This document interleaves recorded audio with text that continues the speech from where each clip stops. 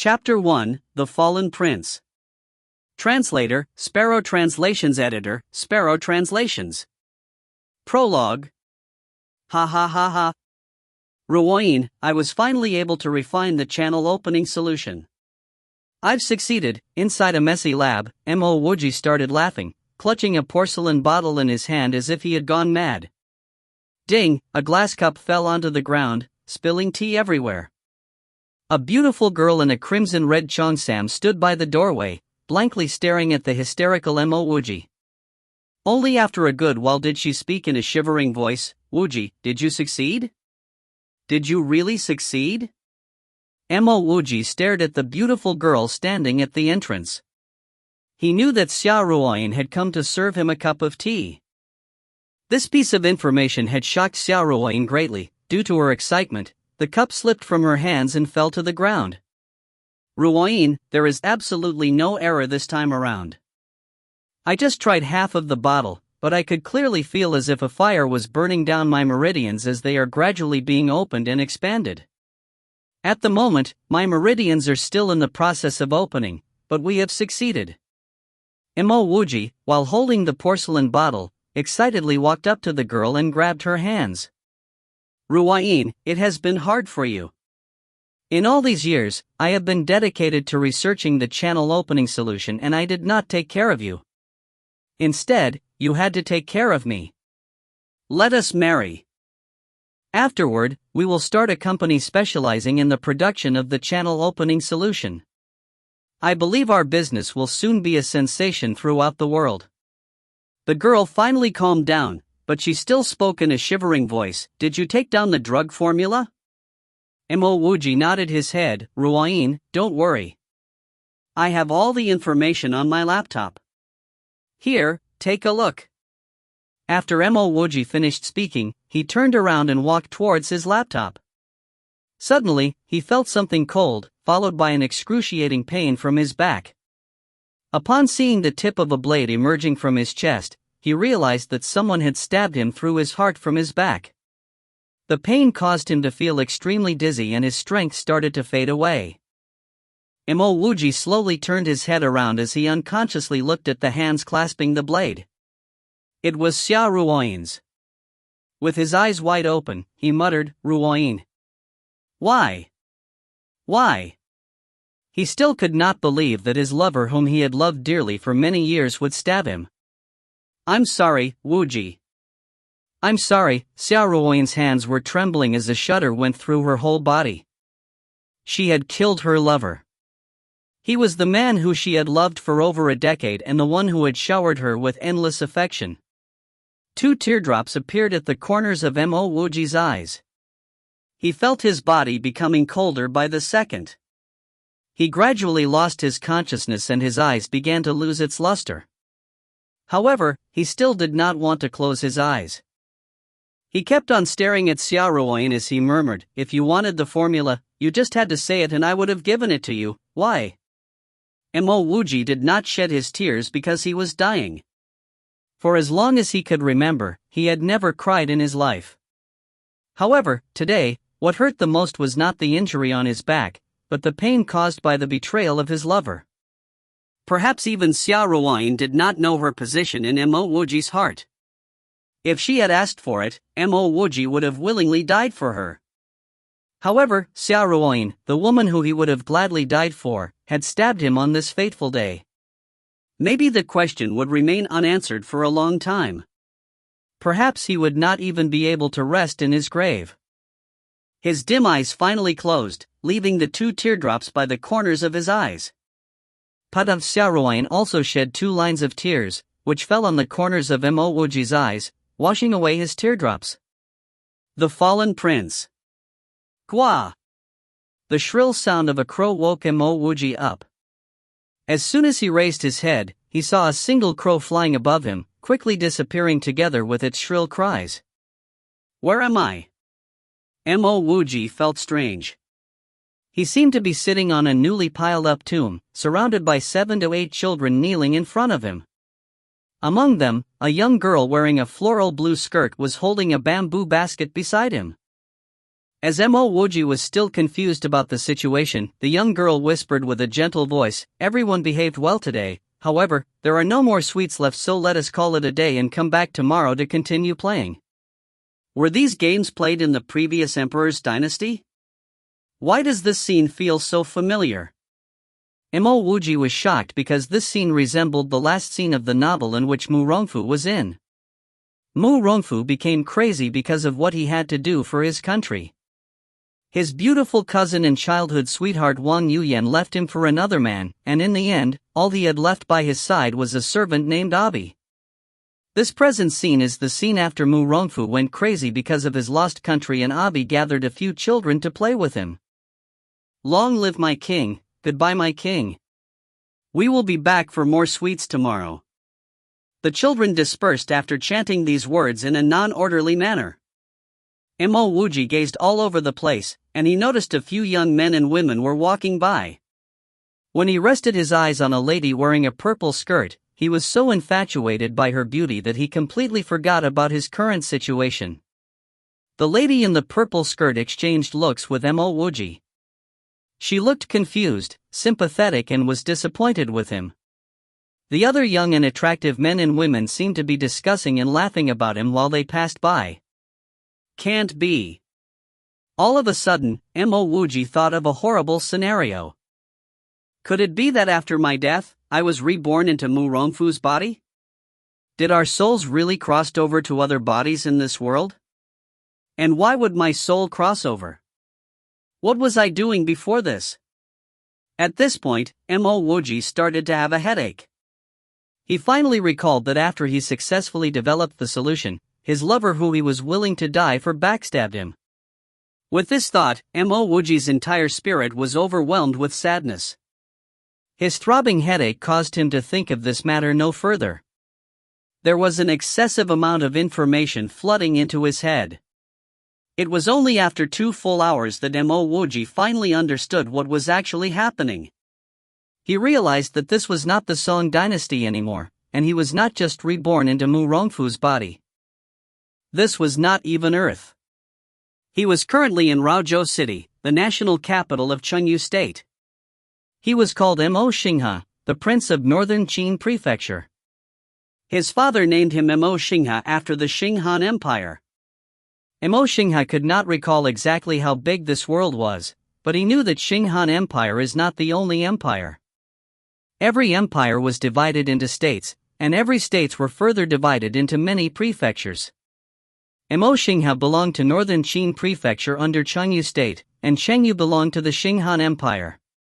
19 years ago, Mo Xinghe's grandfather, Mo Tianchang, was the Northern Qin Prefecture's lord. After he arrived at Chengyu State, he suddenly disappeared. As a result, Northern Qin Prefecture needed a new lord, and this lord needed to have the approval of the state lord. If it was not for Mo Tianchang's sudden disappearance, Mo Tianchang could have passed the throne directly to his children and reported it to the state lord. However, Mo Tianchang was missing and he did not pass his throne to anyone officially. Hence, the successor must now personally head to the state to take over the throne in front of all the other prefecture and state lords. Mo Xinghe's parents decided to bring Mo Xinghe to Raozhou City for 2 reasons. Firstly, they wanted to locate Mo Tianchang. Secondly, Mo Xinghe's father, Mo Guanyuan, had always wanted to gain recognition from the other lords and succeed his father's throne. Originally, succeeding the throne was a simple affair. Nobody expected it to turn out to be filled with so many different obstacles. Mo Xinghe's parents have spent countless amounts of money, and ran around for more than a decade, however, they were still unable to succeed the throne. Mo Xinghe's parents died of illness and Mo Xinghe inherited his father's obsession to succeed the throne. With the death of Mo Xinghe's parents, the Mo family finally exhausted all their money. Mo Xinghe was then on the move for several years without achieving anything meaningful. When he found out that Northern Qin Prefecture had been taken over by Changyu's lord, Mo Xinghe went crazy and was then reborn as Mo Wuji. Mo Wuji also managed to recall who the lady in a purple skirt was. Her name was Wen Manju and her father was very close friends with Mo Xinghe's parents.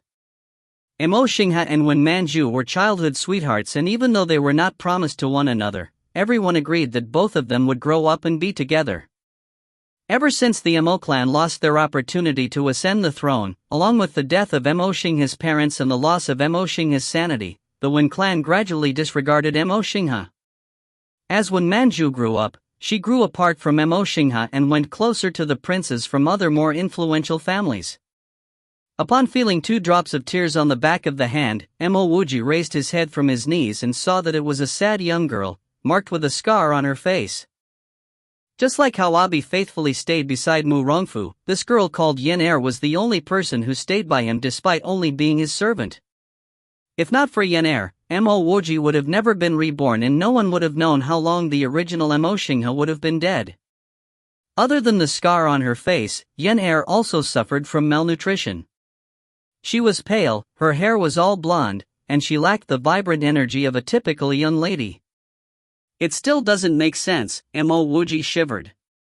The Mo clan was still a part of the royal clan, so even if Mo Xinghe's father was not able to succeed the throne, in this rich country, he still should not have died of illness and poverty.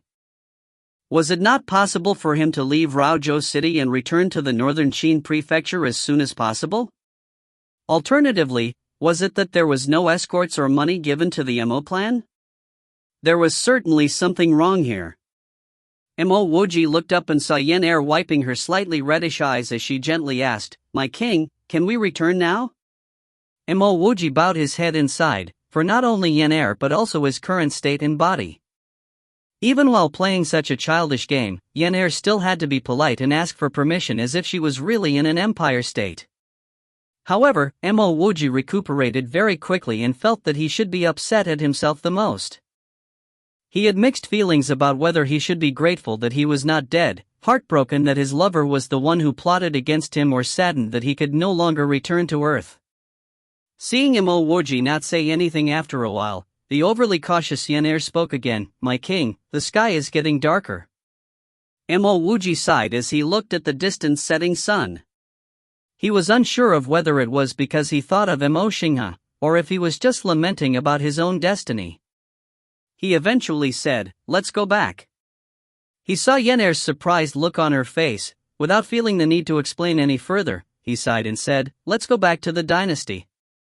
Having said that, he wanted to stand up, pat off the soil on his legs, and leave. However, as his legs were crossed for a long time, they were numb and asleep. Fortunately, Yen Er was there to help him up. As Yen Er helped him out of the sparse forest, Mo Wuji was busy rearranging the thoughts that remained on his mind. What kind of world is this? The two quietly walked for a few minutes, when Mo Wuji mumbled this to himself. "My king, what did you just say?" Yen Er asked as she did not quite understand what Mo Wuji said earlier. Mo Wuji shook his head. "Yen Er, please do not call me your king anymore. Address me by my name." Because both Mo Wuji and Yen Er will still be living together in the future, there was still some explaining left to do. Feeling a bit touched, Yen Er asked excitedly while carrying a bamboo basket with her trembling hands and teary eyes, "Young master, are you feeling better?" Mo Wuji replied with a slightly hesitant smile, "Perhaps I have not completely recovered or remembered everything, but I will not act and dream like an idiot as before anymore." Mo Wuji was afraid he would let the cat out of the bag, so he simply stated that he had not completely recovered. Then, Yen Er seemed like she wanted to say something, yet she did not dare to. Mo Wuji knew Yen Er wanted to ask if he still wanted to play with these children tomorrow, but she was afraid that after playing these games, it would remind him of the previous dynasty's incident and make him crazy again. Patting Yen Er's back, Mo Wuji laughed and said, "I have lived the emperor's life before and I am now sick of it already. Let us not come tomorrow, and instead, we should think about how to carry on living tomorrow." Yen Er dropped the bamboo basket she was holding, tears rolling down her cheeks with her knees on the floor. She can't seem to stop mumbling to herself. Chapter 2, Living is Difficult. Chapter 2, Living is Difficult. Translator, Sparrow Translations. Editor, Sparrow Translations. Mo Wuji did not help Yen Er up. He could feel that after Mo Xinghe went crazy, Yenair bore a lot of pressure and suffering. At the moment, he just watched the distant shadows of the high-rise buildings as he secretly clenched his fist. Even if I have to start from scratch, what's wrong with that? Although it seemed to be a monarchy in this world, the levels of science and technology were similar to that of Earth. There was a public transport system and electronic devices and equipments. How could he still be afraid that he cannot survive? Yenair, let's go back first, Wuji said, watching the tall buildings as he pulled up Yenair, who was still at a loss. Even if he was reborn from Earth, he probably cannot recapture the northern Qin prefecture back. He may not be able to dream about being a king, but Wuji still had the confidence that he could establish a foothold here. After all, he was a top biological and botanist in the past. It was precisely because he was able to extract the essence from a number of plants and concoct it into a solution that could open the meridians, which caused his lover to plot against him. Consequently, this was why he was ultimately reborn in this place. He was still unsure about the value of his solution. The existence of meridians had always been in a gray area, even though meridians were often mentioned in traditional Chinese medicine. In actuality, how many people could prove the existence of meridians and even write a research paper about it? But, could one imagine? What if the meridians could be expanded to the point where they could actually be felt? How much more powerful would one be? One could participate in the Olympic long-distance running or weightlifting events and still have a chance of winning. The only thing he did not expect, however, was that his lover, whom he would have spent his life and death with, would plot against him. Until now, he did not understand why she would, at the moment of his success, backstab him with a dagger. Yes, master, Yenair finally calmed down, her eyes containing a glimmer. Wuji helplessly said, Yenair, do I look like a young master? From now on, call me by my name. The past is the past. Today is a new beginning. My name will no longer be Shingha, but Wuji. Yes, master. Yenair quickly responded. Wuji did not continue to persuade her, some habits were too hard to change. The sky's going to be dark, let's go back. Tomorrow, I will go find a job. Although Wuji had not returned home, he had some ideas. With his parents' death and his family's wealth emptied, the family had long gone bankrupt. Afterward, Shingha went mad. In addition to work, Yenair also had to play this silly game with Wuji. The fact that they could survive was already not bad. Master, you don't have to find a job. From now on, just don't come out every day. I can find another job. That will be enough. After hearing Wuji say he wanted to find a job, Yenair hastened to stop him. Wuji just looked at Yenair's faded dress and the simple hair ornament on her yellow hair. He did not say anything. Some things could not be said clearly by words alone. Until his death, Shingha did not understand the difficulty Yenair went through with him. Although there were castle gates and walls at Raozhou City, there were no guards. Regardless if it was day or night, anyone was free to come and go. In other words, the city gate and walls of Raozhou City were a symbol of status rather than a form of defense for war. Shingha was determined on restoring his country and did not care about the workings of Raozhou City. Wuji could only uncover from the faint memories of Shingha that Raozhou City was very busy. After following Yenair into the city, Wuji immediately felt the wild, booming bustle of Raozhou City. Spacious streets were filled with a dense flow of people, along with brightly lit shops on both sides of the street. Wuji even suspected that this was a modern city from Earth. This bustling area was naturally not a place where Wuji could afford to live. After the two bypassed the busy streets and walked for nearly an hour, they came to a messy residential area. Here, the lights looked faint and dim. Wuji could see from afar the messy space that they lived in. Even though the rent is almost equal to zero, it was still not what they could afford. If it was not for the sympathy of the landlord, they might not even have a place to sleep. Io, the king is back. We better quickly make way for this one, an abrupt voice interrupted Wuji's chain of thought. Hu Fei, you get out of the way. Yan Er, who was originally half a step behind Wuji, suddenly stepped forward, like an angry little leopard, pushing Wuji behind her. Under the dim light, Wuji saw a youth with thickly gelled hair. Although he said to make way for Wuji, he stood in the middle of the street without showing the slightest intention of doing so. Little Yan Er, big brother who specially bought half a caddy of pig meat for you. You doing this to me makes me feel sad, said Hu Fei while he fiddled around with the lotus leaf packet in his hands. TL, Chinese food is sometimes wrapped up in lotus/pandan/banana leaves. Wuji's belly disappointingly rumbled loudly. Yan Er, who originally wanted to have Hu Fei move out of the way, hesitated while looking at the lotus leaf packet. Isn't this better? You and big brother who aren't strangers, Hu Fei said, coming over as he moved to put his hand around Yan Er's shoulders. Although there was a scar on Yan Er's face along with her having an undeveloped body due to poor nutrition, she still had a set of pretty facial features. Yan Er's eyes showed signs of hesitation. If she was alone, she would not be bothered about Hu Fei. But today, the young master has not eaten for the whole day, and his stomach was rumbling. Furthermore, there was not even a grain of rice at home. What could she do even if she went back? Wuji did not know what Yan Er was thinking. He did not wait for Hu Fei's hands to reach Yan Er's shoulders before he kicked out with his foot. Hu Fei did not expect Wuji to react this way. Wuji kicked him squarely in the chest. Wuji felt like he kicked a piece of steel, and he had to take a series of steps back from the strong rebound. Master, are you alright? Yan Er quickly ran over, supporting Wuji. Wuji looked at Hu Fei, who was only forced back by a single step and could not help but become shocked. His current body was indeed very weak as it was not even able to kick down Hu Fei. Is Hu Fei a martial artist? You're courting death. Hu Fei did not expect the weak Shingha, who only dreamt of being a king, to suddenly act against him. He went into a fury and pulled out a foot-long knife from his waist and rushed towards Wuji. Several bystanders saw Hu Fei rushing towards Wuji, but no one came forward to help. They did not even say a word. Hu Fei, hurry up and stop.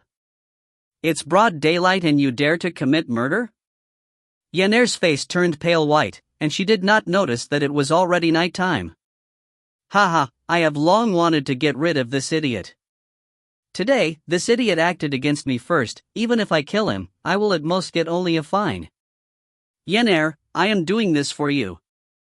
If you follow me, you can have food to eat and clothes to wear. Hu Fei apparently did not intend to stop. Yan Er turned anxious. There was no other way, she could only use her body to protect Wuji. At this moment, Wuji completely calmed down. From his recollection, Chengyu State indeed had such a law.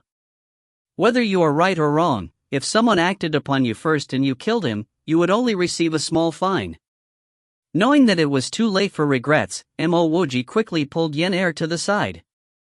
He calmly stared at Hu Fei and said, Hu Fei, if you dare to even touch a single hair of mine, you will die a horrible death. Chapter 3, Mortal Roots.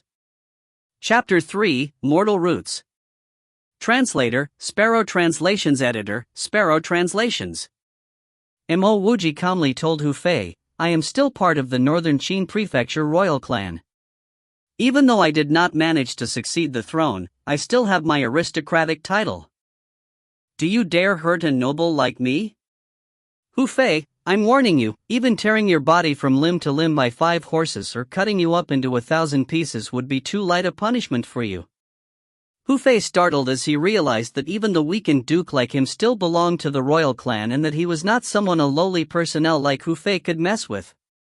Whether or not Wuji was still considered to be part of the royal clan was not for someone like Hu Fei to find out.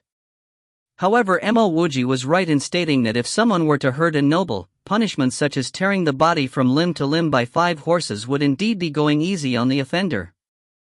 Hu Fei realized the consequence of hurting a noble and quickly responded, My king, I am just joking with you, I would never dare to lay a finger on you.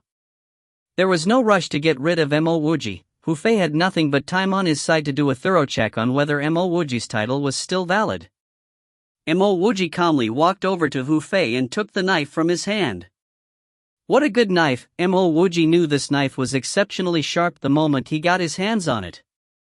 Having let go of the knife in his hands, Hu Fei subconsciously took a few steps back and cautiously observed Mo Wuji. Yen watched over the two of them nervously. Even though the knife is with Mo Wuji now, Yen still could not help but panic. Having served Mo Wuji for a long time, she clearly knew that Mo Wuji was just a civilian like the rest and no longer held any aristocratic title. In other words, since Mo Wuji attacked Hu Fei first, even if Hu Fei were to indeed kill Mo Wuji, Hu Fei would at most be punished with a small fine. Looking at the knife in his hands, Mo Wuji stared at Hu Fei's eyes and said, "Hu Fei, I am not trying to use my position to threaten you. Even if I am no longer part of the royal clan, my ancestors were once dukes and you would not get away by hurting their descendant. Hurting the descendant of a royal blood, isn't it equivalent to not showing any form of respect for the Chinese state?" Mo Wuji gave a cold smirk as he finished his sentence. Hu Fei kept pondering if Mo Wuji was really part of the royal clan. Because if he was not, Hu Fei was confident of finishing him off even though the knife was with Mo Wuji. Upon hearing what Mo Wuji just said, this thought of his disappeared quickly without a trace and he replied, "My king, a lowly personnel like me was just joking with you earlier." Hu Fei also wondered how Mo Wuji's change in attitude could be so drastic. "I am no longer the king now, scram before I change my mind." Mo Wuji kept Hu Fei's knife in his boot tube. Yes, Master Mo, please take care," Hu Fei's heart ached as he watched Mo Wuji keep his knife and walk away. That knife had always been with Hu Fei and little did he expect someone to take it away from him today. He would be lying if he said his heart did not ache. "Master, you are no longer." As Hu Fei left, Yen cautiously walked over and whispered to Mo Wuji.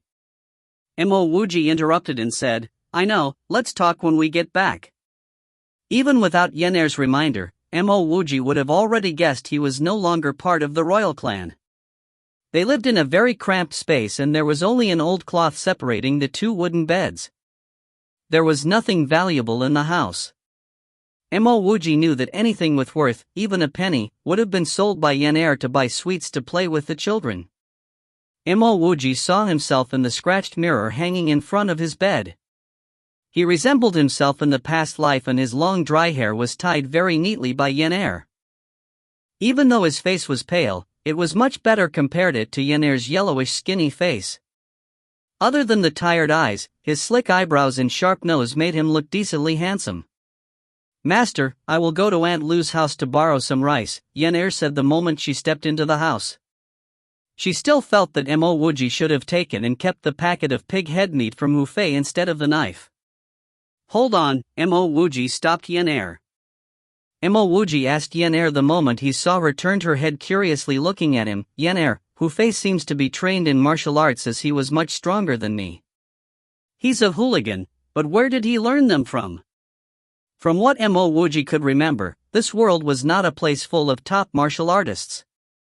What rights did Hu Fei have that he could learn martial arts when the descendant of a noble like himself could not? Yen revealed an expression of disdain and replied, "Hu Fei barely learned a few moves from others, and he cannot even open his spirit. How can he be considered to be true martial artist? I've heard from your grandfather that your great-grandfather was a true spiritual martial artist. What is opening of the spirit?" Mo Wuji anxiously asked because in his memory, other than his previous country, there was absolutely nothing else. Could it be that he was wrong and that this place was still a place where one can master martial arts? At this moment, he felt excited and fired up to go all out to learn martial arts if it is really possible now. This was so that if one day he could return to Earth, he could ask her in person, why? Yen was not surprised at Mo Wuji not knowing what the opening of spirit is. What surprised Yen the most is that the young master previously could not care less about such things. Why is he so curious about it now? She still decided to tell him all that she knew. Opening of the spirit is helping someone with spiritual roots excite their spiritual roots and open up their spiritual channel. Only those who have excited roots and open channels would be able to cultivate and master martial arts. I've heard that opening more channels during the first try would indicate a greater quality of spiritual roots. Wuji immediately caught two main points from what Yenair said. The first is that to learn martial arts, one has to have spiritual roots. Secondly, one must be able to open up their spiritual network. Yenair, why did the old master not bring me to open up my spirit? Wuji asked excitedly. Yenair's tone became deeper and said, when old master first came to Raojo City, he was too busy trying to succeed the throne. When he realized that it was not possible anymore, he wanted to let you learn martial arts. Old master accumulated enough money for you to test your roots and open your spirit. However, after the tests, it was discovered that you possessed mortal roots just like old master. People with mortal roots under normal circumstances cannot excite their roots and hence are unable to learn martial arts. What are mortal roots? Wuji's heart sank but asked anyway. Having gone through death, what else can he find unacceptable? Yenair could feel Wuji's disappointment, sighing as she said, I've heard from old master that one's roots will affect one's martial arts future. Normally, those without spiritual roots are called mortal roots, also known as useless roots. Those with mortal roots are just like everyone else. Those with spiritual roots could cultivate, and the grade of one's spiritual roots could be further divided into different levels. There are the low level, medium level, high level, and the top level. I've heard people saying there are some with grades even higher than the top level, but I'm not too sure what are those levels. So I only have mortal roots. Wuji could no longer hide his disappointment after hearing Yenair. Yenair tried to comfort Wuji saying, young master, even in Changyu state itself there are only a small number of people with spiritual roots. The rest of the people like us only have mortal roots, but they are all living just fine. I am sure we will too. Wuji clenched his fist and said, Yenair, I will go and find some work tomorrow. I want to accumulate some money and get ready to try and open my spirit once more. Ah!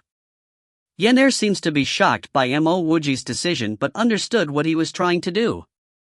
Young master, please don't do it. Back then, old master saved up money to test for your roots, and despite knowing you have mortal roots, he still tried to open up your spirit only to realize mortal roots will never turn into spiritual roots. After this attempt, old master passed away with an illness not long later. Yenair's words might be a little obscured, but Wuji understood what she was trying to point out. Back then, if the old master did not try and open Wuji's spirit, even if he might be poor, he would probably not die of illness. This also proved that the amount of money needed was not a small sum. However, having lived in two different worlds, Wuji was not as innocent as Yenair. Guan Yuan died coincidentally after he tried to open Wuji's spirit. It probably isn't something so straightforward like an illness. From the looks of it, if he were to open his spirit, he had to be extra careful. Do not worry, Yenair, I have confidence I will be able to earn the money. Tomorrow onwards, you do not have to go borrow rice from Aunt Lu because I will take care of you, Wuji said as he walked over to Yenair and gently touched Yenair's undernourished yellowish hair. Yenair was so young, could you imagine how much she sacrificed when Xingyi's parents died and she had to take care of a mad Xingyi? Aunt Lu was only their landlord, and she had been very accommodating to them all this while. Aunt Lu was a widow and hence her life had not been exactly very good either. Therefore, to always request for rice from her was a form of burden to Aunt Lu too. Wuji was still a top-notch botanist in this rather advanced country. How could providing 3 meals a day be an obstacle to him? Chapter 4, A Rice Bowl Filled with Gratitude. Chapter 4, A Rice Bowl Filled with Gratitude. Translator, Sparrow Translations Editor, Sparrow Translations. A change of fate was enough to make one sad, but Wuji did not care. Even if he became a fallen prince, Wuji did not put it to heart. The only thing that made him lost and unwilling was that he is a mortal with mortal roots. On earth, everyone was the same. No one was afraid that they cannot cultivate, and he could excel in other areas. However, in this new world, being unable to cultivate signified a completely lost opportunity. Even if he was determined to be without spiritual roots, without personally testing for it, he will not give up. Harboring such worrying thoughts, Wuji did not know when he actually fell asleep. Wuji was aroused awake by the fragrant smell of rice, and when he opened his eyes, the sun was already out. As he sat up, he saw a big bowl of rice on the old and broken square table. There was even a dish of pickles and half a cucumber. "Master, you're awake. Quickly wash up and eat." Without waiting for Wuji to speak, Yener, who was constantly concerned for him, cried out with joy. "You did not sleep last night?" Wuji looked at Yener's pale face, dark circles and tired eyes, and knew that Yener did not sleep the whole night. "Yesterday, I went to help Aunt Lu set up her stall, and business was very good." Even though Yener was very tired, Wuji could still feel her happiness. Wuji understood the reason for her happiness. As business was good, Aunt Lu gave her more pay. Wuji came down from his wooden bed, reached out and touched Yener's messy hair, not speaking for a long time. He was certain that this was not the first time Yener worked overnight to feed him. She had long been accustomed to it. This Shinghan must have been a pig. Not only did he stay silent and depended on a young girl, he even spent all his time dreaming about being a king. After returning from work, Yener even had to spend money to buy candy to accompany him to play his king game. "Master, you did not eat much yesterday, quickly wash up and eat." Yener felt that after the young master woke up, there was a lot of change in him, which made her happy. "You go ahead first, I'll wash up right away." Wuji felt both pitiful and touched. In both his lives, no one has ever treated him like this. His past lover had a cold personality. Even though she was nice to him, she had never moved him like Yener. In the end, she even plotted against him. Yener hurriedly said, "I just ate, young master you." Yener did not continue talking as she saw the young master walk towards her wooden bed, slowly bending down and picking up a half-eaten black bun by the pillow side. Wuji did not speak, he held the hard, black bun and started to panic. Previously when Yener said that she had ate, he saw some black crumbs by the side of her mouth. He slowly brought the bread to his nose and smelt a hint of rancidness and staleness. There was a stark contrast between this black bun, which gives off a sour taste, and the bowl of fresh, white rice. No wonder why this growing young girl already has a head of dirty, yellow hair. Maybe the rancid smell incited Wuji's nose, his nose turned sour and his eyes felt itchy. "Master, you can't eat that." Yener thought that Wuji was going to eat the black bun, and quickly called out. Wuji gently grabbed Yener's hands which were rougher than his, and slowly said, "Yener, from now on, whenever I eat, you will eat too. You will never be hungry. Today, don't go out and help out with the stall. Remember the words of Big Brother, I will support you now." This rice bowl filled with gratitude will never be forgotten. "Master," Yener called out with fear. She was worried about how the young master was acting today.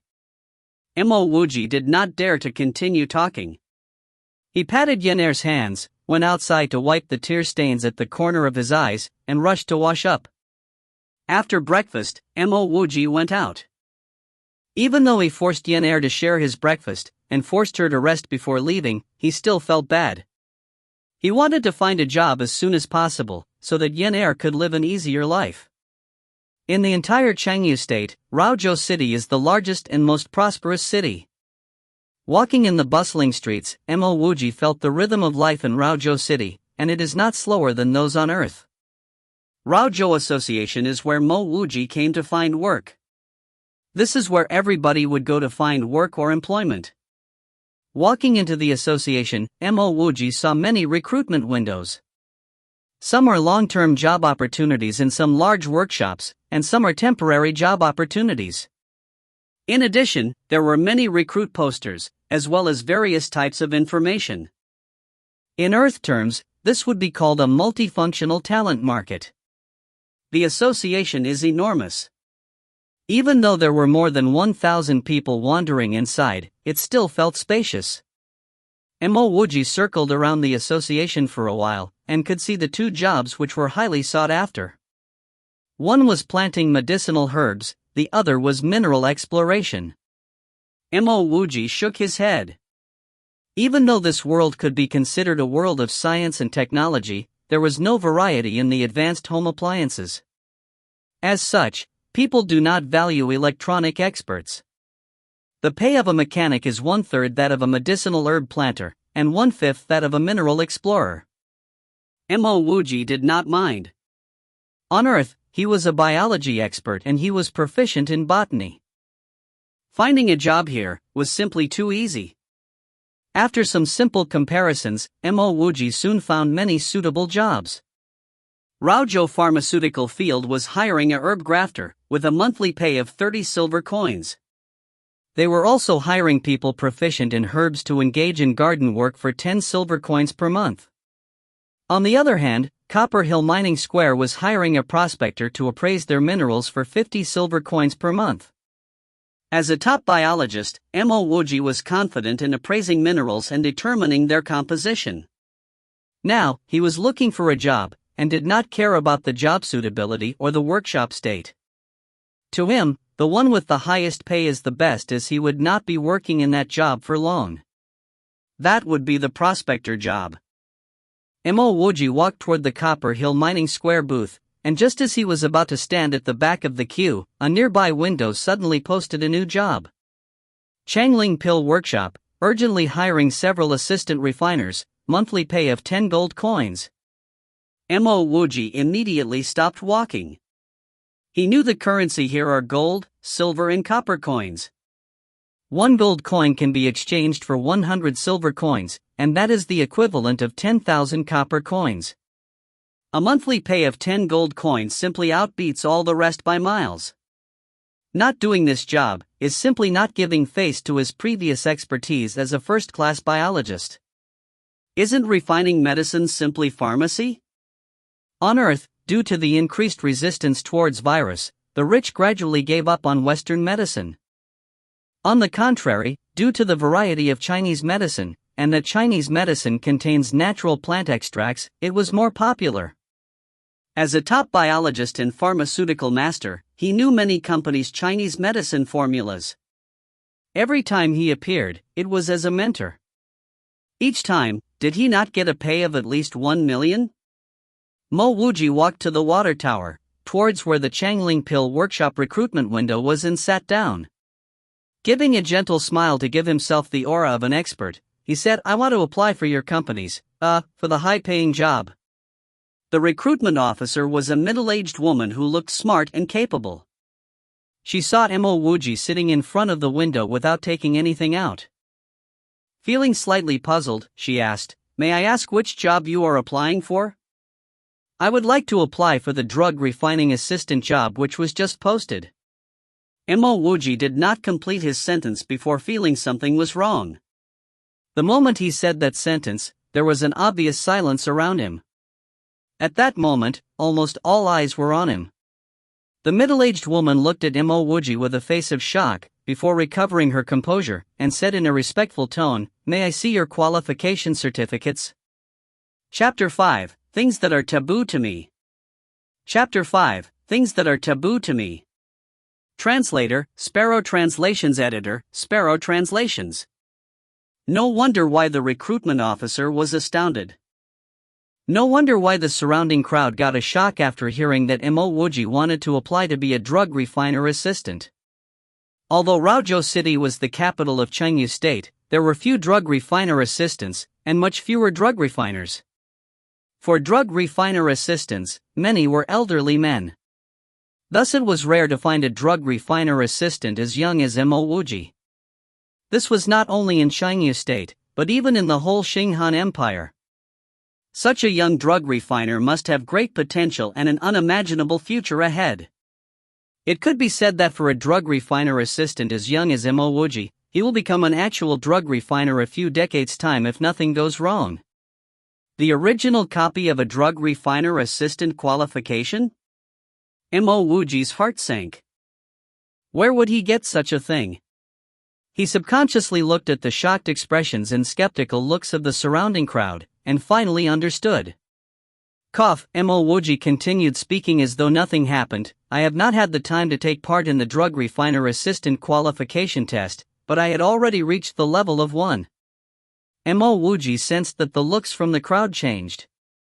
The recruitment officer settled down, and the cautious look on her face disappeared completely.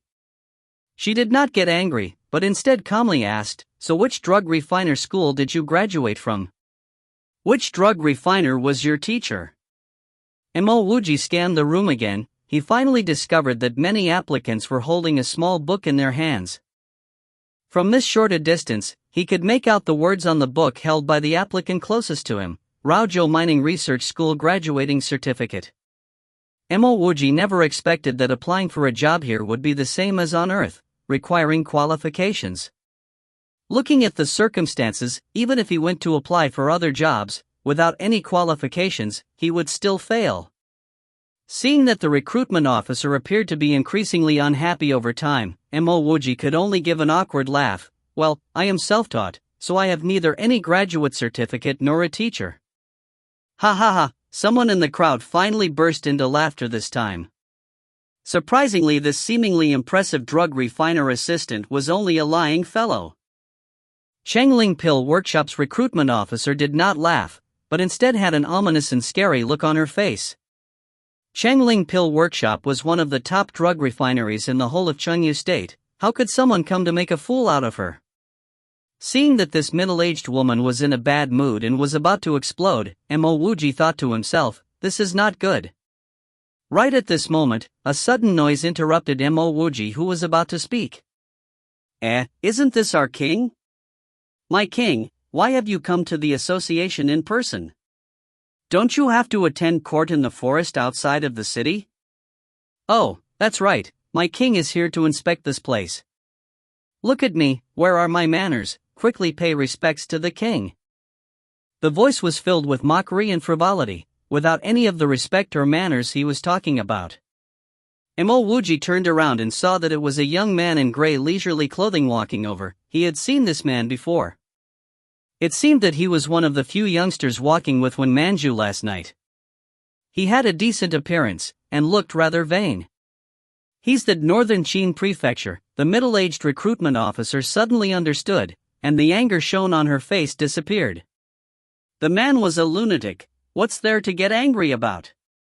The surrounding crowd burst into laughter, obviously thinking that Wuji was here as a joke. "Xiaoxiu, do you think this is very funny?" A cold voice rang out, and the laughter in the association suddenly died down as though it was locked away. A lady in a purple dress stood at the door of the association. She had a slender waist and long hair, and her stunning looks immediately caused the whole association to turn pale. These details were actually not of much significance. What was significant was that the girl was someone that most of them knew. Wen Manju, the only child of Chengyu State's Raoxian Prefecture Marquis, Wenju. A prefecture marquis in the whole of Xinghan Empire was like a drop of water in the ocean, a nobody. But in this association and in Raozhou, he was of the greatest importance. "Manju," Xiaoxiu awkwardly called out, and only because when Manju was in a bad mood, he dared not continue. He felt some regret, as he did not notice when Manju approaching, destroying any good impression he had left previously on her. He once commented on Wuji in front of Wen Manju, saying that Wuji was excusable based on the circumstances he was in. But his single sentence of mockery caused him to reveal his true self to her. Wen Manju ignored Kai Xiaoxiu, but instead walked in front of Wuji, took out a cloth pouch and handed it to him. "Xingha, take this back and give it to Yan. The cloth pouch jingled, so Wuji knew that it was from the clashing of gold coins. For Wuji, who was desperately in need of money, he longed for even a single silver coin, what more these gold coins. Wuji felt no animosity towards nor good impression of Wen Manju. Regarding her abandonment of the spiritless and crazy Xingha, Wuji did not feel angry either. There are too many of this type of people on Earth, too many realists. If the family fell, and Xingha went insane, Wen Manju would definitely leave. There are too many people who will share good fortune with you, but how many would be willing to share your troubles? Because of his current situation and the experiences of his past life, it caused him to have no interest to get to know someone like Wen Manju. It doesn't matter how pretty Wen Manju is, he still did not want to get involved with a woman like that. Even if he thirsts for money, he won't take Wen Manju's money. Wuji lives by his own way, and he has his pride too. Wuji thought of Yenair, who will never leave him. How many women out there can be like Yenair? You can only meet someone like that once in your life, and it was after praying for it by striking and breaking countless Buddhist wooden fish. Having experienced it, Wuji could only know more clearly how precious this is. Since it is for Yenair, then you should go give it to her yourself. Wuji turned and left after speaking. After walking 2 steps, he halted, turned around once again and said, "That's right, I am called Wuji, not Shingha. The Ji in by Wu Jin Ji, but of course I am not without any taboos, some things are still taboo to me. TL, by Wu Jin Ji means to be without taboo." When Manju heard Wuji's words, and her heart unexpectedly throbbed. Is this a change in name? Seeing that Wuji was about to leave, she reacted, quickly shouting, "Shingha. Wuji, Yenair is not willing to take it, you should take it." Yenair was not willing to take it? Wuji suddenly wanted to burst out laughing. This wrenches attitude towards me. Good, this is good. My Wen family's refinery is hiring, if you're interested, you can go. When Manju suddenly had a feeling from the bottom of her heart, the Shingha before her, no, it's Wuji, was no longer the prince who skived and dreamed of becoming king until he went crazy. He changed, his pride filled with passion let her clearly feel the changes in him. Wuji stopped again, looking at Wen Manju and said, "Look to the sky and laugh your way out, how could I be a refiner? I'm already too lazy to be a drug refiner assistant. If I could be anything it will be a drug refiner." Ha ha, Wuji laughed after he finished speaking, showing off his majestic aura. He was not nonsensically majestic, but had some thoughts about the issue. Compared to the woman who backstabbed him, Wen Manju was many times better. But alas, he focused wholeheartedly on his biology and medical research, until the point that he did not know what the women by his side were like. Coming back to life, Wuji swore not to let this happen again, never again. Haha, the association was once again filled with laughter. Obviously no one thought that Wuji was speaking the truth. More thought that Wuji had not recovered yet, and it was only his crazy side that changed from wanting to be king into wanting to be a drug refiner. One could say that Wuji had a sliver of hope of becoming a king. But becoming a drug refiner, there was no hope at all. Chapter 6, Dan Han Drug Refinery. Chapter 6, Dan Han Drug Refinery. Translator, Sparrow Translations Editor, Sparrow Translations. Young man, please wait. Just as Wuji was about to leave the association, an old voice stopped him. Wuji turned to see a middle-aged man. His face looked as old as his voice. "You called me?" Wuji sized up this middle-aged man. He was a man with sharp eyes, as though everything he saw was within his grasps. "Yes, I called you. If you do not mind, we can find a quiet place to talk," the middle-aged man said, pointing towards a tea room at the side of the association hall. Wuji smiled, "Of course I don't mind." Seeing Wuji walking to the tea room with the middle-aged man, many people in the association started their small discussions. "Isn't that the owner of Dan Han Drug Refinery, Lu Jojuan? Everyone here knows that guy is a fake drug refining assistant. Is he trying to recruit that madman? Isn't he afraid that his workshop will close down again? He isn't that bright after all, ah. He, you know it, yet you still say it. If Lu Jojuan was bright, he would not have led Dan Han Drug Refinery to its fall. At first glance, that man looks shrewd, but he actually isn't. Just look at what happened to Dan Han Drug Refinery. Who doesn't know Lu Jojuan is stupid? But what happened to Dan Han Drug Refinery was really a pity. It was one of the best drug refinery workshops in Shangyu State, maybe even in Xinghan Empire. Now, it is just a small workshop. Maybe after some time, it will just disappear. Who allowed Lu Jojuan to be so lucky, being able to inherit Dan Han Drug Refinery? Even though it failed, at least he did possess it. At least he doesn't have to be like us, coming here to find jobs. Those discussions were not heard by Mo Wuji. At this moment, he was already with Lu Jojuan sitting in the tea room. Lu Jojuan called a pot of Rao City's chunshao. The light green tea was poured out, emitting a light fragrance. Mo Wuji drank a mouthful of tea, his mouth was full of fragrance, and his whole body felt comfortable. He could not help but to praise, good tea.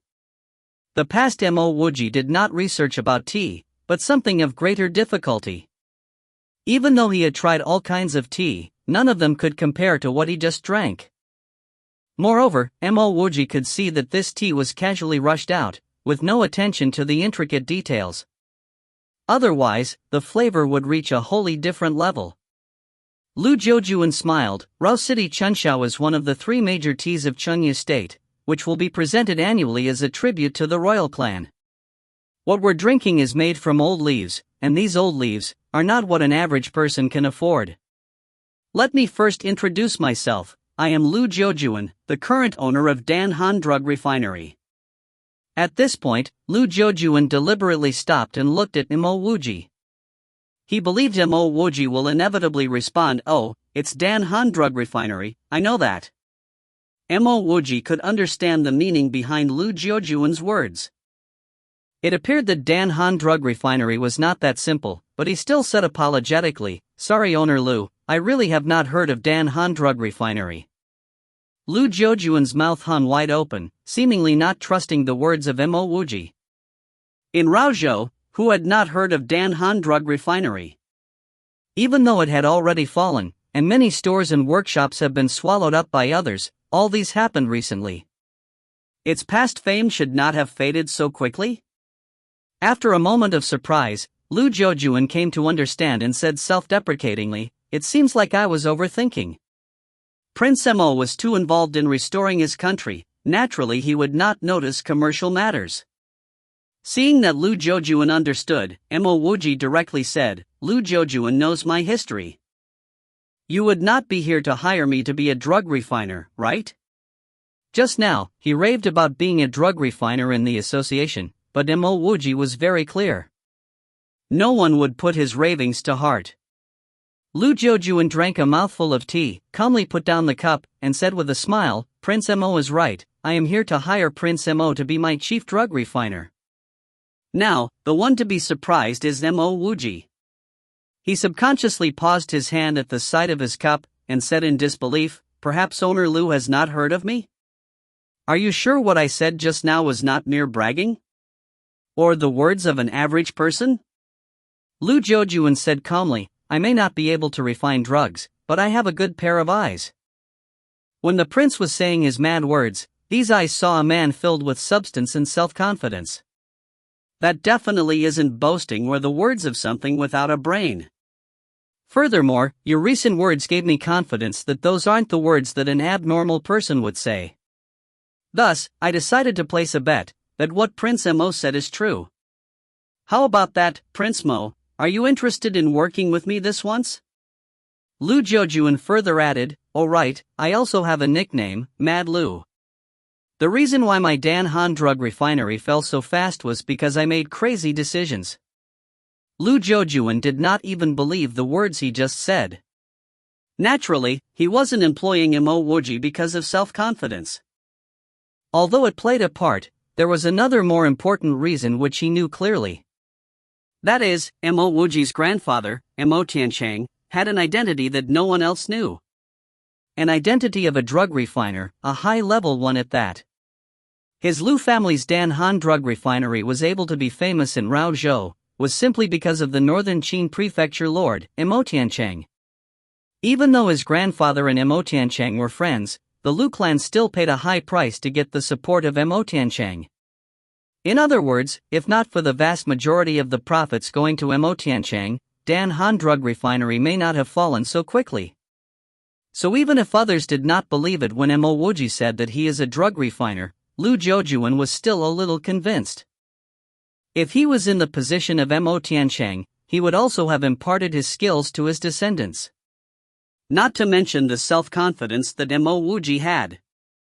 Of course, this matter which Mo Wuji did not know, he would not go and explain it to him. Hearing Lu Zhoujuan, Mo Wuji calmed down. He did not believe that Lu Zhoujuan wanted to hire him to be a chief drug refiner because Lu Zhoujuan was determined that he wasn't lying. There's no such thing as a free meal in this world, Mo Wuji was very clear about that. If the other party was really so bold, there probably wouldn't even be a Dan Han drug refinery. What? Don't tell me that Prince Mo was really lying? When I now offer a position, you're actually backing out? Lu Zhoujuan saw that Mo Wuji did not speak, and added another sentence. Mo Wuji did not get triggered by Lu Zhoujuan's words, drinking a mouthful of tea and said, I can join, but what would be my pay? 50 gold coins per month, with all accommodations provided. In addition, as long as they are not unreasonable, Dan Han Drug Refinery will try to satisfy your demands. Lu Zhoujuan finished and stared at Mo Wuji. He did not believe that Mo Wuji would reject such a high pay.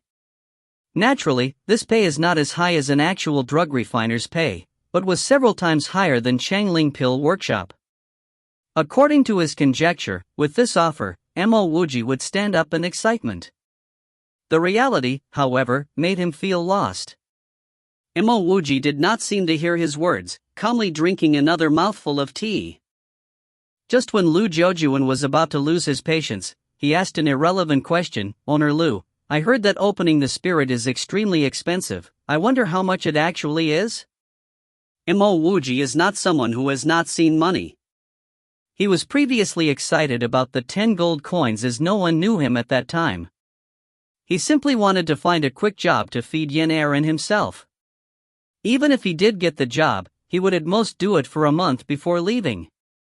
However, the person in front of him, Lu Zhoujuan, will certainly not let him leave after 1 month, and he definitely had to sign some sort of contract. Lu Zhoujuan gave Mo Wuji a puzzled look. Even he has heard that Mo Wuji had tried to open his spirit before, and only resulted in a mortal root. What was the meaning behind this question? Even though he did not know Mo Wuji's intentions, he still gave a detailed response. There are 3 ways to open the spirit.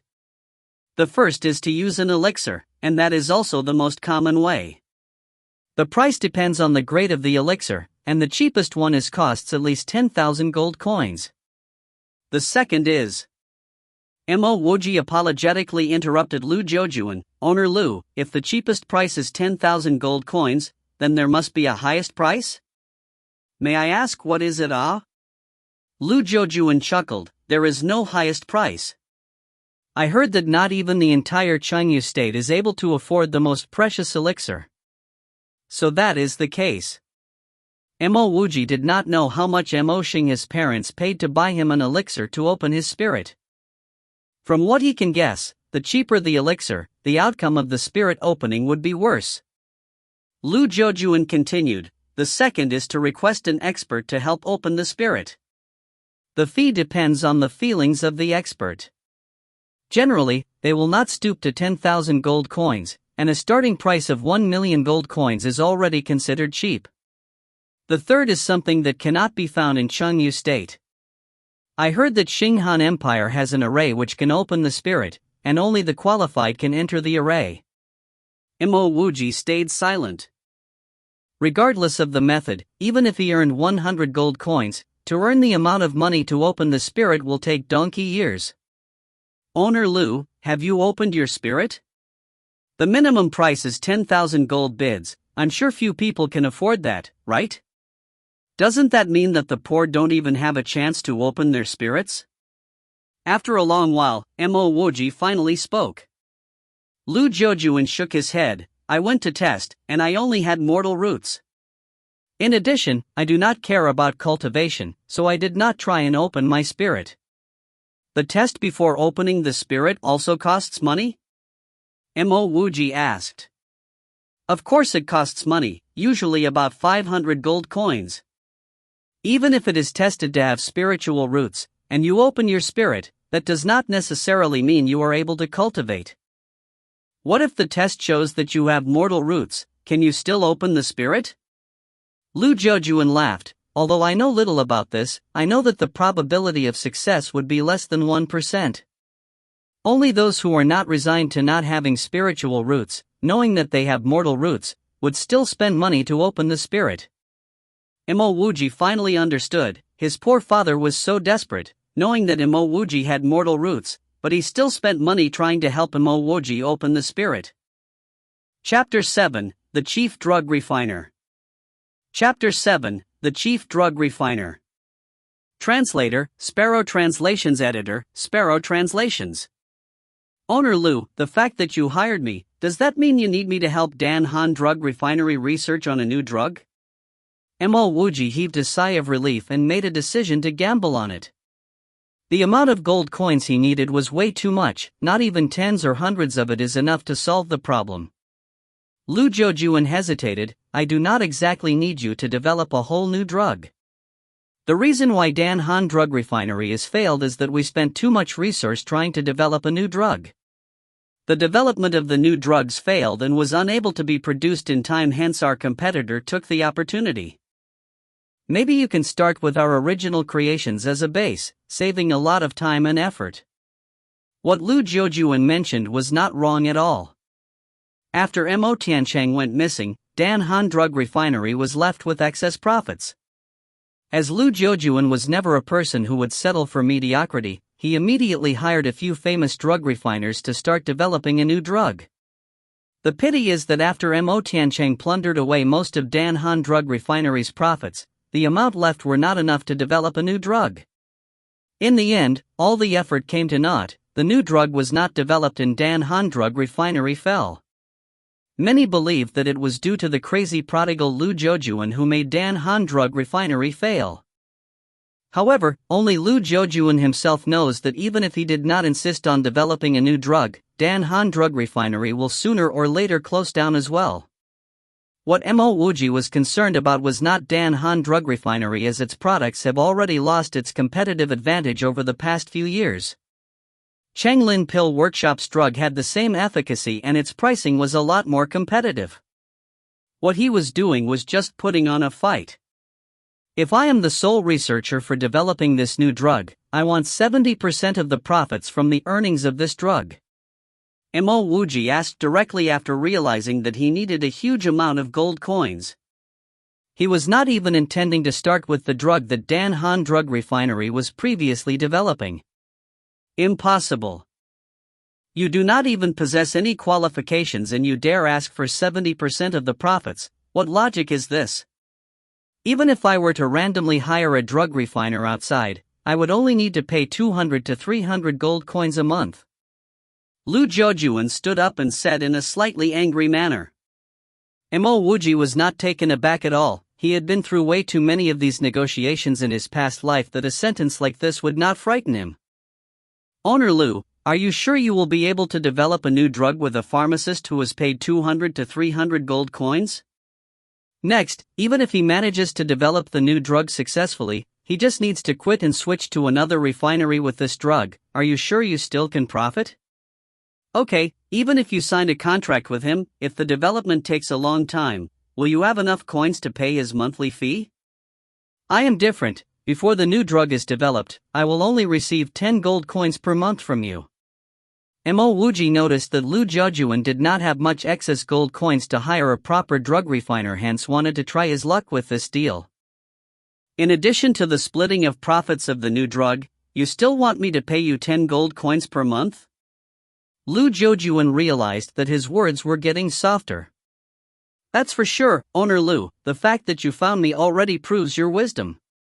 Since this is the case, and you understand the current situation I'm in, you should know that I cannot possibly try and develop a new drug on an empty stomach. Moreover, even if I fail to develop a new drug, your losses will not be that significant. However, if you were to spend a few hundreds of gold coins to hire a drug refiner, if he fails to develop the drug, I am afraid you and I would be neighbors then, Wuji said while laughing. Lu Jojuan felt angered at the sight of Wuji's smile. and he swore he would rush to kick whoever said that this person was crazy and autistic because he was clearly not. No, I'll at most give you 50%. Lu Jojuan hesitated for a while before answering very clearly. What Wuji said made perfect sense, as even if he fails to develop a new drug, the most Lu Jojuan loses was tens of gold coins. However, if a proper drug refiner fails, he would possibly lose up to a few thousand gold coins. At that point, Lu Jojuan might really end up being neighbors with this fallen prince. Wuji scratched his chin and says, 50% is fine, but not 50% of the profits now. I want 50% of Dan Han Drug Refinery's shares. If you are agreeable, we will sign the contract now.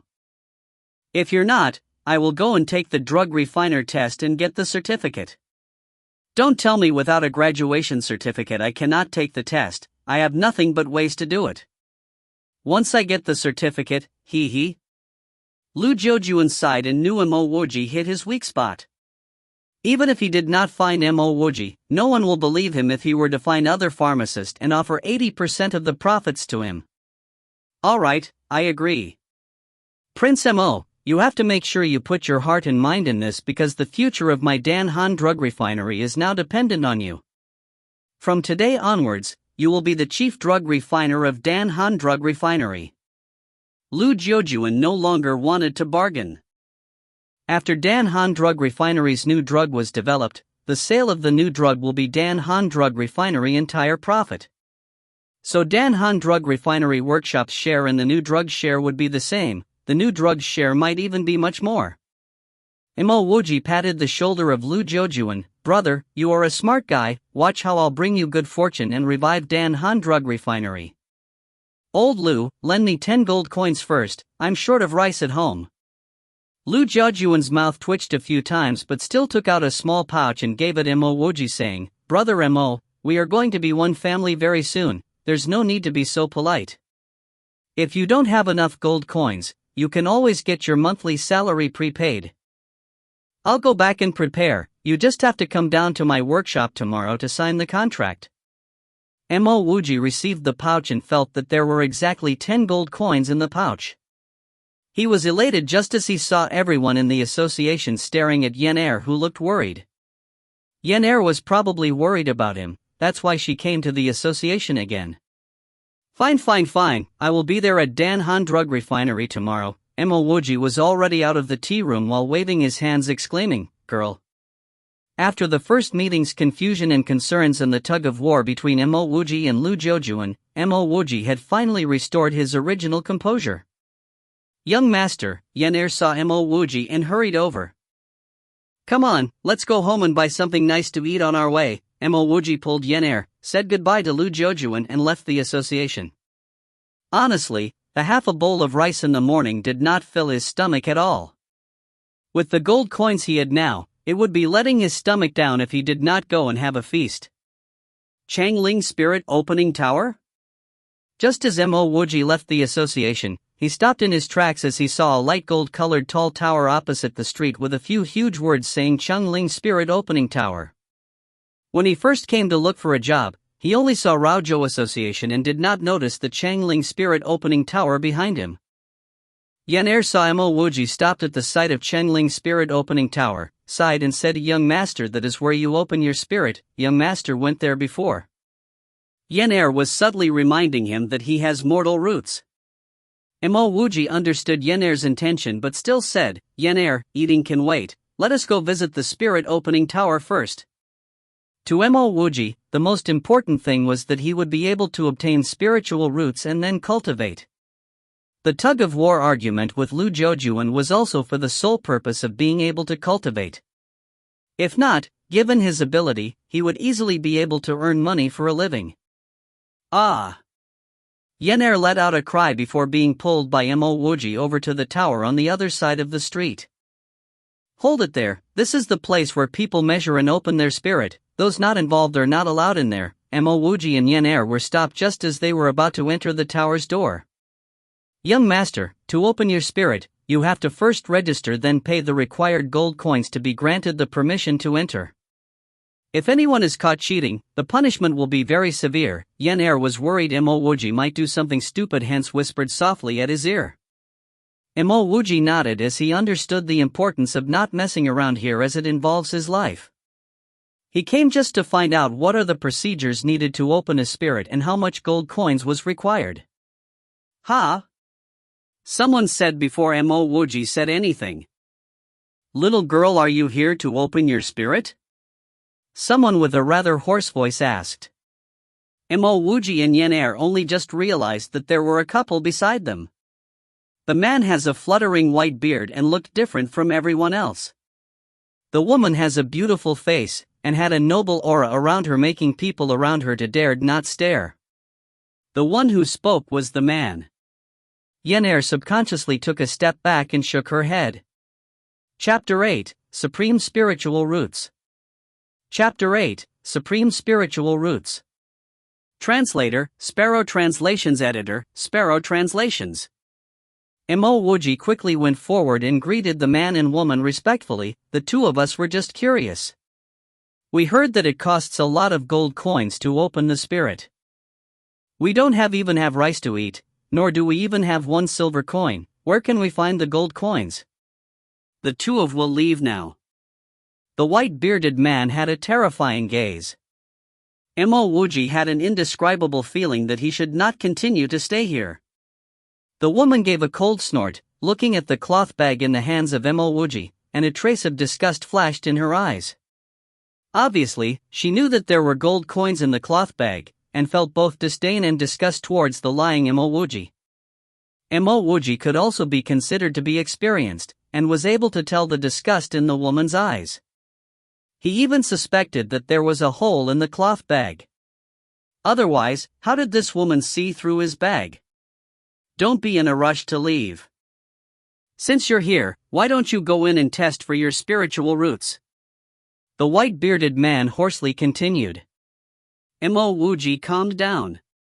He naturally felt that the white-bearded man was not targeting him, but Yen Er, who was beside him. But when it comes to Yen Er's spiritual roots, they have not been tested, unless he has a way to see the spiritual roots. If he wasn't here for Yen Er, then what was his purpose? Imo Wuji pulled Yen Er behind him, cautiously said, Sir and ma'am, us siblings do not have gold coins, and do not intend to open the spirits. We will take our leave now. The white-bearded man said with a smile, I'm not asking you to open your spirits, and the test does not cost much money, just go in.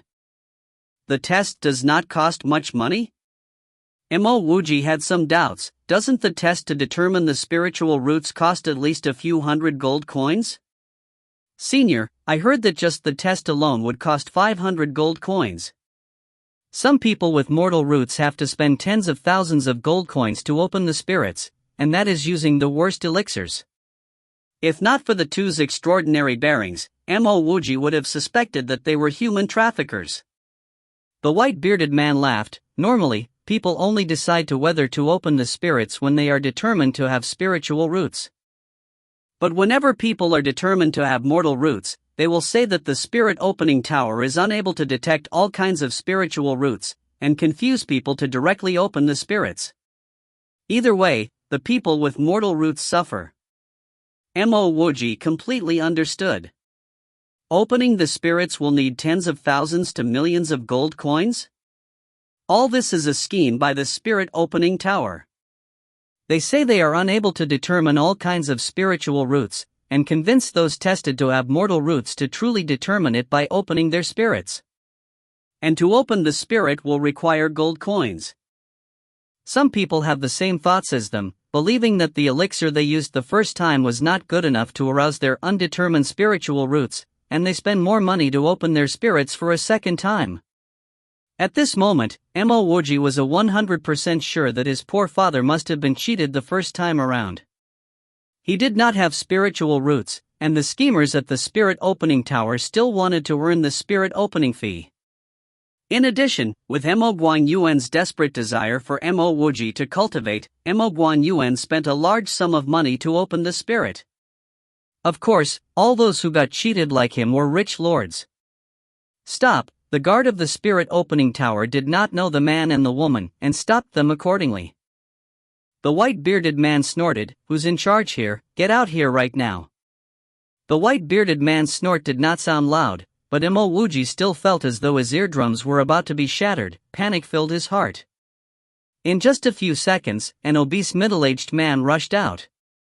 He went to open the entrance to the tower, giving the man and the woman a puzzled look. Apparently, even he did not recognize them. The white-bearded man lifted a jade medallion and said, "Take me to the best spiritual test room here." When the obese man saw the jade medallion, his hands trembled slightly, and quickly said respectfully, "Yes, I am Deacon Lu Chunshan. Please follow me." Wuji felt a powerful force pulling him, causing him to involuntarily follow the man and the woman into the tower. Wuji's face turned black. He did want to test for his spiritual roots, but to be forced in without being able to resist made him feel very uncomfortable. The spirit opening tower could be considered spacious. Wuji saw a few people paying gold coins. Evidently they were here to test for their spiritual roots or open their spirits. Lu Chunshan soon brought them to the second floor. Once on the second floor, Wuji saw a crystal column which was about 10 feet wide. "You can go and be tested first. Just stand behind that," the white-bearded man pointed to the space behind the crystal column and said half-heartedly. Wuji was clear about his intentions. Letting Wuji test was for the sake of Yenair. By this time, Wuji could guess that the white-bearded man was optimistic about Yenair's spiritual roots, though he did not know how the white-bearded man was able to casually see it. Even though he had been tested before, and he knew that he did not have spiritual roots, Wuji was still apprehensive. He wished that the previous test was wrong, and he actually had spiritual roots. At this moment, he even desired that those who cheated his poor father had let him test for a second time. Wuji was also clear that the possibility was low. "Young master, please go for the test." The words which Wuji said yesterday made it very clear to Yenair that her young master was very eager to have spiritual roots. Wuji nodded, taking in a deep breath, went to the testing platform and stepped up. The crystal column flashed a gray light, and it stopped moving. Wuji did not know what the response should be like, but seeing how slightly the crystal column responded, he definitely knew that was not what a person with spiritual roots would see. Sure enough, the white-bearded man impatiently said, "The most common of mortal roots. You're destined to be immortal, come down." Wuji's whole body turned cold, and he felt faint. Using his strong self-control, he walked down the testing platform as though nothing had happened. His trembling hand showed how disappointed he was at the moment. Even the worst grades of spiritual roots would be good. Why did it have to be mortal roots? "Young master, it's okay to not have spiritual roots." Old master also did not have them. Yenair quickly came and hugged Wuji. Wuji pretended to be calm and smiled, "It's okay. Even without spiritual roots, I still have my hands. In the future, we can still eat and feast." He sighed in his head, not saying another word. It was because his old father did not have spiritual roots that he was eaten up by the scammers at Rao Zhou. The beautiful lady was too lazy to despise Wuji. Eating and feasting, only ant-like mortals have such ideals. The white-bearded man did not care about Wuji, and said smilingly, "Little girl, now's your turn." Yenair quickly shook her head. "I do not have to take the test. I don't want to practice. I want to leave with my young master." "Since you're here, just take it." Following the man's words, Yenair involuntarily landed on the testing platform. Wuji secretly clenched his fist. He did want to have Yenair take the test, but seeing how forcefully she was made to do so, make him feel extremely uncomfortable. Wuji took in a deep breath. Even if he was uncomfortable, in front of this man and woman, he was as small as an ant. As Yenair landed on the platform, in just a few seconds, the crystal column suddenly released a burst of green light. Soon, the green light rushed to the top of the crystal column. Just in about a foot more and it would reach the very top. The soft shine of the green light was like a light green rainbow. Supreme spiritual roots. The white-bearded man and the beautiful woman called out at almost the same time. Wuji saw a crazed look in their eyes. Sure enough, they were here for Yenair. Wuji could not help but feel powerless. Chapter 9, No Power, No Respect. Chapter 9, No Power, No Respect. Translator, Sparrow Translations Editor, Sparrow Translations. Ha ha. The white-bearded man laughed loudly. I did not expect that I, Li Yuanhua, would find such a qualified disciple while passing through this small place. The pretty woman who was silent all this while interrupted the white-bearded man, Li Yuanhua, she is not suitable for your Li Fire sect. I've decided to accept her to be my last disciple. Li Yuanhua was like a male duck that got its neck grabbed, his voice stopped short. After a moment, he cried out in anger, Jing Filan, what do you mean? You already have 5 disciples, while I don't even have one. Jing Filan stayed calm and said, after taking her as my disciple, I will no longer talk about that incident. Li Yuanhua's whole face turned rose red, even his neck was red, but he did not argue. Wuji can see clearly that Jing Filan had something on Li Yuanhua. After a full 10 seconds, Li Yuanhua spoke, one word at a time, Jing Filan, I can promise you other things, but I must have this disciple. You cannot be unreasonable. If I did not suddenly discover her spirit quality, would you even know of her existence? Jing Filan said lightly, she has never cultivated but her eyebrows are surrounded by spiritual charm. Even if you did not bring her in for the test, I would. Finishing this sentence, Jing Filan did not explain further, taking out a red paper bird. As if she was talking to herself, she said, let me first send a message to the Li Fire sect. Li Yuanhua saw this action, stomped forcefully and bitterly said, how ruthless. Finishing this sentence, he turned around, rushed out, and soon disappeared without a trace. After Li Yuanhua left, Jing Filan tenderly looked at Yenair and said, what's your name? Be my disciple and cultivate with me, okay? Yenair single-handedly cared for Wuji for so many years. Her mind was far more mature than others her age. After that scene, how could she not know that she has spiritual roots, and her roots are so good that this woman wants her to be her disciple? Despite her happiness from having good spiritual roots, Yenair was clear that once she becomes this woman's disciple, she would have to leave the young master. Raozhou City rarely saw people with spiritual roots. She has never even heard of people being brought away to learn the spiritual arts. I'm Yenair. I cannot go with you to cultivate as I want to be with my young master. Without hesitation, Yenair shook her head. Have you heard of immortals? Do you know many people yearn for such an opportunity but do not get it? Let's not talk about them, even your young master probably wishes to cultivate, right?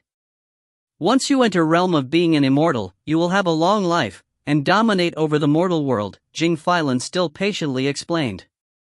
Yenair did not respond to Jing Filan's words. She simply shook her head. Jing Filan could see the key person here is Wuji. Her eyes fell on Wuji, and although they looked warm, they held deep contempt which could not be covered. Yenair's spiritual roots are very good.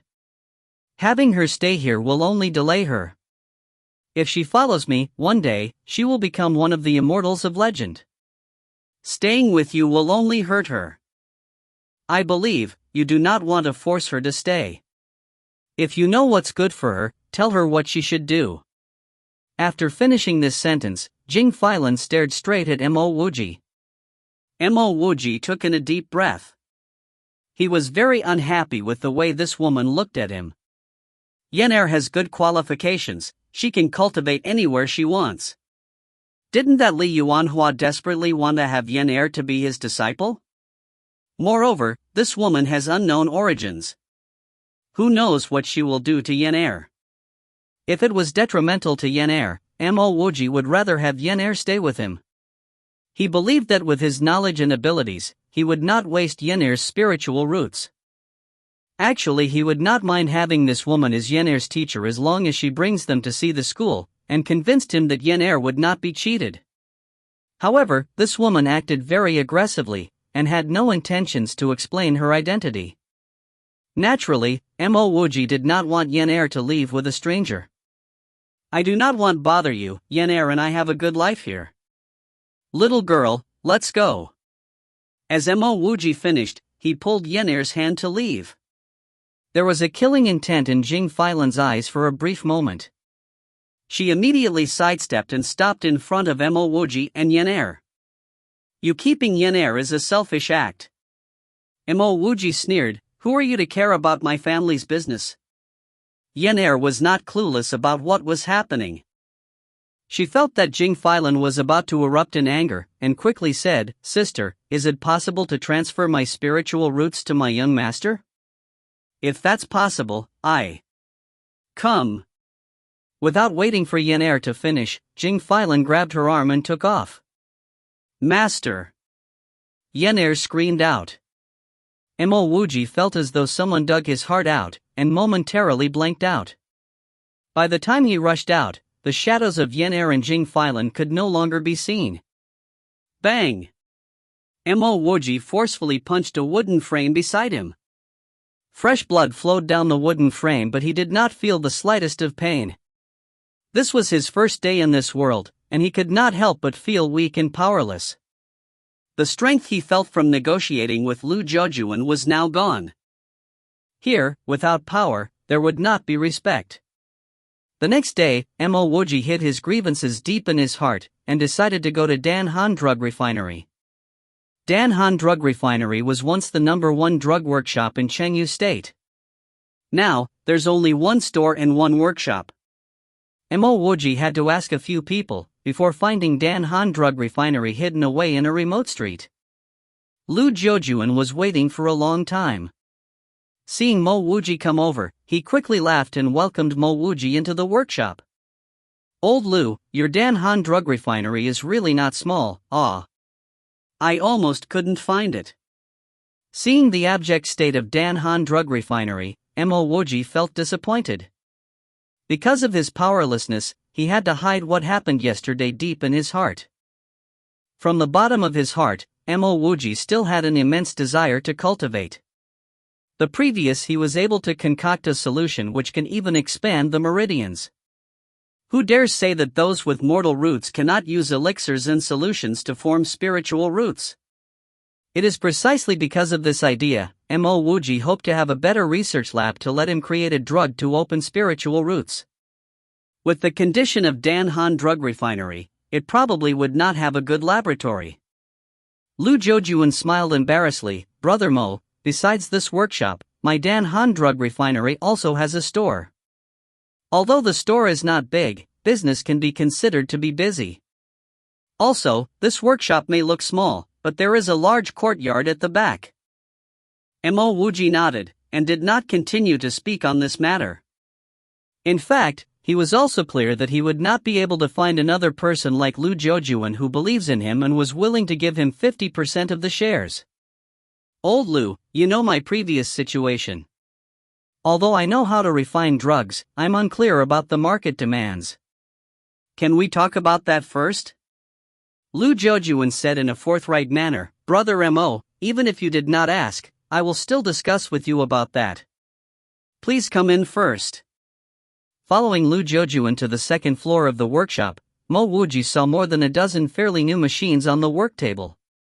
Mo Wuji did not come into contact with the technology from this world, and was unclear about how these machines worked. Seeing so many machines in this small space, Mo Wuji had a better impression of Lu Zhoujuan. Obviously, Lu Zhoujuan also believed that discovering new drugs was the only way to revive Danhan Drug Refinery. From the second floor window, Mo Wuji could see the backyard. It turns out Lu Zhoujuan was right about the size. Furthermore, the backyard was surrounded by houses, providing a quiet environment. Mo Wuji was satisfied about these conditions. This is a good place for him to research a new drug. Lu Zhoujuan looked at these machines, his eyes flashed a trace of disappointment, but he cheered up and said, "Brother Mo, these machines are the most valuable things in Danhan Drug Refinery." Mo Wuji nodded, "I can see that. Chapter 10, A Glimmer of Hope. Chapter 10, A Glimmer of Hope. Translator, Sparrow Translations Editor, Sparrow Translations. My Dan Han drug refinery has 3 main products. The first is the blood replenishing pill.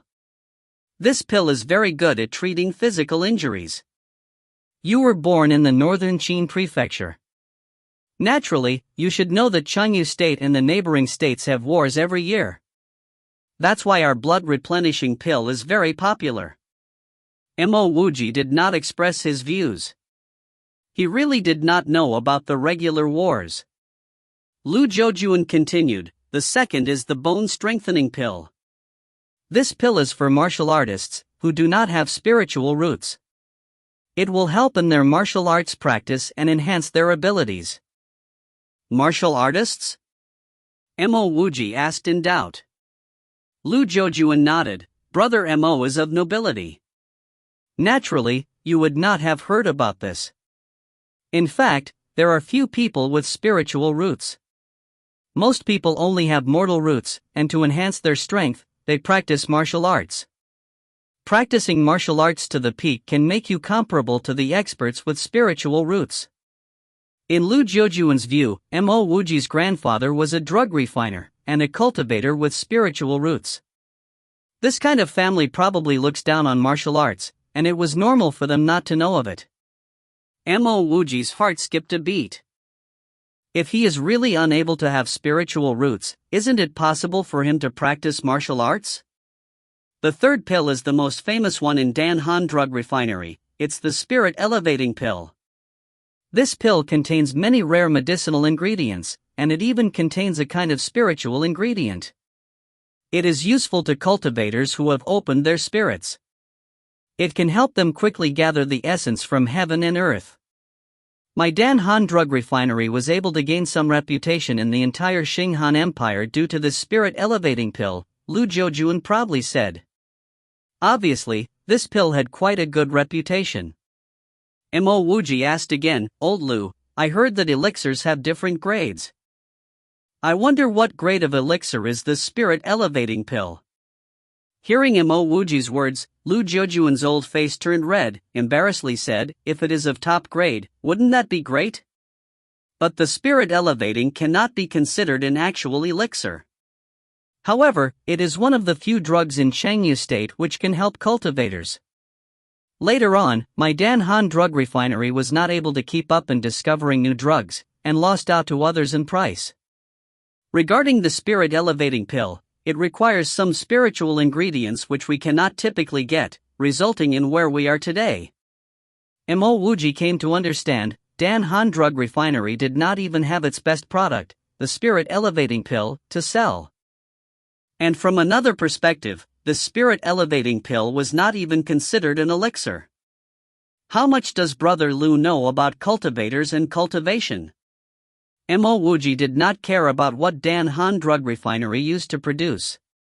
He cared more about what he can develop here. As long as he can develop something good, he can make a lot of money. In turn, with more money, he can attempt to open his spirit. Lu Zhoujuan heard Mo Wuji's words, and suddenly started questioning whether he was right about Mo Wuji. If Mo Wuji inherited the skills from Mo Tiancheng, why would he ask such questions? Mo Wuji immediately felt Lu Zhoujuan's doubts, hurriedly said, Old Lu, even though I am unable to create elixirs for cultivators, I intend to work in this direction. Previously, I was bent on restoring my country, and did not care about these things. Now that I have decided to be a drug refiner, I naturally need to know more. Lu Zhoujuan agreed with these words. Mo Wuji was right, the real way to earn money was not through ordinary drugs, but elixirs which cultivators could use. After pondering for a moment, Lu Zhoujuan said, I do not know much about cultivators, but I heard that the Chengyu State Protector is an expert who is infinitely close to the Earth Realm. Wait, what is an Earth Realm expert? Mo Wuji quickly asked. Lu Zhoujuan helplessly explained, I am also not very clear, but I know that he is very, very strong. Most of the cultivators in Chengyu State are merely in the human realm. The human realm has 3 stages: meridian expansion, spirit building, and escaping mortality. One will enter into the earth realm only after exceeding the escaping mortality stage. Meridian expansion is first stage after opening the spirit. I heard that the strongest geniuses open 99 spirit channels during the meridian expansion stage. To a person with spiritual roots, more spirit channels and tougher and wider ones would result in faster cultivation. Among others in the same stage, he will be stronger, and he will have greater potential. For people like us, with mortal roots, are generally unable to open any spirit channels. Wuji suddenly had a great idea, and got really excited. Brother Lu, is it only those with spiritual roots can open and expand the meridians? Lu Jojuan gave Wuji a blank look. It's spirit channels, not meridians. Oh, aren't spirit channels the same as meridians? Arteries and veins, aren't they also the same thing? Wuji laughed. He was also not very sure, but he guessed that it should be so. Lu Jojuan got confused, and can only say, but it's for sure, people with mortal roots do not have meridians. Only those with spiritual roots and opened their spirits have them, and can open their meridians. Influenced by Wuji, Lu Jojuan started saying meridians instead of spirit channels. Wuji secretly clenched his fist. In his previous life, his lover plotted against him because he developed a solution which can open and expand the meridians. If he could develop the same solution here, isn't it possible for him to cultivate like those with spiritual roots? The moment this idea came out, it was like a burning flame which Wuji could not contain. This rash hope became more and more exuberant. Brother Lu, I am sure I can have Dan Han Drug Refinery regain its past fame. However, I have 2 requests. Wuji no longer asked about cultivation. He could see that Lu Jojuan did not know much about it. Hearing Wuji's words, Lu Jojuan's spirits were lifted, immediately saying, as long as Master was able to bring Dan Han Drug Refinery back to its past glory, not just 2, I will even agree to 10 requests. As Wuji's words deeply excited him, Lu Jojuan started to call him Master instead of Brother Wuji nodded. First, this laboratory is my personal territory. No one is allowed to enter without my orders. No problem. Even if Wuji did not mention this request, Lu Jojuan would also not be able to hire another drug refiner. Secondly, I will need a variety of medicinal ingredients for my research. I may even need spiritual ingredients. I hope that Dan Han Drug Refinery will be able to meet these needs. This was Wuji's main focus. Wuji did not know whether the solution he developed on Earth can open spirit channels and allow essence to be absorbed, but he must try. If he succeeds, it means that he would be able to cultivate despite not having spiritual roots. Lu Jojuan hesitated before saying, Master if Dan Han Drug Refinery is able to make profits, this will also not a problem. Wuji stood up, smiled and offered his hand. Old Lu, I look forward to working with you. Choosing me to be your chief drug refiner was a very wise decision. Lu Jojuan did not understand the meaning behind Wuji's hands, but he bitterly smiled and shook Missouri Wuji's hand. Whether this was a wise choice, he did not know. Chapter 11, You're the One. Chapter 11, You're the One. Translator, Sparrow Translations Editor, Sparrow Translations. After signing a contract with Lu Jojuan, Wuji did not stay in the laboratory for long. He simply took a look at the machines, and had a general understanding of how they worked. Not only are there quite a few machines, they have also been preserved well. However, these machines are far from those he had on Earth. In his previous laboratory, he could directly extract and combine his ingredients in precise amounts. Obviously, that would not be possible here. Wuji did not care. In his past life, concocting a solution which could expand the meridians was not by accident. Even without the machines, with his proficiency built on thousands of experiments, he would be able to recreate the solution. Now, with these machines, he was even more confident of doing so.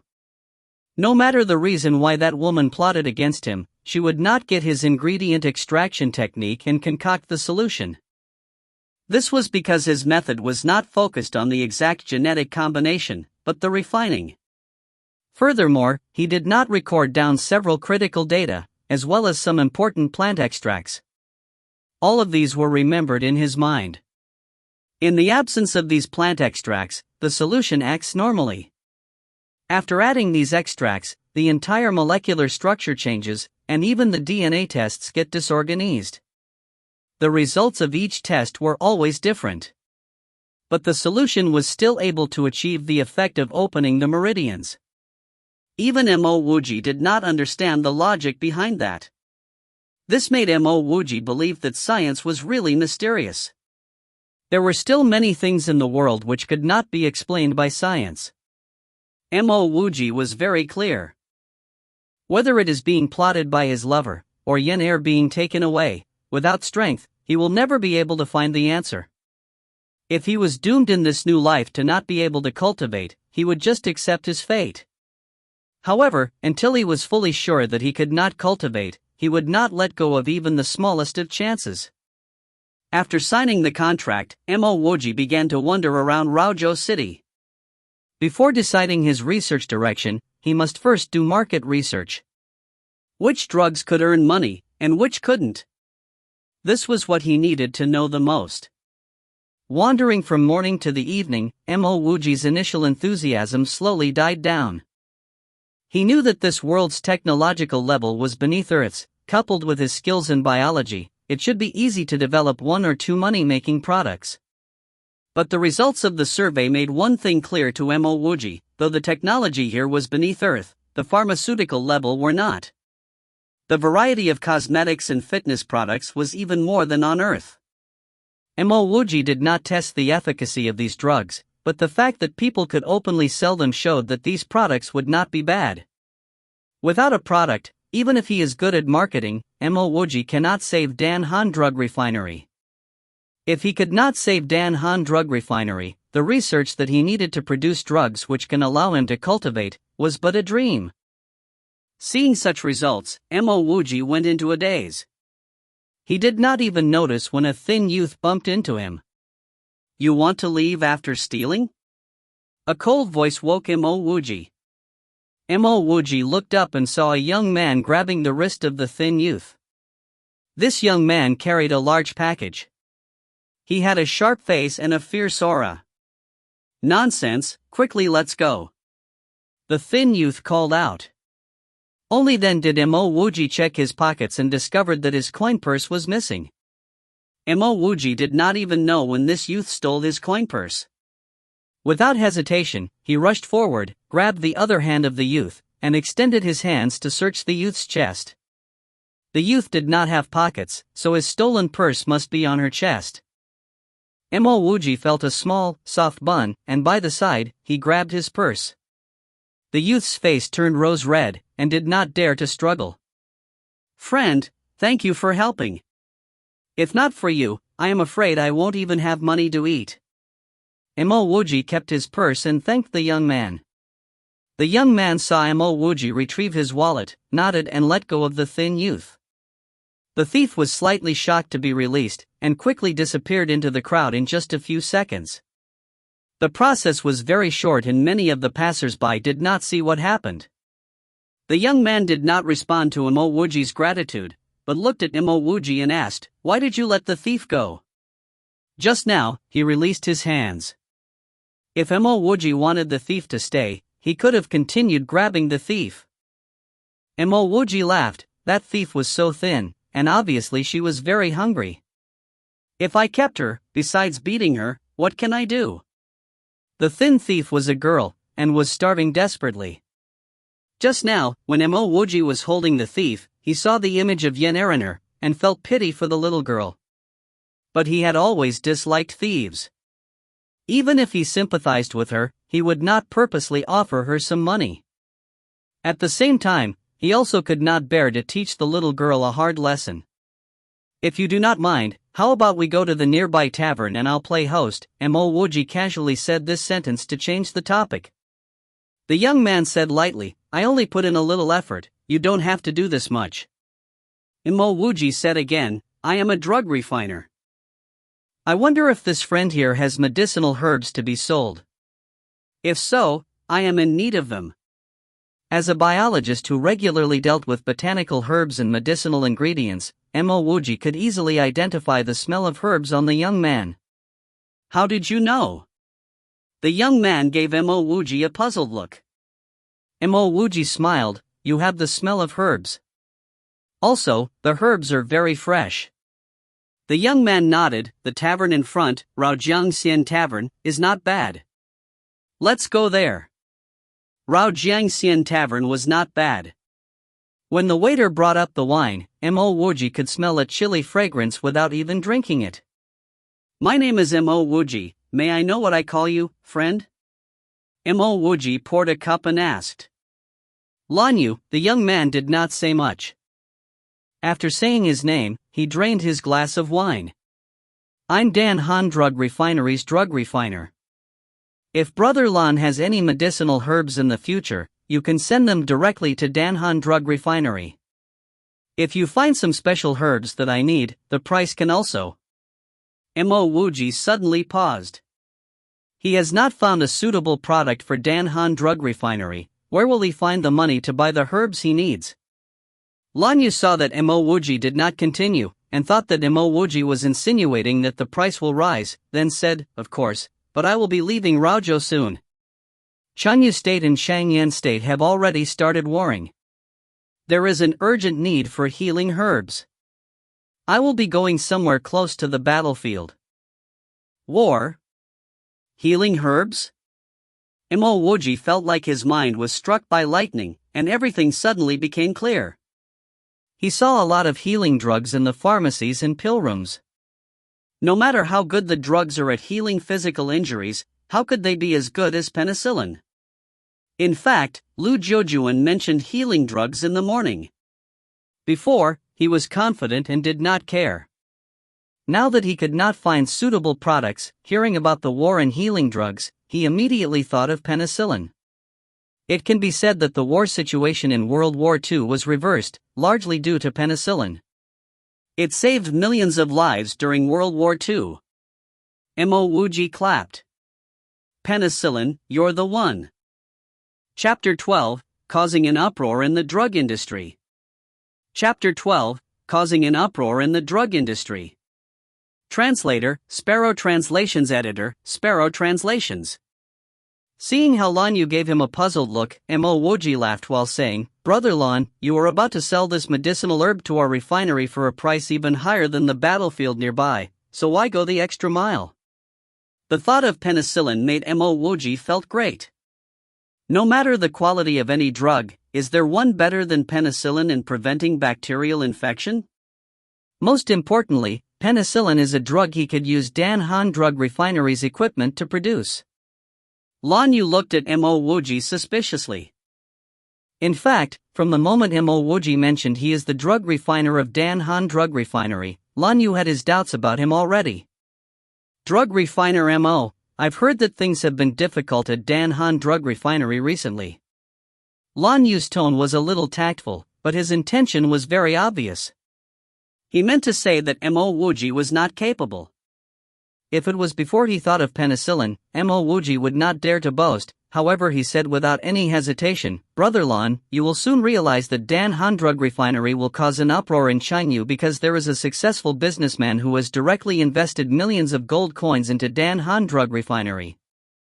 Lanyu did not bother to find out whether this is real because even if it is fake, he could just sell the drug to someone else. Alright, it's a deal then. In addition to the general herbs, I would need some special herbs too. I will write it on a piece of paper for you shortly and I would need to trouble you to find it for me. 2 months later, no matter how many herbs you have, you can bring them to Dan Han Drug Refinery and I will offer you a price higher than any refinery at the cities at the warfront can offer, Wuji said while getting pen and paper from the table. The production of penicillin did not require many herbs. The herbs he had were either used for medical research or given to Dan Han Drug Refinery as additional products. He cannot possibly just sell penicillin. Of course, his main goal was to continue refining the solution which can open up the meridians. Lan Yu frowned slightly. Hold on, 2 months is way too long, I cannot wait till then. Wuji laughed while saying, Brother Lan, are you in urgent need of money? If you're not, why can't you wait? It is not as if the war will end anytime soon. Lan Yu gave it a little thought and realized what Wuji said was right. Even though he would be able to fetch a slightly higher price at the warfront cities, it was indeed more dangerous. It was after all only 2 months. We will do as you wish, just write down the herbs you need. Lan Yu was a very simple and straightforward person. Since he agreed to it, he would not hesitate. Lan Yu felt Wuji's extreme self-confidence as he spoke. Wuji knew from the start Lan Yu would agree because unless he did not have a choice, why would anyone enter the battlefield? After Lan Yu agreed, Wuji wrote on paper a list of 10 herbs for Lan Yu. Long yen grass, Beihua fruit, vine of artemisia, militia, dark yellow ginseng, vein of thousand-year pine tree, fire essence stone. Lan Yu frowned at the moment he saw the list that Wuji was writing because he had never heard of most of these herbs. Drug refiner maybe the herbs you wrote down are of the top grade because I do not recognize most of them like the Beihua fruit, vine of artemisia, dusk needle flower. After reading it twice, Lan Yu was finally so annoyed that he returned the paper back to Wuji. Wuji immediately understood what the problem was. The names of these herbs should be different here and on Earth. At the thought of this, Wuji hurried to grab another piece of paper, started drawing and at the same time explained the growth characteristics. For example, fire essence stones were normally found below dry volcanic rocks, vine of artemisia grew in wetter regions and purple flowers would only bloom from dusk needle flower at midnight. So the Beihua fruit you mentioned is kai fruit, dusk needle fruit is night purple Lan Yu finally understood but was still suspicious of Wuji. Wuji was a drug refiner, how could he possibly not recognize a herb? Unless he really made a mistake? That's not possible, all these years he has not heard anyone recognize kai fruit as Beihua fruit before. I was wrong. What I've learnt are ancient drugs and I've forgotten that all their names were changed. There are many drugs today which I am still unfamiliar with, I might have to go buy a book about herbs to memorize, Wuji said with a straight face. Oh, no wonder. Lan Yu did not suspect Wuji anymore. Wuji did explain the characteristics of the different herbs and even drew out some pictures, he should not be lying. Alright, I will take my leave now and come back to Dan Han Drug Refinery 2 months later. Lan Yu nodded his head, took the paper from Wuji and bid farewell to Wuji. Wuji heaved a sigh of relief and slowly left the hotel. A day of testing the market was finally not for nothing. He was not worried that Lan Yu might obtain the formula he was researching on, not to mention the few important herbs he had on his hands that Lan Yu did not. Even if he were to give these herbs to Lan Yu, this solution could not be developed by any normal person. Wuji just returned to Dan Han Drug Refinery when Lu Jiujuan hurried over. Brother when are you going to start researching on the new drug? I do have a few half-completed drug formulae. Wuji shook his hand. I already have a new formula, and let us just forget about these half-completed ones. I do want to take a look at Dan Han Drug Refinery's pharmaceutical classics, though. Oh yes, I'm still short of some gold coins to purchase some herbs for my research. All these are not a problem, I will first bring you to Dan Han's only drug record room, Lu Jiujuan said without any hesitation. He was also very anxious about the development of this new drug. Although Dan Han Drug Refinery failed previously, they had quite a few rare pharmaceutical classics, some which could no longer be found in the market. Wuji took a look at these pharmaceutical books and he knew he did not need to buy any additional books to memorize the herbs' names. He casually told Lu Jiujuan, Old Lu, I need you to help me find a few reliable workers. Once the new drug is developed, it will be produced in our backyard. Remember, I want the development of our new drug to be confidential, therefore the workers must be reliable and trustworthy. 2 days later, we start work. 2 months from now, that will be when Dan Han Drug Refinery will rise again. No, will cause an uproar in the drug industry. After Lu Jiujuan's Dan Han drug refinery's decline, it did not leave much behind, and this backyard alone was already spacious enough. In fact, Mo Wuji knew very clearly that no matter how secretive he was, the penicillin fermentation process cannot be kept a secret for too long because it was way too simple. The only thing that can be kept secret was the method of producing the nutrient solution. However, the process to produce nutrient solution was also too simple. Once it is leaked, it can be imitated easily. However, Mo Wuji did not care less. As long as he was able to make his first bucket of gold coins, he would find ways to increase it. Regarding the fact that penicillin will cause an uproar in the drug industry, he was not lying at all, because penicillin was after all a drug that did not belong to this particular period. This sentence acted almost like an elixir of life to Lu Jiujuan, as he seemed to be revived immediately, hitting his chest and said, "Brother Mo, do not worry, I will personally make sure no one leaks any secrets of my Dan Han drug refinery." Hold up. Without waiting for Lu Jiujuan to leave, Mo Wuji found a piece of paper and wrote a list of equipment and passed it to Lu Jiujuan. "I would need these pieces of equipment to prepare for the production of the new drug." Lu Jiujuan gave Mo Wuji a puzzled look. "What do you need all these different types of glass bottles and test tubes for?" Mo Wuji shook his hand. "You do not have to bother with all these, and just listen to what I say. In 2 months, Dan Han drug refinery will rise from the dead." These were not meant for the penicillin, but for the development of his channel opening solution. Chapter 13, Mo Wuji's Worries. Chapter 13, Mo Wuji's Worries.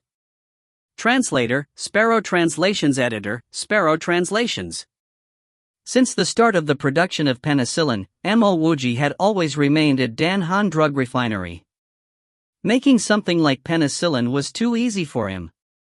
Even some universities would set this as a topic for their final exams. Moreover, Chenyu State's technology was also decent, and all the essential equipment could be procured, requiring minimal modification to work as intended.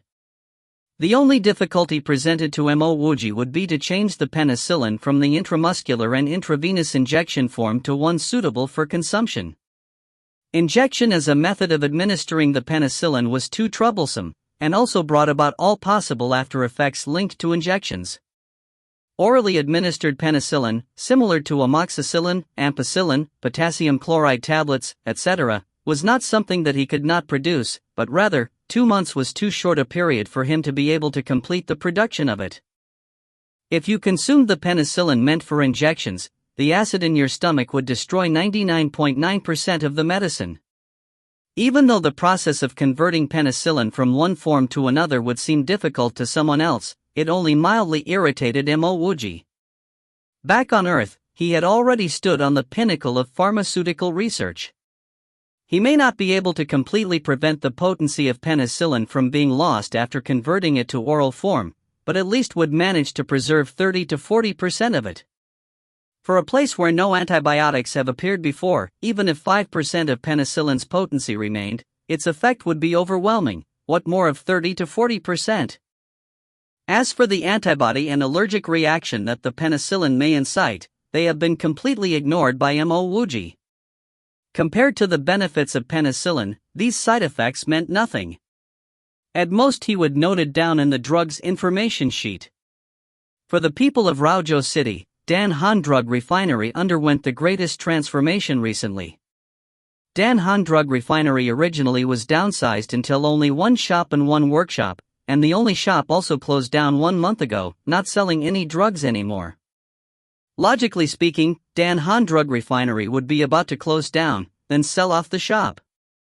But what puzzles people the most was that they not only didn't sell the shop, instead releasing new ads for it in the whole of Raozhou City. 9 Lives Healing Solution, Dan Han drug refinery spent tens of millions to come up with this new product. It's the savior of mankind. With the 9 Lives Healing Solution, you never have to worry about your wounds getting infected, and its effects is many times more than any product ever made in the refinery. The slogan of the 9 Lives Healing Solution was that even if your wounds are infected, as long as you still have a single breath in you, it can bring you back to life. Of course, the ads never mentioned anything about whether the research budget was tens of millions of gold, silver, or bronze coins. The past products of Dan Han Drug Refinery worked about the same as other healing medicines out there. The current ads for 9 Lives Healing Solution claim that it greatly exceeds the effects of any previous healing products by many times, implying that it was superior to other healing products in the market. One small splash like this created a whole wave of reaction. This ad caused the whole Raozhou city to set their sights on Dan Han Drug Refinery. Raozhou is Chengyu State's capital, which meant that the whole Chengyu State had their eyes on Dan Han Drug Refinery. Overnight, countless people swarmed to Dan Han Drug Refinery's shop, wanting to buy a bottle of 9 Lives Healing Solution, wanting to know if it was real. Chengyu State was in a perpetual state of war, with large numbers dying of infected wounds daily. Not only soldiers, but also mercenaries, hunters, herb pickers, prospectors, these people frequently get injured and face the risk of death by infection after. If there was a healing solution like 9 Lives, who wouldn't want it? On the second floor of Dan Han Drug Refinery workshop, Lu Jiujuan rushed in excitedly, "Brother Mo, our promotion has been too successful. If 9 Lives Healing Solution really that good, no, or even only 1/3 as good, on the 10th of September Dan Han Drug Refinery would have succeeded." Lu Jiujuan suddenly stopped, observing that Mo Wuji was not in a celebratory mood, even showing signs of worry. Lu Jiujuan's heart skipped a beat. Did the new drug fail? But didn't Missouri Wuji place large metal buckets one after the other in the yard, even with some boilers? Those can't be fake, can they? Whether the new drug was a success, he was not entirely sure. Going full force with promotion efforts was Mo Wuji's intention, saying that there was no chance of failure. But now, Mo Wuji stood up, walked beside Lu Jiujuan and pat his shoulders. "Old Lu, you need not worry, nothing's wrong with the drug." "Then why do you look like you have something on your mind?" Lu Jiujuan was half relieved after hearing that the drug had no issues. As long as the drug was okay, anything else could be resolved. Mo Wuji sighed. "Old Lu, have you thought about whether we have the ability to protect our turf once the 9 Lives Healing Solution goes into the market and brings us lots of wealth? There'll definitely be people who are jealous of us." Truthfully, Mo Wuji never thought that this small promotion campaign could have incited such a large response. He also did not expect that people of this world would desire drugs that can cure infections to such a great extent. He was skeptical if at this rate he had the chance to earn the first bucket of gold after the drug goes on the market. Even though no one other than himself knew that the production of penicillin is easily copied, what if someone took action against Dan Han Drug Refinery in secret before they have earned the first bucket of gold? It wouldn't be good. Lu Jiujuan was momentarily stunned after hearing Mo Wuji's words, and proceeded to burst into laughter. "Brother Mo, because you were born into the royal family, it is natural that you do not understand how Chengyu State's laws work. Not only for Chengyu State, in the whole Xinghan Empire, our workshop business is protected, as long as you pay a certain amount of taxes. The initial reputation of Dan Han Drug Refinery has spread all the way into the Xinghan Empire, who would dare to take action against us? Dan Han was about to collapse due to my incompetence before." Mo Wuji did not let up because of what he heard from Lu Jiujuan. Dan Han Drug Refinery was only as strong as a bum. Without any fists backing it up, it would be weird not to have anyone eyeing this business. On Earth there was a company involved in the production of fruit phones, which looked very big, with many employees. However, it was really only earning sweatshop money, having to bear with the atrocious attitudes of others. The day that company stopped taking up outsourced jobs would be the day it becomes the next Dan Han Drug Refinery. As for Lu Jiujuan saying that they would be protected by Xinghan Empire, Mo Wuji did not believe in it at all. As long as enough profits were at stake, anything could happen. From his experience of his longtime lover backstabbing him, he knew that some things cannot be regulated by laws and morals. But he wanted to become a big shot, and this would need him to earn lots of money, making him unable to keep a low profile. Logically speaking, even if someone were to compete with Dan Han Drug Refinery for profits, they should be using the soft approach before the hard approach. As long as he controlled the core products and sold them when he needs some money, then there would be no danger. After thinking until this point, old Lu, I'll put it across bluntly first. If someone wants a share of this, they can take my share in the business, but not any of my share of the money. Sure, no problem. Don't worry about it. Lu Jiujuan agreed to Mo Wuji's demands without a second thought.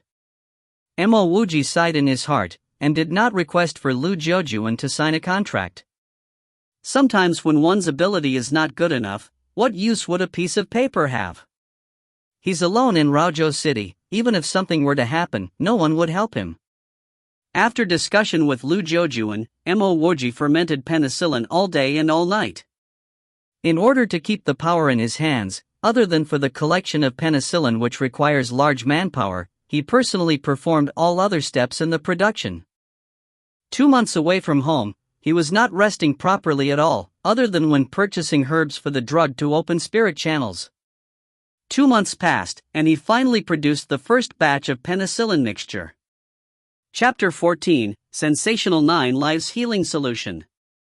Chapter 14, Sensational 9 Lives Healing Solution. Translator, Sparrow Translations Editor, Sparrow Translations. Hey, 9 Life Healing Solution. Its effect is several times higher than other healing drugs? On the main street of Raozhou City, several soldiers filled with bloodstains suddenly stopped and looked at the big billboard. It's from Dan Han Drug Refinery. I have heard of that workshop before.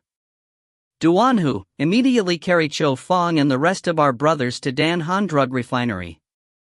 We will wait for you at the store in trance, the sturdy man leading the group instructed. Captain, it says that the sale of the drug will only start on September 10th. Today is already the 9th. We will talk while we're waiting. If this is false advertising, I will immediately demolish this shop. Yes. In Raozhou City, there were many of such soldiers covered with blood. Coupled with the recent war, there are more heavily wounded soldiers who returned to Raozhou. The higher number of injured soldiers also made people aware of the bad situation at the war front lines, causing a tense atmosphere to fall upon Raozhou.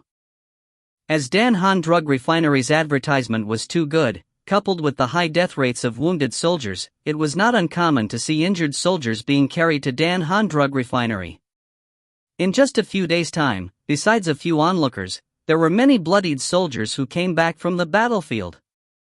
As there were too many soldiers, Raozhou City had to send guards to instill some order. The location of Dan Han Drug Refinery's store was fairly good. With the gathering of the soldiers, almost the entire street got occupied. Xinghan Calendar, September 10, 2930. There seemed to be a whole sea of people in front of Dan Han Drug Refinery's store entrance. Some were there to enjoy the bustling scene, some were suspicious, but most were there to try a bottle of the drug. Open the door. Following the calls of the crowd, Dan Han Drug Refinery's store door slowly opened. Being surrounded for a few days, Lu Jiujuan was no longer surprised. With a loudspeaker in his hands, facing the crowd, he said, "Dear friends, all those here to buy the 9 Lives Healing Solution, please form an orderly queue. I guarantee that everyone will get a bottle. This new drug of ours is simply the panacea of all injured patients. There are no false ingredients whatsoever. With every bottle purchased, we will also give a set of white gauze bandages, a bag of Dan Han injury powder." Due to the inconvenience of injections, Mo Wuji developed oral penicillin.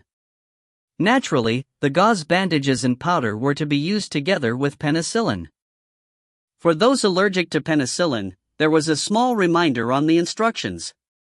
Every day, there were so many soldiers who die from their injuries. Once the efficacy of penicillin is seen, who would care about those with allergies? What's more, oral penicillin was less effective on those with allergies. How much is a bottle? Many voices called out at the same time, interrupting Lu Jiujuan's words. With exception, everyone was only concerned about one thing, the price of a bottle of 9 Lives Healing Solution. Lu Jiujuan slightly clenched his fist. With a face full of smiles, he said, "As our new drug uses the highest grades of herbs, the price is slightly higher. Each bottle costs 2 gold coins. Countless sighs of shock were heard before many people started shouting abuse. 2 gold coins for a bottle of healing drugs? Why not just rob them? Other healing drugs cost only a few silver coins.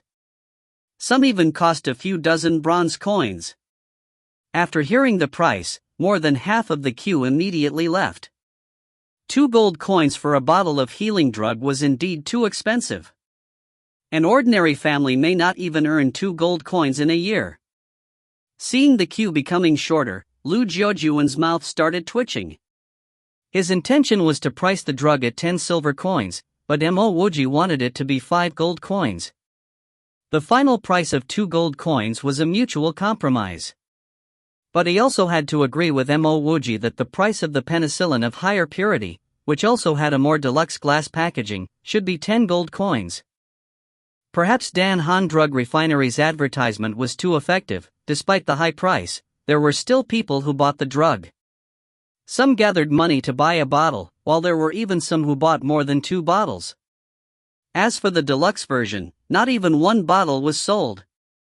Dan Han Drug Refinery, which was crowded for days, became deserted again after a short hour. Brother Mo, this time. A3. Lu Jiujuan sighed. If he did not want to wait for a few days to see the efficacy of the drug, he would have advised Mo Wuji to slash the price. This time, they produced nearly 50,000 bottles. They even hired 20 people to work overtime to get the drug out for sale. Furthermore, after completing the first batch, Mo Wuji did not stop and started the production of the second batch, which was even more than the first batch. They advertised for nearly a month, but they did not even sell 200 bottles. Even the advertising cost would not be covered. Don't worry, we'll see in a few days. I'll go and take a walk. Mo Wuji waved his hand, indicating that Lu Jiujuan should not worry. Mo Wuji was not worried about whether penicillin will sell. He was more concerned about the production of his solution. Mo Wuji could predict that penicillin would not continue to earn profits in the future. He might as well set the price high and earn money for now. After a few days, Lan Yu will deliver a few of the herbs which he needs. In addition to the few that he's buying, he would be ready to start. For some unusual things, he needed to go and find them on his own. With the exception of Lan Yu's herbs, he only lacked one thing. Even knowing that others will not be able to develop the solution which can open spirit channels with the drug formula, Mo Wuji still wanted to be careful. Lu Jiujuan could only nod. Things had already come so far, what else could he do? The thing that Mo Wuji was looking for could not even be considered a herb, as this thing was too common. Mo Wuji was looking for lotus silk, the fresher, the better. From Mo Wuji's experiments, he discovered that if lotus silk was not added, the effects of the solution would be significantly reduced. Once lotus silk is added, there would be an entirely different effect. However, the lotus root must be specially selected. It must be the second silk thread from the root. He had personally tested this. The moment he drank the solution, he could clearly feel the spirit channels in his body getting clearer, and his physical strength increasing greatly. Take note, although he learnt martial arts, he was not a master who learned some special arts. Unfortunately, before his meridians were completely expanded, he was murdered by his lover. In the first day, Dan Han Drug Refinery was still able to sell 1 to 200 bottles of 9 Lives healing solution. By the second and third day, not even a bottle was sold. Lu Jiujuan became as agitated as an ant on a hot pan. On the other hand, Mo Wuji was hiding in his laboratory, not even feeling a bit of anxiety. Besides eating and using the toilet, no one saw him come out of his laboratory. Even his food had to be delivered to him. This won't do. We are just simply waiting for death. Lulu, help me call Brother Mo. I would like to discuss with him. Lu Jiujuan could not stand the emptiness of the store. Shop owner, Master Mo told me not to disturb him unless it's something important. The shop clerk, Lulu, said timidly. Never mind. I will go. Lu Jojuan waved his hand and started to head upstairs. At the time, a tall and big figure blocked the whole door of the store. Who is the treasurer here? Chapter 15, The Return of the Fiery. Chapter 15, The Return of the Fiery. Translator, Sparrow Translations Editor, Sparrow Translations. The voice was accompanied by an inauspicious influence, causing Lu Jojuan to subconsciously take a few steps back. My friend, I am Dan Han Drug Refinery's owner Lu Jojuan. Lu Jojuan paused abruptly as he saw a tall, courageous man with two other men behind him. He recognized the two men as they were at Dan Han Drug Refinery's opening day carrying a severely wounded man a few days ago. Could it be that the wounded man died and they are now here to find trouble? The thought of this made Lu Jojuan break out in a cold sweat. Under normal circumstances, as long as there was no common problem with the drug, it should not be that much of an issue. However, if someone were to investigate them, it may become problematic. It would even more problematic if that someone was from the army. Owner Lu, this is our captain. We wish to purchase 300 bottles of the ordinary 9 lives healing solution and we are wondering if the price is negotiable? The man whom Lu Jojuan recognized from a few days earlier said. Ah! Lu Jojuan immediately understood the situation. The 9 lives healing solution must have been really exceptional to make a captain come down to purchase it personally. Lu Jojuan instantly calmed himself down.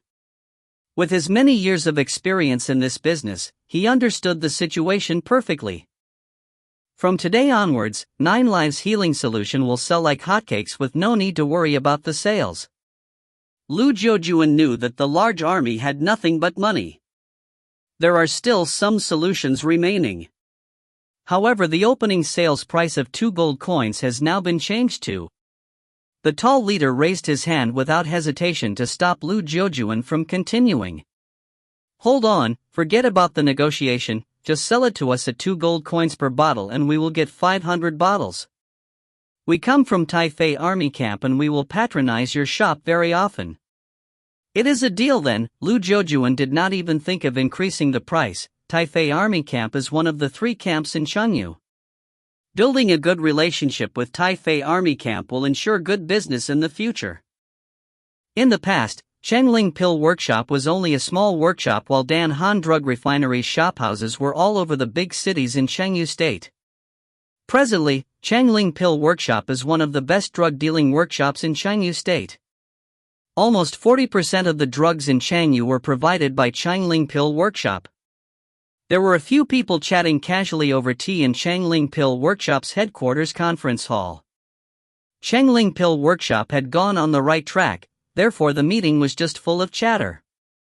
Dan Han Drug Refinery created such a huge uproar previously such that I thought they were inventing an extraordinary healing drug.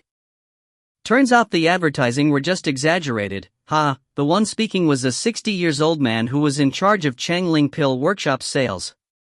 His name was Lu Wansheng. To be honest, Dan Han Drug Refinery's advertisement of their new drug did scare him a little. However, now that he found out that Dan Han Drug Refinery was nothing but a paper tiger, he felt more at ease. Sitting on a higher level was a lady named Mei Xiu who is Chengling Pill Workshop's owner. After hearing Lu Wansheng's words, she said, Deacon Lu, no matter how exaggerated the advertisement by Dan Han Drug Refinery was, salespeople like us must still give them the attention. Furthermore, it has only been a few days, if the 9 lives. Mei Xiu's words were suddenly interrupted as an energetic youth came rushing in to pass Mei Xiu a letter. The conference hall fell silent and all eyes fell on Mei Xiu. Mei Xiu tore open the envelope and took out the letter. The instant she finished reading the letter, she smiled and stood up saying, Today, a few representatives from the army visited Dan Han Drug Refinery. According to the news, these army representatives bought at least 100 of the 9 lives healing solution. Furthermore, there were a few businessmen who went to Dan Han Drug Refinery as well. These people are those who once bought the drug from Dan Han Drug Refinery previously. Everyone knew what Mei Xiu's words implied. Despite the steep prices of the 9 lives healing solution, people went back for the second time to purchase it. This proved that the effects of the solution were really extraordinary, even more so than the publicity had claimed it to be. If Danhan Drug Refinery were to really invent such an extraordinary drug, how is Changling Pill Workshop supposed to compete with them? Owner Mei, what do we do now? A plump middle-aged man stood up and asked. Mei Chi, notify a few of the elders in the workshop to go down to Danhan Drug Refinery to take a look immediately. Mei Shou's expression turned serious and her tone became very modest. All right. The youth who came to deliver the letter answered and then hurried back. Lan Yu carried 2 huge leather bags to Danhan Drug Refinery but was shocked as he was reaching the entrance. The once empty Danhan Drug Refinery was now filled with many customers. Everyone was queuing in an orderly fashion despite looking very anxious. The queue stretched from the entrance of Danhan Drug Refinery to half a street away. Was the 9 Lives healing solution really that powerful? He did see it in the advertisements, but he has seen way too many of such exaggerated ones in the past that he did not pay much attention to this one. What are you doing? Please queue from behind. Lan Yu was stopped by a man just as he was about to enter Danhan Drug Refinery. Lan Yu frowned and said, I am not here to buy the drugs, I am here to look for Master Mo. A young lady hurried out and said respectfully, Are you Brother Lan? Master Mo has ordered me to wait for you here. Lan Yu quickly nodded his head, Yes, I am Lan Yu. Could you please take me to see Master Mo? The young lady said in a hurry, Brother Lan, call me Lulu. Master Mo is not around, he is currently over at the workshop. Please follow me. The crowd was envious of Lan Yu as he was brought over by the young lady. They wished they were the ones who knew Master Mo personally. The rumors of the powerful healing ability of 9 Lives healing solution soon spread across the city very quickly. Even if one were to purchase the solution, it could be very easily resold for an additional 10 silver coins. Master Mo, Brother Lan is here, Lulu shouted out respectfully as she brought Lan Yu to the entrance of the Mo Wuji laboratory in Danhan Drug Refinery's workshop. Every worker at Danhan Drug Refinery knew very well the reason for this fiery situation at Danhan Drug Refinery these few days. It was because of the arrival of a very capable drug refiner. Master Mo developed a revolutionary drug, the 9 Lives healing solution. As long as the sales continue at Danhan Drug Refinery, it would rise again, this time even better than before. It was a very obvious prediction evident from the number of people queuing every day. Some would even pay more for the drugs so they could purchase it earlier than the rest. Lulu, as Mo Wuji's helper, treated Mo Wuji very respectfully. As soon as Lulu's voice died down, a small door opened. Mo Wuji stood at the door's entrance with messy hair, looking in excitement. Brother Lan, you have finally arrived. Lan Yu did not mind Mo Wuji's look or the smell of different drugs from the laboratory because he knew that a truly capable drug refiner, like Mo Wuji, would go crazy once dealing with drugs. Master Mo, you really did not lie to me, your drug has exceeded all expectations and has been very successful, Lan Yu said with admiration. Even though Lan Yu promised Mo Wuji he would stay in Raozhou City, the fact was that he did not fully believe Mo Wuji's words. Today, having witnessed Danhan Drug Refinery's grand occasion, he was convinced that Mo Wuji's new drug would be able to make them rise again. Thank you for your trust, please take a sit inside Brother Mo Wuji said while his eyes laid on Lan Yu's leather bag. Lan Yu noticed Mo Wuji's looking and knew his intentions were not for him to sit down inside. He smiled and passed the leather bag in his left hand to Mo Wuji. Master Mo, these are the herbs you needed. There are a total of 10, please take a look. Mo Wuji grinned while taking the bag. There is no need, how can I not trust you, Brother Lan? After saying this, he told Lulu, you must help me take good care of Brother Lan. There is no need to check the things he brought over, I trust him. Also, give him double the market price for the goods. It was not that Mo Wuji did not want to entertain Brother Lan, it was just that his current research is too urgent. Mo Wuji knew Lan Yu was a decent person, and if Mo Wuji decided to stay for long at Danhan Drug Refinery, he would find ways to hire Lan Yu to work at his workshop. Mo Wuji knew that once the price and value of the 9 Lives healing solution has been revealed, Dan Han Drug Refinery would not have full control over it. In the face of huge profits, he did not believe Lu Jojuan and the other drug refineries would still follow the rules of business here. He also knew that he could not blame Lu Jojuan for this, as he did not expect 9 Lives healing solution to be so sought after. This was just the beginning. Once the value of penicillin was revealed, even Lu Jojuan himself could not guarantee what he promised earlier. Chapter 16, Opening Spirit Channels. Chapter 16, Opening Spirit Channels. Translator, Sparrow Translations Editor, Sparrow Translations. 50,000 bottles of 9 Lives healing solution. By Lu Jojuan's calculations, even if it takes 6 months to sell everything, it would still be a great success. In the end, the reality was that a large fraction of the solution was sold by the 5th day, and this was after increasing the price and limiting the amount each individual could buy. Even after limiting the amount of solution they could buy, the 9 Lives healing solution was sold out by the 12th day. Including the sales of the deluxe version of the 9 Lives healing solution, Dan Han Drug Refinery earned close to 250,000 gold coins in profits alone.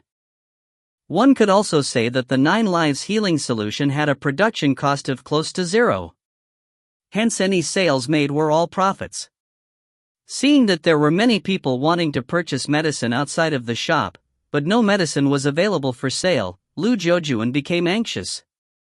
Lu, screw it, I better go to find Brother Mo personally. At the moment, Lu Jojuan was completely convinced that Mo Wuji had inherited from Mo Tiancheng the talent for producing drugs, even surpassing that of his father.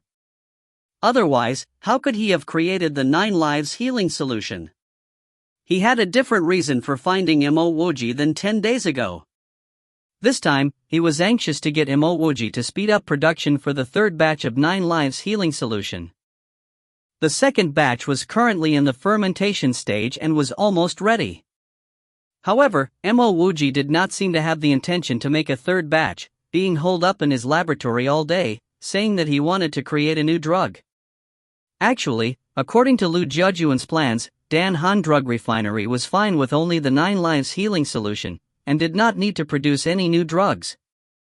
But now Mo Wuji was in charge, and if he wanted to create a new drug, he would create a new drug.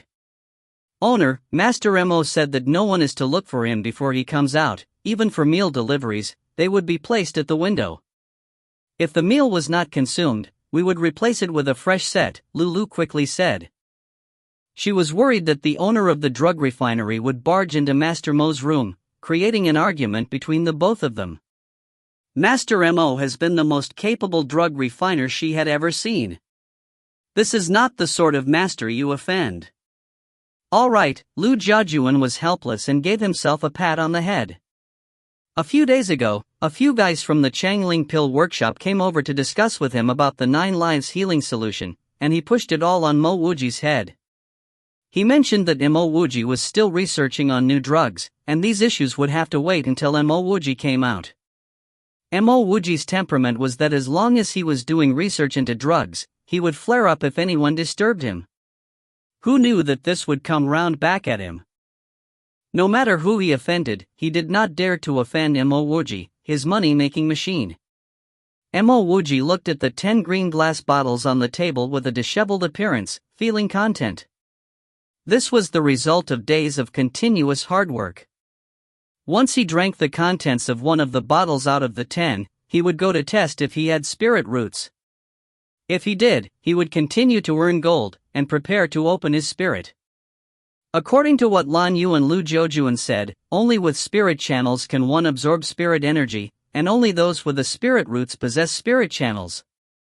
The reason for the absence of a spirit roots in Mo Wuji would be that his spirit channels were blocked, or he did not have spirit channels at all. To Mo Wuji, spirit channels were equivalent to meridians.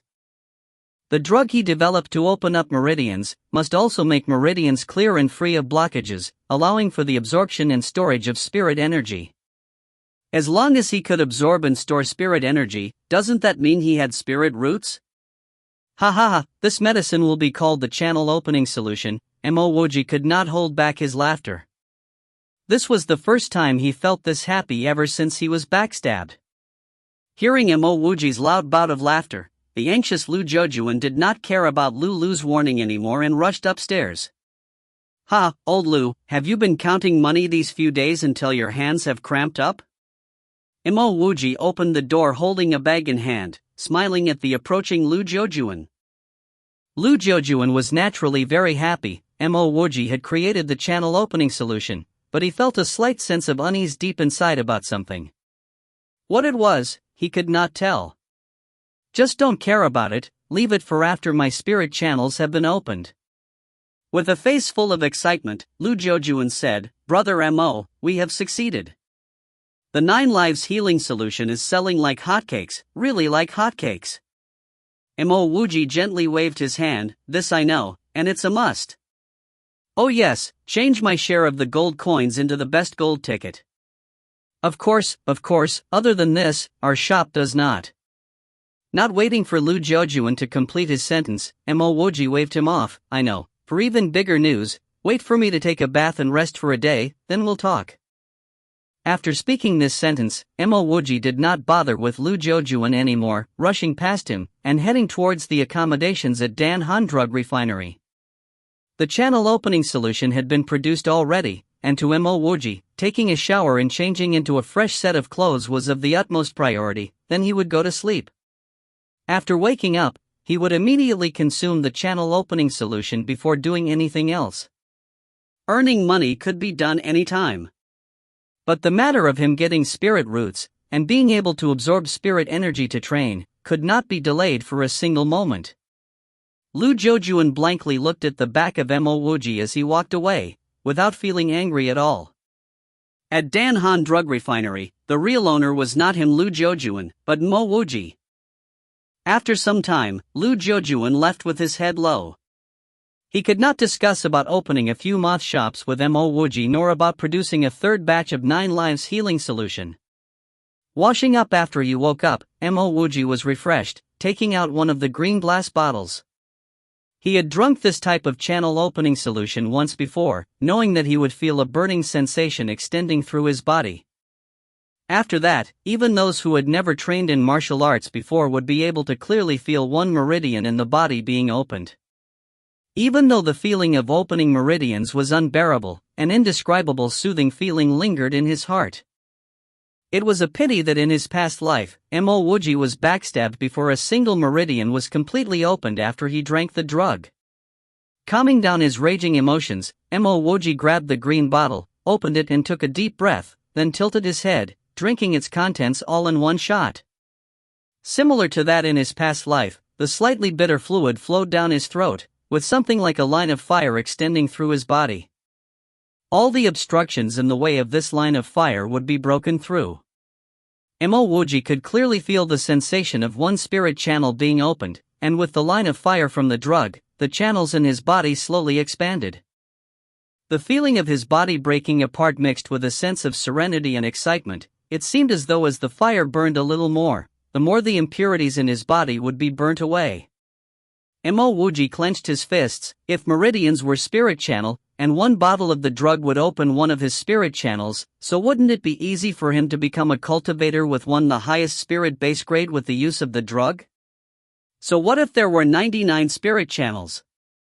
He could easily achieve it. Chapter 17, Falling Short. Chapter 17, Falling Short. Translator, Sparrow Translations Editor, Sparrow Translations. 2 hours later, Wuji's anticipation gradually dwindled. Even though the solution did expand one of his meridians, the expansion ceased after 2 hours. The burning sensation disappeared, indicating the limit of the solution. How was this possible? With cold water being poured over his head, Wuji completely forgot about the pain he was in as his channels were expanding. This felt like a rubbish-filled water ditch. When the water came flowing, the rubbish will be washed away by the water. But just when the ditch would be clear of rubbish, there was no more water. The rubbish that was supposed to be washed away was all stuck at the entrance, forming a dam and worsening the clogging. In his previous life, Mo Wuji was assassinated less than 2 hours after he drank the solution. Therefore he had no clue that the solution could not open the channel and that the meridian will be blocked in a specific position. No, the quantity must not have been enough. Mo Wuji clenched his teeth, opened and drank yet another bottle of the solution. If the first time drinking the solution felt like swallowing a line of fire, the second time felt like swallowing a fireball. Mo Wuji felt as if his whole body would be consumed by this fireball and turn to ashes. The pain was so severe that he fell to the ground as if he were paralyzed. In the end, his whole body was suffering from spasms and even breathing became difficult. After another 2 hours, the convulsive pain gradually disappeared. Mo Wuji, despite trembling, managed to get himself up using the bench. His heart was ice cold. He clearly knew that after consuming the second bottle, it only made him feel worse and the blockage remained at the same position as the first time. He was sure that if he were to drink the third bottle, he would lose his life. In short, his development on the meridian expansion solution was a failure. If that woman found out that the solution was unsuccessful, would she have regretted her actions? Maybe she would have regretted killing him before he actually managed to develop the solution successfully. Mo Wuji slowly moved himself to the table where he saw his pale and desperate face in the mirror. He knew he would not have any more chances. It only took 4 hours to go from joy to despair. 4 hours passed and he did not manage to even open any meridian and was still unable to practice. If he was on Earth, he would still be able to spare more time modifying the solution, but not here. It would be a miracle if he was able to produce the solution, given the very poor condition of the laboratory. Previously, he managed to do it as it was based on his experience more than anything else. He sighed, feeling weak and disappointed as he slowly got back to his normal self. Whatever will be, will be. He grabbed the kettle and poured himself a cup of water. No. Mo Wuji said as he put down the cup which was already close to his lips. His face became increasingly pale. After researching on plants for so many years, Mo Wuji became familiar with the smell of many plants. And the water he just poured had very faint scent of Antiaris toxicaria. This was definitely extracted from Antiaris toxicaria, a very poisonous plant. Mo Wuji was so shocked someone wanted to kill him that he was no longer disappointed. At that moment, Mo Wuji understood what was going on. Even though he has from a royal bloodline, people used to not bother about him because he was always acting crazy. But now that he had returned back to normal, coupled with the fact that he will be rich from the overwhelming success of Danhan drug refinery, people started to notice him. Nobody would care about a crazy noble, but most people would fear a capable descendant of the northern Qin prefecture king. Or at least those who tried to snatch the king's throne would. Mo Wuji gently placed his cup back on the table and calmed himself down. The entire Xinghan Empire is so huge, even if he could not develop his spiritual roots, it did not mean there was no other way. As long as there was the slightest of chance, he would not give up on himself. On hindsight, having kept the empty bottles, Mo Wuji felt fortunate. If the expansion had succeeded, he probably would have brought the gold bars over to the spirit opening tower, making things much worse. Previously, he was so obsessed with being able to open his channel and neglected the dangers that could come with it. His misfortune might have been a blessing in disguise. Sensing that a crisis was about to befall on him, Mo Wuji knew he would not be able to continue staying at Danhan drug refinery. It would be too easy to assassinate an ordinary person like him. But where else could he go? Master Mo, Chengling Pill Workshop's workers are here. Owner Lu is entertaining them and would like to invite you over to join them, Lu asked politely, breaking Mo Wuji's train of thoughts. Sure, I will be there right away, Mo Wuji said as he opened the door. Oh yes, I accidentally dirted this pot of water in the cup. Please help me pour away the water and clean it thoroughly. Lu was the one who took care of Mo Wuji during his time here at Danhan drug refinery. Mo Wuji believed that the one who tried to poison him was not Lu because this place was easily accessible to the public. The assassinator would not be so foolish to ask others to do it for him. Yes, Master Mo. Lulu's respect for Mo Wuji came from the bottom of her heart. She knew fully what a difference Mo Wuji had made to life in Dan Han Drug Refinery. Haha, brother Mo, let me introduce you. This is Changling Pill Workshop's owner Mei Xiao. Mo Wuji just entered the conference room when Lu Jojuan came over laughing and pointed to a young lady. By addressing him as brother Mo, Lu Jojuan seemed to be pointing out his close relationship with Mo Wuji to Mei Xiao. Hey, brother Mo, are you not feeling well? Lu Jojuan interrupted his own introduction. To him, even though Changling Pill Workshop's owner was here, Mo Wuji was still the most important to him. Mo Wuji's face was very pale and the way he walked showed that he was feeling weak. Mo Wuji shook his hand and said, "No, it is just that these few days have been quite tiring." Finishing his sentence, he said to the young lady, "Owner Mei, it's an honor to meet you." Mei Xiao's eyes swept across Mo Wuji's body and said, "Master Mo, I am very pleased to meet a famous person like you." Mo Wuji knew Mei Xiao's intention and said while laughing, "I am famous and infamous. There are times I still think I am the king. If things really don't work out, he will just continue to pretend to be an idiot."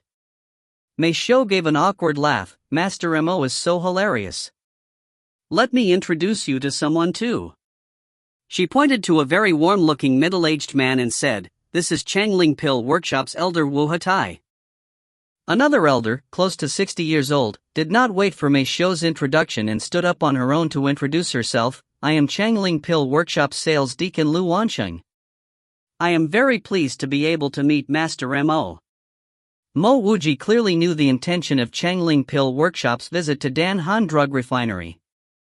He smiled and casually said, "Let us take a seat and discuss." Chapter 18, Now I Understand. Chapter 18, Now I Understand. Translator, Sparrow Translations Editor, Sparrow Translations. Although Mei Xiao was not considered beautiful, Mo Wuji felt a great sense of affinity with her. After Mo Wuji took a seat, she grabbed the opportunity to serve Mo Wuji a cup of tea even before the waiter could. "I'm really envious of Master Mo's ability to refine drugs, being able to develop a revolutionary product like the 9 Lives Healing Solution. I believe Master Mo understands the intention of my visit, and regardless of whether I'm successful or not, I still need to give you a toast to show my respect. This is because the 9 Lives Healing Solution has saved countless lives. Master Mo has served a great act of merit." Finishing her words, Mei Xiao drained the cup of tea in her hands. Mo Wuji secretly sighed in his heart. This woman really knows how to speak. But this woman drank a cup right in front of him, so there shouldn't be a problem with the tea. Mo Wuji was very thirsty, so he also quickly drained his cup. After drinking the tea, Mo Wuji turned serious and said, "Owner Mei thinks too highly of me. I simply developed an average drug. On the other hand, cultivators who have opened their spirits can casually come up with any drug which would be far superior to my 9 Lives Healing Solution."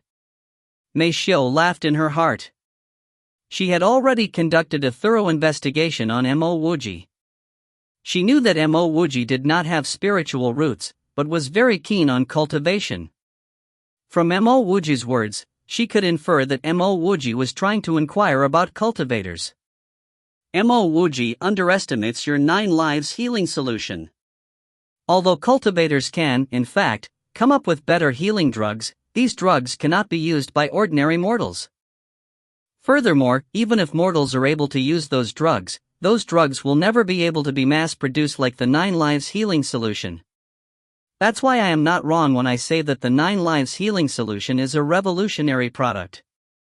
The reason why I'm here is to cooperate with Dan Han Drug Refinery to expand the production of the 9 Lives Healing Solution, Mei Xiao said seriously.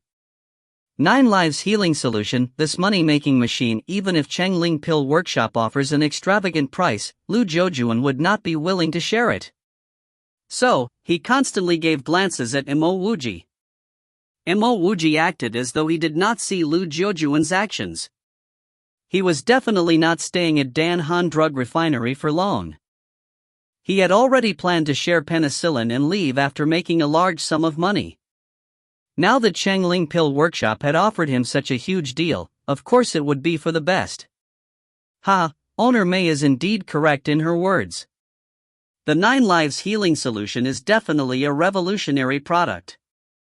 Master Mo has made an invaluable contribution towards the Chinese state by developing this drug. Elder Wu and Tai, who were sitting by Mei Xiu's side, sounded out. As Lu Jiujuan heard these words, he could not help but nod his head with a sense of pride. Originally, Mo Wuji wanted to leave after making a sum of money. However, after hearing those words, his heart skipped a beat. He suddenly understood the reason why he had been feeling so uneasy. It wasn't because of the assassin who poisoned his tea, but the Chengyu state.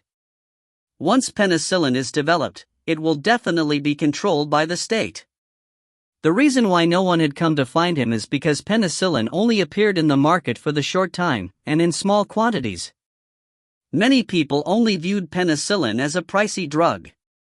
However, once penicillin was used by the army on a large scale, he might lose his rights to freedom.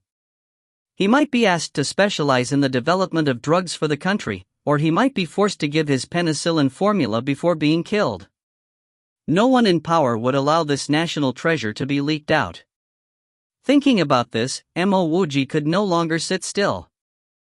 He suddenly stood up and said to Mei Xiu, "I am thankful for owner Mei's respect. Actually, I created this 9 Lives Healing Solution was simply because I wanted to do something for ordinary mortals like myself. Before, I wasn't very clear, but the words of owner Mei and Elder Wu really opened my eyes. How about this, give me 1 day. After a day, Chungling Pill Workshop will be able to get what it wants. First, let me prepare. Goodbye." Finishing his words, Mo Wuji hurriedly left even before Mei Xiu and the others could say a few words of courtesy. He really wanted to make a huge sum of money from Chungling Pill Workshop, but he did not dare take the risk.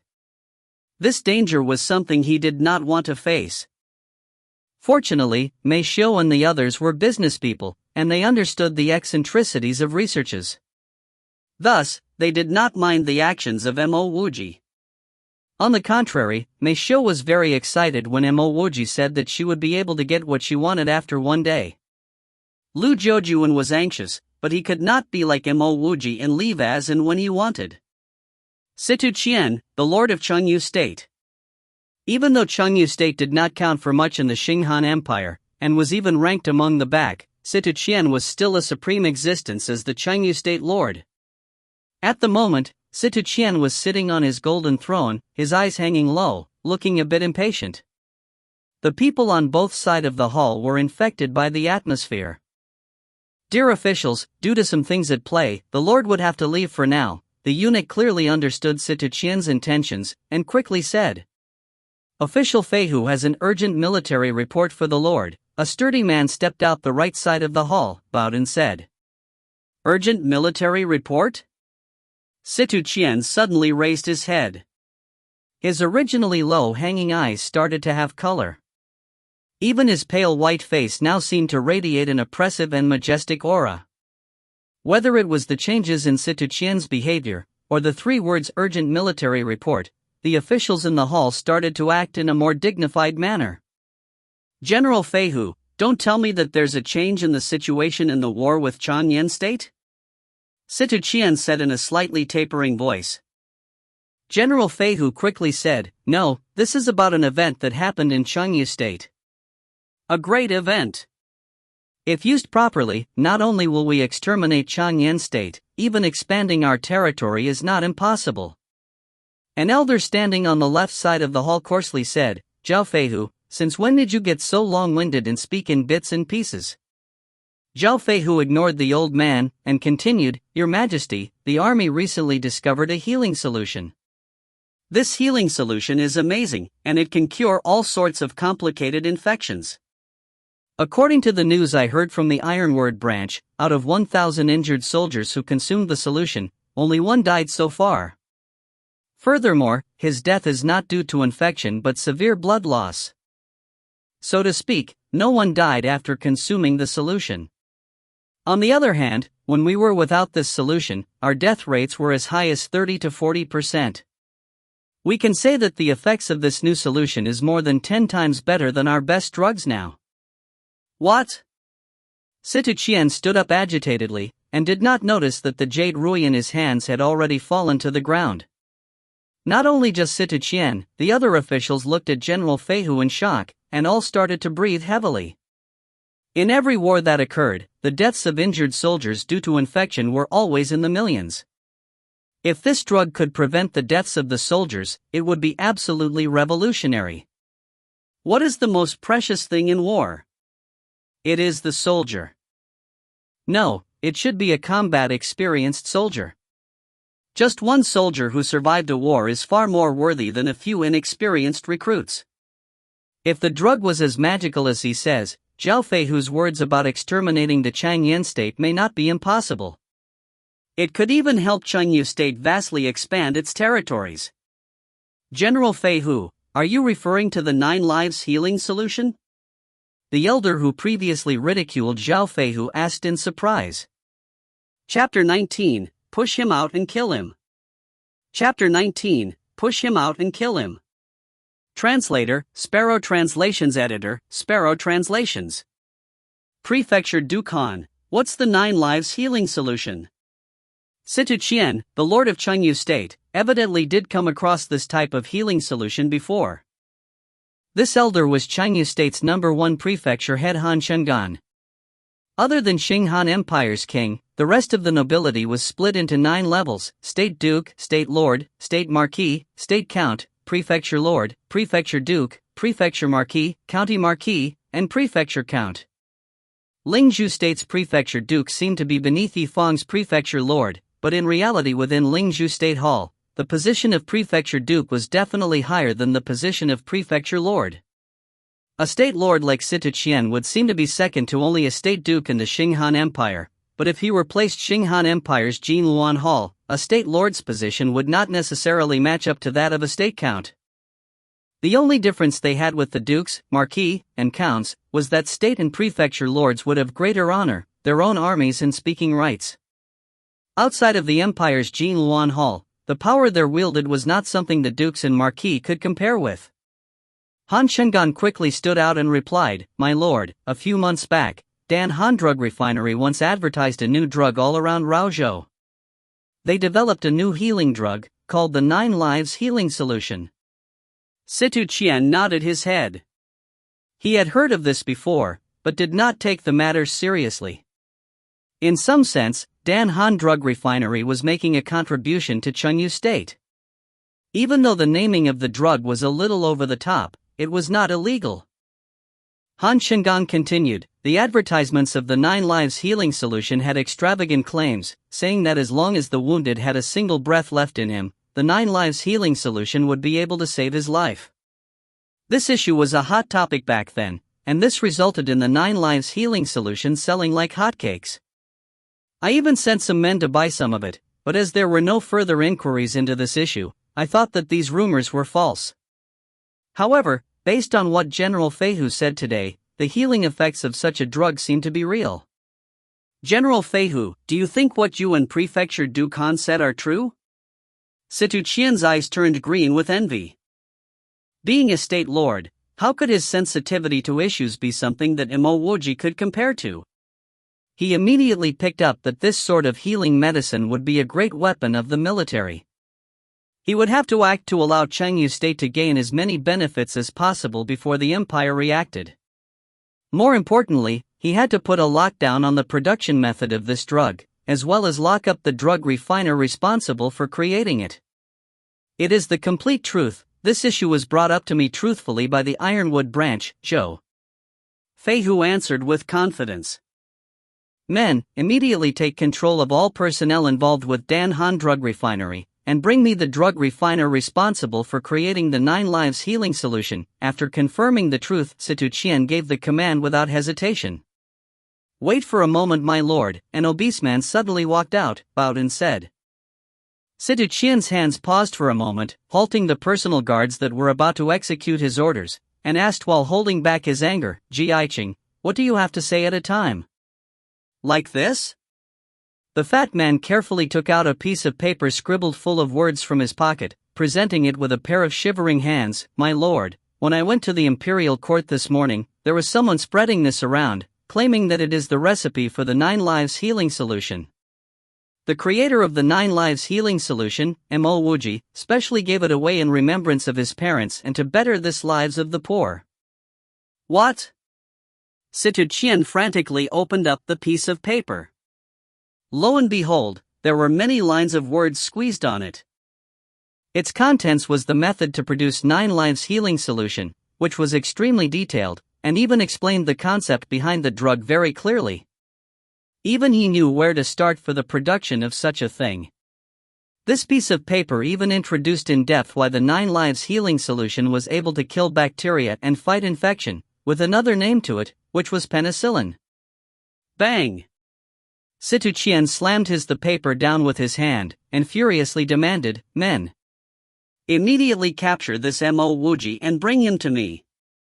At the same time, investigate how long this recipe has been distributed for, and who it has been distributed to. If you can control them, get those who possess the recipe under control. One thing that Situ Qian left out was to kill everyone who had laid eyes on the drug's recipe, and for those who could not be killed, throw them into the new drug refinery to produce 9 lives healing solution. There was absolute silence in the imperial court, and no one dared to make a sound. All those who were not stupid could see that the state lord's methods would not work at all. When did they start their imperial court session? It was when the sky was still dark, and now it was already about to reach lunchtime. With only one morning, it was impossible for them to collect all copies of the 9 lives healing solution recipe. As expected, the guard's leader soon came to report, Lord, I have an update, that Wuji hired many printing workshops and produced tens of thousands of the drug recipe, and also hired over 100 people to distribute them at the 4 city entrances of Raozhou. Other than that, he even hired people to leave town to distribute them for free at other important tourist landmarks. At this moment, I'm afraid most people, both outside and within the city, including traveling merchants, have already obtained this drug recipe. Situ Qian's hands lost their strength and drooped down. How many merchants and random people pass through Raozhou in a day? Could he capture them all? Even if he could, what use would that be?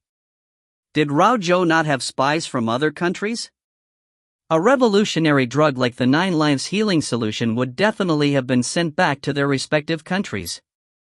What's more, the despicable Wuji even hired people to distribute the recipe outside of Raozhou City. Even a deity would not be able to gather all of the copies back. My lord, could it be that this Wuji sensed that something was up, and did this on purpose? A fair-skinned man stood out and spoke. Situ Qian frowned slightly. This is not impossible. Since he could sense it, why wait until now to spread the recipe for the healing drug? It can't be so, right? If Wuji were really that sensitive, he wouldn't have waited till now to do such a thing. He would have done it once the sales of the 9 lives healing solution started to pick up. He might not even have revealed the 9 lives healing solution. Han Shengan did not really agree with the perspectives of those who just spoke. State Lord Situ Qian calmed down and spoke solemnly, let's not control Dan Han drug refinery for the time being.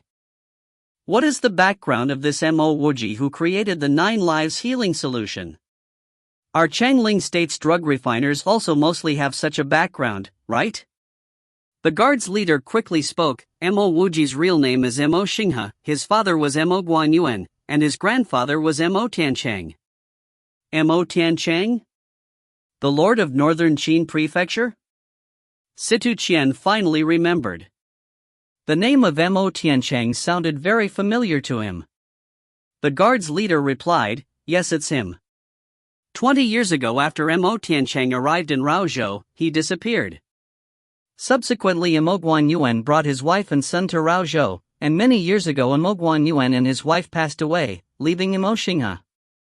Xinghe eventually went crazy because he was obsessed with becoming the lord of the northern Qin prefecture. A few months back, Xinghe seemed to have some signs of improvement, and even went to the Raozhou Workers' Union to find work. He changed his name to Wuji and joined Dan Han Drug Refinery, becoming their chief drug refiner, and developed the 9 Lives healing solution. The guard's leader spoke of these things with grandeur, and most of the people in the imperial court knew why. After coming to Raozhou, there was no lack of gifts from Mo Guanyuan. There were only a few in the imperial court who didn't receive a gift from Mo Guanyuan. As for Mo Guanyuan's son, Mo Xinghe, going crazy, they had heard of this before. The only thing they did not anticipate was for Mo Xinghe to do something so groundbreaking after recovering. Situ Qian did not speak. He knew everything about the family of the Lord of the Northern Qin Prefecture, and also the complexities within. Frankly speaking, he had a hand in making the Mo family lose the prefecture lord position. For the matter of Mo Tiancheng's grandson going crazy, he had also heard of it. What he did not expect was that this Mo Xinghe was still alive. At this moment, there was an announcement from outside the court: Mo Wuji has arrived. No need to bring him in, just push him out and kill him, Situ Qian coldly ordered. Chapter 20, Life and Death. Chapter 20, Life and Death. Translator, Sparrow Translations Editor, Sparrow Translations. My lord, I thought we should be rewarding him handsomely instead of executing him. Prefecture Dukan Shengan stood up and responded immediately. Why is that so? Situ Qian frowned and answered. From the very beginning he had never liked Mo Tiancheng, the prefecture lord of Northern Qin Prefecture. Not only did the Mo clan's descendant not offer the medication which they owned to Chengyu State, he also let everyone know of its formula. Situ Qian did not care about Mo Wuji's motive but just wanted him dead. My lord, Mo Wuji's contribution in the form of the 9 Lives healing solution has been beneficial to both the country and its people. You could have executed him before he came up with this drug. However, you must not do anything to him now. If word were to spread that he was executed even though he had developed such a miraculous drug for the people, it would ruin your reputation and be very unfavorable towards Chengyu State. On the other hand, if people were to find out that you did not sentence him to death but rewarded him handsomely for saving the lives of many commoners, Chengyu State will be more stable and people will be more united. Prefecture Dukan Shengan said his piece and retreated to the side. Although his words were not very clear, Situ Qian understood them well. Mo Wuji offended him, but Situ Qian should look past the offense and reward him handsomely. This act would stabilize his position as the lord and people would love him even more. He could not have cared less about the life of a commoner like Mo Wuji. However, he had to care about how it will affect the stability of his position. Moreover, things had already happened and it was up to him to act upon it to improve or ruin his own reputation. The answer was very clear, even to an idiot. Furthermore, he could have easily executed Mo Wuji after the hype over him dissolved as everyone would have forgotten about him. The Duke's words makes much sense. Someone bring Mo Wuji to me now. Situ Qian immediately understood the key to this matter. A moment later, a pale-looking young man with messy hair was brought into the hall. Could this be the drug refiner who developed the 9 Lives healing solution? Everyone was shocked at the outfit and appearance of Mo Wuji. Yes, normally a drug refiner would not bother about his appearance, but that was only when he was actually doing work in the laboratory. In most cases, a drug refiner would still dress decently outside of work. Even if he was at work, he should not look as pathetic as Mo Wuji did then. Get on your knees, the guard who brought Mo Wuji in shouted as he saw Mo Wuji assessing the situation in the hall. It appeared as though Mo Wuji had not heard him as he continued looking around. As though he had no idea that he was visiting the Lord. You may go back. To succeed as a drug refiner and to have made such a huge contribution to the country, I shall allow him to stand and speak. Situ Qian waved to the guard and spoke in a pleasant tone. After the guard retreated, Situ Qian looked at Mo Wuji and asked, So you are Mo Wuji? Mo Wuji seemed to have a clearer idea of the situation now, and looked curiously and shockingly at Situ Qian and said, Yes, I am Mo Wuji. And are you the Lord? A minister standing by the side suddenly stood up and scrambled to question Mo Wuji but was stopped in his tracks by Situ Qian. I've heard you developed a top-quality drug like the 9 Lives healing solution. Could you tell me how you did it? He heard about the incident where Mo Wuji went crazy. After all, Mo Wuji was still the descendant of the Northern Qin Prefecture's lord. He was bound to receive news about him. It's just that Situ Qian could not care less about him. In other words, if Mo Wuji had not developed the 9 Lives healing solution, the lord himself would not care even if he were to die on the streets. However, he could make full use of Mo Wuji's talent if he really was a talented drug refiner. Mo Wuji heaved a sigh of relief, having walked through the gates of hell to find out that the Lord would not have him killed. Having almost died from the channel opening solution and constantly being worried about penicillin bringing him bad luck, he barely had a moment of peace and rest. How could he still not spirited now? Entering the hall looking like an idiot could have been part of his plan too. He was a crazy person to begin with, so it was only natural that his reaction was a little slow. My lord, this was a product my late father passed down to me. He told me that if I were struggling to survive, I could bring it out to save myself. Previously, I suffered from trauma and went crazy. Now that I've just recovered, I thought of the product my father left me. I took it out and decided to work with Dan Han Drug Refinery. I had no clues on how to actually refine drugs, Mo Wuji explained. Situ Qian felt a little remorseful for not paying more attention to Mo Wuji's life after Mo Wuji explained himself. He did not suspect Mo Wuji's words. He knew Mo Tianchang was a drug refiner. When he went missing, Mo Wuji was not born yet. Therefore it made perfect sense that Mo Wuji was not able to learn how to refine drugs from his father. After all, drug refining was not something everyone could learn easily. So why did you spread the formula around then? Situ Qian continued to question him. Mo Wuji pretended to look nervous and said, "This formula was passed down from my grandfather to my father, so that he could present it to the people when he succeeded the throne. However, he died early and did not manage to succeed the throne. Previously, I was too obsessed with being the lord that I entered a blind alley. Now that I've recovered and know that the Mo family will no longer have a chance to succeed the Northern Qin Prefecture's throne, I wanted to make use of this opportunity to do something for the people. 9 Lives healing solution would be able to save the lives of many, gaining some praise and recognition for the Mo clan." Situ Qian nodded his head subtly. As the Northern Qin Prefecture's lord had always been from the Mo clan, this would have been the best way to gain some prestige and garner support for his reign, especially for a new lord like himself. Up till then, he believed as much as 90% of Mo Wuji's words. If this was the case, why did you work with Dan Han Drug Refinery to sell the drug at such a steep price? Only to give away the formula after producing a batch of drugs, Situ Qian questioned and stared straight at him. Mo Wuji said with a little bit of fear, "Previously, I did not even have enough gold coins to fill my stomach. Where would I find the money to publicize the drug? Dan Han Drug Refinery's owner treated me very well.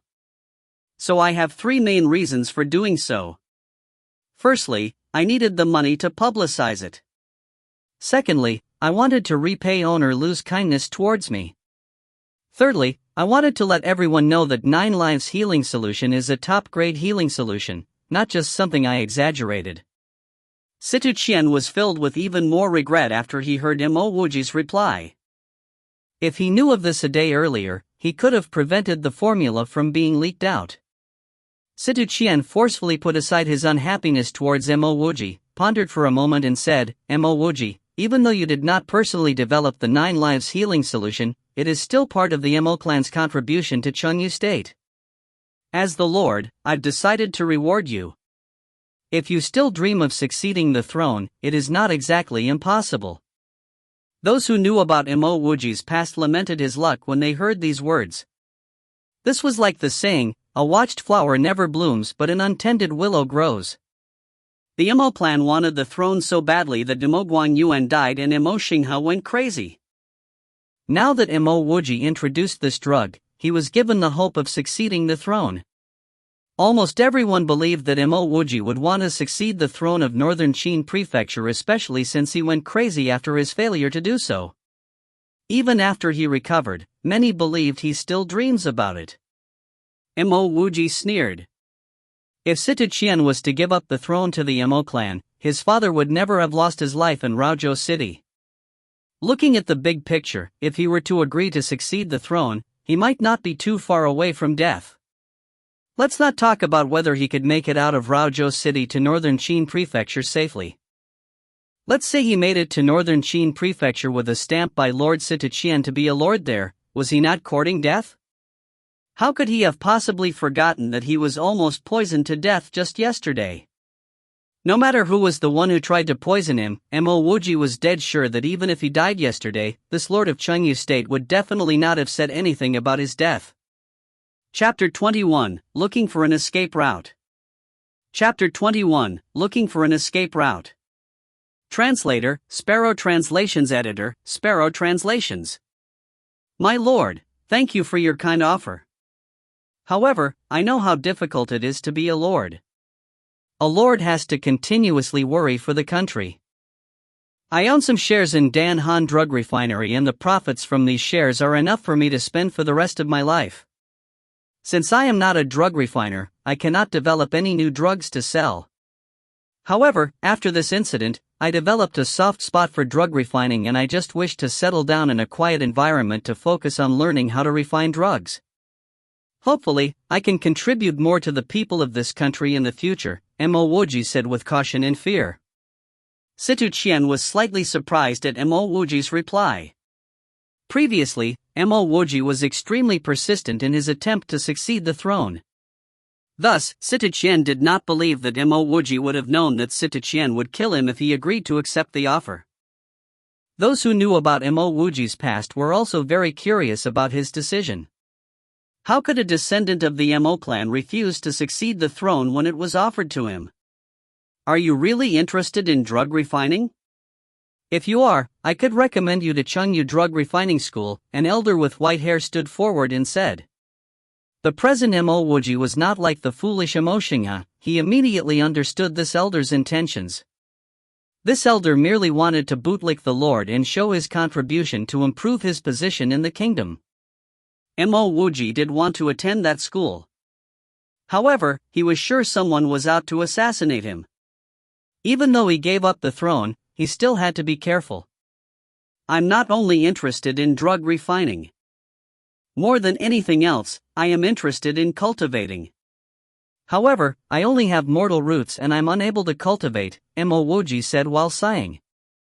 There was truth to his sentence as being unable to cultivate was indeed his greatest pain. Han Shingan appeared as though he could read Mo Wuji's mind and said, Young brother Mo, 6 months later, Xinghan Empire will be organizing the Spring Immortals Gate Conference. Chengyu State will send 10 participants, the Han clan would be sending one too. If you are willing, I can give you the opportunity to follow the Han family to participate in the Spring Immortals Gate Conference as an attendant. I am only afraid this would be unworthy of your presence as your ancestors were from nobility after all. May I ask who you are? Mo Wuji was pleased regardless of what his status was. Staying here would be too dangerous. If he agreed to go to Xinghan Empire, he could meet real cultivators and even find new opportunities. More importantly, he could leave Chengyu State. The white-haired elder grunted at Mo Wuji and said, This is Chengyu State's prefecture duke, Han Shingan. Why don't you hurry and thank him for his offer? Quit thinking you're the small lord of northern Qin Prefecture because you're not. Mo Wuji did not agree with him as he knew the white-haired elder was biased against him for the earlier incident. So you're Prefecture Duke Han. Thank you for your kind offer. I, Mo Wuji, have always looked up to your big name and I am willing to follow the Han clan for this conference, Mo Wuji replied respectfully to Han Shingan. After replying, Mo Wuji realized something and turned his head to the white-haired elder, and you are? The white-haired elder saw that Mo Wuji was willing to follow the Han family and felt a little unhappy. He replied Mo Wuji coldly, I am Minister Yao Kong. I've never heard of you, Mo Wuji said and immediately turned to Sita Qian. My lord, thank you for your kindness. I've decided to represent and serve the Han clan. He completely ignored Yao Kong, as if Yao Kong was just a passerby. "It shall be as you wish," Situ Qian said perfunctorily. One of the eunuchs who stood by him knew that Situ Qian was getting irritated and thus said, "Dismissed." Han Shengan said to him, "O Wuji, you should go and pack up. You will follow me back to the Han residence." Mo Wuji said hurriedly, "Thank you, Prefecture Duke, I will pack my things and then head over to the Duke's place tonight." Han Shengan nodded and said, "Please go ahead first. Just register your name once you've reached my residence." After finishing his words, Han Shengan did not bother about Mo Wuji anymore as he followed the rest of the ministers out. Mo Wuji naturally sped up and followed closely behind them, leaving behind an unsatisfied Yao Kong. Yao Kong never expected a lowly personnel like Mo Wuji to be so arrogant. He embarrassed Yao Kong in front of so many ministers by saying he had not heard of him before, while he had a lot of respect for Han Shengan. In terms of authority, he held more power than Han Shengan. Han Shengan's position was only slightly higher than his. Watching Mo Wuji's back as he hurried off, there was a trace of coldness in Yao Kang's eyes. If Mo Wuji did not have important things to settle, he would have immediately followed Han Shengan back to the Han residence. He still had 8 more bottles of the channel opening solution which he had to bring along with him. Whether they work or not, he refused to discard them. Who knows, maybe if he added more ingredients, it could become a solution that can successfully open a channel. More importantly, he still has over 10,000 gold coins at Dan Han Drug Refinery. He could not afford to leave these gold coins behind as they were his life insurance. Furthermore, he had not been home since he started work at Dan Han Drug Refinery. Nobody knew how long he would be staying at the Han residence. He wanted to use this opportunity to return home to see if Yen Er left anything important behind. After he arrived in this world, Yen Er was the only one he really cared about. Mo Wuji's return to Dan Han Drug Refinery was greeted by a depressed Lu Zhoujuan. When he saw Mo Wuji walking over, Lu Zhoujuan stood up as if his butt was on fire. He grabbed Mo Wuji and asked, "Brother Mo, what is the meaning of this? Just when we were about to make it big, you gave the formula away for free?" Mo Wuji said in a serious tone, "Old Lu, after hearing Changling Pill Workshop's owner Mei's words, I realized one very important thing.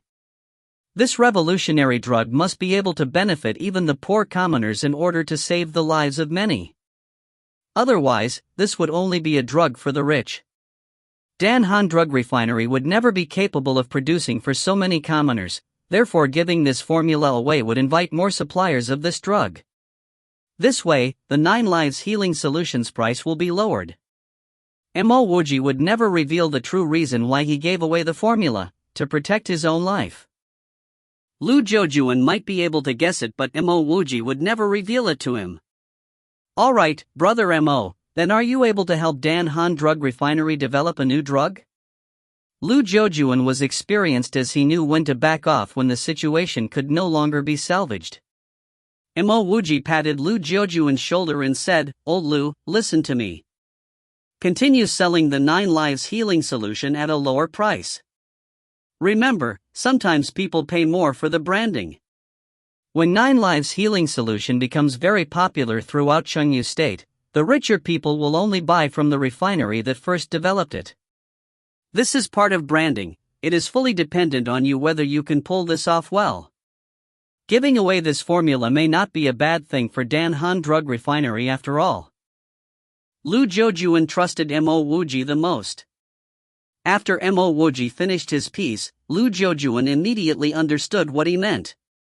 His spirits were immediately lifted and he asked, "So Brother Mo, what should we do now?" Mo Wuji laughed and replied, "It will no longer be what we should do now but rather, what you should do now. I have decided to accept Prefecture Duke Han's invitation to be a guard at the Han residence. I came back just to retrieve my belongings and collect the portion of profits that belongs to me." Mo Wuji was visiting the Han residence as a guest, yet he made himself sound very important. "Ah." Lu Zhoujuan was shocked and then sighed, Dan Han Drug Refinery is indeed too small for Brother Mo. My heartiest congratulations to you and your bright future. Don't worry, as long as Dan Han Drug Refinery continues to earn, you will continue to have profits. Wuji would no longer be refining drugs at Dan Han Drug Refinery. To be still able to say these words must not be easy for Lu Jiujuan. Chapter 22, Joining the Han Residence. Chapter 22, Joining the Han Residence. Translator, Sparrow Translations Editor, Sparrow Translations. Young Master Mo, you're back. Where is Miss Yenair? Wuji saw Aunt Lu pushing her small cart back as he arrived at the rental apartment that he and Yenair shared. Aunt Lu saw Wuji and was pleasantly surprised. Based on what she had heard, Wuji's mental state seemed to have improved. Wuji bowed in respect. Aunt Lu, thank you for taking care of me and Yenair all these years. But now, Yenair has been taken from me. I will soon be leaving Raozhou too. I've returned today to take Yenair's possessions away. This was the first time that Wuji saw Aunt Lu. She was a lady that was rather tanned and appeared to be over 30 years old. Stress had left many marks on her face, and these creases concealed a beautiful face that should have been there as she was in her prime. Seeing Aunt Lu returning full of fatigue, Wuji suspected that business was bad at the store last night. That's good, that's good. Even though Yenair has matured, she's still too young and needs someone to look after her. Aunt Lu stopped herself from saying any more. All this while, Yenair was supposed to need someone to take care of her, but in reality it was her that took care of this young master in front of Aunt Lu. Go in and tidy up the place, I've kept the room just for you all this time. Aunt Lu hurriedly pushed her cart away after completing her sentence. Wuji walked into a storeroom which did not even have a lock and was only secured by a piece of rope. A pile of dust welcomed him. A few months away from the place and the whole interior was covered with dust. Wuji had only stayed here for 2 nights ever before. Back then, he had 1 bed and 1 decent carpet, but on Yenair's site it was much shabbier. Other than a few neat piles of old and tattered clothes, there was nothing else. This meant that Yenair did not even have a rug to sleep on at night. In his heart, Wuji felt a tinge of regret. Being able to meet a girl like Yenair would have used up all of the good karma he had accumulated. Especially after he had been backstabbed, Wuji knew how rare girls like Yenair were. He carefully dusted Yenair's last few pieces of clothing before placing them into his bag. It was then he saw a hairpin at the bottom of the pile. This was a hairpin that Wuji had no recollection of Yenair ever wearing, and even though the hairpin was only a plain metal one, it looked to be Yenair's most precious piece of jewelry. Wuji wrapped up the hairpin, walking over to the mirror which had many scratches on it. This was Yenair's only makeup accessory. Perhaps this mirror was what Yenair used to dress up for him. With a final sigh, Wuji kept the mirror into his bag too. Looking through this small storeroom one last time, Wuji then walked out. Young Master Mo, since Yenair is not around, why don't you join me for a meal? Outside the storeroom, Wuji saw Aunt Lu with a scarf wrapped around her neck.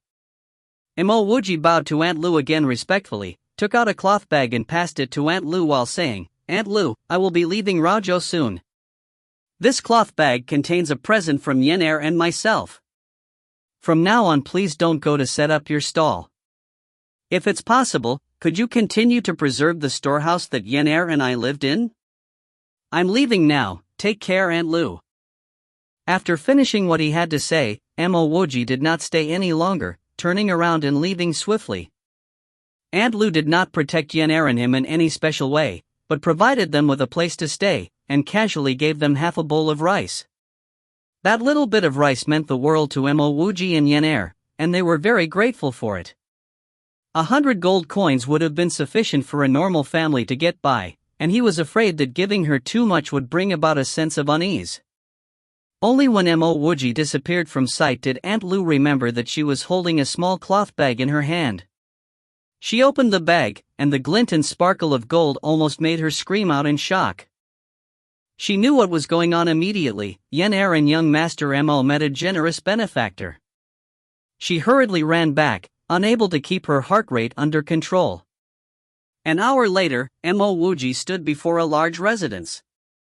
Han residence. Two large ancient words told Mo Wuji that this was the place that he would be living in for the next few months, Prefecture Duke Old Han Cheng'an's own residence. From his rough estimates, the Han residence occupied at least over 10,000 square meters. In this busy Raozhou city center, how much would such a large residence cost? Who knew how much this cost compared to the old Mo Prefecture Lord residence was in northern Qin? Unfortunately, Mo Wuji did not even have a vague idea of anything in northern Qin. Hey, you little kid, what are you trying to do, loitering in front of the Prefecture Duke's residence? Scram! The guards in front of the Prefecture Duke's residence unhappily shouted at Mo Wuji just as he was sighing.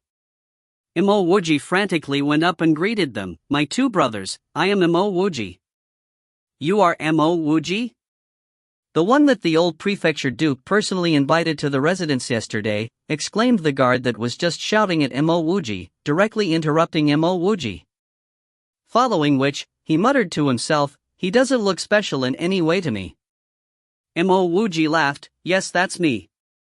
The guard's love for gossip was immediately ignited, and he carefully pulled Mo Wuji to one side, asking, "I heard that you are even a drug refiner."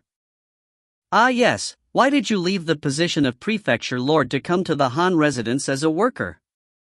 Mo Wuji then greeted the Han residence with an imaginary greeting, and said, "Brother, it is inappropriate for you to ask such a question. My admiration towards Prefecture Duke Old Han is endless. How could a simple position of Prefecture Lord compare to being a worker at the Han residence? In other words, if I let you choose between being a guard at the Han residence and being a Prefecture Lord, which one would you choose?" This guard was not able to answer at that moment. Wasn't it obvious to choose to be Prefecture Lord? But no matter how he packaged these words, once news spread about what he said, wouldn't that be telling others that he had no sense of belonging towards the Han residence? I am not that unsupportive of the old Prefecture Duke. Naturally I'll choose being the guard for the Han residence. The guard rubbed his hand and joined in the laughter. Mo Wuji pat the guard's shoulders. "Hasn't this issue come to a close now?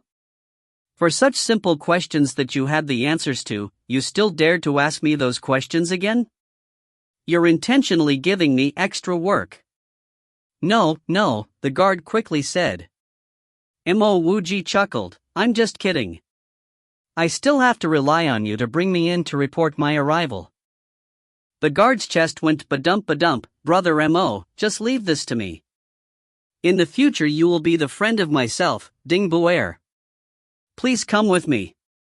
After speaking his piece, Ding Buer waved and greeted a few other guards, taking the initiative to bring Mo Wuji for reporting.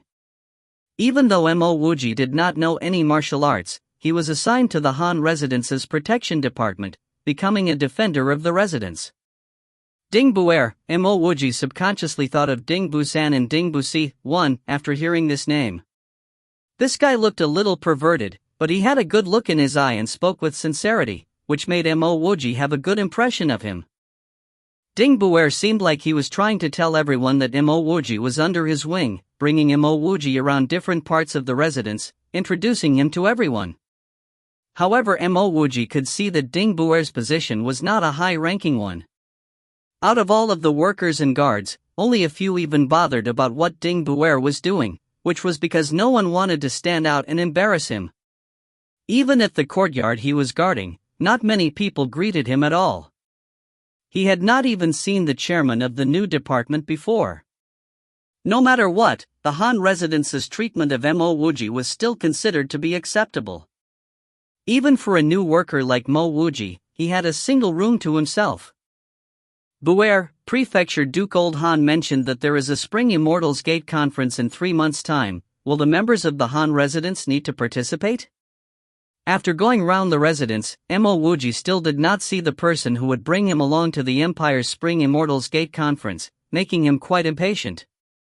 He did not come here simply to be a worker, but to borrow the power of the Han residence to go to the Qing Han Empire's capital city. Most importantly, to take a look at the Spring Immortals Gate conference, and take the opportunity to leave Raozhou. 1. Air is 2 in Chinese, while San is 3 and C is 4. Chapter 23, So. You are Mo Wuji? Chapter 23, So. You are Mo Wuji? Translator, Sparrow Translations Editor, Sparrow Translations. Ding Buer's face immediately revealed an expression of worship, of course. That is the old duke's daughter, Han Ning. She can be considered a genius even in the entire Qingyu state.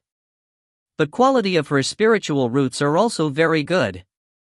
3 years ago, the old duke specially brought her to Qingluo, the royal capital, to open her spirits, and she immediately opened 7 spirit channels. Now, the little miss is in channel opening stage level 5, with more than 20 spirit channels opened. If not for the Spring Immortals Gate, the little miss would have entered a sect 3 years ago. Mo Wuji had heard about spirit channels before. The more channels you open during your spirit opening, the greater your potential. A higher quality spiritual root would cause more spiritual channels to open during the spirit opening. But Mo Wuji only had mortal roots, he didn't even have spiritual roots. Previously, when he tried to open his spirits, he could not open any spirit channels whatsoever. Why must she wait for the Spring Immortals Gate? Wouldn't it have been better for the little miss to join a sect 3 years ago? Mo Wuji asked puzzledly. From his point of view, there was an obvious difference between cultivating in a sect and cultivating at home. If Han Ning entered a sect 3 years ago, her cultivation level would probably be higher than her current channel opening stage level 5. Ding Buer laughed cheekily, and made a mysterious expression. Speaking in a teacher-like tone, he patted Mo Wuji and said, "This is where you don't understand. The true, big sects only accept disciples during the Spring Immortals Gate conference. If the little miss was to enter a sect 3 years ago, she can only join some small sect. Do you think these small sects can compete with the resources and techniques of the big ones?" So that was the reason. Mo Wuji also agreed with this argument. When comparing the resources of Peking University and a diploma mill, Peking University would definitely emerge victorious.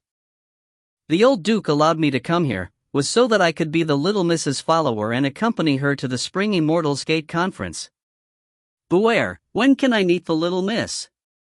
Mo Wuji took the initiative to ask. Ding Buer shook his head. Brother Wuji, the old duke only said that to appease you. The one who will be following the little miss to participate in the Spring Immortals Gate will not be either of us. Why? Mo Wuji was shocked. That was the reason he came. If he didn't get to attend the conference, then what was the point of coming here? Ding Buer whispered in Mo Wuji's ear, "The little miss will personally pick her followers. She doesn't even know us, so we definitely won't be picked. In all honesty, my chances of being picked is even higher than yours. After all, I take care of the yard and I am also the door guard. At least, the little miss would have noticed me." Mo Wuji's heart sank. If this was how Han Ning really picked her followers, he really would not have a chance. Ding Buer patted Mo Wuji's shoulders and brought him to his personal residence with slight sympathy. "No, I came here to go to the royal capital. If what Ding Buer says is true, I need to find ways to meet Han Ning. There's no rush, I can start tomorrow. I will first interact with the people in the Han residence." After sending Ding Buer off, Mo Wuji jumped onto his bed and fell asleep. Ever since he drank the channel opening solution, he did not have proper rest. He did not even sleep last night. It was quite amazing to have endured till now. The sky was still dim. A bell rang in the Han residence's yard. Everyone woke up and washed up as fast as they could before rushing to the martial arts training field. Mo Wuji was exhausted, both physically and mentally. Even if he heard the bell, he wouldn't have woken up. In just half an instant of time, more than 100 guards gathered in the martial arts field. Ta-ta. The sound of a horse unhurriedly walking was heard. A girl in red riding a tall, red horse was coming over. From afar, it looked like a fireball was slowing arriving. Behind her, there was a girl in blue riding a yellow horse. Greetings, Miss Ning, the guards called out. Everyone here recognized that this person was the Han residence's favored Han Ning. Han Ning's eyes swept across the 100 people as she slowly said, "Today, I'm going to the Thunder Fog Forest, and I require 10 of you to act as my guards. Among the 10 of you, the one who performs the best will get to follow me to the Spring Immortals Gate Conference." Once they heard the little miss's words, the 100 guards instantly became invigorated, beating their chests in excitement. They all wished to enter the eyes of the little miss, and to be picked to enter the Thunder Fog Forest. No matter how dangerous the Thunder Fog Forest was, it couldn't stop the allure of the royal capital. "Who is Mo Wuji?" Han Ning suddenly cried. The guards instantly went silent. It felt like half a day had passed, but no one answered. Most people here did not even know who Mo Wuji was. Han Ning's face turned unsightly, and she shouted louder, "Mo Wuji has not come?" Ding Buer hurriedly stood forward and said hesitantly, "Little miss, Mo Wuji just came yesterday. Maybe he is still not very familiar." With the words of Ding Buer, Han Ning's face turned even more unsightly. "Everyone here will run around the training field till Mo Wuji comes. Anyone who falls out will have 1 month's pay deducted." A sturdy man standing at the front angrily said to a guard beside him, "Chang Songkai, immediately get that bastard over here." "Yes," an aggressive-looking man responded and hurriedly ran out of the training field.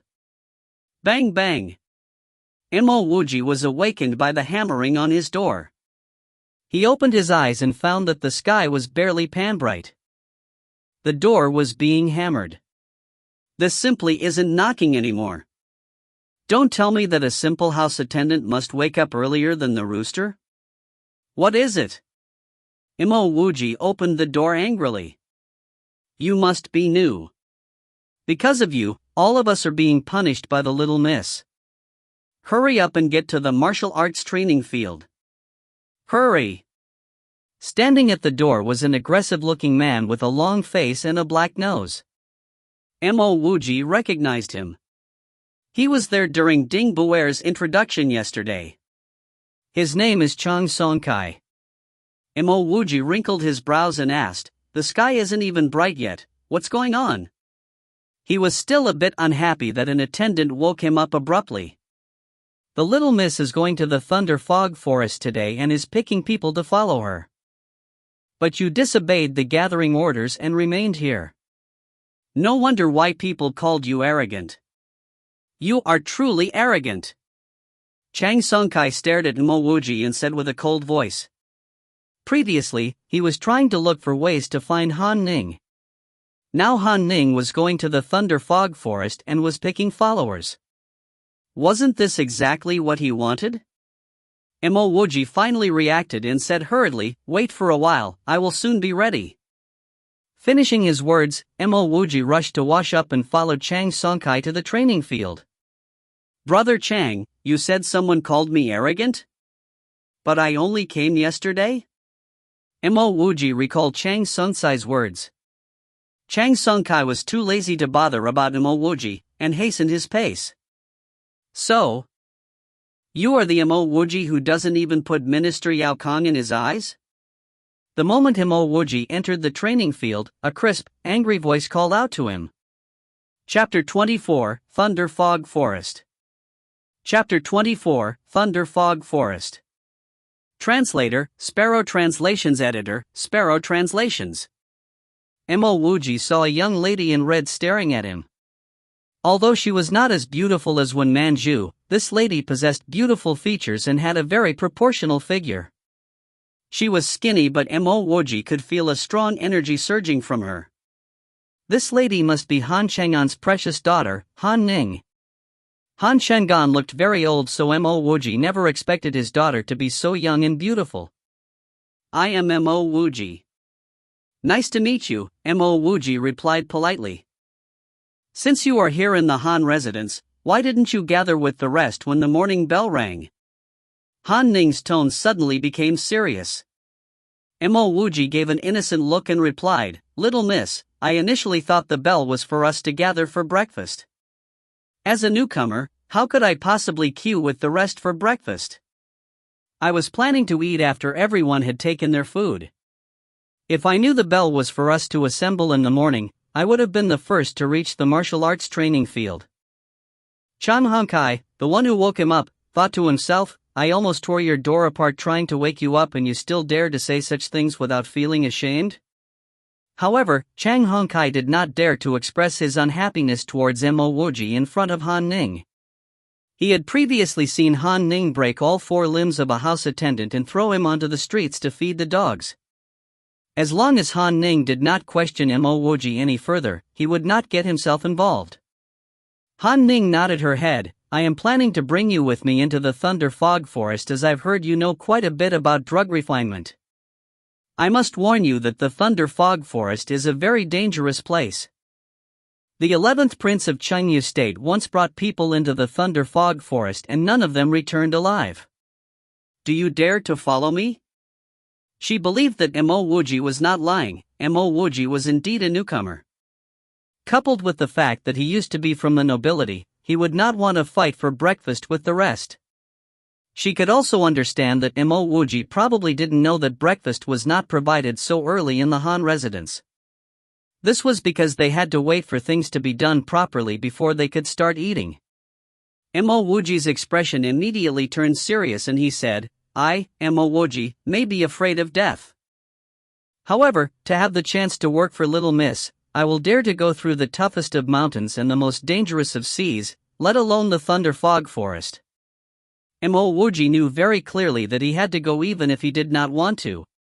He knew he had to impress Han Ning if he wanted to stand a chance to be selected to go to the Spring Immortals Gate Conference in a few months' time. At the same time, he felt that Han Ning's real intention of asking him along was not for his knowledge on drug refinement. He was dead sure he had told Han Shengan that he knew nothing about drug refinement. Han Ning invited Mo Wuji because her father told her that Mo Wuji could be useful to her. Now that Mo Wuji accepted her invitation, Han Ning was very pleased and said, since this is the case, please step aside. Han Ning's eyes fell on an energetic young man in the group of guards. Chief Guard Peng, pick 8 more guards for me. Including Mo Wuji and yourself, we will leave immediately once we have 10 guards in total. This energetic young man was Han Residence's chief guard Peng Manhwa. He stood up in a hurry after he heard Han Ning's words, Little Miss, are you sure you will only bring 10 guards into the Thunder Fog Forest? Han Ning replied, this time we will only be going to the outskirts of the Thunder Fog Forest to practice for a few days. At the same time, we will also be looking for a certain herb. We will not be going too deep into the forest. Yes, I understand, Peng Manhwa answered and immediately looked back to the 100 over trainees, Wuji, Cheng Honkai, Ding Buer, Kaijo. The 8 guards were selected quickly, but much to Mo Wuji's surprise was the inclusion of Ding Buer. Ding Buer walked over faintly to Mo Wuji and whispered in his ears, Brother Mo, you must be the reason why I was chosen. Mo Wuji questioned the decision to include Ding Buer. Logically speaking, Ding Buer would not have qualified to be chosen. He looked over to Peng Manhwa, who coincidentally was also looking at him and saw that Peng Manhwa nodded at him. Mo Wuji understood his intention. Peng Manhwa guessed that Mo Wuji was important to Han Ning and hence wanted to make use of Ding Buer to please him. Buer, please address me as Wuji. In fact, you are older than me, Mo Wuji whispered. Ding Buer nodded his head, yes, Wuji. From today onwards, you will be my best friend. After Peng Manhwa picked 8 guards, a lady in blue riding on a yellow horse behind Han Ning announced, everyone pick a horse and prepare yourself. We will leave in a while. That is Little Miss's personal maid, Xiaolan. She is Han Ning's favorite, we better not offend or neglect her, Ding Buer whispered into Mo Wuji's ears. I need to go back and take some things first, Mo Wuji nodded his head. He was not so brain-dead as to offend people around Han Ning. Mo Wuji went back to bring the few bottles of channel opening solution he had with him as he had no idea how long he will be gone for in the Thunder Fog Forest. He was afraid he would never be at ease if someone were to find out these solutions could actually open a channel halfway. Mo Wuji picked a tall black horse and rode it back to the martial arts training field to familiarize himself with the horse. When all 12 of them left Raozhou City, the sky was still bright. These horses seemed well trained as they could run at very high speeds. At such a high speed, Mo Wuji felt a little uncomfortable riding it.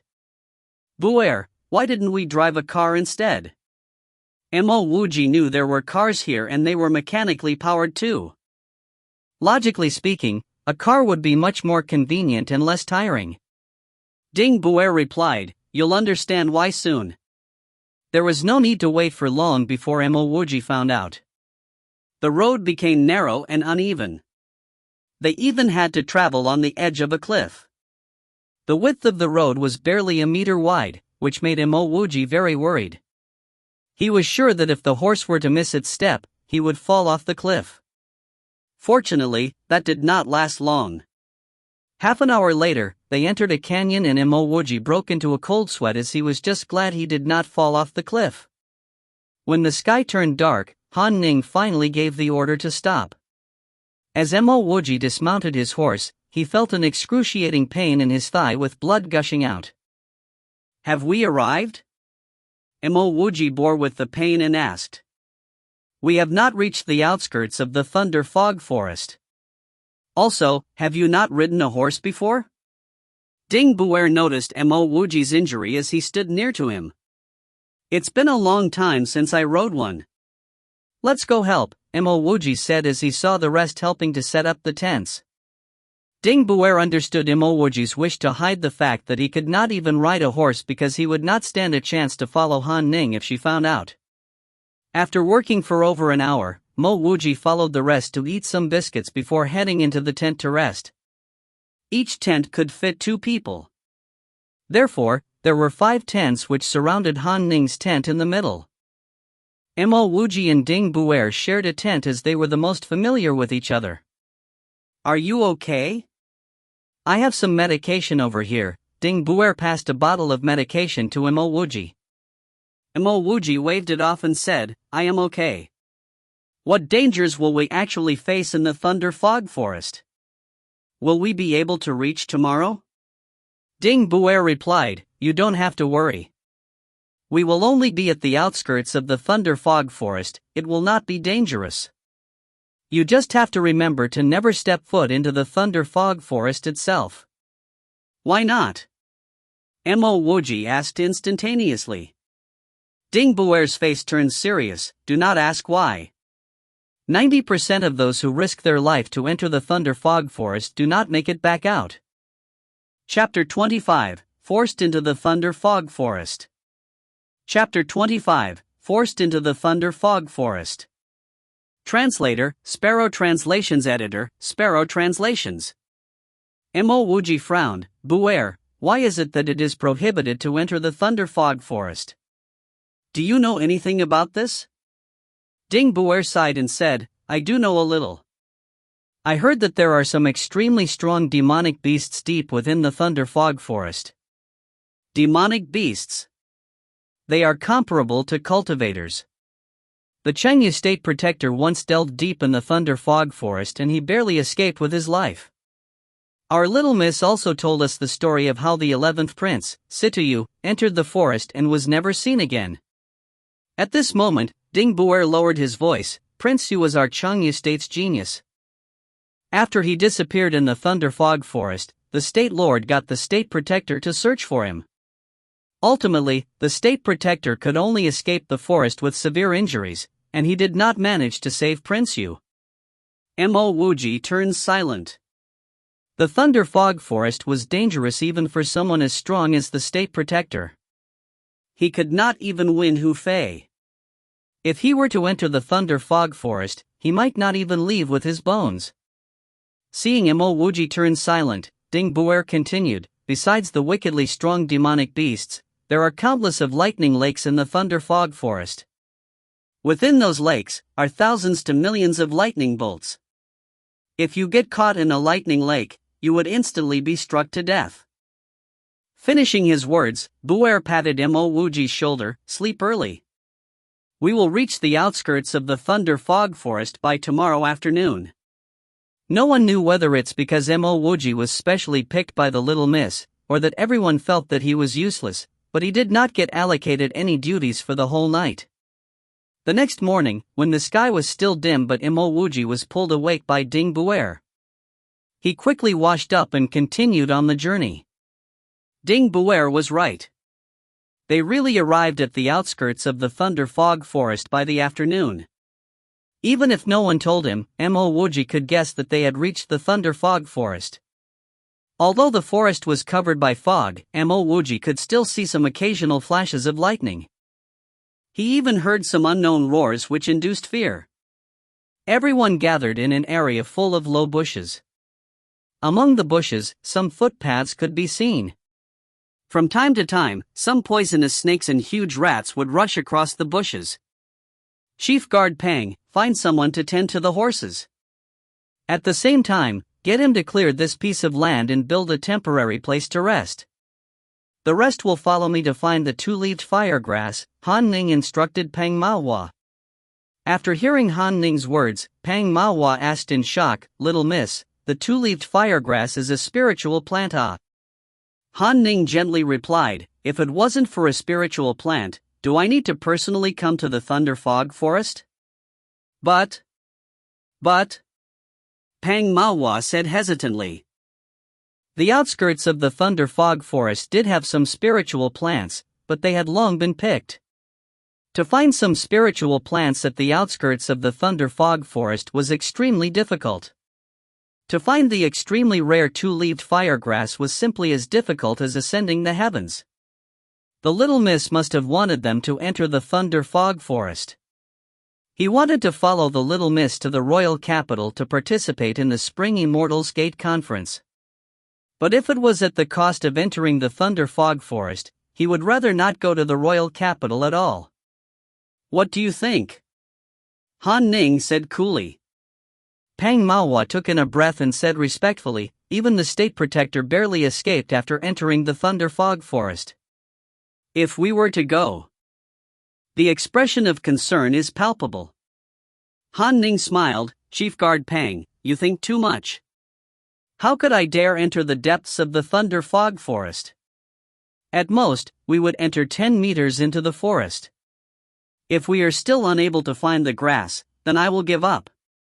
Your life is valuable. Mine is not worthless either." Hearing Han Ning's words, Pang Manhwa let out a sigh of relief. The little miss was right. She would not put herself into danger. If it's just 10 meters, there shouldn't be any problems. Thinking about this, Pang Manhwa said to a slightly thin youth, "Chaijo, you will stay here to take care of the horses. At the same time, clear this area."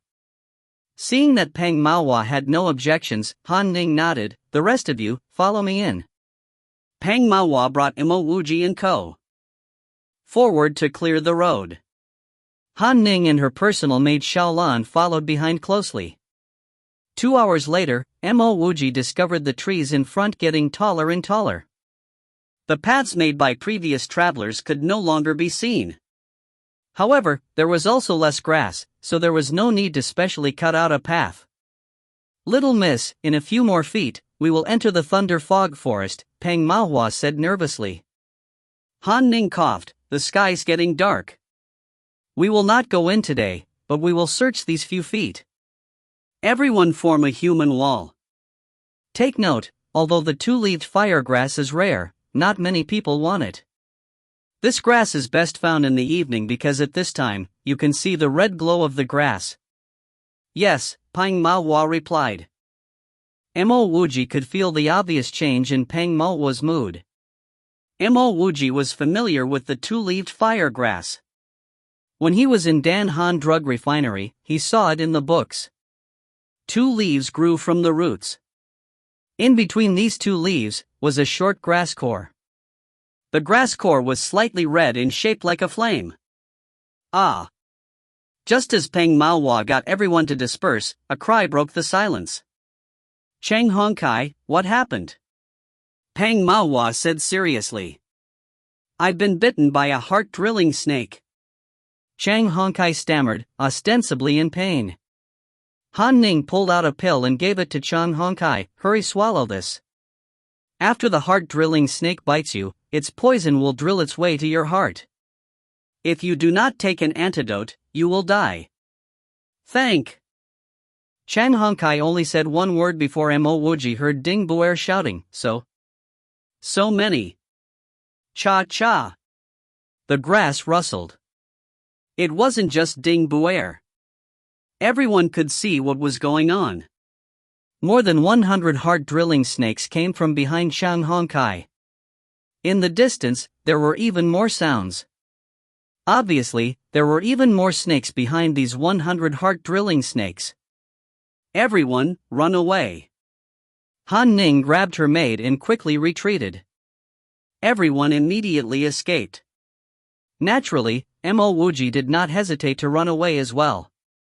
Behind him, Mo Wuji could see Chang Hongkai being surrounded by more than 10 heart-drilling snakes. He could no longer be saved. Mo Wuji felt his scalp tingling and ran faster. At the same time, he took out his knife. This kind of snake was too terrifying. If you were surrounded, you would end up just like Chang Hongkai. After running 10 meters, Mo Wuji felt that something was wrong.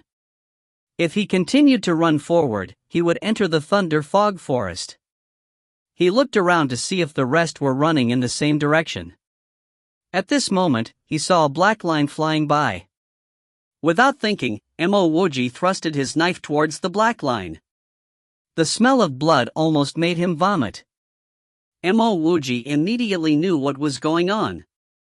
The heart-drilling snake could actually fly. Hearing the rustling sound behind him, Mo Wuji can no longer cared about the thunder fog forest in front him. Every step he didn't take was a step closer to death. Picking up his pace, Mo Wuji rushed into the thunder fog forest without hesitation. Chapter 26, Lightning Lake of the Thunder Fog Forest. Chapter 26, Lightning Lake of the Thunder Fog Forest. Translator, Sparrow Translations Editor, Sparrow Translations. Mo Wuji kept on running as fast as he could till he could no longer hear the hissing. After he turned around and realized that the heart-drilling snakes were no longer in sight, he heaved a short sigh of relief. However, at the back of his mind, Mo Wuji knew that he was not clear of danger. Thick fog and tall trees that surrounded him made it impossible to see the sky. At this moment, he was sure he had passed the outskirts, into the depths of the thunder fog forest. Mo Wuji could not and did not bother trying to locate any of the other guards that came with Han Ning. He just had to get out in the shortest time possible. Even though he had never been in the thunder fog forest before, he believed every single myth about this forest. He felt anxious from the very moment he had entered the forest. Gotcha! A huge tree fell and two shadows emerged from the fog. With the aid of the dim light in the forest, Mo Wuji could make out what those two shadows were. Mo Wuji felt numbness in the scalp of his head as two wild beasts that he had never seen before appeared. One of them had 3 eyes with a body full of scales, while the other looked like a lion, with blood and fur around the fangs of its stretched mouth. The two wild beasts appeared not to have seen Mo Wuji and did not bother about him. Roar! The deafening roars of the two wild beasts made Mo Wuji's heartbeat tremendously fast. Fortunately for Mo Wuji, it was not just one beast, because then it would have definitely noticed him and gobbled him up. As Mo Wuji slowly retreated, the two beasts were always in his sight. They had to be the demonic beasts that Ding Buer previously mentioned were prevalent in the forest. As Mo Wuji retreated, he felt his feet turn cold. He realized that he was too focused on the demonic beasts and did not bother to check what was behind him. Gotcha! A lightning bolt flashed not too far away from Mo Wuji and lit up the surroundings. At this moment, he could clearly see where he was and realized that he had stepped into the middle of a swamp. Kaka! 2 more lightning bolts flashed across Mo Wuji, forming a very mesmerizing arched lightning bridge. Mo Wuji's heart sank to its lowest point when he finally realized where he was. This must have been one of the deadly lightning lakes that Ding Buer warned him about. After a long sigh, Mo Wuji calmed himself down. He had seen the demonic beasts and was now in a lightning lake of the thunder fog forest. It would truly be a miracle if he was able to make it out alive. Wuji's feet felt icy cold as it sank into the freezing soil of the lightning lake. Nobody knew what other scarier things there were in this lightning lake other than the lightning bolts. Wuji was no longer afraid of anything as he knew he would be dead either way. He carefully shifted his feet as he tried to get out of the swamp. He should at least try to fight for his life, even if he died trying. Gotcha! Yet another lightning bolt struck. However, Wuji was not so lucky this time as it struck his shoulder. Wuji felt an intense burning sensation causing his whole body to soften as he fell to his knees. As if taking cue from this lightning bolt that struck Wuji, a few more lightning bolts appeared from the lake, forming a circular-shaped arc that landed on Wuji's body. Wuji's clothes were torn apart and he could smell his skin getting burnt as his whole body became numb. He ridiculed himself as he would have never expected himself to be electrocuted in his second life. He would rather go through something more ruthless that killed him instantly than this living hell. An even bigger lightning bolt flashed past him as if his wish was granted. Gotcha! This lightning bolt struck Wuji's shoulder once again. However, Wuji did not feel any more significant pain throughout his body. Not only that, Wuji clearly felt the lightning bolt pierce through his shoulder, into his body, directly flushing something open. The next moment, his whole body felt relaxed. When Wuji finally realized what was going on, he became extremely excited. The lightning bolt had opened a small gap in the clogged meridian that he almost managed to open using the channel opening solution. If the lightning bolts were to continuously create small gaps, would it mean that the clogged meridian would eventually be fully opened? Once the meridian was cleared, did that mean he would possess a spirit channel and finally be able to cultivate? Having been struck so many times by the lightning bolt, Wuji was burnt inside out. He decided not to flee anymore. Instead, he would stay and wait for more lightning bolts to strike him. Kaka! 2 more lightning bolts flashed from behind and struck him again. Unfortunately, these 2 lightning bolts only inflicted more pain and did not give him the other feeling like the one which helped to open a gap. It was a pity Wuji had no control over the lightning bolts that struck him. If he did, he would strike his body to fully open his clogged meridian. After he experienced a few more lightning strikes, he realized that this was not the way to go. Before he could successfully open his meridian, he would have died from the pain. Wuji took out a bottle of his channel opening solution from his ripped pocket and consumed the solution. It felt like a fire burning through the unopened meridian in his body. Ka! Yet another lightning bolt struck him. Wuji tried to focus to allow the lightning bolt to strike through his burning meridian. Wuji was not sure whether it was his focus or the solution that worked because this lightning bolt managed to strike through his meridian. Maybe it was just the psychological effect that Wuji felt his meridian open slightly more. Another lightning bolt followed. Once again, it struck directly into the same meridian. The meridian opened up more because of this. Due to the lightning strikes, the burning solution dissipated through the body very quickly. It should have been the effect of the solution that allowed the lightning bolt to strike through the same meridian naturally. As he felt the solution in his body gradually disappearing, Wuji did not hesitate to consume yet another bottle. Kaka. 10 continuous lightning bolts struck Wuji's body and he could not help but feel extremely relaxed. Even though he had been struck countless times already, he could feel that his body was full of energy at that very moment. It was a pity that he was not able to display this energy as his body could only feel pain and lethargy. Wuji could barely control his tears from falling. At long last, he successfully managed to open a meridian, establishing his first spirit channel. Chapter 27, Heavy Losses. Chapter 27, Heavy Losses. Translator, Sparrow Translations Editor, Sparrow Translations. Ka! Just as another lightning bolt flashed from the lightning lake, Wuji twisted his body a little and managed to avoid this lightning bolt with ease.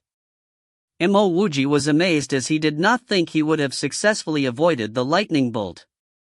No wonder cultivators were rumored to be so powerful. Wuji only managed to open one meridian and had yet to cultivate, but he felt his whole body beginning to ease up. This was as if he had managed to open up the governor and conceptual vessels like it was said in the legends. But just how powerful could those who opened over 10 meridians and cultivated for many years be? A few more lightning bolts fell on Wuji. This time, however, he did not manage to avoid them. Wuji started maneuvering around. After half an incense's time and a few more strikes by the lightning bolts, Wuji finally got out of the lightning lake. Wuji stood by the lightning lake and sighed as he reflected on how he thought he was really destined to die. Life and fortune, who could tell what would happen next? If he never experienced this, he would never have found out the successful combination of his solution and lightning to open up his meridian. He used up 8 bottles of his channel opening solution and almost lost his life just trying to open one meridian. It was a heavy price to pay. Although Wuji had 2 bottles left, he was not planning to continue using the lightning bolts to open a second meridian. Wuji knew that it would be impossible to open a second meridian using the same method.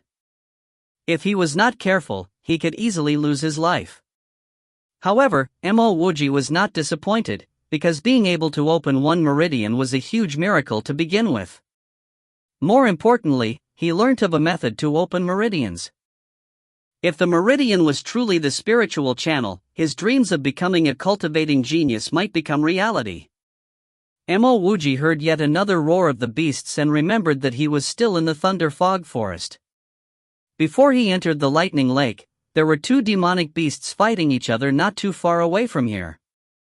Now, that same place had become a mess and the 2 demonic beasts were no longer in sight. Wuji decided not to take the risk to try and escape in the night. It might allow him to move around unnoticed. However, there was a high possibility that he could go deeper into the forest unknowingly. Wuji found a huge tree nearby and started climbing up the tree.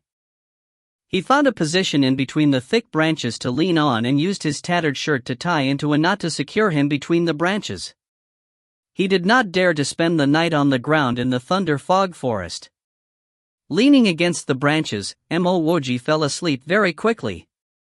When he woke up, there was light emerging from the crevice of the tree, shining through the fog onto his body. Wuji checked his surroundings to make sure he was clear of danger before untying the knot from his shirt to slide down the tree. He had to get out of the forest as soon as possible and he needed to succeed the first time. If not, he could be stuck here forever. Just because he had luck on his side last night did not mean he would always be that fortunate. Wuji carefully observed the location and surroundings of the lightning lake even though he doubted he would ever come back again. Then again, he would risk his life to come back if the second meridian really needed the lightning bolts to open. There were many lightning lakes in the thunder fog forest, but it would not be easy to find the right lightning lake that can help open his meridian. If he was struck by a much stronger lightning bolt from another lightning lake, his whole body might be burnt beyond recognition.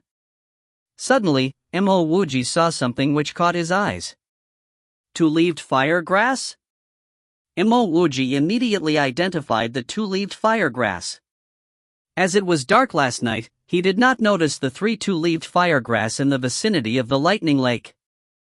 The 2 leaves were separated by a flame-shaped grass core. This plant could be very easily identified. Wuji did not rush to pick those grasses up because it was not important to him. His priority would be to find his way out of this forest. It was dusk when he had entered the forest, so Wuji could still remember the direction that he came from. He was relieved as he tried to recall and estimated that he was not too far away from the outskirts of the thunder fog forest. Wuji picked up the 3 2-leaved firegrass as quickly as he could and ran in the direction he remembered.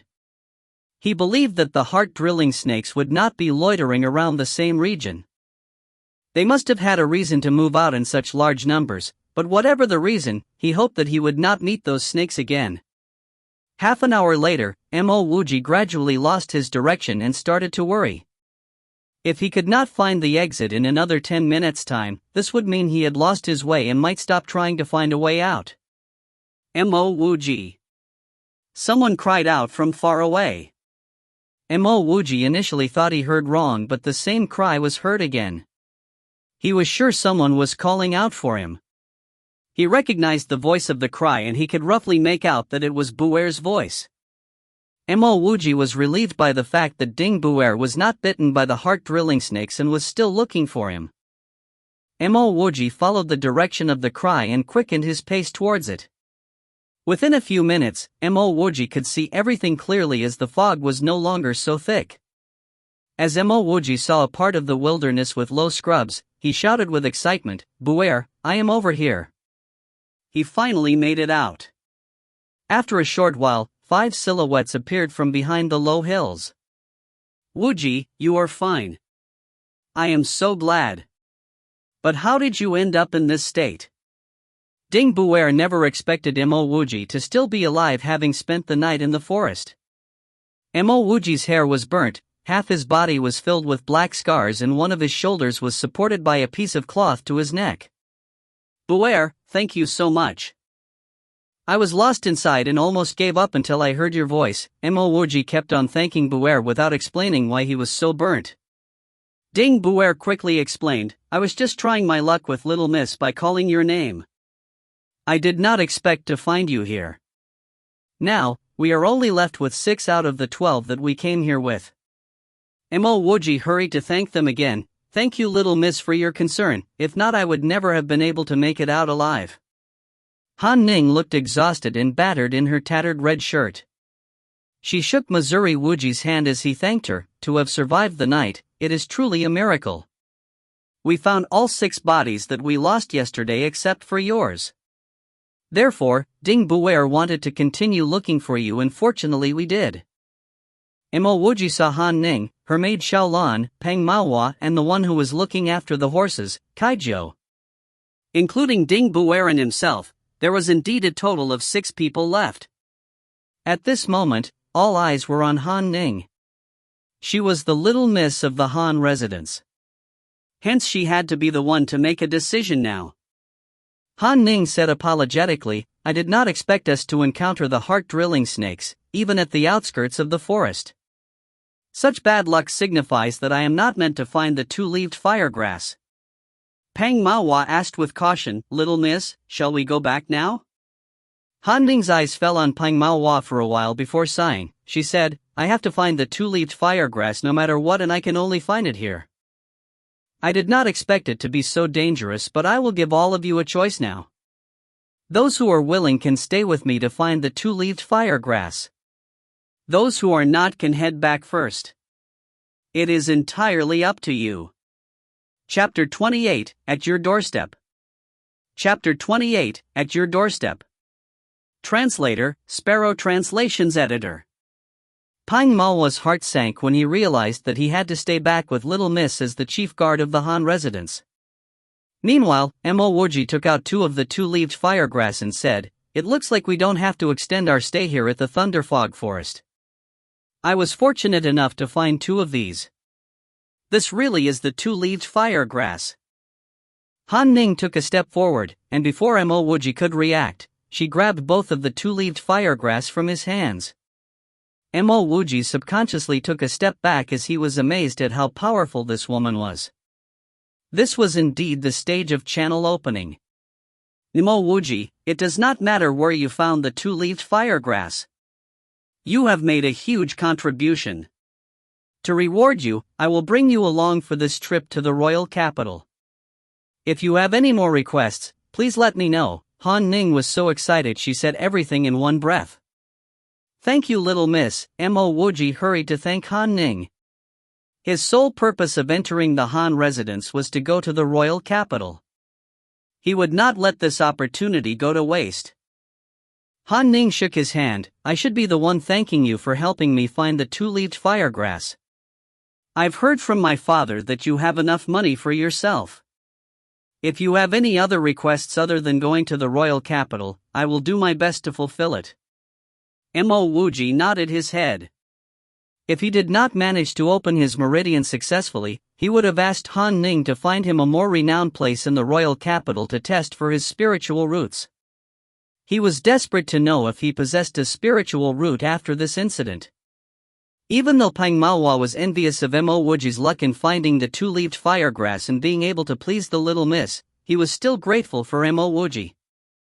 If not for him, they would have needed to stay in the Thunder Fog Forest to continue searching for it. That would be asking for more trouble. Thanks to the two-leaved firegrass, Han Ning's mood changed drastically. She waved her hand and said, "Let us head back now. I was still planning to stay here for over a month. Who would have expected us to find it just after one night?" Mo Wuji sighed when he saw how Han Ning was only concerned about finding the two-leaved firegrass and not about the deceased guards. Their lives were worth much less than the two-leaved firegrass. If he were to die here, Han Ning would not have bothered much either. He looked over to Ding Buer and realized that if it was not for Ding Buer's request to look for him, Han Ning probably would not have went to look for him. "Congratulations, Wuji," Ding Buer congratulated Mo Wuji with a lot of envy. Mo Wuji shook his hand and said to Han Ning, "Little miss, I heard from others that you are at channel opening stage level 5? Han Ning replied, "Do you think channel opening stage level 5 is easy to achieve? I am only at level 1. Currently, only my speed is slightly faster.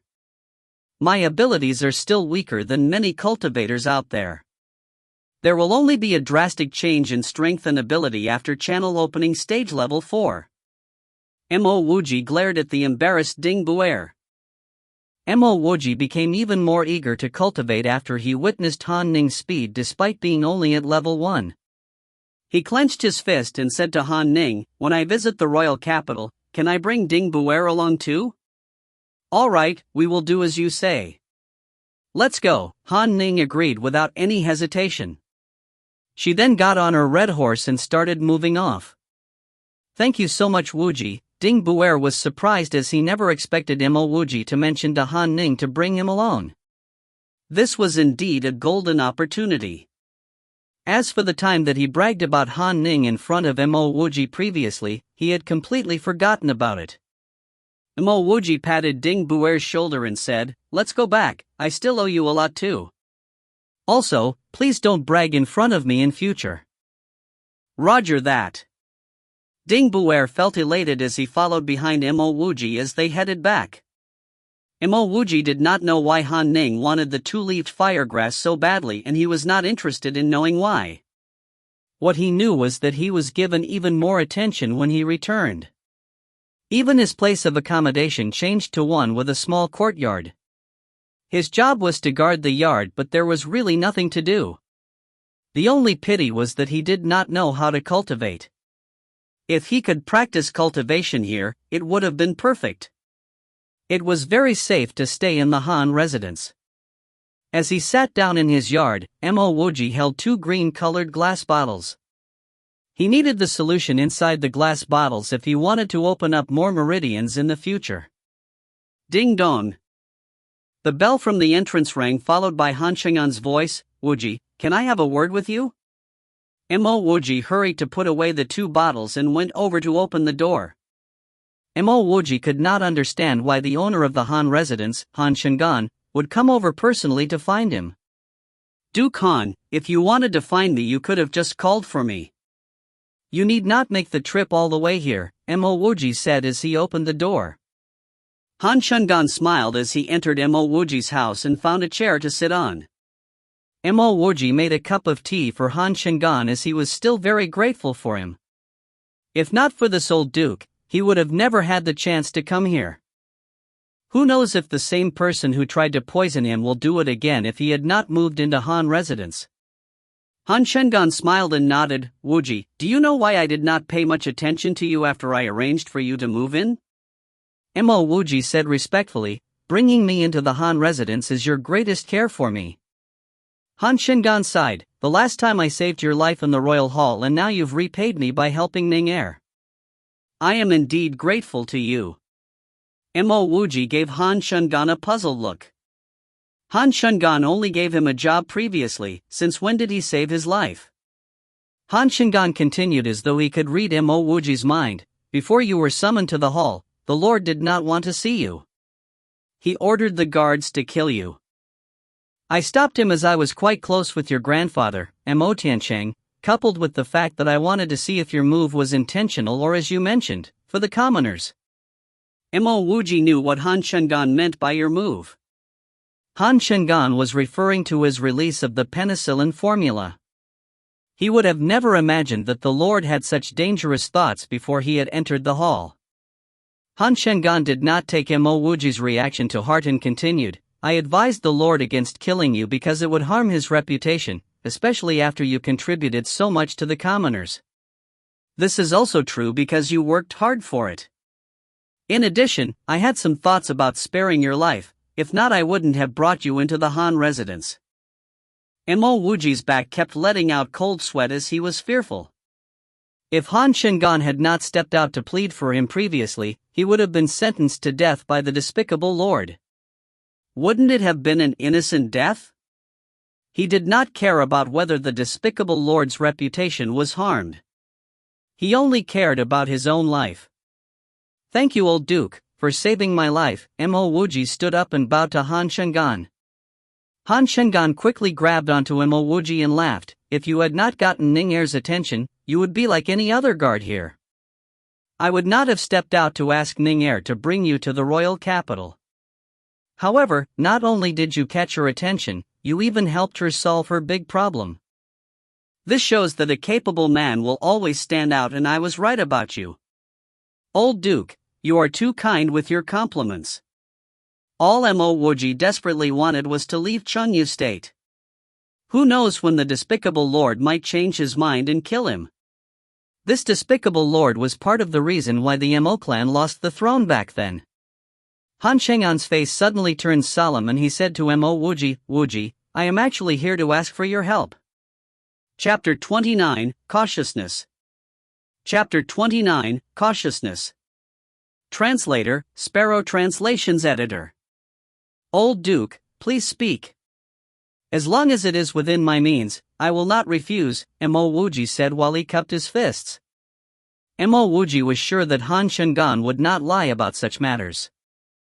If he said that he had saved Mo Wuji, then he probably did. This kind of act of saving Mo Wuji might have been simple, but it was the greatest favor anyone could have done for him. Han Shungan was pleased with Mo Wuji's words. Wuji, your words have put me at ease.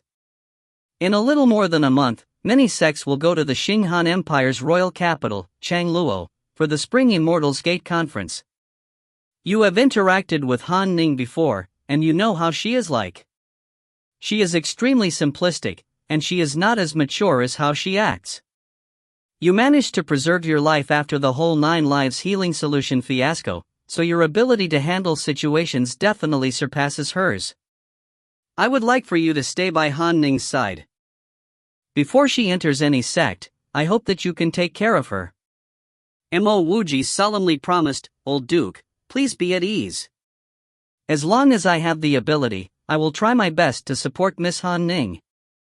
Han Shungan retrieved a jade hairpin from his pocket and passed it to Mo Wuji. If you truly find yourself in an inextricable situation, you can bring this jade hairpin to the Yu residence in Changluo and find Yu Chongying. Why doesn't the old duke pass the jade hairpin directly to Miss Han Ning? Mo Wuji asked doubtfully. Han Shungan simply shook his head and did not answer Mo Wuji. Mo Wuji was not a person who pries into others' secrets. Seeing that Han Shungan had no intention of answering him, he carefully kept the jade hairpin. Han Shungan got more satisfied with Mo Wuji's attitude. Sipping some tea, he said. I heard that you like tea. Later, I will get some people to send you some good tea leaves.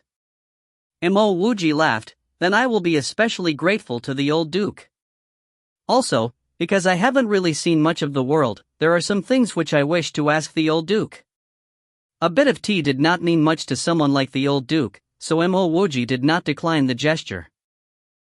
If you have any questions, just ask, Han Shungan replied. I heard that our Qing Han Empire isn't the only empire. Are there really other empires? Wuji always wanted to know this, but there was never a suitable person he could ask. Han Shengan was well informed, and he was a prefecture duke. He should know more about such matters. Han Shengan answered, "From what I know, there are 5 big empires: the Tianshang Empire, the Zizhou Empire, the Gonyang Empire, the Xinghan Empire and the Minghan Empire. These 5 empires are protected by 5 big sections. The sect protecting the Xinghan Empire is the Heavenly Temple. In the coming spring Immortals Gate Conference, masters from the Heavenly Temple will also be going to Chanluo. I do not wish much for Han Ning. If she can enter an Earth-level sect, I will be very satisfied." "Old Duke, what is an Earth-level sect? Also, is the Heavenly Temple the most powerful sect in Xinghan Empire?" Wuji had never heard of these things before, and asked hurriedly. "It's normal that you don't know about these matters. Many people don't know about them. After all, we are just mere mortals. The sects in the 5 big empires are classified under 3 levels. The lowest are Xian-level sections. Above them are the Earth-level sections. In the Xinghan Empire, the strongest sect is in the quasi-sky level, and that is the Heavenly Temple." Han Shengan spoke with a trace of longing. Even as a prefecture duke, he could only look up towards these sects. Wuji continued to ask, "Since there are quasi-sky level sects, then there must be sky-level sects? Why didn't the Duke mention them?" Han Shengan shook his head. "I'm also not sure about this. Previously, I was also really curious about this. From what I know, it's not just the Xinghan Empire which doesn't have a sky-level sect.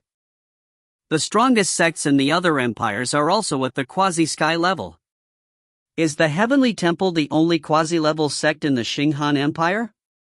It shouldn't be. I once overheard someone saying that there is another quasi-sky level sect in the Xinghan Empire. But I'm just a prefecture duke, and I don't really know much about this." Wuji and Han Shengan continued to chat for a few hours. By the time he sent Han Shengan off, Wuji had a rough outline of the 5 empires. After talking casually to Wuji for half a day, Han Shengan felt more at ease with Wuji. During those few hours, Wuji did not ask anything about the northern Qin prefecture. Thus, he could tell that Wuji was not a rash person.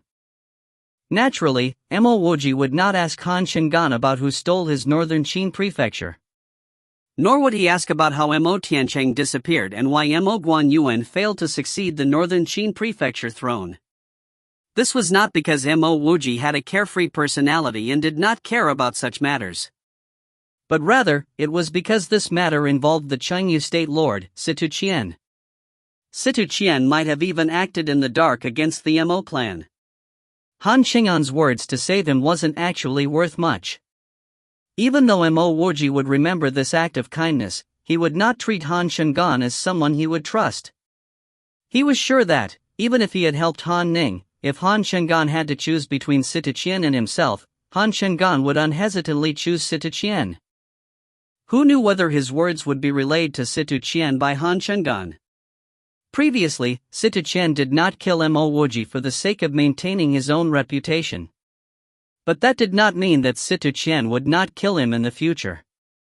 If Situ Qian wanted to, he could casually come out with any reason to kill Wuji. Thus, Wuji could not even cause the slightest of waves. Additionally, if Wuji wanted to know who tried to poison him, he could simply wait to see who ended up as the northern Qin prefecture lord. Why would he ask something that he would eventually know? Wuji did not see Han Ning ever since they went to the Thunder Fog Forest to find the 2-leaved firegrass. Wuji was anxiously bored, so he went to Raozhou City to buy a machine. He got Ding Buer to help him purchase some medicinal ingredients, and he went back to his life concocting the channel opening solution. After a month, Wuji concocted 30 full bottles of the solution. Wuji was worried that the person who previously acted against him would do so again. Thus, he stopped his production as carrying too many bottles of the solution with him would be inconvenient. The days passed quickly, and soon it was about time to leave Raozhou City. Ding Buer came to visit. Wuji, you'll leave Raozhou in 2 days. Do you want to buy anything? Because of the incident at the Thunder Fog Forest, Ding Buer became Mo Wuji's best friend in the Han residence. There's no need. I will just bring along my gold coins. Mo Wuji did not have any intention of leaving the Han residence. Because of his relations to the Mo family in the northern Qin prefecture, someone tried to poison him, and he even ended up on Situ Qian's blacklist. Thus, he did not want anyone to remember that the northern Qin's Mo family still had this Mo Wuji. It was best for him to quietly leave Raozhou, the dangerous capital of Chengyu State. Aren't you afraid of being bored? I can help you get anything you want. Ding Buer was used to seeing Mo Wuji bored in his yard. There's no need. Just call me when it's time to leave. Mo Wuji waved his hand. He had prepared all that was needed to be prepared. Bringing too many things would only make it inconvenient. On the dawn 2 days later, Ding Buer punctually went to Mo Wuji's living quarters, and told him that the little miss was already set and ready to leave. Chapter 30, Leaving Raozhou. Chapter 30, Leaving Raozhou. Translator, Sparrow Translations Editor. The gates of the Han residence opened. Close to 100 people escorted Han Ning out of the house. The elderly Han couple stood by Han Ning's side, nagging at her. Clearly, this long trip made them anxious for their daughter. Over the past 2 months, Mo Wuji was constantly afraid that he might be assassinated, so he hid himself in his small yard. As a result, he wasn't clear about how many people would be following Han Ning to the royal capital. Seeing close to 100 people walking out, he was shocked and immediately asked Ding Buer, there will be so many people following Miss Han Ning to Chanluo? Ding Buer laughed, and whispered in Mo Wuji's ear, besides the little miss, only 4 of us will be going to Chanluo City. Because of you, I managed to jump on this bandwagon. The other 2 are Pang Manhwa and Shaolan. So little? Mo Wuji started to feel uneasy. It would be hard to stay safe if there were so few people. I heard that the old duke wanted to find 20 people to follow the little miss. But according to the royal decree, each participant of the Spring Immortals Gate Conference can only bring up to 4 followers, Ding Buer explained. As the whole crowd of people walked to the exit of Raozhou, Mo Wuji finally understood why there was a limit to the number of people. There was a huge crowd at the exit of Raozhou City. Many people were saying their goodbyes. Ostensibly, Han Ning wasn't the only one participating in the Spring Immortals Gate from Raozhou. From what Mo Wuji could see, there were around 20 to 30 people. If you included the followers, there would be more than 100 people. Furthermore, this was just from one state. There were other states in Qing Han Empire. If you added them all up, how many people would that be? Initially, Han Shingan said that the Chengyu state could send 10 participants, and this did not include the participants from prefectures. Some of the people started to form groups. After bidding farewell to their families, they departed on their beast carriages. Mo Wuji saw Han Shingan at the back, negotiating with a few people. After some time, Pang Manhwa came over to Mo Wuji and Ding Buer and said, "Our Han residents will be traveling with the Wushui Prefecture Prince, Chao Hao. There's also Marquis Ji's grandson, Ji Changhe, as well as the only son of Wanpu Corporation Regional Branch Chairperson, Yang Junsong. You need to remember, none of these people must be offended. Try not to be rash when you're with them." Ding Buer patted his chest. "Don't worry, Chief Guard Pang. I'm not one who finds trouble. Since we're all in the same group, we can be considered comrades. Naturally, we will have to work together." Pang Manhwa nodded his head. He only wanted to give him a gentle reminder. Ding Buer knew how to behave, so he would not mess around. At the same time, Mo Wuji wasn't arrogant like how people had described him to be. Besides the incident where he was late for the gathering, he rarely even left his own yard. How is he a troublemaker? At this moment, Han Ning finished saying her goodbyes and called Mo Wuji and company to board the carriage. What made Mo Wuji suspicious was that Han Shingan did not call for him at all. "Come, get on the carriage. Let's go." Ding Buer pulled Mo Wuji along. At that moment, Mo Wuji felt goosebumps all over his body. He turned his head and looked around. It felt as if someone had suddenly disappeared from the crowd. He didn't know whether someone was here to deal with him. How could he not feel uncomfortable? Mo Wuji did not dare to stay any longer, so he rushed to board the Han clan's beast carriage. The carriage had 2 compartments. Han Ning and Xiaolan were in the inner compartment while the other 3 were in the outer compartment. These 2 compartments weren't considered small. It wasn't squeezy with the 5 of them inside the carriage. As the carriage driver shouted the beast carriage started to move. The carriages from the 3 other families departed as well. Mo Wuji understood a little about these beast carriages. It was like a horse carriage, just that the beasts pulling it had more stamina, defense, and strength. Still, the beast carriage could not compare to the speed of a car. On the streets of Chengyu State, there were automobiles similar to cars and buses. Unfortunately, these automobiles could only be used within Chengyu State. There weren't any roads for them to drive on outside of Chengyu State. The primary reason for this was that the people in this world did not value technology. It could also be due to the poor relations between countries. With the constant wars between states, it would have been really difficult for states to send out their diplomats to negotiate the construction of an interstate road. On the other hand, the people here valued herbs and minerals, and thus found innovative ways to improve herb drafting and mineral excavating. The roads just outside of Raozhou were still spacious and smooth. But as they traveled further out, the roads were uneven and bumpy. At least the beast carriage's ability to absorb shock was not bad. Along the way, they met many other beast carriages heading towards the royal capital. Mo Wuji discovered that unless they met acquaintances, many people simply cared about their own journey. Even within 4 families in Mo Wuji's group, the 4 main participants would only interact during mealtime. Most of the time, they would not interact with one another. After a month, the group stopped by a boundless sea. When Mo Wuji and company arrived, there were already mountains of people there. Mo Wuji looked around. The number of people were in the 10,000s. All kinds of beast carriages stopped there. There were even some flying beasts.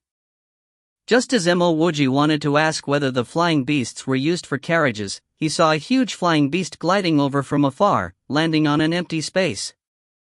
Even though Mo Wuji was tens of meters away, he could feel the wind generated by the beast's flapping wings.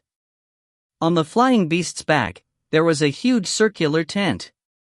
As the beast landed, the tent opened and a few people came out of it. Indeed, the flying beasts were used for beast carriages, and they were much more convenient than beasts who could only travel on land. Even airplanes would not be as convenient as these flying beasts. No wonder why the people here did not care much for machines. With these flying beasts, who would even bother about building airplanes? Damn, when will Chengyu State have flying beasts? If we had them, then we wouldn't have taken such a long time to get here. Mo Wuji heard someone cursing from afar. He did not need to turn his head to know who that someone was. Naturally, it was the Wu Shui Prefecture Prince, Cao Hao. That guy had a horrible temper. Whenever he wasn't pleased, he would start shouting and scolding loudly. There was one instance where he even argued with another prefecture's prince when his beast carriage got overtaken. Beware, is a flying beast carriage expensive? Why doesn't Chengyu State have any? Mo Wuji whispered to Ding Buer. He thought that no matter how expensive these flying beasts were, shouldn't Chengyu State still be able to afford some? Ding Buer laughed. This is not a matter of price, but identity. It is not easy to buy such beast carriages, and you can't just buy them with money. From what I heard, there is a sect which specializes in rearing these flying beasts. I think its name is. Don't talk too much. Go to the inn and rest. We'll be staying here to wait for the boat, Han Ning interrupted Ding Buer. Chao Hao swept his eyes across Mo Wuji and said disdainfully, Sister Ning, your cultivating ability is not bad. But your judgment is really lacking. How could you pick such a trash, who doesn't know anything, to follow you to Chanluo? Ha ha. Naturally, he heard Mo Wuji's questions. At the same time, throughout the trip, Mo Wuji never saluted him, which put him in a very bad mood. With his status, Mo Wuji should have been kneeling down and licking his boots every time they met. Han Ning's face sank, but she did not refute him. Seeing that Han Ning did not dare refute him, he got more arrogant. Sister Ning, our parents have arranged us to be in the same group. Naturally, we wouldn't wish for our group to have such weaklings. In all honesty, I am quite worried for myself. These past 2 months have been the most dangerous periods of my life. He did not do anything to this fellow, yet he was called trash? Naturally, Mo Wuji wasn't happy. A prefecture prince could only count as a fart. On Earth, Mo Wuji was a world-renowned biologist and botanist. Which people in power did not want to curry his favor?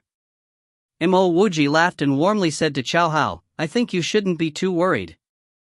Even a piece of shit will meet a dung beetle. You don't have to be too anxious.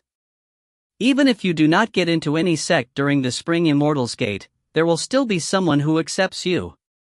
Chapter 31, The Change in Mo Wuji. Chapter 31, The Change in Mo Wuji. Translator, Sparrow Translations Editor. You're looking for death. Chao Hao grabbed the sword hung on his waist.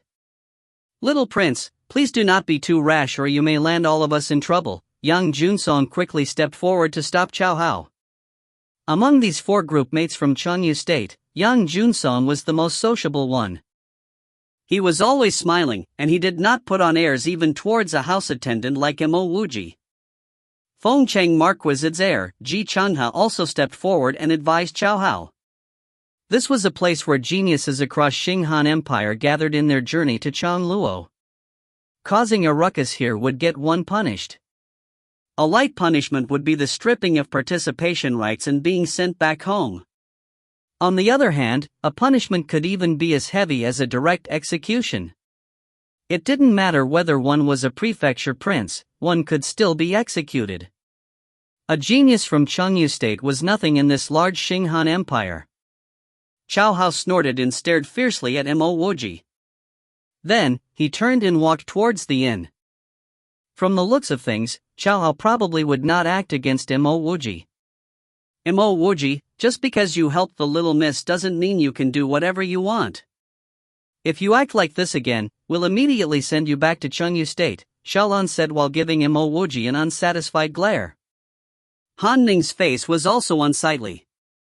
Even though she did not say anything, it was clear that she agreed with Xiaolan's words.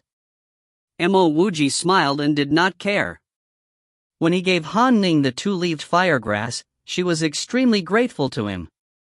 However, as time passed, her gratitude tapered down. This was the reason why Mo Wuji was unwilling to be friends with people from big families. They were used to being in a high position overlooking the rest of the world. As a result, they acted arrogantly and did not treat others as their equal. They would only greet you with a smile if you gave them benefits. Once the benefits were gone, that smile would disappear as well. They would definitely not remember what you had done for them. This trip to the royal capital was Han Ning's reward to Mo Wuji for his meritorious service. If he committed a mistake, she would simply take away this reward and even punish him. This was not a relationship between friends, but a superior-inferior relationship. Mo Wuji came from Earth, so he would not accept being the inferior within a relationship. Sooner or later, he would separate from Han Ning. Before that happened, he would dedicate his efforts for her. Han Cheng'an's saving grace might have been unintentional and he might not have expected any returns, but Mo Wuji would definitely return the favor. Why don't we all settle down? We still have to stay here for the next 3 days, Han Ning said as she followed Chao Hao and company into one of the inns. Wait. After Han Ning and Xiaolan entered the inn, Mo Wuji and the other 2 were stopped. What is the meaning of this? Pang Manhwa's face turned ugly when he was stopped. Wuji recognized the man blocking their way. He was Phone, one of Chao Hao's attendants. Han Ning did not stay silent and questioned Chao Hao. Chao Hao, what's the meaning of this? Before Chao Hao could speak, an attendant from the inn came out and said apologetically, "Dear customers, we are really sorry, but our Yuhaian does not have enough rooms. Your group of 5 only gets 1 room, so these 3 attendants would have to stay outside or in our warehouse." Han Ning's gaze landed on Yang Junsong. "Yan Junsong, you're in charge of booking the rooms. Why is it that my house attendants do not get a room while the others do?" Chao Hao said loudly, "There is no other way.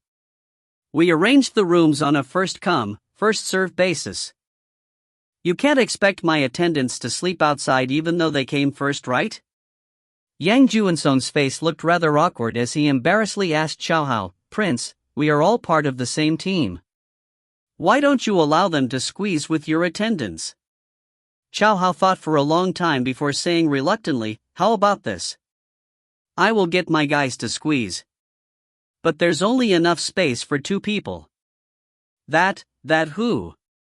Aren't you very strong and brave? You can stay outside then."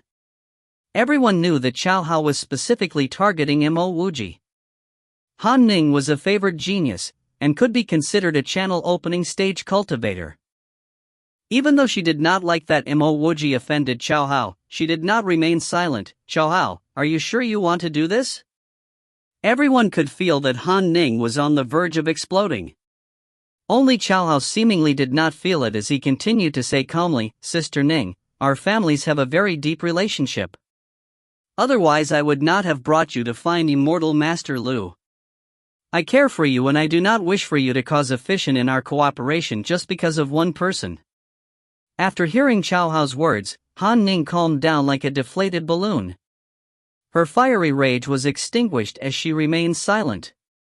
In just a few seconds, she turned to Wuji and said, "Wuji, it's going to be tough on you. Just erect a tent outside and stay outside." She did not say another word as she turned and left. Wuji smiled and he did not care. On the way to the royal capital, he would try his best to help Han Ning. Once they reached the capital, he would no longer have anything to do with her. "Wuji, wait. I will accompany you," Ding Buer hastily said. He also turned to Han Ning and said, "Little miss, I will accompany Wuji." "Do whatever you want," Han Ning coldly threw out that sentence and hurried into the inn. Manhwa hesitated, but he chose to enter the inn with Han Ning and co. After leaving the inn, Wuji patted Ding Buer's shoulder. "Buer, you have a nice comfortable room. Why do you want to follow me and sleep in a tent?" Buer laughed. "Wuji, do you know why I'm even able to join this trip? Isn't it because of you? I'm very sure that, after we get to the royal capital, and if the little miss gets selected by a sect, there'll be nothing left for me.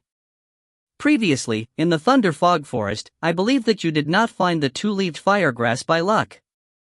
Since I can't follow the little miss, I can only follow you.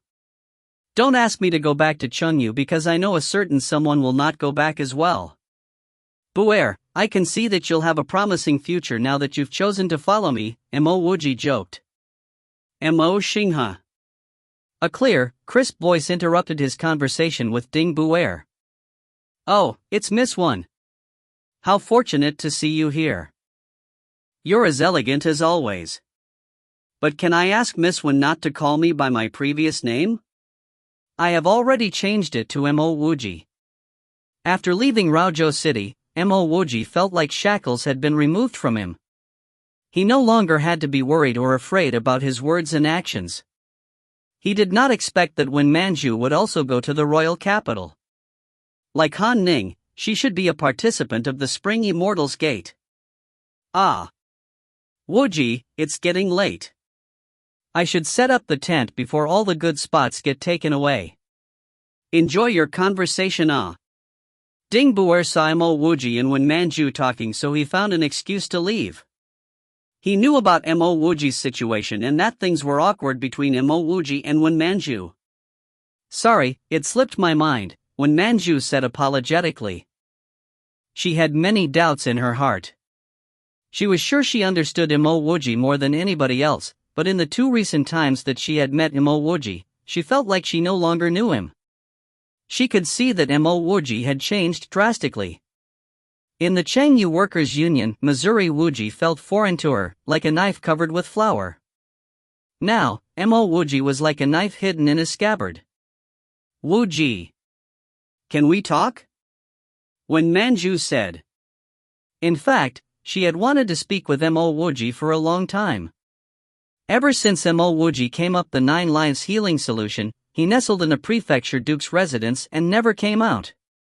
She tried to find ways to meet him, but she was unsuccessful. She even heard from her father that Wuji gave the 9 lives healing solution formula away to protect himself. She found it hard to understand. Why was it that there were such huge changes ever since Shingha changed his name? Wuji laughed nonchalantly. If the senior beside you doesn't mind, we can talk for as long as you want. 1. He is a surname in this situation. Chapter 32, Different Principles. Chapter 32, Different Principles. Translator, Sparrow_editor, Sparrow_UE. By Wen Manju's side, was a very handsome man.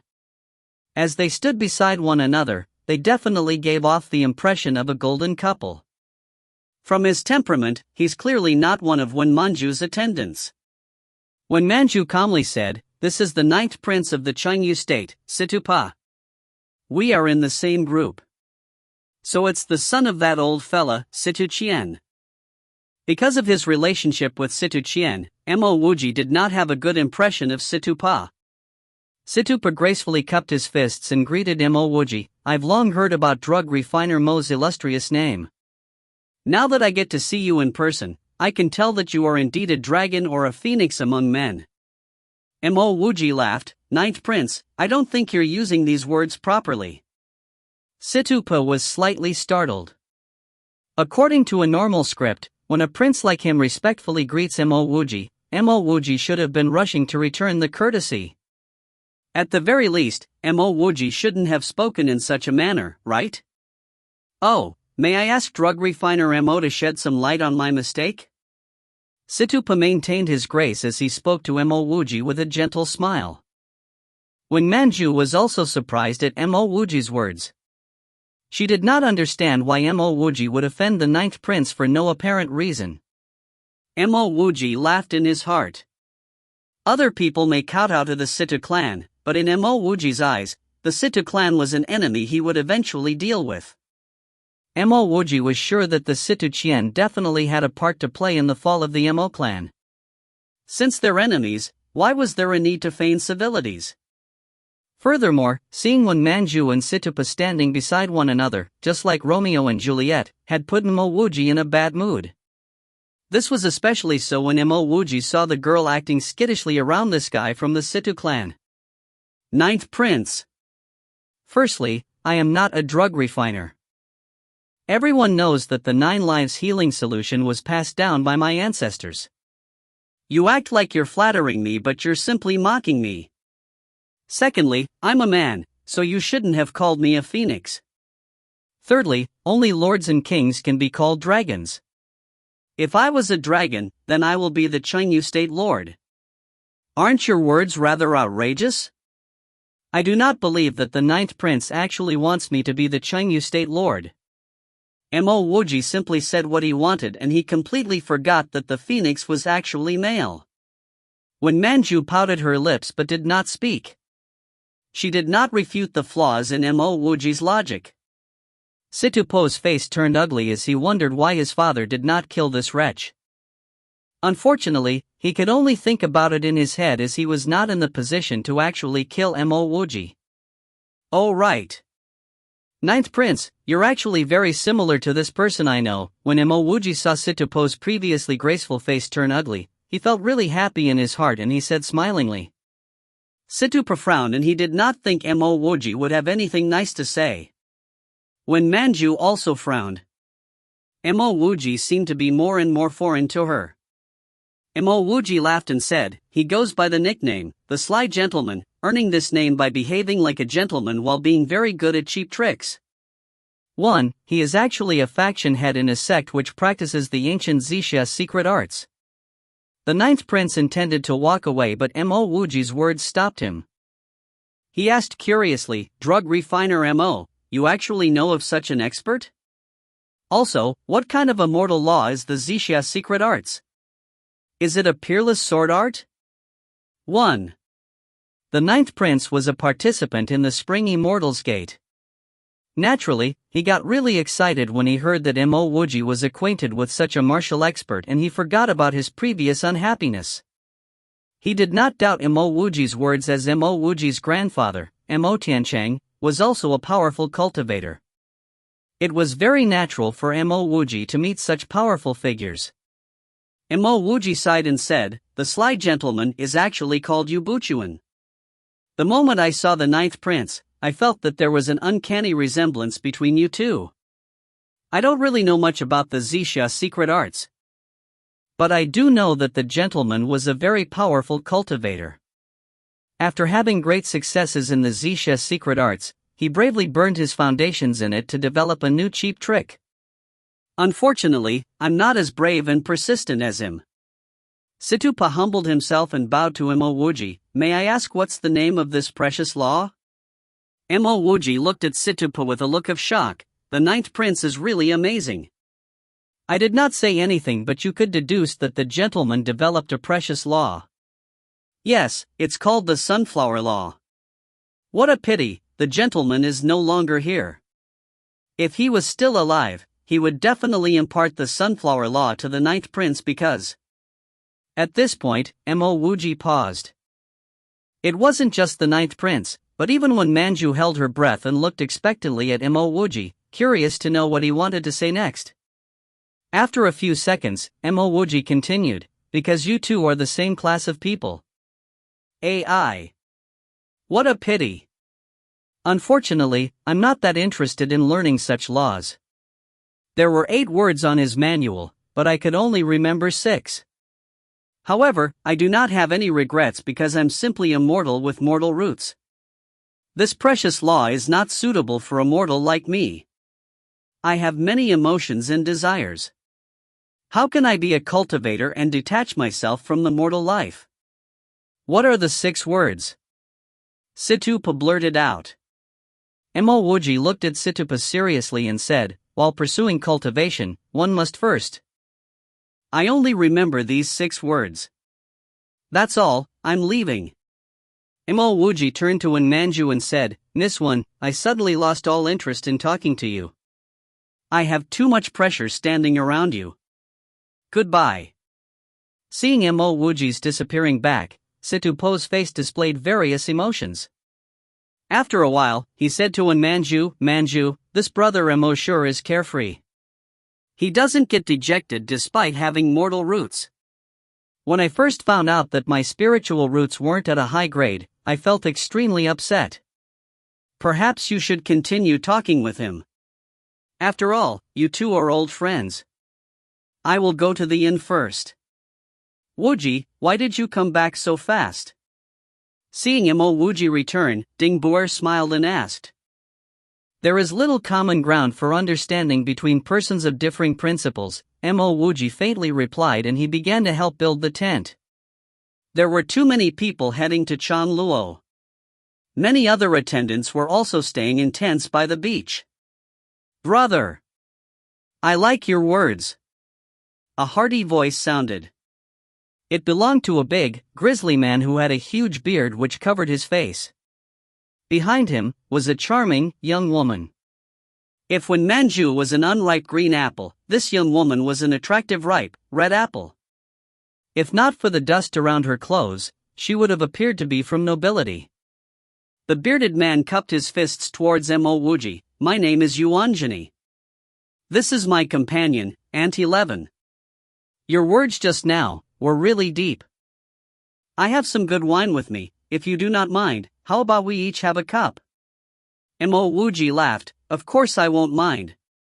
My name is Mo Wuji and my companion here is Ding Buer." We have finished building our tent, please come in. 1. A Hanyu pinyin for cheap tricks is GNFA, which is also pronounced in the same way as sword arts. Chapter 33, Drinking Among Friends. Chapter 33, Drinking Among Friends. Translator, Sparrow Translations Editor. Yuanjini wasn't bragging, the wine he brought was really good, mellow tasting with a long aftertaste. What made it even more amazing was its faint, tipsy feeling which circulated around the body. Wuji could even feel his opened meridian being stimulated. This really is good wine. One mouthful, and I can feel my whole body being invigorated, Wuji praised. He could guess that there were some spiritual ingredients within the wine. Otherwise, he would not have felt such comfort. Hearing Wuji praise his wine, Yuanjini proudly said, "Brother Mo really knows his wines. I am from the Changyan state and there was once I stumbled into the Thunder Fog Forest. I did not expect it to be a blessing in disguise as I actually obtained a spirit fruit. I used that fruit to brew 10 jars of wine, this is my last pot. But this is a large pot, ha ha ha." Wuji could tell that Yuanjini was a very generous and carefree person. This cup of wine brewed using a spiritual fruit must have an amazing value. Many people would not even be able to buy it, but Yuanjini readily took it out just because he liked Wuji's words. "I'm really ashamed. We only met each other by chance but I drank Brother Yuan's good wine." Wuji suddenly recalled that Changyan state and Chengyu state were currently at war. But it didn't matter to Wuji. After all, he did not have any sense of attachment to Chengyu state. Yuanjini laughed, "Brother Mo, you're treating me like a stranger. When I heard your words there is little common ground for understanding between persons of differing principles, I immediately felt like we were old friends. I would have offered you better things, not just this jar of wine. No matter how good something is, it can't be as good as meeting an old friend. No matter how good something is, it can't be as good as meeting an old friend. Brother Yuan, Aunt 11, Ding Buer, let's have one more cup." Wuji's heart was open. This was the first time he felt so happy and carefree ever since he was plotted against by his lover. The 4 people raised their glass and drained it in one gulp. When he managed to open his first meridian, what he felt was agitation and excitement. It wasn't carefree happiness. At this moment, he truly felt free and relaxed. After drinking, Wuji could not help but sing. There are several friends in the world of life. How much friendship can survive? Today let's not separate our hands. Friendship is often in our hearts. But we still need to say goodbye.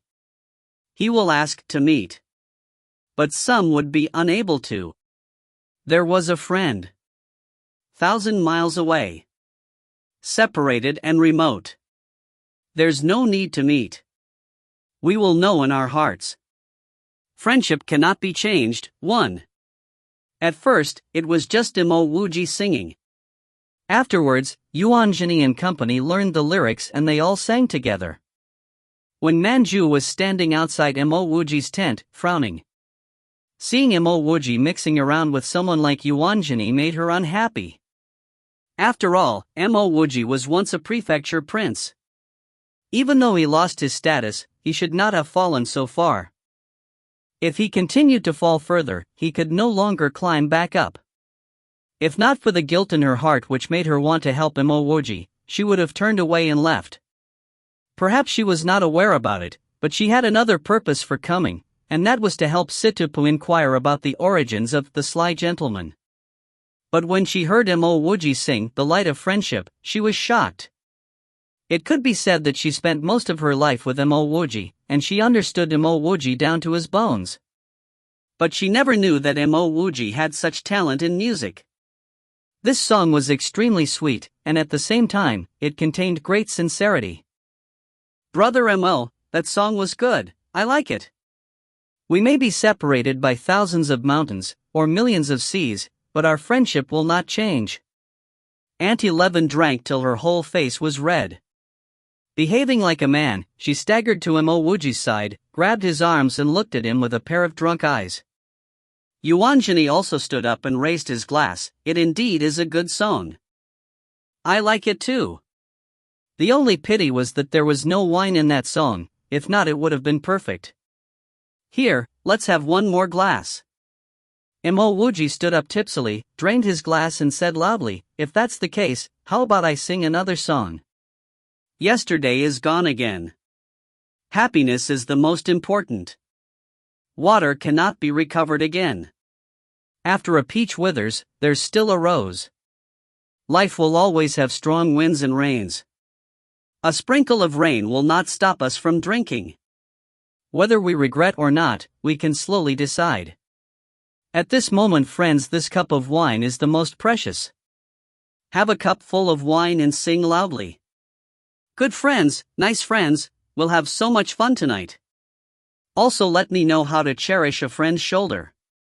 The sun will always shine after a heavy storm. Let us raise our head and learn to be strong. Like a friend, this cup of wine warms my heart. I do not worry about anything else. Today we have come to meet.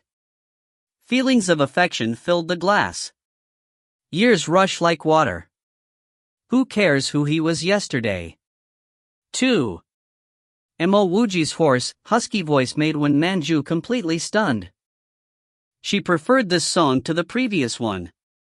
Each and every word strummed her heartstrings, making her blood boil, compelling her to go in and drink with them.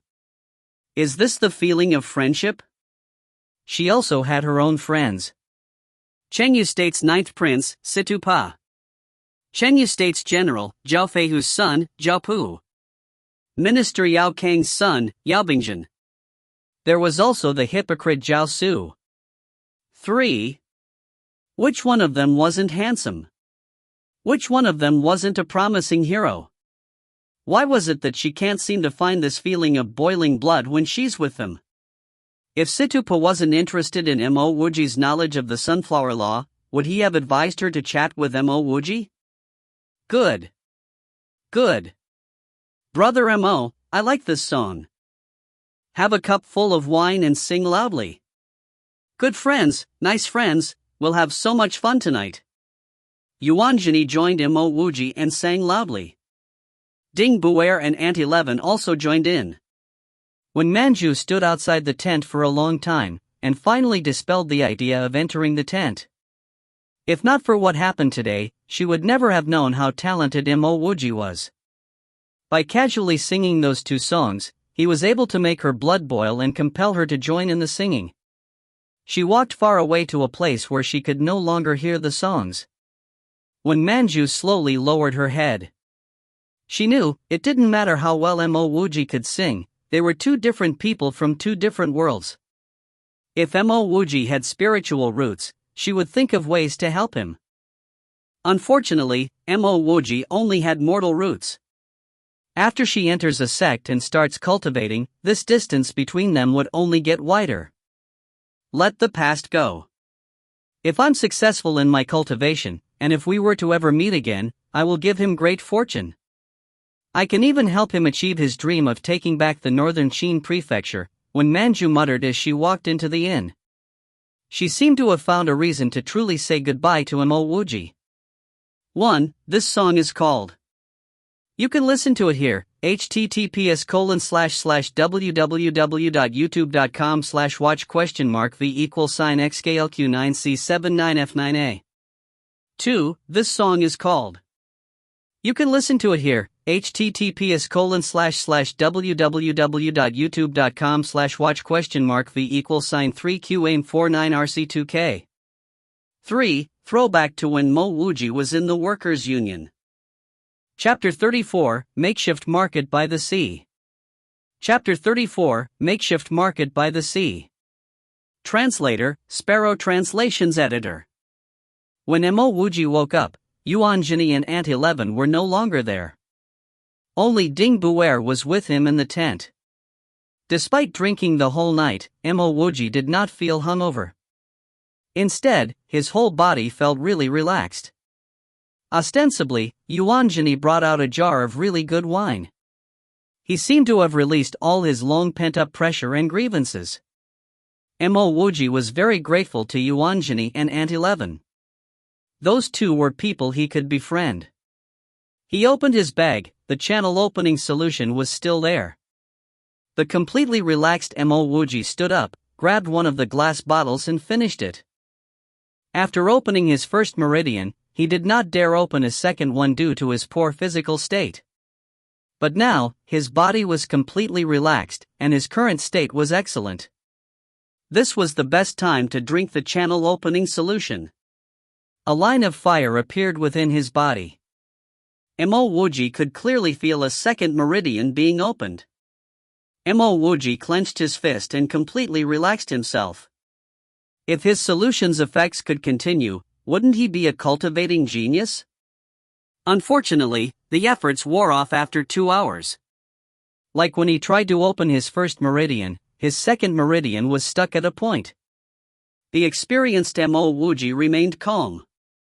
He was very clear that the channel opening solution alone was not enough to open a meridian. What he needed to do now was to find a lightning lake and use the lightning to open his meridians. This method might be a little cruel to himself, but at least it worked. Wuji did not intend to try being struck by lightning from the sky. This kind of lightning might directly strike him to death. If only he had some cultivation manual or technique, then he would not need to put his body through such pain just to open a meridian. Wuji, you're awake. Hurry and go wash up.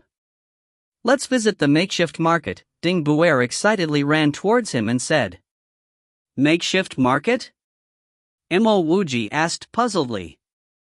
Ding Buer laughed and said, Haha, you wouldn't know about this. I also only found out after Brother Zhini brought me there. The makeshift market is a market which was hastily put together, and it could disperse at any time.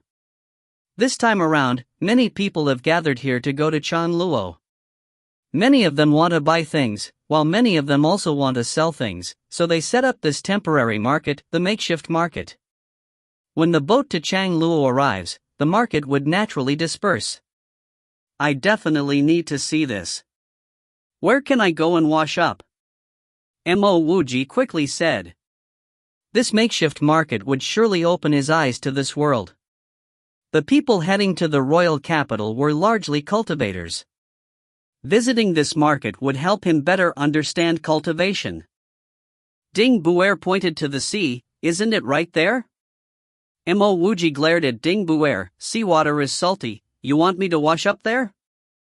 Ding Buer laughed, who said that seawater must always be salty? This is a freshwater sea. Don't you see many people showering there? Freshwater sea? There was no freshwater sea back in Earth. At least Wuji did not know of any. But the universe is vast and there were many planets. There were many things he did not know. Half an hour later, Wuji and Ding Buer appeared in the makeshift market. Looking around, there was an intense flow of people. Shouting and loud peddling could be heard.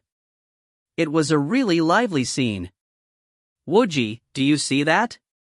Elixirs we would not usually see are actually in abundance here.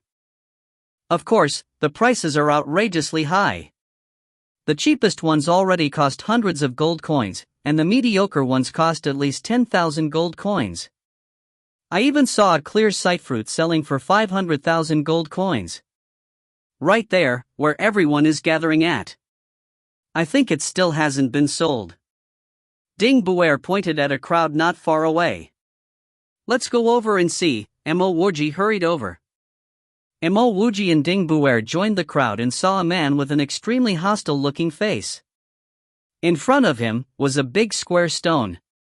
On that stone was a clear, transparent glass bottle. In that glass bottle was a fruit the size of a baby's fist. The fruit was also crystal clear. In fact, Wuji would have thought it was a crystal if not for the leaf growing on it. My friend, your price of 500,000 gold coins is too outrageous. I am willing to offer you 200,000 gold coins. That's the highest I can offer you, a hunchbacked man said. The owner of the clear sight fruit did not say anything, as though he did not hear the offer. "Why don't you say something?" the hunchback man said in a heavier tone. The hostile-looking man's eyes fell on the hunchback man. "You took nearly an hour to raise your offer from 150,000 gold coins to 200,000 gold coins. You can slowly take more time to increase your offer. Don't ask me to say anything because I will not accept anything less than 500,000. Back in Dan Han Drug Refinery, Wuji read a lot of books and could be considered rather knowledgeable. However, he had never seen the clear sight fruit before. The hunchback man sneered. "The clear sight fruit can be refined into the clear sight pill, and even the clear sight pill itself might only be worth 500,000. Eating the fruit alone can also enhance your eyesight, but the effects are a lot lower than the pill. Friend, you need to learn when to be content. I heard that consuming this fruit can allow one to see anything within 100 m clearly even on a dark, moonless night," Grimoire whispered into Wuji's ear. Wuji took in a deep breath. The effects of this fruit were so strong? Then this fruit is definitely worth more than 500,000 gold coins. If he had 500,000 gold coins, he would not bargain and directly purchase the fruit. Wuji suddenly remembered that he also had a spiritual ingredient on him, the two-leaved firegrass. Previously, he only gave 2 to Han Ning, so he had 1 strain for himself. However, he did not know the purpose of the two-leaved firegrass and whether it was worth as much as the clear sight fruit. Something's not right. This fruit was so valuable, why would this hostile-looking man be willing to sell it? He's even selling it before reaching the royal capital even though it could be sold for a much higher price there. Most of the people here were simply house attendants. It would be really hard for him to find someone with enough money to buy his fruit. "I definitely want this fruit, but I don't have that much gold coins on me." A voice came from afar. An invisible, powerful force pushed Wuji and Grimoire directly to the side. A clear path appeared within the crowd and along came a man carrying a sword on his back. There was a small sword embroidered in gold by the corner of his clothes. "Sir Immortal, are you from the ancient sword gate?" The hostile-looking man suddenly asked in an excited tone. The man carrying the sword on his back nodded. "That's right, I'm Fei Kai-Chang from the ancient sword gate." After hearing that sentence, the hostile-looking man hurriedly passed the glass bottle over to the man. His voice trembled as he said, "Junior's name is Yenin. I have long admired the ancient sword gate and I would really like to present Senior Fei with this clear sight fruit. I just hope that." Fei Kai-Chang raised his hand and interrupted Yenin words. "When we reach Changluo, I can pass you the gold coins. I don't have that much clout to get you into the ancient sword gate." Obviously, he knew what Yenin's intentions were and stopped him in advance. Yenin hurriedly said, "Junior doesn't need to be an official disciple. I will be satisfied if I can be an outer disciple or even a service disciple in the ancient sword gate." Wuji finally understood. This guy wasn't intending on selling the clear sight fruit. He just wanted to use it as an opportunity to enter a sect. Perhaps he knew that his spiritual roots might not be good enough to get him into a sect during the Spring Immortals Gate. What an opportunistic man. Even if it wasn't a disciple from the ancient sword gate but a disciple from another sect, he would say the same thing. That's not right. What if someone directly offered him the 500,000 gold coins to buy his fruit? Fei Kai-Chang nodded and casually took out a wooden plaque and passed it to Yenin. "This is my personal plaque. When you reach Chang'an, you can directly report to the Ancient Sword Gate Service Department." "Yes, Sir Immortal." Under the envying gaze of the crowd, Yenin put the wooden plaque away. Chapter 35, The Female Slave. Chapter 35, The Female Slave. Translator, Sparrow Translations Editor. As the crowd dispersed, Grimoire sighed to Wuji, I finally understand why the little miss wanted us to find the two-leaved firegrass. She definitely wanted to use it as a gift for an immortal. If only you kept a strain for yourself, then maybe you might be able to use it to exchange it for a service disciple position in a big sect. Wuji laughed and whispered, I really did keep a strain for myself. But the value of the two-leaved firegrass cannot be compared to the clear sight fruit. If casually coming out with a low-grade spiritual ingredient can make you a service disciple, then there will be far too many service disciples. Ding Buer nodded his head, that's true. I want number 17. I bid 20 gold coins. Number 17, 23 gold coins. The loud sound of an auction traveled into Mo Wuji's ears. He curiously looked over and subconsciously asked, there's an auction? I wonder what are they auctioning? Ding Buer said, I've seen it already, they are actually selling female slaves. I heard that each female slave that is sold is more beautiful than the last, and they are all virgins. This company specially shipped them over to sell to the geniuses participating in the Spring Immortals Gate. Mo Wuji asked puzzledly, aren't the participants only allowed to bring 4 house attendants? How will they bring the female slaves up the ship? Here's where you don't understand. We still have some time before the ship departs. Naturally, these rich children would need some fun and company for these few days. Do you want to see? Ding Buer laughed. Forget about it, Mo Wuji shook his head. He was extremely triggered by the sale of women, but he was far too powerless to stop it. There's no point going over only to make himself feel more unhappy. Congratulations to this friend who bought number 17 at the price of 25 gold coins.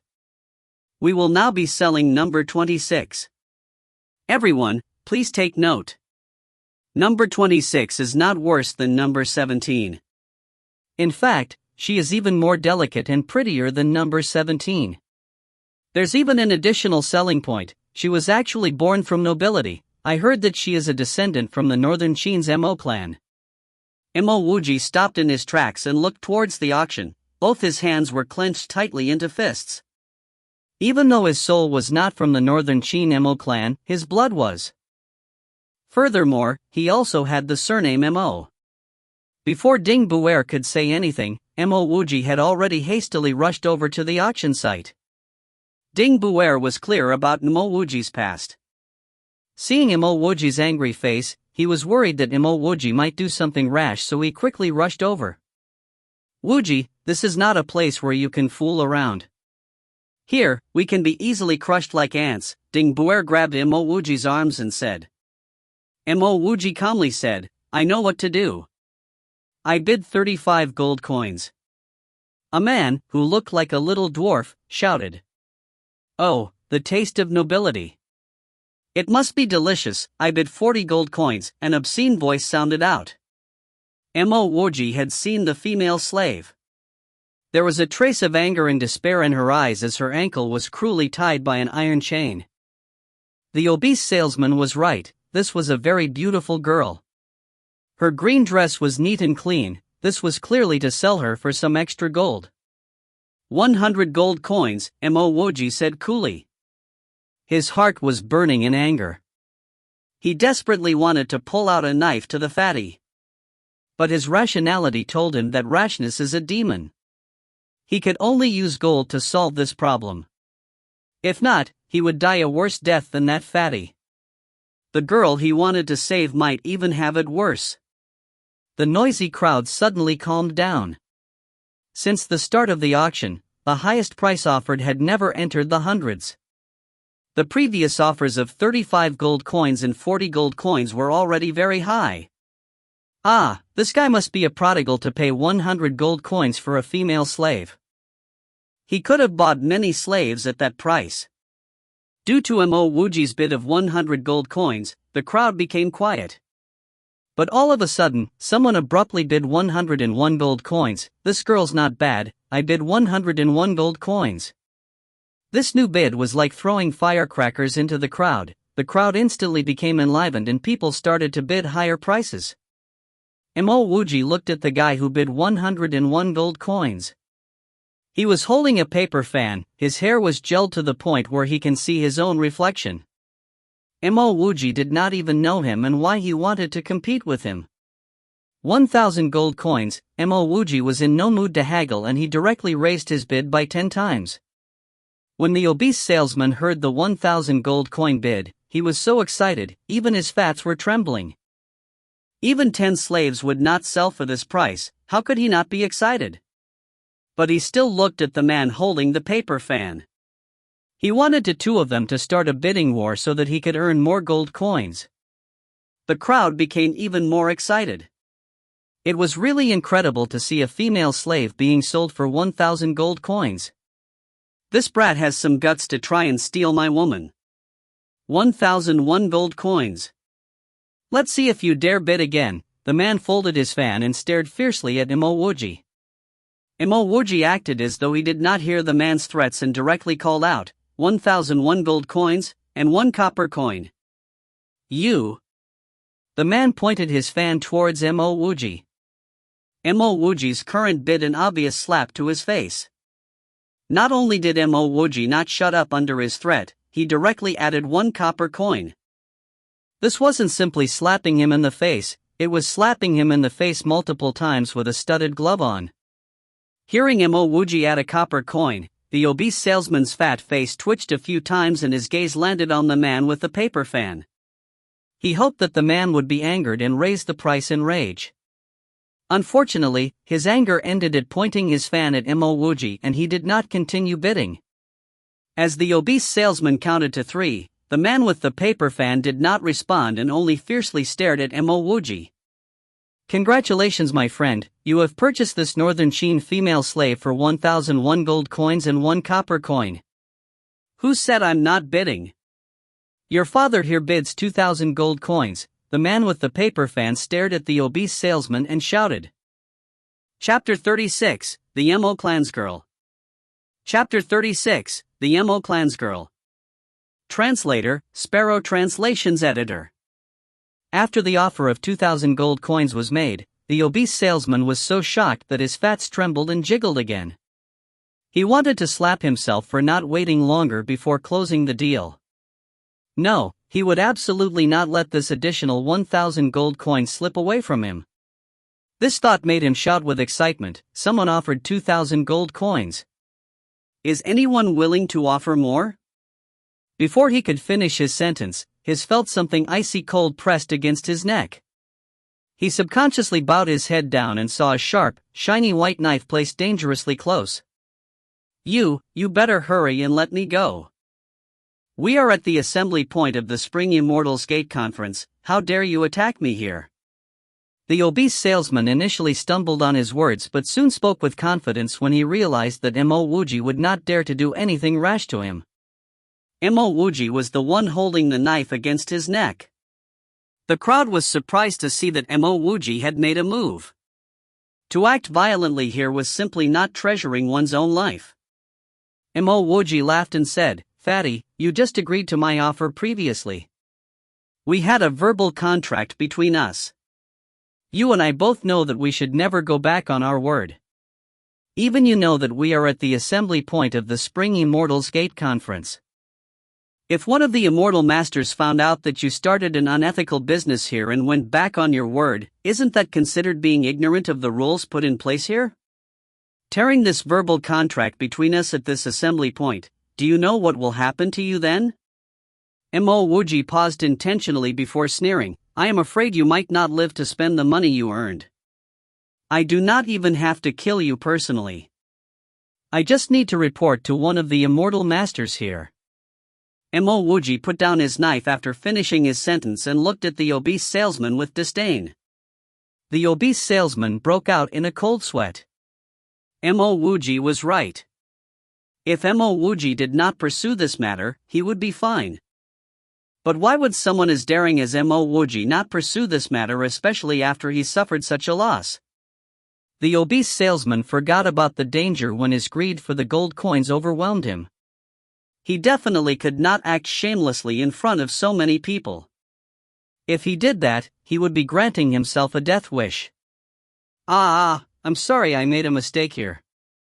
I was blinded by the money and I forgot I already made a deal with you. The obese salesman smiled gently and handed Wuji the key to the girl's chain. His life was more valuable compared to the 1,000 gold coins of profit that he would have made. Wuji grunted, unlocked the chain and threw both the chain and key away. At the same time, he took 1,001 gold coins and 1 copper coin from his pocket and handed it over to the obese salesman. If it was not to save this girl who might have been from his clan, he definitely would not have agreed so easily. Even if he were to purchase her, he would fork out at most 50 to 100 gold coins. After seeing this fatty try to sell a descendant from the northern Qin's Mo clan, Mo Wuji did not intend on letting him go so easily. The face of the man with the paper fan turned gloomy. However, he did not dare to challenge the rules of the system at the Spring Immortals Gate conference. All he could do was to watch helplessly as Mo Wuji took the girl from the obese salesman. The obese salesman hurried over to the man with the paper fan and said politely, "Mister, I have even better ones over here. Number 31 does not only look beautiful, but is very proficient in a variety of musical rhythms. Compared to the rest, number 31 is the best one I've got here." "Is that true? You have an even better one yet you did not offer it to me earlier? I want number 31 too." "My offer is 1,000 gold coins," Mo Wuji said without waiting for the man with the paper fan to respond. The man with the paper fan did not react after being humiliated by Mo Wuji previously because he did not want to challenge the rules of the system in the Spring Immortals Gate conference. However, Mo Wuji was still trying to humiliate him with this offer for number 31. He would not let this pass as he did not believe Mo Wuji could compete with his wealth.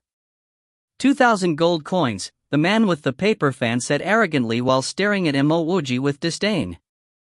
The obese salesman was stunned as the two men started bidding for number 31 even before he put her on offer. He became really pleased when he realized this was his chance to earn big. 3,000 gold coins, Mo Wuji shouted out casually. 5,000. 6,000. 10,000 gold coins. The man with the paper fan's blood was boiling as he did not expect a small fry like Mo Wuji to be so arrogant. Mo Wuji saw a slightly older man whisper some words to the man with the paper fan.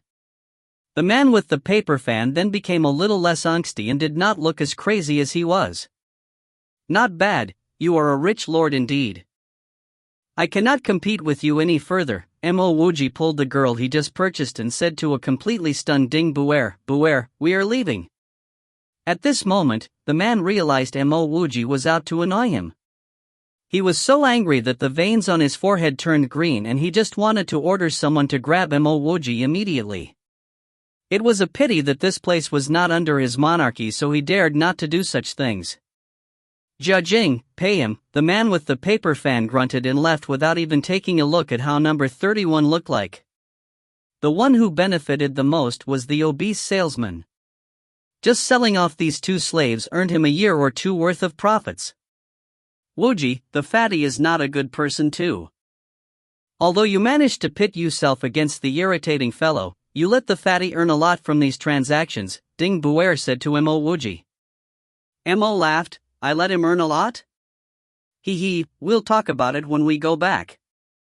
How dare he put a member of the Mo clan for sale as a female slave?" Mo Wuji considered the fatty dead from the very beginning.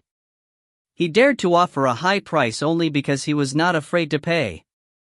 "I will go visit Brother Zhini and Aunt 11, you can go back first." Ding Buer took the initiative to leave as he realized Mo Wuji might have things to say to the girl. Mo Wuji brought the girl to the tent and proceeded to set it up. The girl stared vigilantly at Mo Wuji because Mo Wuji, the man with the paper fan, and the obese salesman were the same type of people she hated.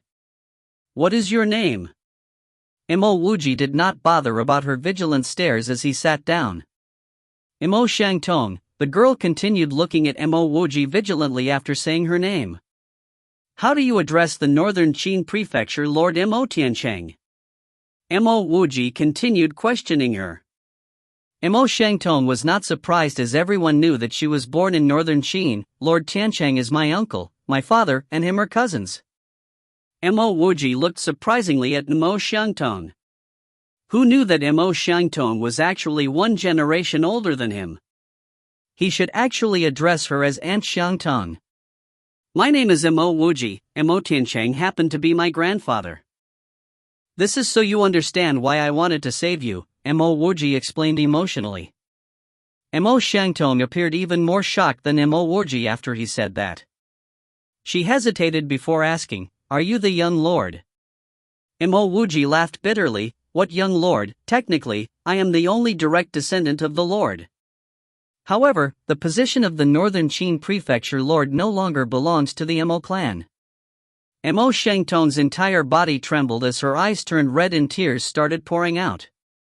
Chapter 37, Extinction. Chapter 37, Extinction. Translator, Sparrow Translations Editor. Luo and's Mo clan's gone, they're all dead. Mo Xiangtong said with a face covered in tears. She did not continue to speak and continued to cry. The incident has already passed. You can take your time and talk. Mo Wuji pulled Mo Xiangtong up and sat her on a chair. The Luoan which Mo Xiangtong mentioned was the capital of the Northern Qin Prefecture. As the prefectural royal family, the Mo clan stayed in Luoan. Mo Wuji would not dare inquire about the Mo clan in front of others, but he naturally did not have such concerns with Mo Xiangtong. Mo Xiangtong continued to sob, but she endured her grief as she said, 4 years ago, the Mo clan was dragged into the assassination of the Northern Qin Prefecture lord. Wait, isn't the Mo clan from the Northern Qin royal family? Why would it be involved in the assassination of the Northern Qin Prefecture lord? Mo Wuji interrupted Mo Xiangtong and asked puzzledly. Mo Xiangtong shook her head. 4 years ago, our Mo clan was no longer the Northern Qin royal family, the Zhu clan is now the new Northern Qin royal family. After the previous prefecture lord disappeared, Zhu Shufeng took over as the new lord under the instigations of the Chinese state lord. However, during his rounds, he was assassinated by a member of the Mo clan. The Mo assassin was killed on the spot and 9 generations of the Mo clan were ordered to be executed. Mo Wuji's face turned gloomy. A Mo clan member assassinated the acting prefecture lord? Isn't this excuse too ridiculous? What a sinister plot, even 9 generations were to be killed, this was a bit too much. How did you escape? When they found you, why didn't they kill you? Mo Wuji looked at Mo Xiangtong in doubt. Mo Xiangtong said in an aggrieved tone, that year when the old prefecture lord disappeared, your parents departed for Raozhou to inherit the throne. But there was never news from them, and all the Mo clan members we dispatched to Raozhou also disappeared. Hearing this, Mo Wuji finally understood why no one from the Mo clan came to Raozhou. From the looks of it, they were all assassinated the moment they left Luoan. A Mo clan member who left for Raozhou was a dead Mo clan member. During that time, Zhu Shufeng had taken over as the prefecture lord and the Zhu clan finally had the power to deal with the Mo clan. Because of the increasing number of disappearances, the Mo patriarch ordered every Mo clan member to stay in Luoan. 4 years ago, I was just 15 years old. I was really pampered, so I decided to take the risk and leave Luoan to see the world. On the second day I left, the Mo clan got involved in the assassination and all 9 generations were exterminated. When I heard the news, I did not dare return to Luoan, so I decided to go to Raozhou to find your father. Mo Xiangtong seemed to recall her painful and helpless days. To survive I did many things, I stole, I begged, I even ate weeds and leaves. Mo Wuji suddenly felt a tinge of regret. He should have offered help to the little girl who tried to steal from him. Who knows whether she might have been another survivor from the Mo clan. I lived like that for over 2 years until a kind family took me in as their little Mrs. maidservant. But it all ended 3 months ago. The family might have offended someone they should not have, and those people suddenly came and killed all the way to our doorsteps. The whole family was killed and only the little miss and I survived. They spared us to earn a bit of extra cash. The little miss and I were sold to a brothel. This obese salesman was a partner of that brothel. He really knows how to do business. He said that with the opening of the spring Immortals Gate, many rich and esteemed people would gather here and maybe buy some female slaves. After they're done with us, they would abandon us here, and the obese salesman would just take us back to the brothel. Pa! Mo Wuji slapped the table angrily, how vicious. It didn't matter whether he was referring to the obese salesman or the people who killed the little Miss's entire family. Having said that, Mo Wu suddenly remembered, what happened to that lady? She's called Jing Lengbei. She was that number 31. Wuji, can you find some ways to save her? Mo Shangtong looked at Mo Wuji expectantly with tears in her eyes. She could figure out that Mo Wuji was here under the identity of a house attendant, but she still hoped that a miracle could happen. Maybe that man with the paper fan appreciated Mo Wuji's guts and was willing to accept his requests. We can talk about this later. Just wait for me here. Mo Wuji finished his sentence and left hurriedly out of the tent before Mo Shangtong could even respond. The saving grace that the Jing clan had given to Mo Shangtong by taking her in had to be repaid. He had to hurry before that Jing Lingbei got tainted by that fool. Mo Wuji saw Ding Buer from afar and hurriedly walked towards him. Buer, did you find out about the guy I was competing with? Ding Buer thought that Mo Wuji was worried and answered urgently, I just investigated. That guy is the prefecture prince of the Xianliang prefecture. His name is Tuabaki and he stays in the same inn as our little miss. He has an explosive temper and is very vengeful. We don't have to worry about him now, but when we get on the ship, we will have to be careful. I heard that the immortal masters don't care if people get killed on the ship. I understand. Buer, can you get another tent? I need to find the little miss. Mo Wuji hastily said the last sentence and rushed towards the inn. Hearing that Mo Wuji was going to find Han Ning, Ding Buer was no longer worried. Mo Wuji probably wanted Han Ning to help him pay a visit to that Tuabaki so that he wouldn't do anything unscrupulous. Stop, you're not a guest here, you're not allowed in. The inn's doorman stopped Mo Wuji. He recognized Mo Wuji as the person who got chased away by the Chow How that little prince. Mo Wuji politely cupped his fists, I'm here to look for my little miss. You can't possibly not allow me from meeting my little miss, right? The doorman hesitated.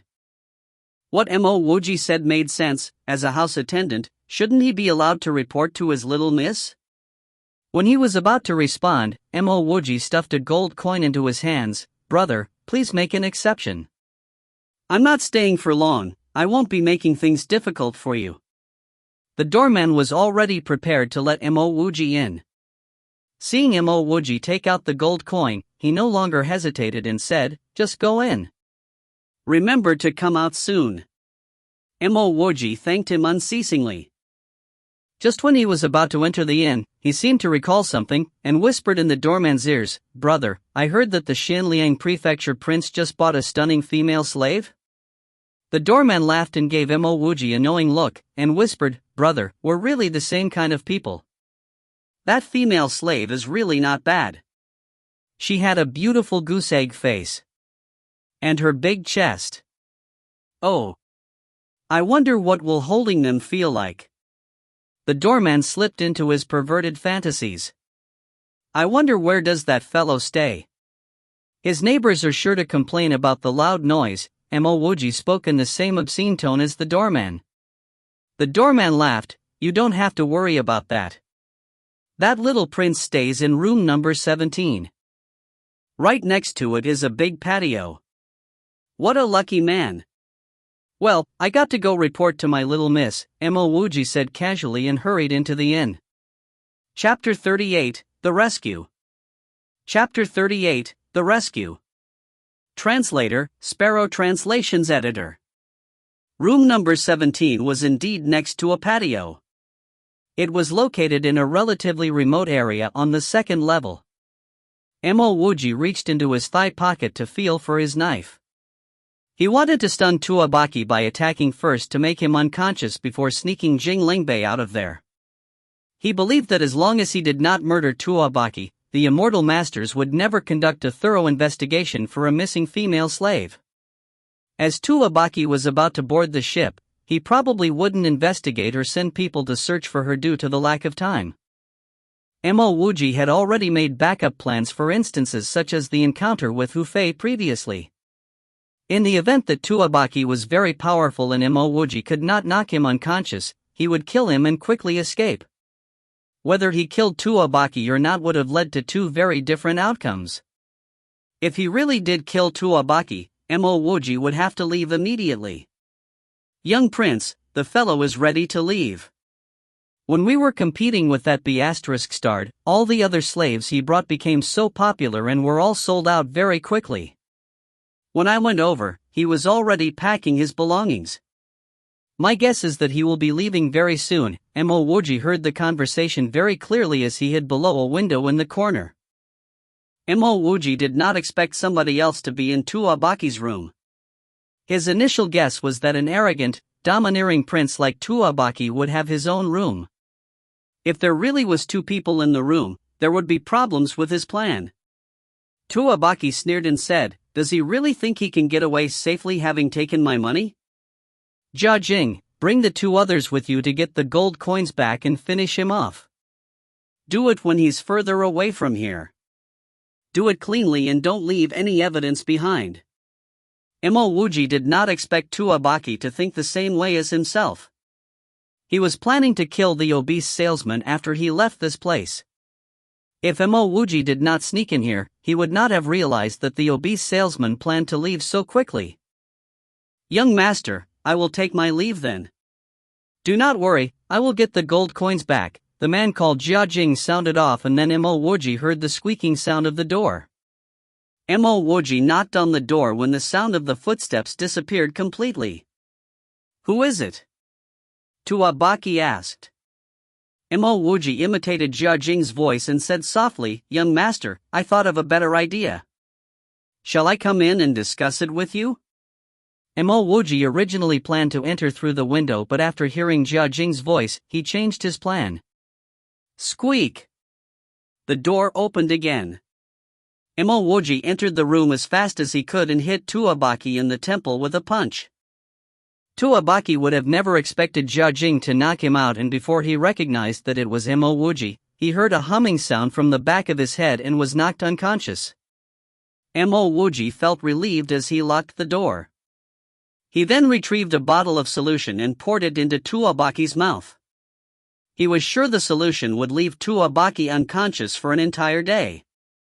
Finishing what he needed to do, Wuji finally took a good look at the girl sitting by the side.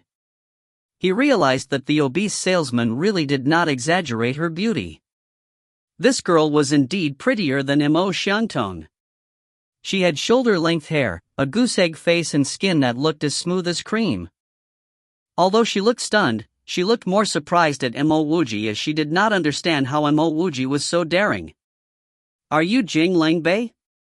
Wuji asked as he took out a black scarf from his pocket.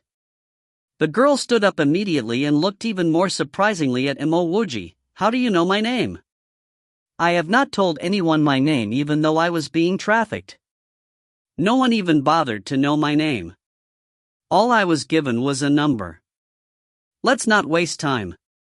I was entrusted by Xiangtong to save you. Put on this scarf and come with me now.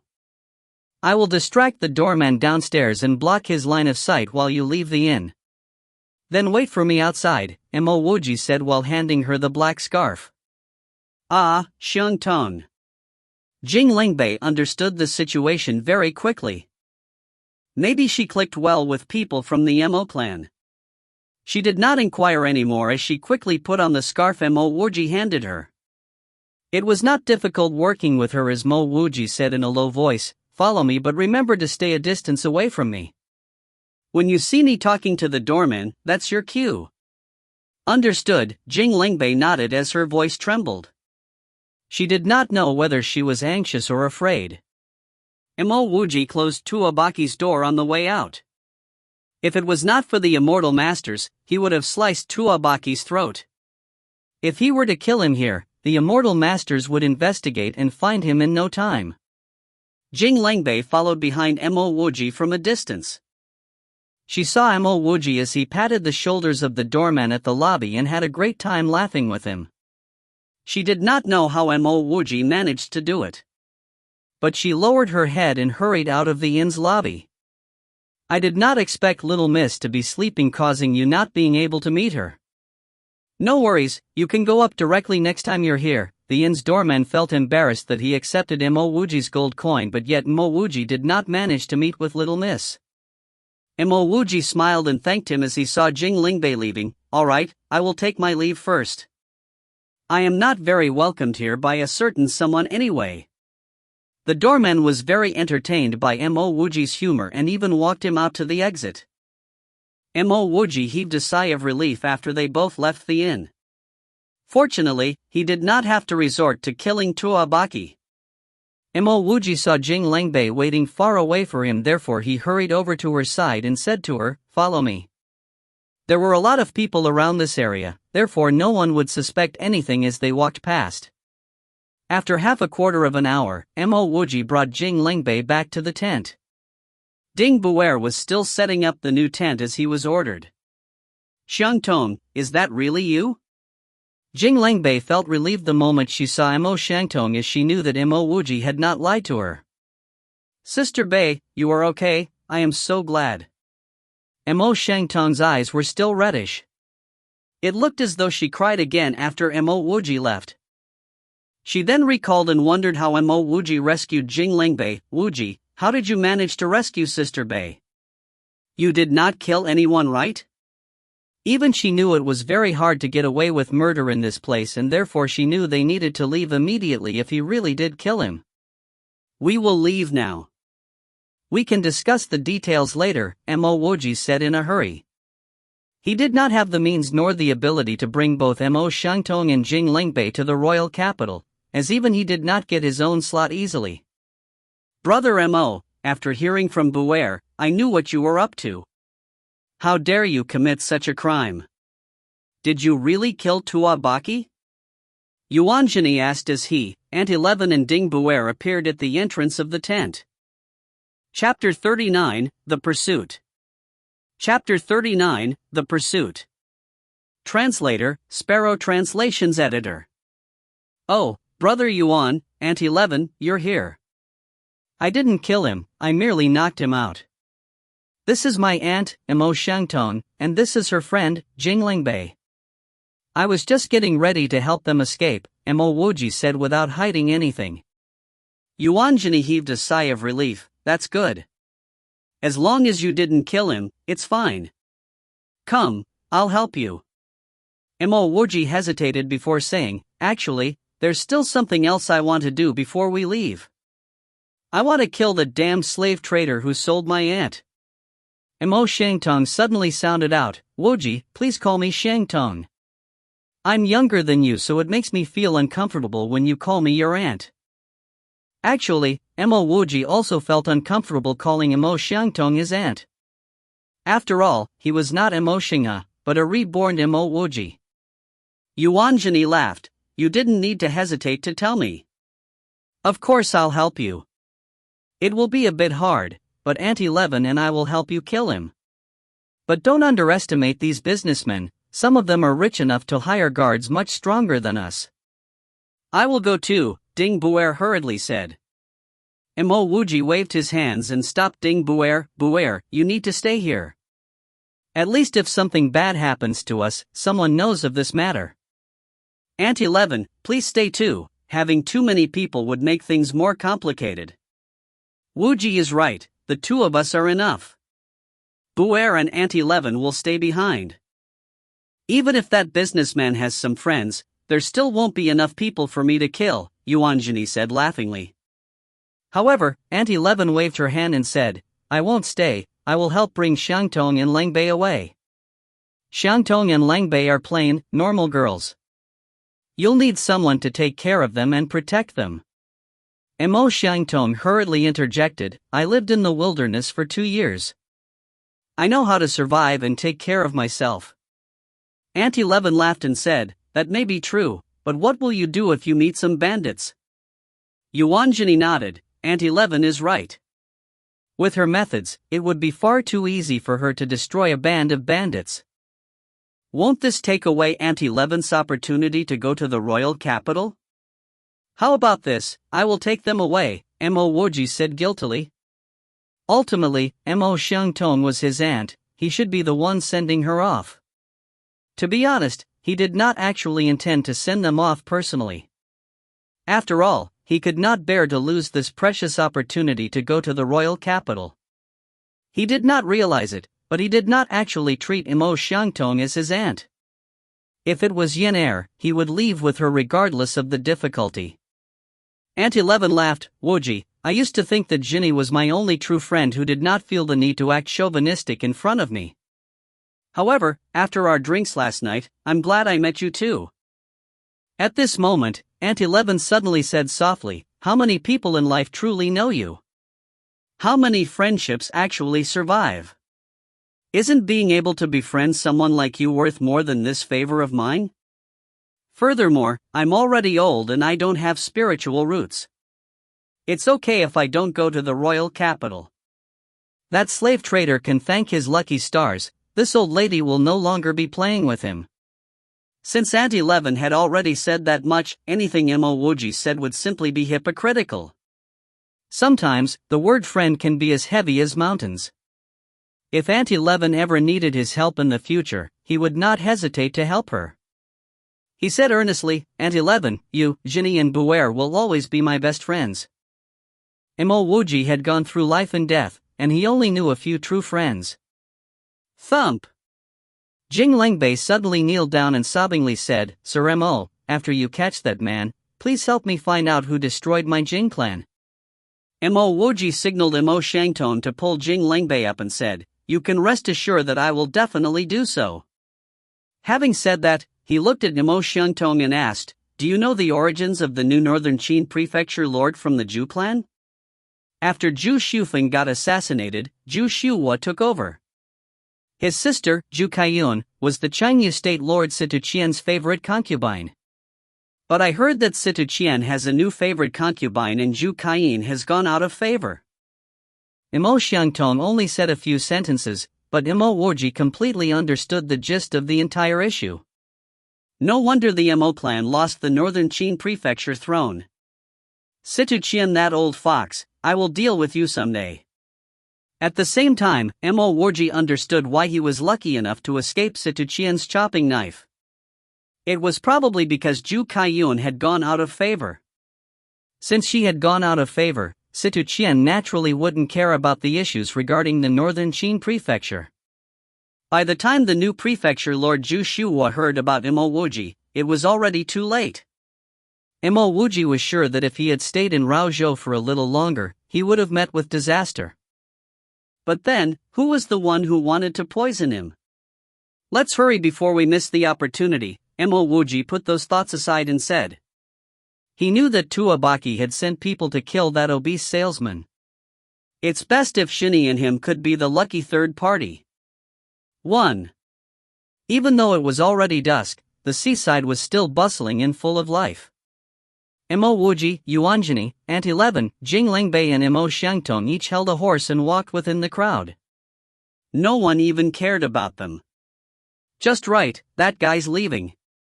Wow, he actually has quite a few guards. Yuanjini looked at a faraway horse carriage and laughed. After the horse carriage left the crowd of people, Yuanjini immediately said, come, let's catch up to them. Imo Wuji stopped Yuanjini, Jini, wait. Tuabaki already sent men to follow him. We just need to wait and be the lucky third party. Ha ha. Yuan Zhenyu laughed. That guy is really looking for death. He is so bold to leave this safe place just because he thinks that he has enough guards. He's simply looking forward to his next life. Imo Wuji laughed coldly. He's not looking forward to his next life, he's just looking forward to earn a bit of money. In 2 days, the ship for the Spring Immortals Conference will arrive. He wants to seize these 2 days to sell more female slaves. I'm sure, if nothing happens to him, he will be back tomorrow. This is what a greedy man would do. If this obese salesman was contented with the money he made, and only left after the ship has sailed off, he would continue living his fat, hedonistic life. Even if Imo Wuji wanted to kill him, he would not waste his chance to go to the royal capital just to do that. Sure enough, it did not take long before Imo Wuji saw Jia Jing bring 2 men to follow the obese salesman. We can go now, Imo Wuji said after confirming that there was no one else. After 2 hours, Yuanjini suddenly did a hand gesture, stopping the five's advance. Something's happening in front. Quickly gag your horses and walk carefully. Wuji used his ears and listened hard. Only with great effort did he manage to heard the sound of people fighting. He could not help but have a newfound admiration for Yuanjini. Wuji, we're in a windy place, and you've never cultivated before. You wouldn't be able to hear anything. It's okay to just follow Jini. Seeing Wuji concentrating his ears, Aunt Eleven laughed and said. Wuji knew that Aunt Eleven was not lying. The reason why he could hear the fighting was because he had already opened a meridian. 1. The original Chinese text is. It is an adaptation of the idiom. So, the stork and the clam fight, and they both end up getting heavily injured. Ultimately, it was a third party, the fisherman, who gained from their fight. Chapter 40, Separation. Chapter 40, Separation. Translator, Sparrow Translations Editor. After another 20 minutes or so, with Yuanjini leading the way, everyone managed to creep behind a hill. The aid of the moonlight allowed them to observe the fight in good visibility. As they witnessed the fight, Wuji realized how ridiculous his intention to assassinate the obese salesman in the dark alone was. Even though there were already 7 to 8 casualties below, the obese salesman did have one very powerful guard. He was currently fighting against 2 others, out of whom one was Jia Jing. Jia Jing came with 2 others at first, however, one of them had already been killed. I was reckless. If I had come alone, I would never have succeeded in assassinating him, Wuji sighed. Yuanjini responded, you can't be blamed for this. This salesman ain't easy to deal with. Normal salesmen would not hire such powerful guards for themselves. After a few minutes, Jia Jing managed to put a knife through the remaining guard's shoulder. At the same moment, Jia Jing's companion was pierced through his waist by the guard's long sword. Jia Jing and his companions were heavily wounded. Jia Jing followed up and sliced open the head of the obese salesman's only remaining guard. The obese salesman, who was severely wounded, sat by his horse carriage and did not even bother crying for help. He knew there was no point in crying for help anymore. Our turn, Yuanjini said with charisma and slid down the hill like a general. Jia Jing, who just managed to behead his opponent, was extremely fatigued as he saw Yuanjini approaching. Dang! After letting out a cry, Jia Jing took a few steps back and fell to the ground. Who are you? How dare you attack me? I am working for Xianliang's prefecture lord, I will let you go as long as. Jia Jing's words were interrupted as he saw Wuji coming down from the hill. He recognized Wuji and the 2 ladies behind him, Xiangtong and Jing Lengbei. At this juncture, he knew his life was over. Jing Lengbei's presence indicated that they even dared to attack the lord, so why would they not dare to kill him? Pop! As Jia Jing paused to think, Yuanjini swung his axe and split Jia Jing's head apart. Yuanjini then proceeded on to the heavily wounded companion of Jia Jing and finished him off with his axe too. Aunt Eleven laughed and said to Wuji, there is no need for us to help him. Given Jini's capabilities, these 2 soft-legged shrimps ain't enough for him. Although Wuji had been through a life and death crisis in the Thunder Fog Forest, he had never witnessed such a bloody scene. For a while, his senses could not adapt to it. Thank you, my lord, for the rescue. If not for your timely intervention, I would have lost my life. I am willing to give you all my assets to thank you for your life-saving grace. Wuji did not expect that the obese salesman would actually stand up and thank him for saving his life. Wuji could not believe that the fatty actually thought that he was here to save him. Wuji could not help but admire this fatty's ignorance. Fatty, you are too optimistic. Let me ask you. Where did you find these 2 girls? Do not bother finding excuses or talk about conditions. If I am happy with your answer, I might give you a good time. If I am not satisfied, I will not kill you but skin you alive and retrieve your tendons. From a horse thief, He Weifeng, in a region in Wuxue State. So Hei Weifeng was the one that destroyed Jing clan too? Mo Wuji asked on behalf of Jing Lengbei as he saw her trembling beside him. I do not know. I really do not know, the fatty, Yong, said repeatedly. Mo Wuji looked at Jing Lengbei and said, my guess is it was Hei Weifeng's doing. There is no point in asking anymore. Jing Lengbei fell to the ground in tears. She had heard of Hei Weifeng's infamous name and his immoral acts before. Mo Wuji used the knife in his hand and split Yong's head apart too. The splashing fresh blood made him uncomfortable once again. However, he knew that there were some things that had to be done. The fact that the fatty trafficked these young girls made Mo Wuji extremely enraged, not to mention one of them was Mo Xiangtong. Yuanjini retrieved the gold and silver coins from his body. In addition to some gold notes, he managed to retrieve 16,000 gold coins and a few thousand silver coins. Yuanjini passed all the gold coins to Mo Wuji. This was Mo Wuji's idea after all. Mo Wuji did not keep the gold coins. Instead, he took out an additional 20,000 gold notes to split the money into 3 portions for Aunt 11, Mo Xiangtong and Jing Lengbei. Aunt 11, hurry up and bring them away from here. Understood, Aunt 11 did not waste any more time and kept the gold notes. Mo Xiangtong knew Mo Wuji wanted to go to the royal capital but was unable to bring her along. Coupled with the fact that Mo Wuji was also from the Mo clan, she did not say much and just kept the gold coins. The hesitant Jing Lengbei realized that she might make Aunt 11 unhappy if she rejected the money, so she quietly kept the gold coins too. Wuji, in future. Mo Xiangtong looked at Mo Wuji with some hesitation. Mo Wuji said with a serious tone, in future, if I have the ability, I will avenge the Mo clan. However, Mo Wuji did not mention that he would give up avenging if he was not capable enough. Let's go, Aunt 11 said and mounted the horse. She was always very straightforward with whatever she said or did. Jing Lengbei went up to Mo Wuji and Yuanjini. She bowed respectfully and mounted the horse without saying a word. I truly admire this Jing Lengbei, sometimes there is truly no need for words, Yuanjini said with admiration as he watched the 3 of them from a distance. After the trio's voices disappeared under the moonlight, Yuanjini said, let's go. We shall just leave the bodies here. Mo Wuji looked at Jia Jing and said, we can leave the other bodies here but Jia Jing's must be hidden. Yuanjini immediately understood the reason, laughed and said, Wuji, you are indeed very careful, how could I not think of this? The hustle and bustle of the night was gone and the morning by the seaside seemed so peaceful. Ah! A scream could be heard from even outside Yuhai Inn. A doorman hurried up to see what was going on.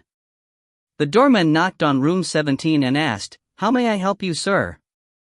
At this period of time, anyone and everyone could stay in Yuhai Inn. In any of these rooms, there could be a lord or a prince. Therefore, even if it was a small lord or small prince, it did not matter much.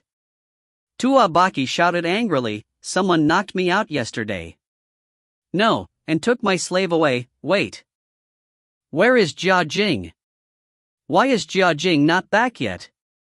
After finishing his sentence, Tuabaki calmed down as he recalled what he asked Jia Jing to do before he was knocked out. Even if he was a small prefecture lord, he would never get away if someone found out he ordered his men to assassinate the salesman. It's okay, you may leave. I just had a nightmare. Tuabaki waved his hands as he ordered the doorman to take his leave. The doorman revealed a look of disdain as he turned and walked away, not bothering about this lunatic prefecture lord.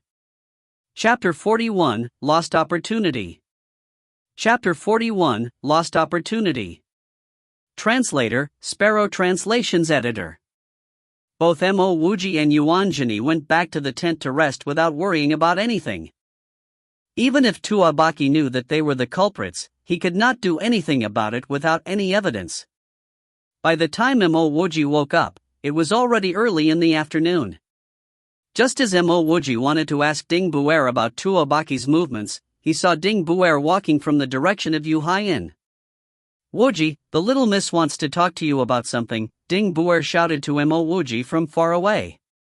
It was just the right timing that Han Ning wanted to talk to him, as he wanted to find out more about Tuabaki at the inn as well. Hold up. Ding Buer spoke in a low voice as he approached him. Oh Wuji, Wuji, please be careful. I doubt it is good news. Pang Manhwa was stuttering when he told me about this. Mo Wuji gave Ding Buer a pat. What can happen to me here? Don't worry, I was just about to inquire about something. The first person Mo Wuji saw when he entered Yuhaian was Tuabaki.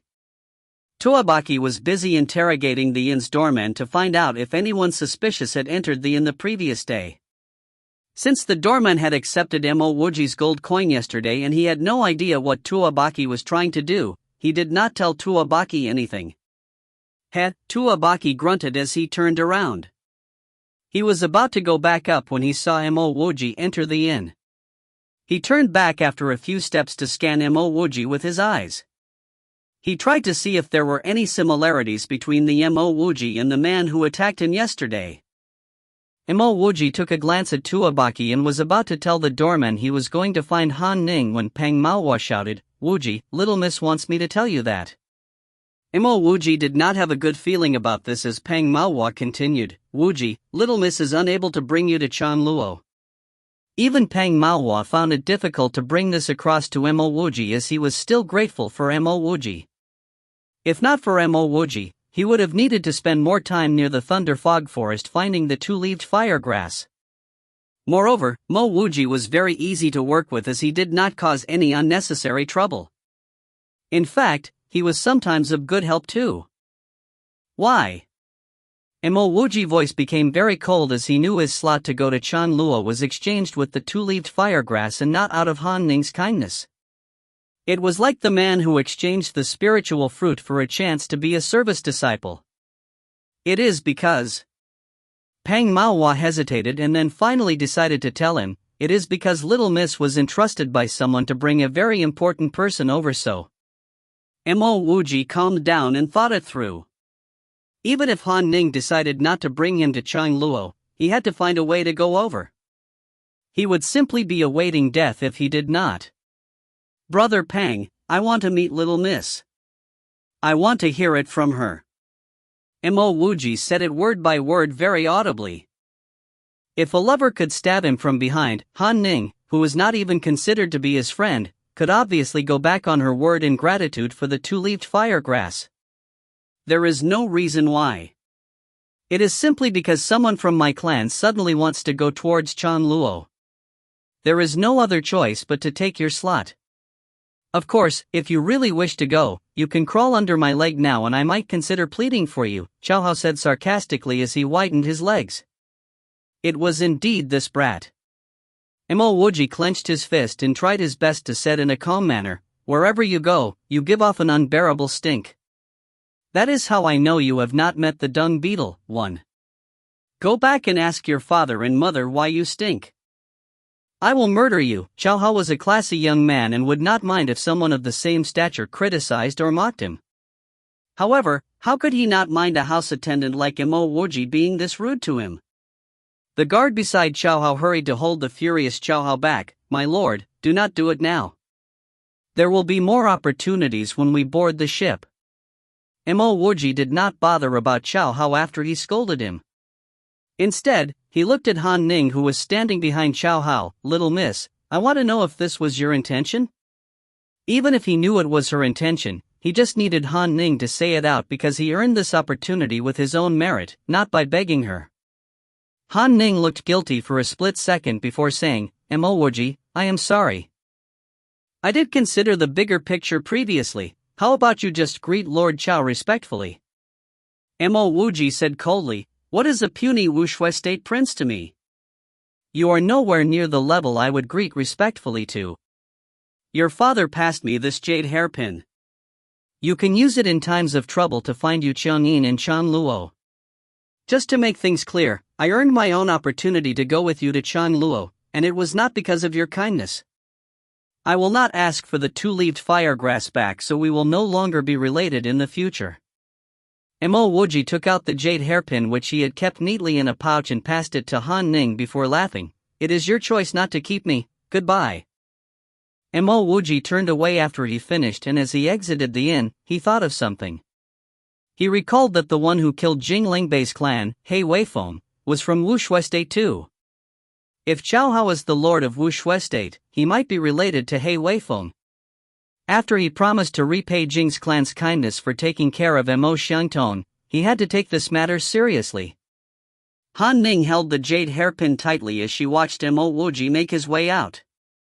She could not figure out why her father passed him the jade hairpin. This is the first time I've seen a house attendant who was so arrogant.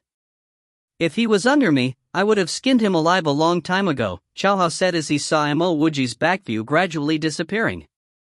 Tuabaki, who wanted to ask Mo Wuji a few things, witnessed how Mo Wuji did not even put Cao Hao in his eyes, and hence he did not dare to follow him out.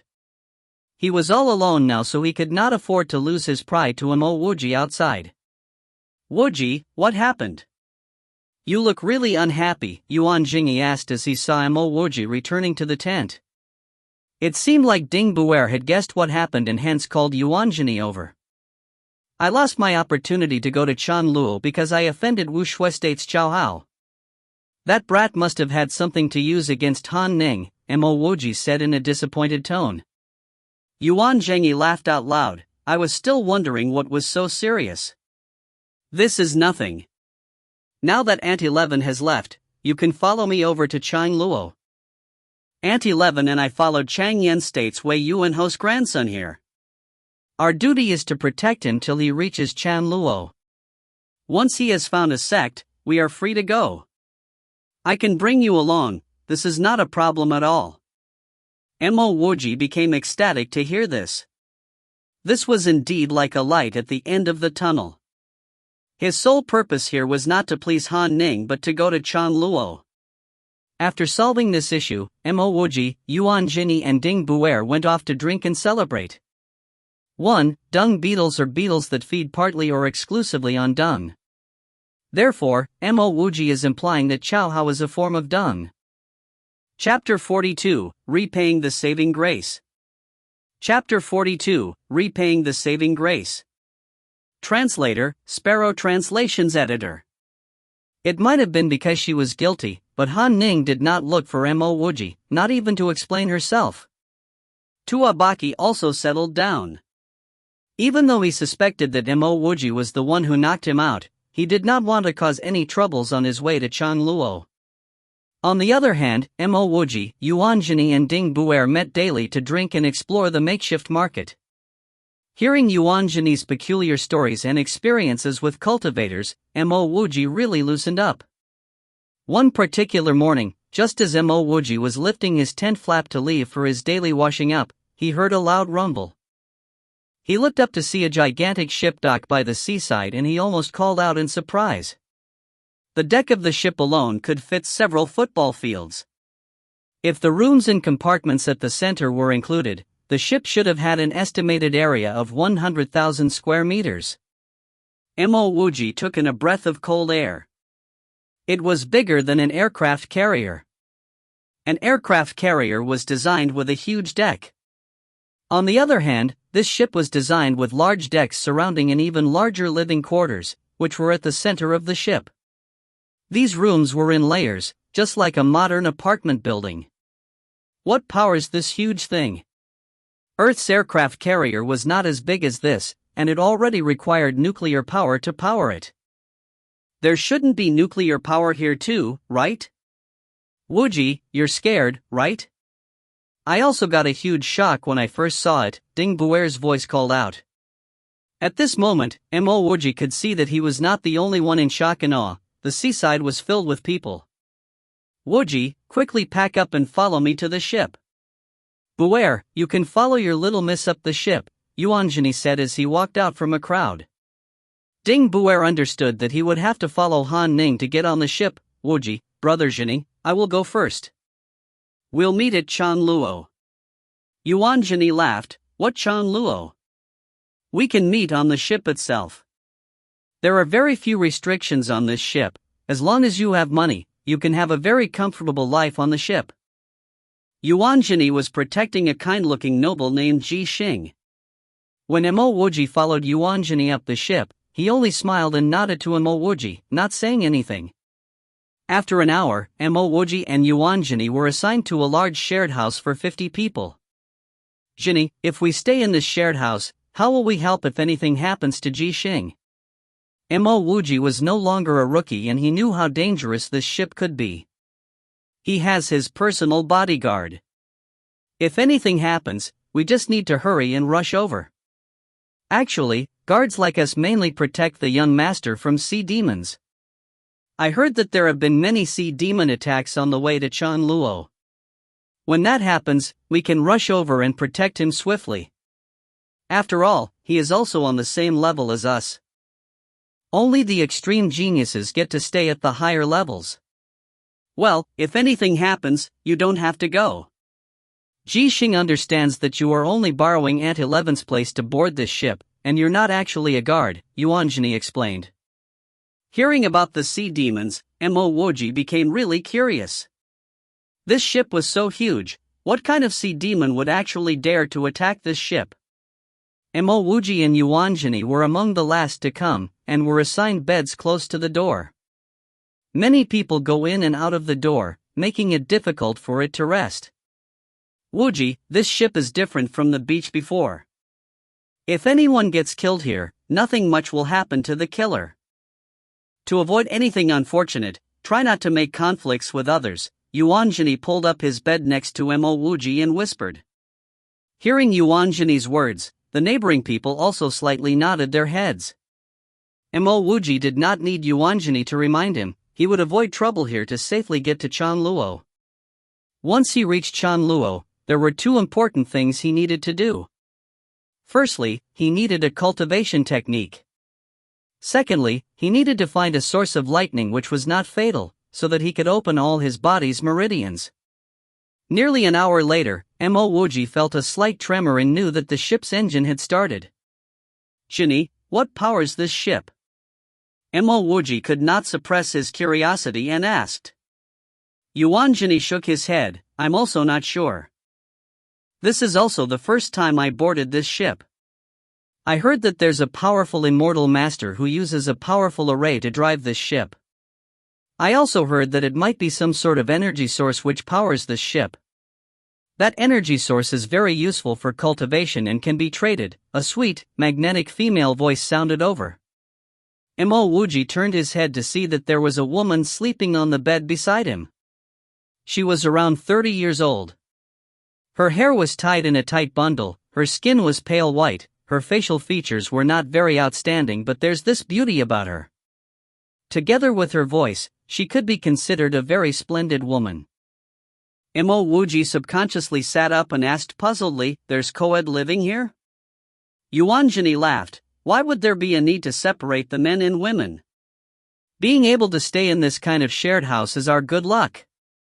The woman smiled and also sat up, nodding at Wuji and Yuanjini, greetings, I'm Qin Xiangyu from the Ba Prefecture. When Qin Xiangyu sat up, Wuji found her body to be more perfect than her face. Wuji laughed, I'm Wuji from Chengyu, and this is Yuanjini from Changyan. Aren't Changyan and Chengyu at war? You too. Yet another person interrupted. This time, it was a youth with light golden hair. Yuanjini said with a slight disdain, the war between Changyan and Chengyu has nothing to do with us. Wuji. The sound of hurried footsteps could be heard. Wuji easily recognized that it was Ding Buer's voice. Wuji hurriedly got down from his bed and asked, Buer, what happened? Why is there blood on your body? After slowing down his pants, Ding Buer hurriedly said, some people have acted against the little miss. Pang Manhwa and I aren't strong enough. From the looks of it, those people are looking to kill the little miss. Wuji furrowed his eyebrows, the ship just started and something like this happened? He did not ask anything further and said, come, bring me over. Wait. Yuanjini stopped Wuji. Wuji, that Han Ning drove you out, and did not even allow you on this ship to Chanluo. You have nothing to do with her anymore, why do you need to put your feet back into these muddy waters? Furthermore, the help you've given her was more than enough to repay her. Mo Wuji said calmly. Her father may not have intended for it, but he did save my life. Perhaps what I gave her was enough to repay her, but in my heart, a saving grace cannot be repaid through items or money. Now that I know something bad is happening to her, I do not feel comfortable leaving her alone. On the account that the old duke saved me, I will help her one more time. After we reach Changluo, we can go on our separate paths. Jinny, you can wait for me here. Buer, let's go. Finishing his words, Mo Wuji was prepared to rush out of the shared house. He lived by this principle: gratitude and grudges must be repaid. The old duke's saving grace would be repaid with another saving grace. Regarding the two-leaved firegrass, Han Ning could take it as a gift. There was also another reason why he had to save Han Ning. He might have been driven out by Han Ning, but Ding Buer was still under her. He might not need to save her, but he needed to rescue Ding Buer. Helping Han Ning was the same as helping Ding Buer. Yuan Jinny laughed. Aren't we brothers? If you're going, then I'm going too. Let's go. Chapter 43, Mo Wuji's Power. Chapter 43, Mo Wuji's Power. Translator, Sparrow Translations Editor. Han Ning was a main participant of the Spring Immortals Gate, so she stayed in a slightly better two-man room.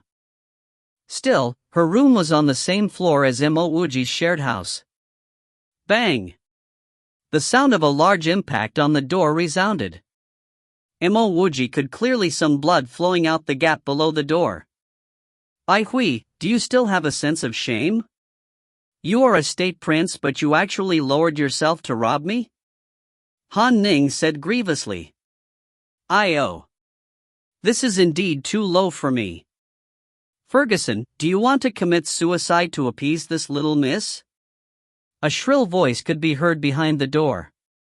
When Mo Wuji heard the voice, he felt goosebumps all over his body. Was this guy a eunuch? What followed was another voice. Then I will just kill myself. Look, I'm placing the knife on my neck. I died. I'm going in first. Ding Buer said as he pushed the door open forcefully. Pooh. The sound of a meeting of a knife and flesh could be heard, and someone fell on the ground. Mo Wuji could see a man slumped in a pool of blood. The knife in his hand had pierced through his throat. In an instant, Mo Wuji understood what had happened. This guy pretended to kill himself and placed his knife on his neck. Little did he know that Ding Buer would suddenly push the door open and that the door would strike the knife. The act actually became a reality. Besides this guy, Mo Wuji also saw Pang Manhwa lying on the ground. One of his arms had been cut off. Han Ning and Xiaolan were also covered with blood, and they were forced into a corner by two men. A handsome man, with a long mustache, looked at his dead underling in shock. Who are you guys?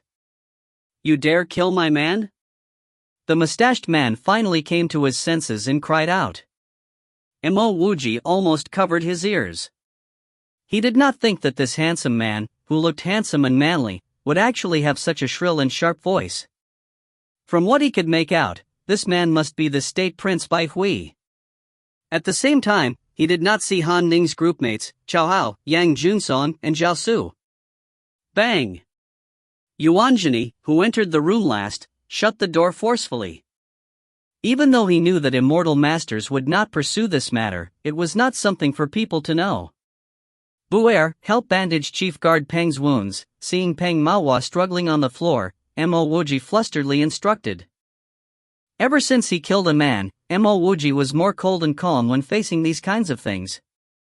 Seeing Ding Buer take out a healing drug for the struggling Pang Manhwa, Mo Wuji walked to the front of the mustached man and said, I'm Mo Wuji from Raozhou.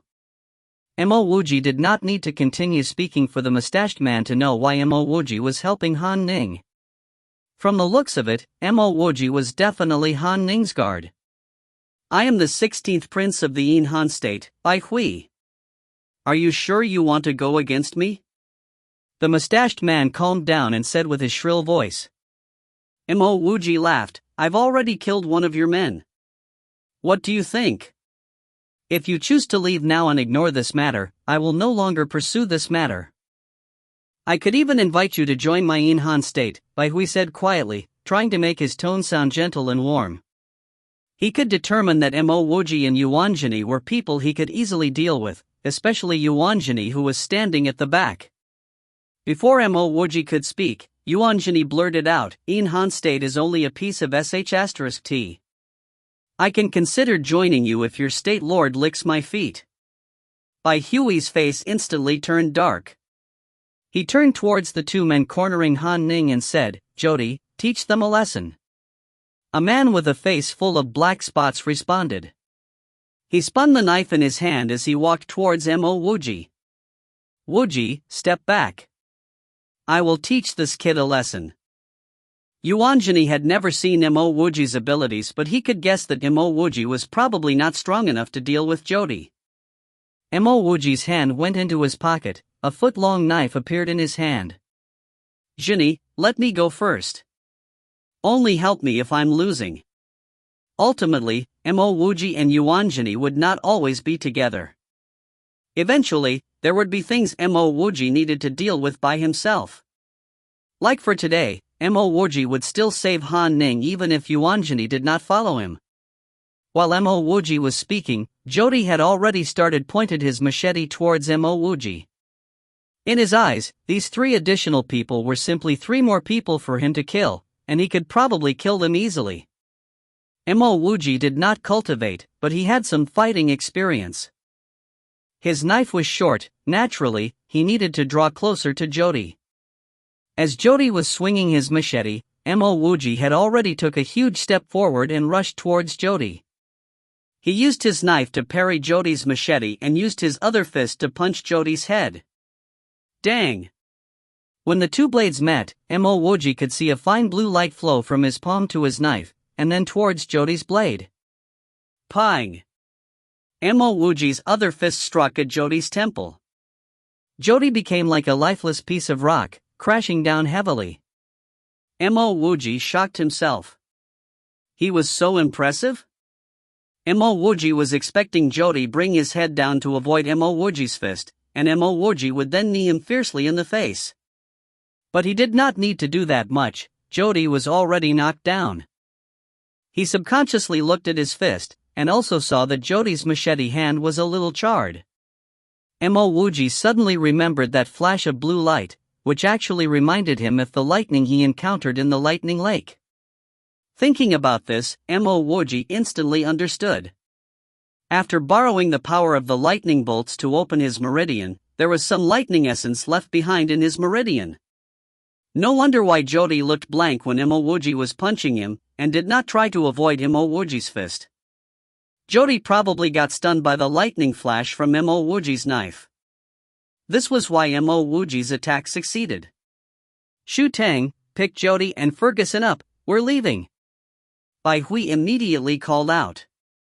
He knew that his remaining man was not enough to deal Han Ning's guards.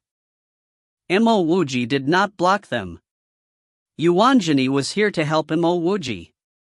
Seeing that Mo Wuji did not stop Bai Hui, he naturally did not do so as well. Bai Hui, who had the living daylight scared out of him, ran out of Han Ning's room at top speed. Wuji, I did not know you were so impressive. No wonder why you could survive a night in the Thunder Fog Forest, Ding Buer cried out in surprise. He did not even remember to help bandage Pang Manhwa. Yuanjini also had a face of delight. He did not know that Mo Wuji was so strong. He knew that he could deal with Jody, but probably not with a single punch. Drug refiner Mo, I am truly grateful. I am terribly sorry for what I've done before, Han Ning was ashamed. When she was in greatest danger, her companions who asked her to drive Mo Wuji out did not appear. Instead, it was Mo Wuji who appeared to help her. Mo Wuji said calmly, Old Dukan saved my life before. You can regard my actions today as repaying my debt to him. Once we reach Changluo, we will each go our separate ways. That Bai Hui was here to snatch our two-leaved firegrass. How did he know that we have some two-leaved firegrass? Pang Manhwa had already woken up and said hoarsely. Chapter 44, Surrounded by Sea Beasts. Chapter 44, Surrounded by Sea Beasts. Translator, Sparrow Translations Editor. Now, you have paid what you owed her. There's nothing on you right now, Yuanjini laughed and said, after they left Han Ning's room. Mo Wuji laughed but did not speak. He saw Chao Hao and Yang Junsong hurriedly walking in their direction.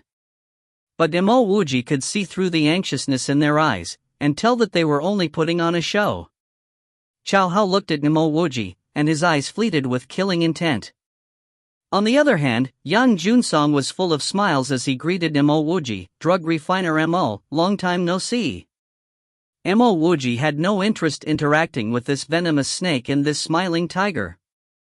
He was too lazy to respond to them as he said to Yuanjini, I do not owe her anything, she owes me. The person I owe my life to is her father. He entrusted her to me, so I would try my best to help her on this path to Chan Luo. Yuanjini laughed, Wuji, this is one thing I appreciate about you. Perhaps it's due to your personality that we can become such good friends. In the shared house, a monkey-faced man walked in and said in an exaggerated manner, you guys are all wrong. Indeed, it was that Bai Hui from In Han State who acted. But the people who ran out with their tails in between their legs weren't the people who left the shared house but Bai Hui and his men. I even saw them carrying 2 unconscious men. They were probably overwhelmingly defeated. Those 2 people are so strong? But Bai Hui is a state prince, the golden-haired youth from before said in shock. As a state was a level higher than a prefecture, the state prince's guard should naturally be better. With just 2 people, they managed to defeat their opponents? Maybe after they went in, Bai Hui's men were outnumbered. The voice stopped abruptly. This was because, at this moment, the door opened, and Mo Wuji and Yuanjini entered. Although the 2 of them were clean, but the people in the shared house felt something different about them. People stopped talking and people started whispering. Over the next few days, the shared house was extremely quiet. Except for the occasional restlessness whenever the women entered a tent to change their clothes, everyone minded their own business and there were no conflicts.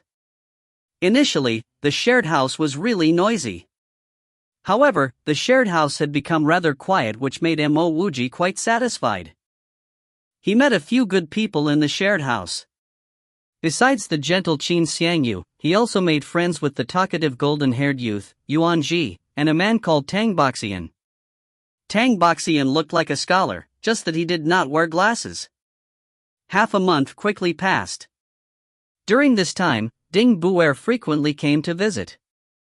Han Ning's maidservant, Xiaolan, also came once to thank Mo Wuji. In addition, there were no longer any calls for help. Mo Wuji spent the days in an extremely relaxed manner. He was either inquiring about all kinds of knowledge about cultivation or trying to learn about the lightning essence in his meridians. However, he never felt the lightning essence again. He even tried competing with Yuanjini, but he did not manage to stimulate the lightning essence. He even suspected that the previous flash was like the 6-pulse holy sword, 1, and could only be used intermittently. Because there was no one here who understood cultivation, and his lightning attack was related to his channel opening solution, Mo Wuji could only bury this issue in his heart. There was one thing, however, which made him dissatisfied. As everyone in the shared house got familiar with one another, the environment was no longer as quiet.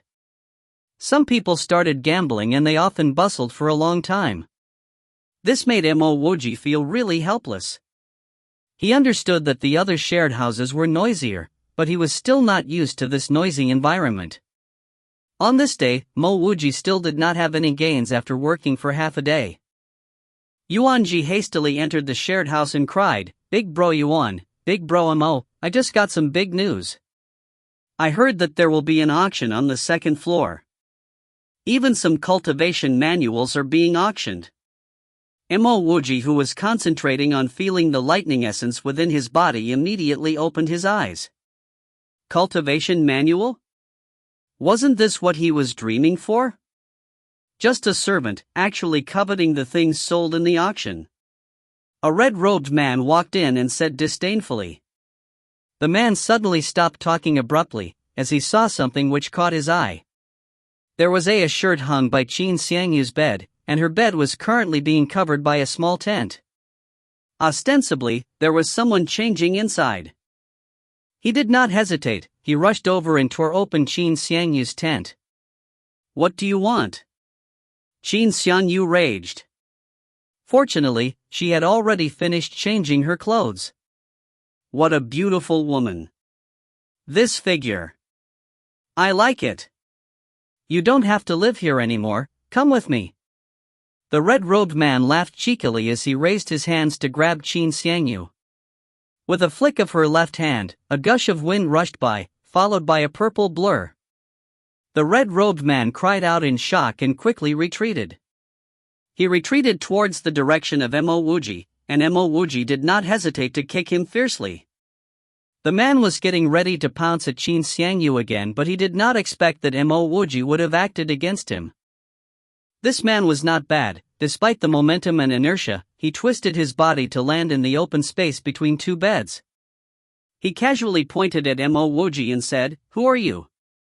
Mo Wuji's hand flashed as he quickly pulled out the knife tied to his leg. Yuanjini also stood up and stood beside Mo Wuji. Qin Xiangyu also came over. In her hands was a purple soft spear. Was this really a shared house? The red-robed man even thought he walked into the wrong place. These were all servants. Why are they all so aggressive? He had been to other shared houses and no one ever dared to treat him like this. Just as he was about to call out for his subordinates, the boat started shaking violently. Everyone looked out the window in shock, forgetting about the current confrontation. This giant ship had been sailing for a good half a month, and there had never been such a violent shaking. Just as people were wondering about their predicament, a vigorous voice resounded in everyone's ears: "Our ship is currently being attacked. Members of the Spring Sea Unit, please bring your weapons and report to the main deck immediately.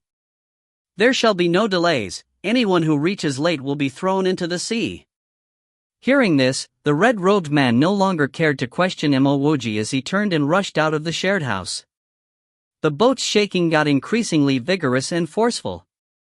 Yuanjini anxiously said, "Wuji, we're probably being attacked by sea beasts. Let's go." At this moment, the shared house inhabitants all grabbed their weapons and rushed towards the main deck.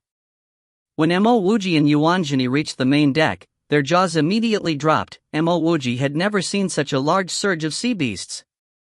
The enormous spring sea was surrounded by beasts from all directions.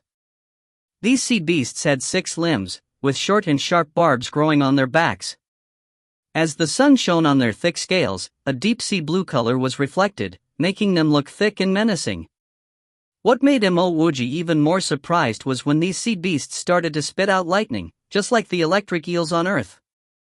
A few people failed to dodge the lightning, and their whole bodies started twitching spasmodically and they fell to the ground. If they were hit by a second lightning, they would be dead. However, these 6-footed beasts weren't their only opponents. There were also some toad-like creatures attacking the spring sea. These creatures had extremely long tongues. One of them used its long tongue to wrap around a person's sword, pull it back into its mouth, and swallow it. We have encountered a 6-footed lightning crocodile horde. Do not let them set any of their 6 dirty feet on this ship. Remember, their weakness is at the bottom of their throats. Other parts of their bodies are as hard as iron, so only attack under their throats. A robust middleman shouted out as he jumped out from the 3rd floor. While he was speaking, his knife flashed about and 2 of the 6-footed lightning crocodiles were dissected into 4 pieces. Mo Wuji saw what happened clearly. This dude did not attack the bottom of the crocodile's throats. Looking at his abilities, he's definitely an immortal master. A few agonized screams could be heard.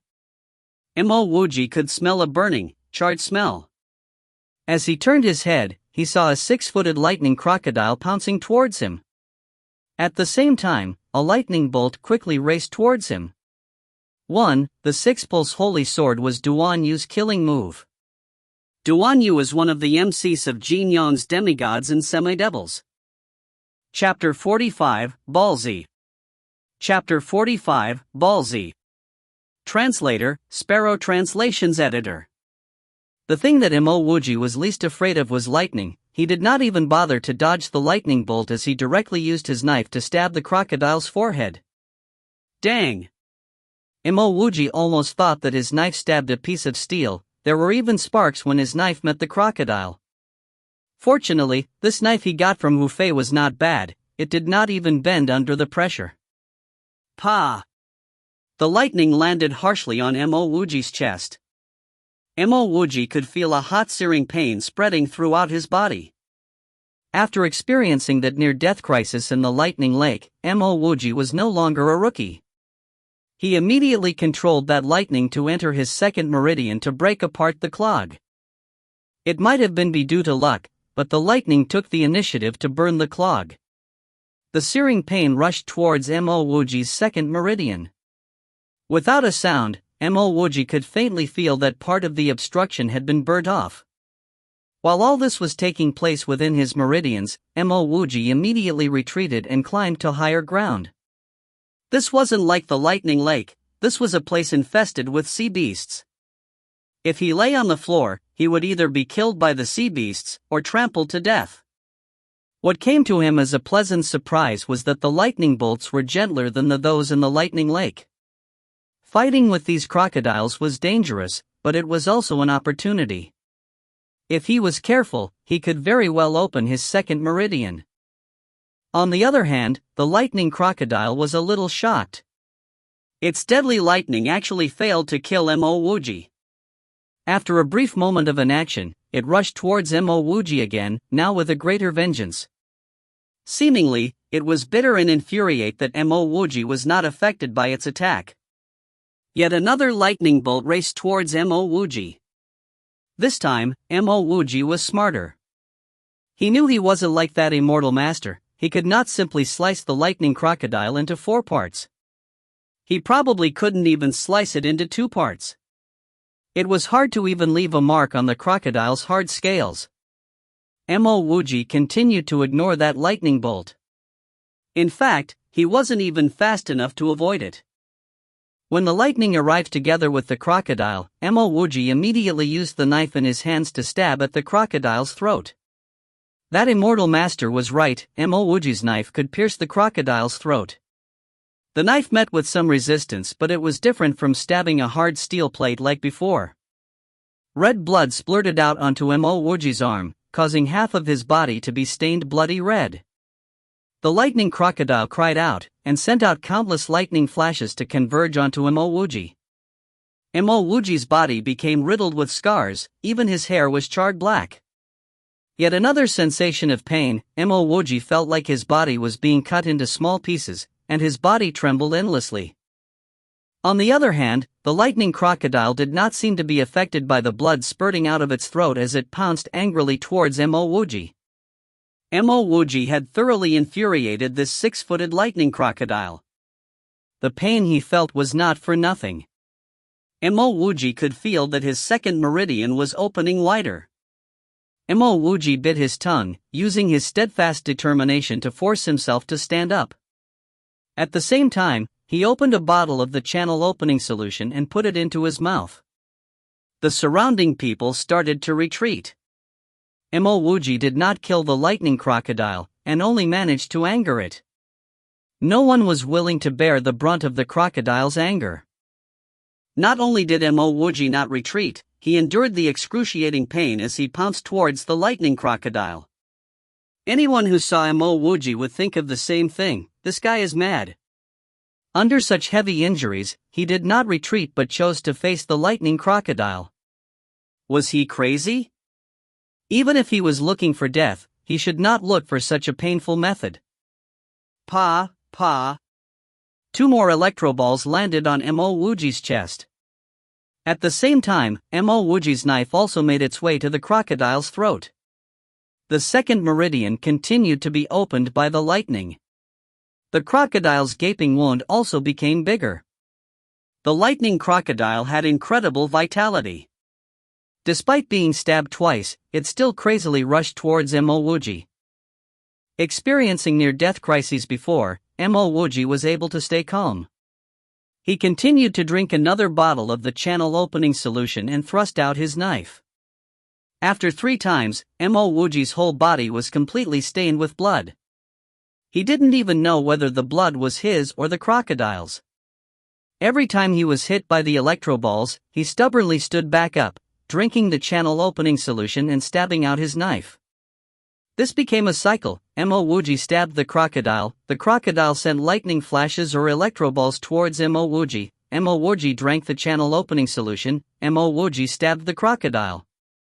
The surrounding people looked in shock. This lightning crocodile had incredible vitality, but this little servant had more. These two fellows seemed to be competing in their vitality and perseverance. The one who could no longer stand the pain became the loser. This servant definitely wasn't crazy. How could a crazy person last for so long? If not for the large numbers of lightning crocodiles, these people would have stopped to see the battle between Wuji and the lightning crocodile. Ultimately, the crocodile was still made of flesh and blood. After being stabbed by Wuji for close to 10 times, its huge 3 m long body collapsed on the deck. The moment the crocodile collapsed, Wuji felt his entire body being relieved. His second meridian was finally opened. Wuji's hands started to tremble. He did not know whether this was due to him using excessive force, or his sheer excitement from opening his second meridian. As he almost got killed by the lightning crocodile and felt a hellish amount of pain, he also received a new life. This kind of results earned from hardship made Wuji cherish them more. With 2 meridians opened, Wuji's whole body felt relieved but extremely fatigued. He needed to rest for a while. The scene of Wuji bravely using his little life to kill the lightning crocodile remained vividly in everyone's mind. Seemingly inspired by Wuji's heroic drive, war people started to bravely confront the lightning crocodiles. Countless people were killed, but countless lightning crocodiles were killed as well. After killing that crocodile, it was only normal for Wuji to sit down and rest. In fact, it would be weird if he didn't. But what made everyone go into disbelief was that after resting for a short quarter of an hour, Wuji drank his solution and rushed towards another lightning crocodile. A few people looked at Wuji in shock. Was this guy mad? Or was he just ballsy? With his previous performance, no one would blame him if he chose to retreat from the fight. In fact, his act of heroism might even get him the recognition of an immortal master. Wuji wasn't mad. He was very clear that this was a rare opportunity. He had his channel opening solution, and there was such an abundant source of lightning to help him open his meridians. Wouldn't he be an idiot if he did not grab this opportunity? His sharp knife stabbed into the crocodile's throat. Angry and infuriated, the crocodile pounced at Wuji and spit out an electro ball. The scene replayed itself. Wuji was constantly being struck by the lightning flashes or electro balls. He drank some solution and fought again. Over and over, the cycle continued. Wuji was never discouraged. This guy is ballsy. Some distance away, a young woman saw Wuji's actions and praised in surprise. A young man beside her laughed. He's just reckless, pitting his life against the sea demons. Well, you can't blame him.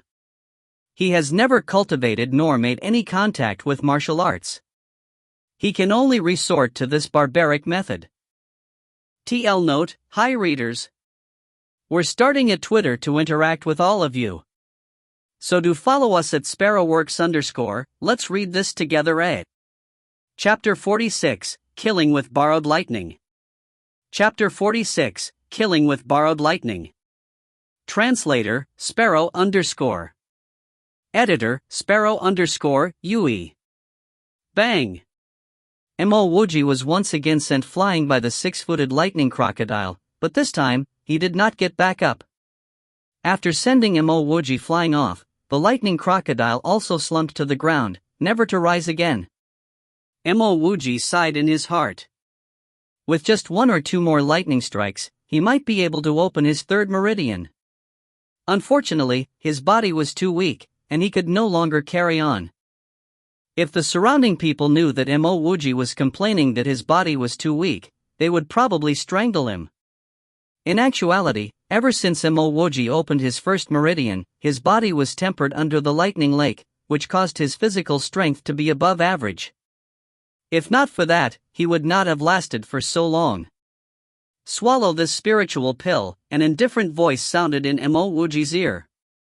Mo Wuji looked around, but he did not see anyone near him who might have been speaking to him. In his hands was a pill. The pill was a little bigger than a bean, and there was a pleasant fragrance from it. Mo Wuji did not hesitate and directly put the spiritual pill into his mouth. If this expert wanted to kill Mo Wuji, he did not need to waste this pill. He could simply have ended Mo Wuji's life there and then. Furthermore, the mere aroma of this pill invigorated Mo Wuji. It definitely was not something bad. The moment the pill entered his mouth, it felt like there were multiple cold springs emerging in Mo Wuji's body. Mo Wuji could clearly feel his damage subsiding. In just a few seconds, Mo Wuji could easily stand up. He noticed that his skin, which was charred and scarred, was surprisingly in the process of healing.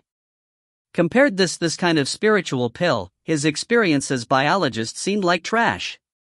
If not for his experience allowing him to refine the channel opening solution, he would be useless.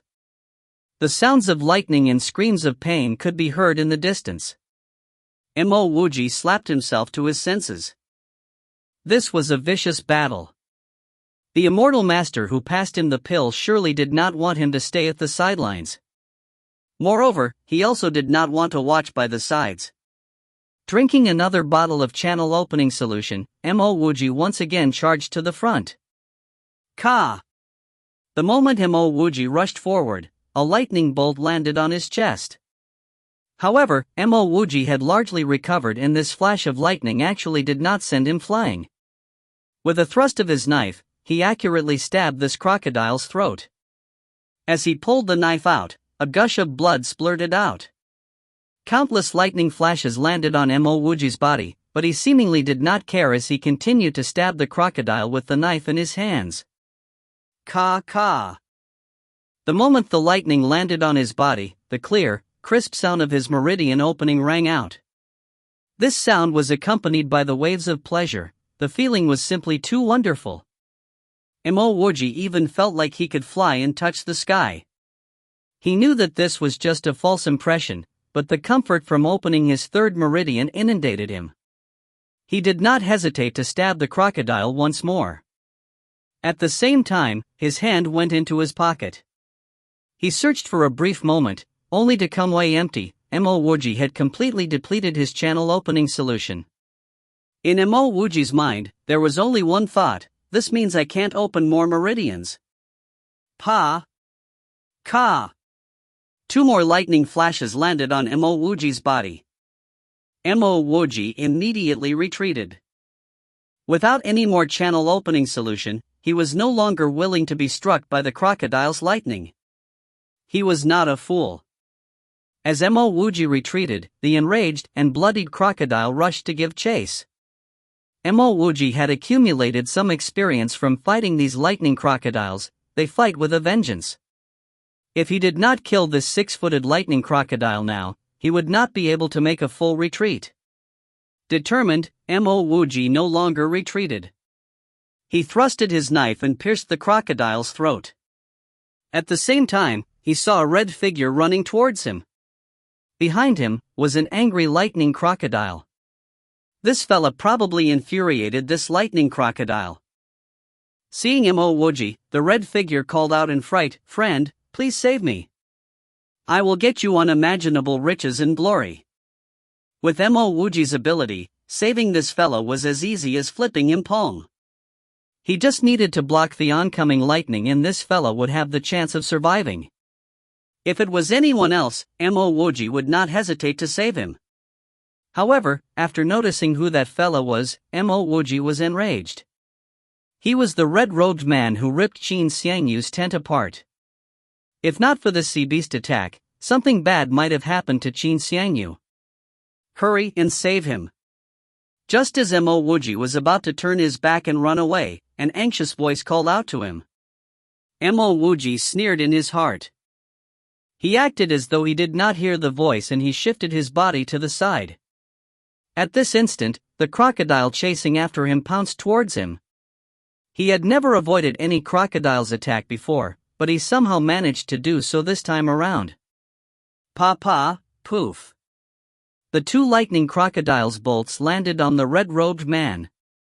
The red-robed man was already heavily injured. He could no longer hold on, and he fell to the ground. The lightning crocodile which was chasing after him pounced on his body, crushing his throat. His eyes no longer showed any signs of life.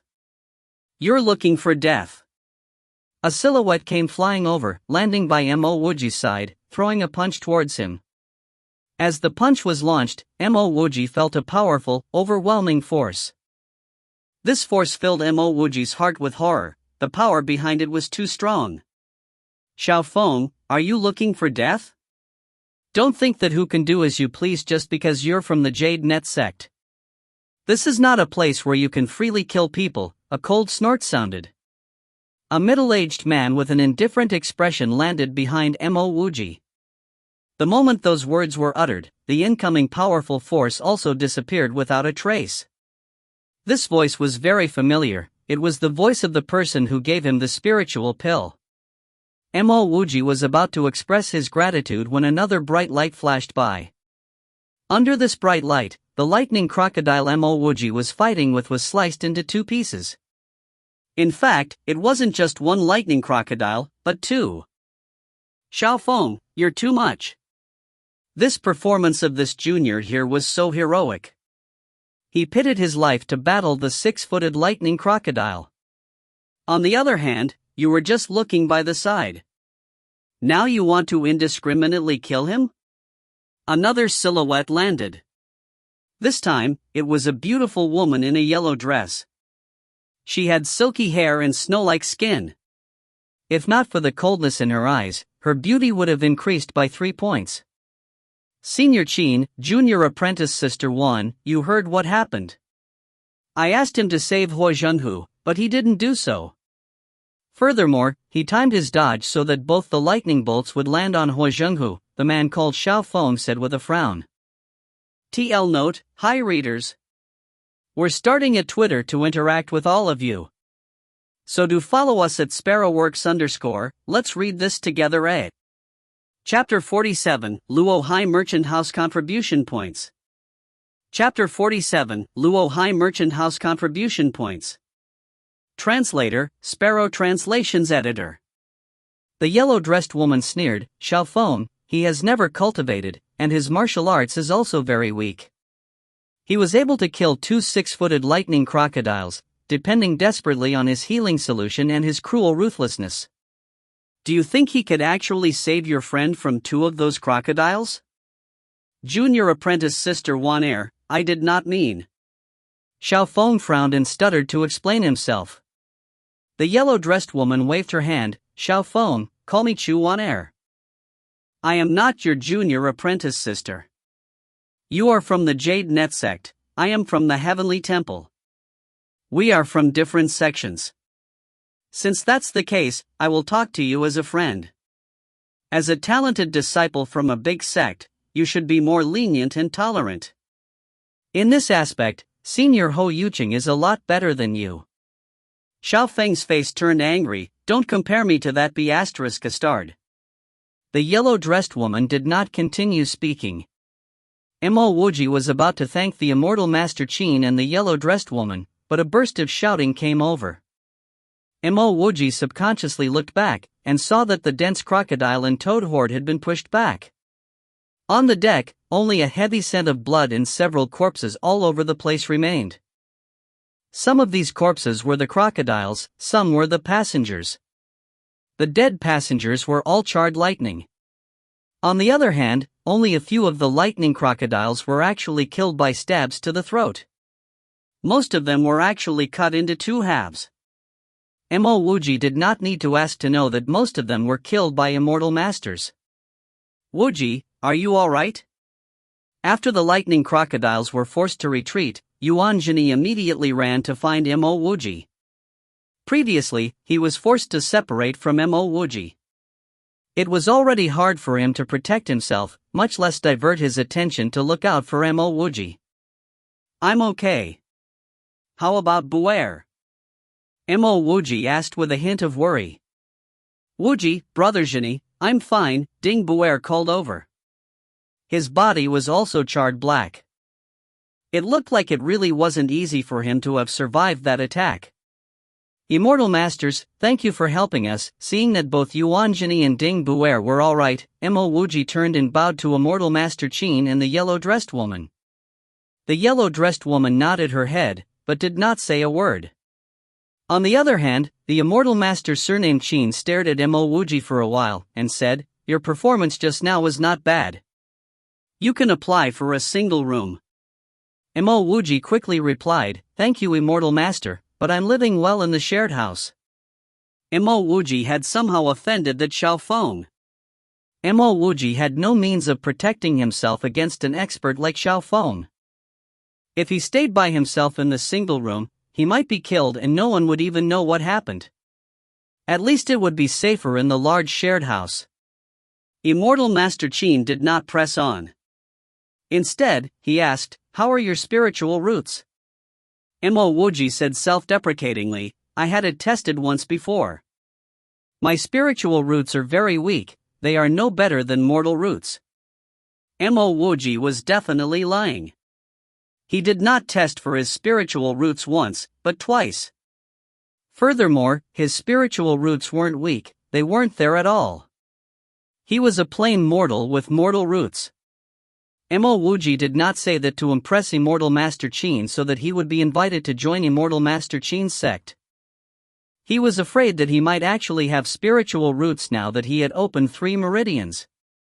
Thus, he said that to leave himself a backdoor. When Immortal Master Qin heard Wuji's words, a trace of disappointment flashed in his eyes. He shook his head before he turned and jumped away, instantly disappearing without a trace. With Wuji's perseverance and determination, he would have been a good seedling to nurture. However, a good seedling still needed to cultivate.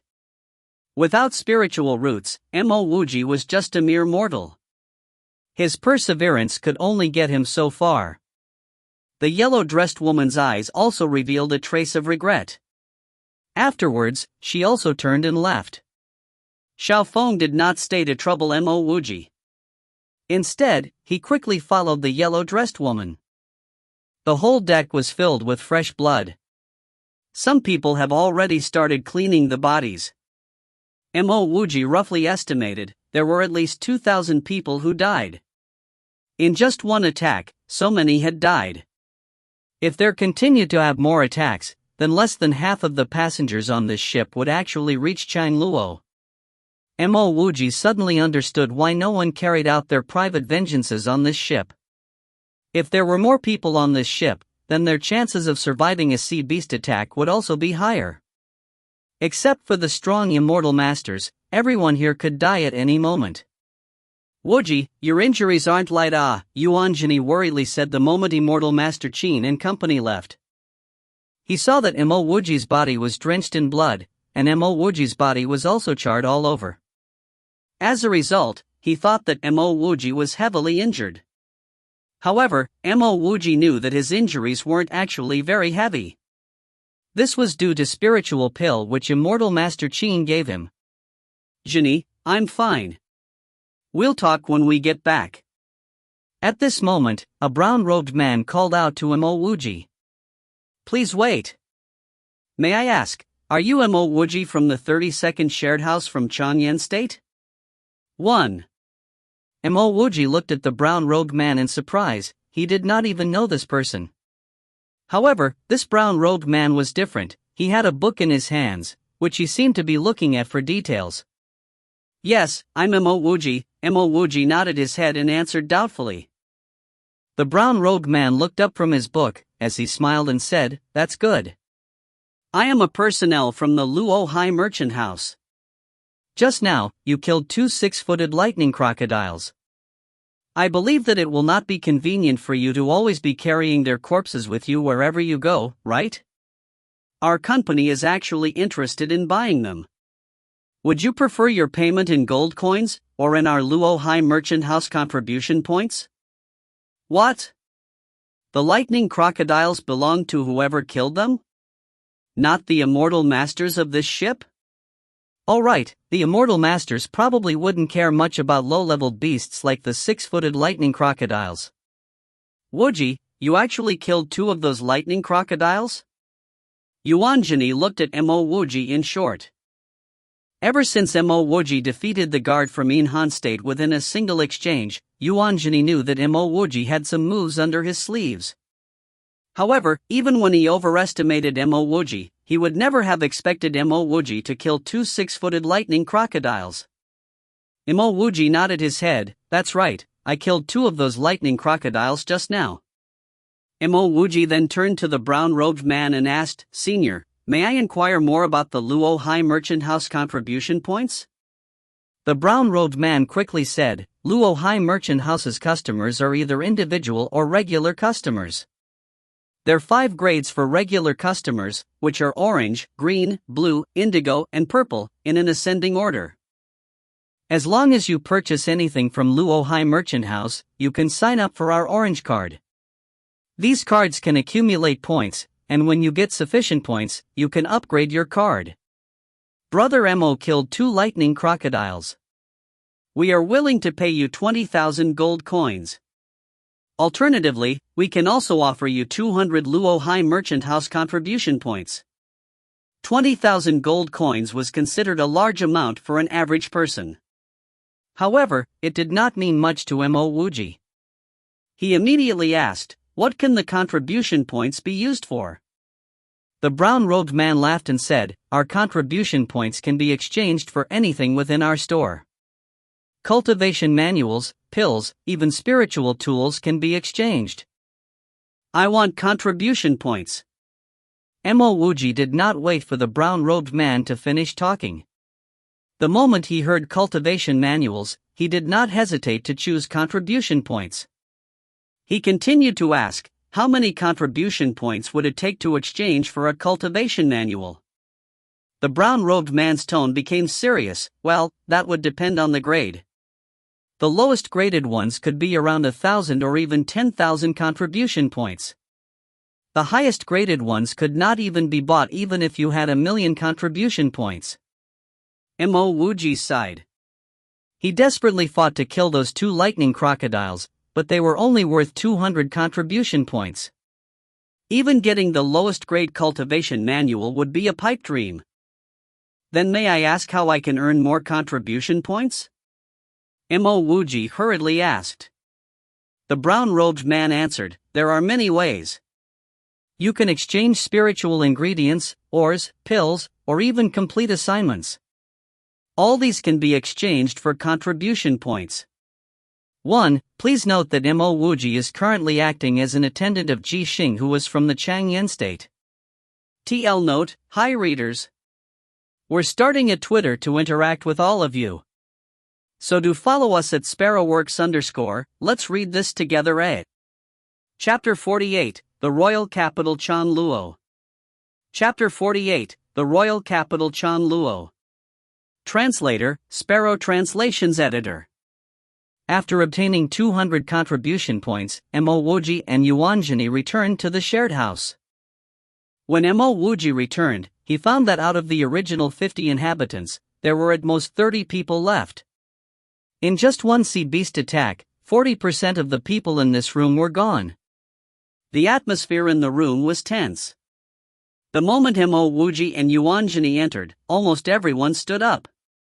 Their faces revealed an expression of respect and awe. They clearly knew about Mo Wuji's wildness and ruthlessness. Single-handedly killing 2 lightning crocodiles, this was a feat which, besides the immortal masters, only the extremely powerful martial artists could do. What does this mean? Mo Wuji looked puzzledly at everyone. Brother Mo, you really killed 2 6-footed lightning crocodiles? The refined and gentle-looking Tangboxian stepped forward and asked.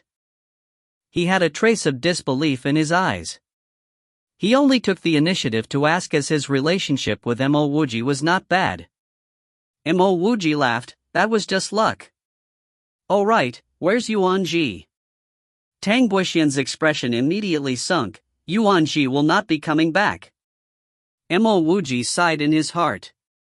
People really needed luck. In terms of wit and agility, Tang Buxian could not compare to Yuan Ji. Alas, Yuan Ji was gone, but Tang Buxian returned safe and sound. Initially, when the people in the shared house heard of the news on Mo Wuji, they were all discussing in disbelief. However, after hearing Mo Wuji personally confirming the news, the room quietened down again. Thank you, big brother Mo. Jin Xiangyu, who was already in her tent, suddenly came out and bowed towards Mo Wuji. Her tone held deep gratitude and admiration. Mo Wuji knew that she must have seen his plot on the red-robed man. He nodded towards her, before facing and speaking to the crowd, I need to rest. I believe all of us do. Please try your best not to make so much noise. In the shared house, Mo Wuji's words were like the imperial edict. After hearing his words, everyone went back to their own spots to rest. The whole room became quieter than before, and whenever people spoke, they would choose to whisper. Everyone knew that this was not due to the 20 less people in the share house, but it was due to Mo Wuji's preference for silence. It might be due to Chu Waner's warnings, or the fact that Mo Wuji was not even worth his time, that Xiaofeng did not come to cause trouble for Mo Wuji. After understanding the price of cultivation manuals, Mo Wuji no longer intended to take part in the auction. The tens of thousands of gold coins he had on him might seem like a lot, but it was far from purchasing cultivation manuals and other items of the like. Throughout the journey, the ship encountered several sea beast attacks. However, it wasn't attacked by the six-footed lightning crocodile horde, nor were the attacks in as large a scale. Mo Wuji did not cultivate, but his lightning essence occasionally appeared to help him deal some critical, killing blows. Together with Yuan Jini, they were not at an advantageous position, but they were able to hold their ground. The two of them were able to kill quite a number of sea beasts. However, these beasts could not be compared to the six-footed lightning crocodile. Mo Wuji only managed to add 50 contribution points to his orange card. After 2 months, only 20 people in Mo Wuji's shared house survived when the Spring Sea finally arrived at Xinghan's royal capital, Changluo. As the Spring Sea approached the shore, everyone within the ship flocked out to the deck. Even the immortal masters could not control the rush. After 2 consecutive months of suppression, and constantly facing the threat of death, the sight of land really excited everyone. Fortunately, the immortal masters did not try to control the crowd. Due to this mad rush, there were some incidences of people falling down and were eventually trampled to death. However, no one really cared or stopped. In just half an instant of time, more than half of the ship had departed. Mo Wuji and Yuan Jini did not squeeze with the crowd. Instead, they walked slowly at the back. They were already at Changluo, why the need to rush? Wuji, you don't need to follow us anymore. After arriving at Changluo, you are free to do what you want. On the other hand, I will stay with Ji Xing and attend the Spring Immortals Gate a month from now. Yuan Jini knew that Mo Wuji did not have spiritual roots, and would not want to join him and wait for the start of the Spring Immortals Gate. Indeed, Mo Wuji did not intend to stay with Yuan Jini and Ji Xing. He needed to find a place to stay before secretly testing for his spiritual roots. Now that he had opened 3 meridians, it was still unclear whether he would have spiritual roots. Furthermore, even if he did not have spiritual roots, he still wanted to try all means possible to acquire a cultivation manual, and attempt to stimulate the lightning essence within his body. At the same time, Mo Wuji would still participate in the Spring Immortals Gate. After all, the sects would be looking for some service disciples. He might not be able to be a true disciple of the sect, but being a service disciple wouldn't be too bad. Then we'll go our separate ways. If I need to, where can I find you? Mo Wuji knew that Yuan Jini and Ji Xing would not be like him, they would definitely have a fixed place to stay. Brother Wuji, Jini and I will be staying at Faraway Inn. If you need Jini, you can find him there. Ji Xing took the initiative to reply Mo Wuji. After 2 months aboard the same ship, he had seen how strong Wuji could be. Among all the house attendants and personal guards, there were very few who were able to single-handedly kill 2 6-footed lightning crocodiles like Wuji did. If Wuji had spiritual roots, he would have lowered his status and made friends with Wuji. Unfortunately, Wuji did not have spiritual roots. It didn't matter how strong he was, he would always be destined to be immortal. The moment Ji Xing enters a sect and cultivates for a year or two, he would definitely be stronger than Wuji. In his eyes, smiling and laughing with Wuji was already a great sign of respect. Wuji did not know the thoughts in Ji Xing's mind. Even if he did, he would not care much about it. After waving goodbye to Yuanjini, he soon disappeared within the crowd. He did not need to bother about Yuanjini and Ding Buer. Yuanjini had his own plans while Ding Buer would be following Han Ning to the Spring Immortals Gate. There, Ding Buer would also have a chance to be a service disciple. It was only Wuji who did not have anywhere to go to. However, he was still in a pleasant mood. In Raozhou, he was constantly in fear, and did not dare to go out. Now, he had finally gained his freedom. Every breath he took felt extremely fresh to Wuji. Wuji glanced back at the vast ocean he just came from. One day, he would definitely return. Changluo, the royal capital of Qing Han Empire. Wuji had yet to enter the city itself, but he could feel and bustle and the distinguished aura. Several spacious bluestone roads were cobbled together. From afar, the roads looked like a long blue dragon. Each road was filled with an endless flow of people. Raozhou could already be considered bustling, but it was like a small town compared to Changluo. The majestic city tower and the huge and spacious city gates filled Wuji's heart with fervor. Changluo, this was where Wuji would go big. Wuji quickened his footsteps as he followed the crowds on the bluestone roads into Changluo. TL note: hi readers. We're starting a Twitter to interact with all of you. So do follow us at sparrowworks_, let's read this together. Chapter 49, Living in Tianluo Hotel. Chapter 49, Living in Tianluo Hotel. Translator, Sparrow Translations Editor. Raozhou was already industrialized. Logically, Changluo should have been more heavily industrialized and should possess more advanced technology. However, Wuji felt a greater atmosphere of culture over technology in Changluo. The buildings and halls made Wuji feel like he was taken back in history. The shophouses reminded Wuji of some historical shophouses. Furthermore, all of these shophouses were grand and beautiful. Wuji needed to find living accommodations as soon as possible. With the coming Spring Immortals Gate conference, living accommodations would be quickly snapped up. If he took his time, he might actually end up sleeping on the streets. Wuji's premonition was right. He went through at least a dozen hotels, but he did not manage to find a room. Just as Wuji was ready to lower his standards, he saw 3 huge words: Tianluo Hotel. Tianluo Hotel may not be in the most crowded part of the city, but it was definitely not remote. Furthermore, the exterior of Tianluo Hotel looked a lot better than the dozen inns he previously went through. Wuji guessed that this kind of hotel probably would not have any rooms.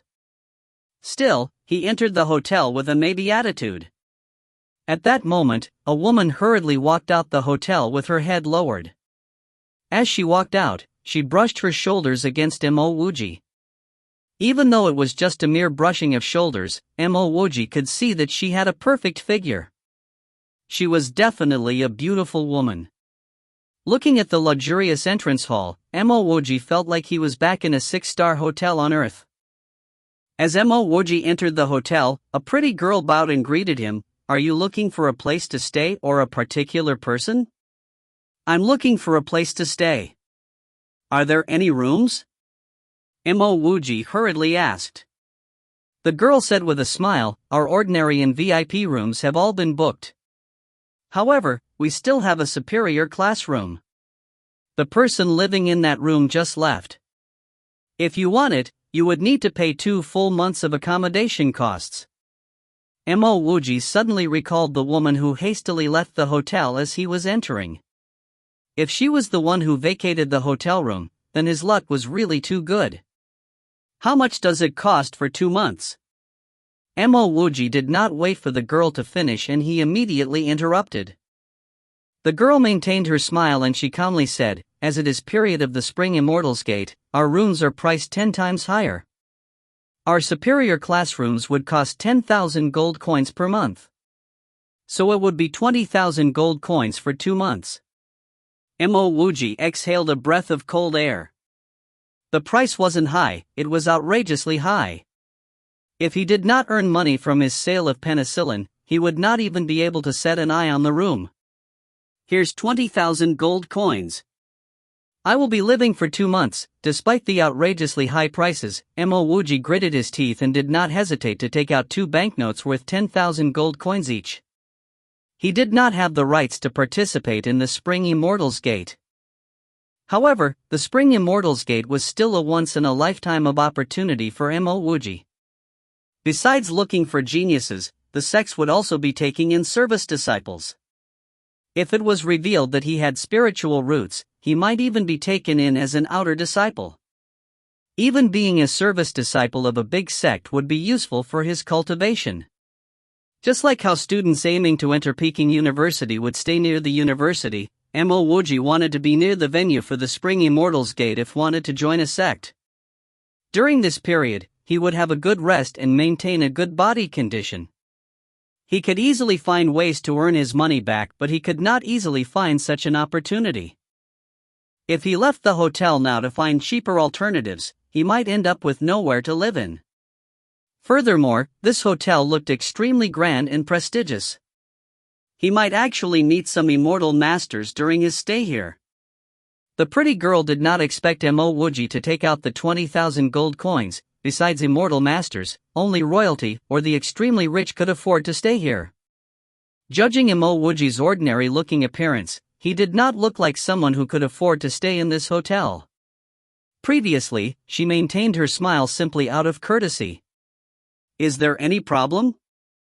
Seeing the girl's blank look, Mo Wuji hurried and asked. With such a tight supply of rooms, it would naturally be better to enter one as soon as possible. Oh, nothing's wrong. Please wait as I check you in. The girl immediately returned to her senses and she respectfully helped Mo Wuji go through the formalities. In just a few minutes, Mo Wuji got the room key and the occupant identity card. He was staying in room 0182, which was on the 3rd floor. Are there still any rooms? Just as Mo Wuji got his key, an anxious voice called out. It was a young girl speaking. She had thick eyebrows and big eyes, which made her look extremely stoic. Unfortunately, her stoicism caused her to lose much of her woman's charm. By her side was a young man with a sword on his back. I am extremely sorry. The last room has been booked by this friend over here, the receptionist politely replied. When the young girl heard those words, she immediately turned to Mo Wuji. Give me your key. I will give you double the fee. I'm just in need for rest, so I cannot give you my room. Sorry, naturally, Mo Wuji would not give up on his plans for the sake of some gold coins. Triple. The thick-browed girl wrinkled her brows. After sizing Mo Wuji up, she decided to increase the price. After offering this price, she immediately added, Kid, be contented. Don't be too greedy and cause trouble for yourself. Little girl, may I ask what's the price for one night in your best room here? Mo Wuji disliked people who tried to solve their problems using money. Furthermore, she even tried to threaten him. Unfortunately for her, Mo Wuji was not a person who was scared of threats. Hearing Mo Wuji call her little girl, the receptionist blushed as she replied, The best room is the Immortal Master Room. It costs 10,000 gold coins a night. Okay, I will take the best Immortal Master Room. You can give them my room for free. Mo Wuji waved his hand and said arrogantly. The receptionist answered apologetically, I am extremely sorry. We don't have any more immortal master rooms. Oh, since that's the case, I will stop trolling. Wuji turned to look at the thick-browed girl. He laughed at her as he walked up the steps. The receptionist did not understand what Wuji meant by trolling, but she could tell that Wuji was not happy with the thick-browed girl. A mere mortal dares to be so arrogant? I will definitely teach him a lesson. The thick-browed girl finally understood that Wuji must have been ridiculing her.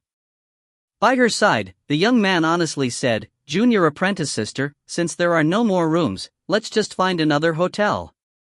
Furthermore, we secretly slipped out. If we made too much trouble and the house finds out."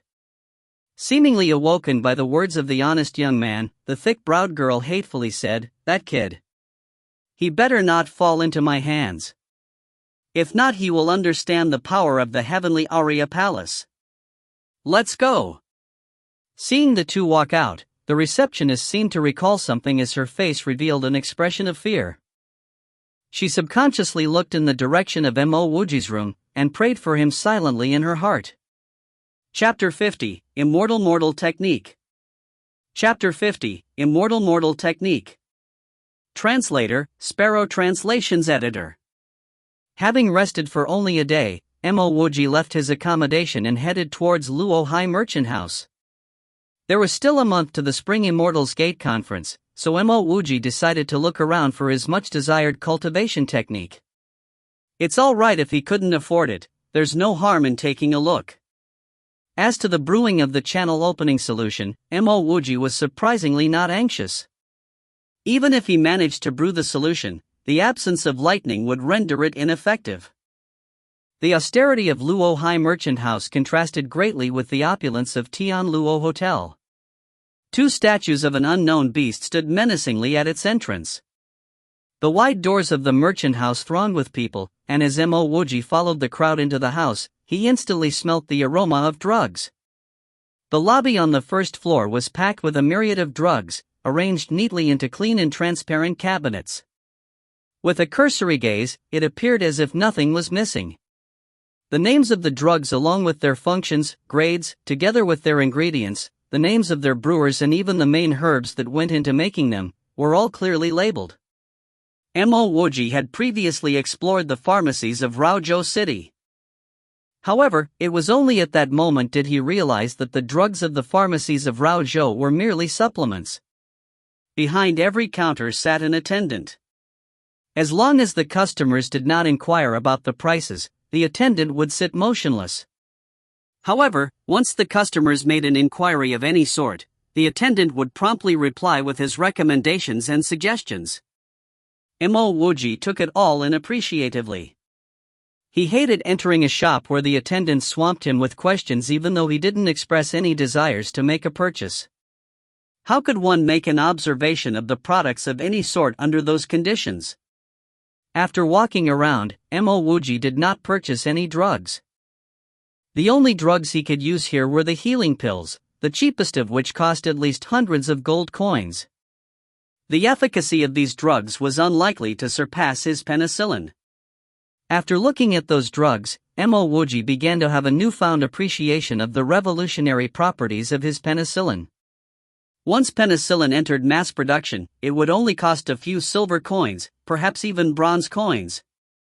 The difference between penicillin and these drugs could not have been greater. Wuji went up to the second floor, which contained pills like the first.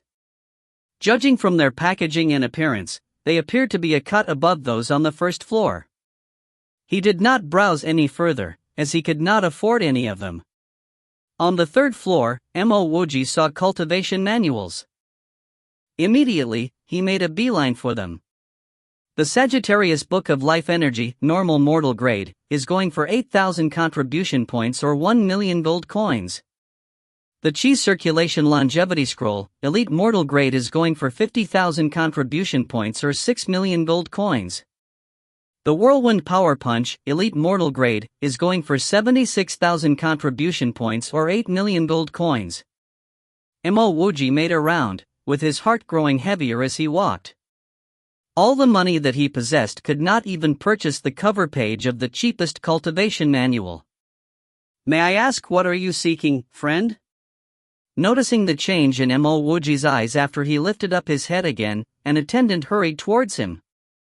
Mo Wuji quickly composed himself, forced a smile and asked, "May I ask, why are all the techniques here mortal grade? Also, what is the difference between normal mortal grade and elite mortal grade?" Upon hearing Mo Wuji's words, the attendant realized that the prospects of a deal were shattered. How could he purchase cultivation manuals if he couldn't even understand the grading system? Fortunately, the attendant hadn't been here for long. He patiently explained, the techniques are divided into 3 grades, heaven, earth, and mortal grade. The heaven grade is naturally the highest. Every grade is then subdivided into normal, elite, and treasured tiers.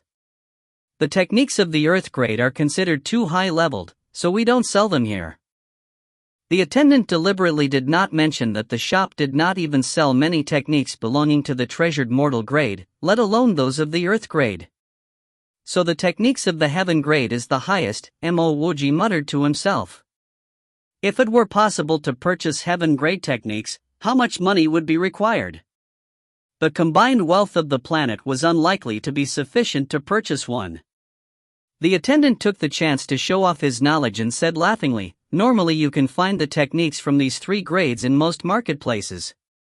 But I've heard of techniques belonging to a grade above the heaven grade. It's called the immortal grade. Those are the true ways of immortality." Mo Wuji pointed questioningly at the chi circulation longevity scroll and asked, "Can't this technique prolong your life and also allow you to achieve immortality?" The attendant, patient as ever, replied, "This is a technique to absorb the spiritual energy from the heaven and earth to cultivate the body. Of course one could obtain longevity, but it's different from living forever. How should I put it?" The attendant thought for a long while before realizing that he had no suitable analogy. Finally, he thought of something. He pointed to a cultivation manual in a corner and said to Mo Wuji, "For example, that book." Mo Wuji rushed over to take a look. Immortal Mortal. Mo Wuji felt his heart beat faster. What an arrogant name! How could a mortal be immortal? Almost immediately, his gaze fell upon the price. 1,000 contribution points or 110,000 gold coins.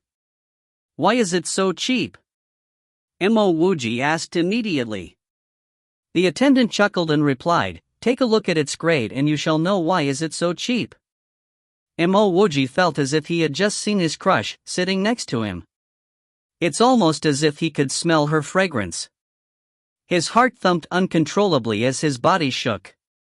The mortal grade technique, looking at that statement, Mo Wuji exclaimed with disbelief, "How is that possible?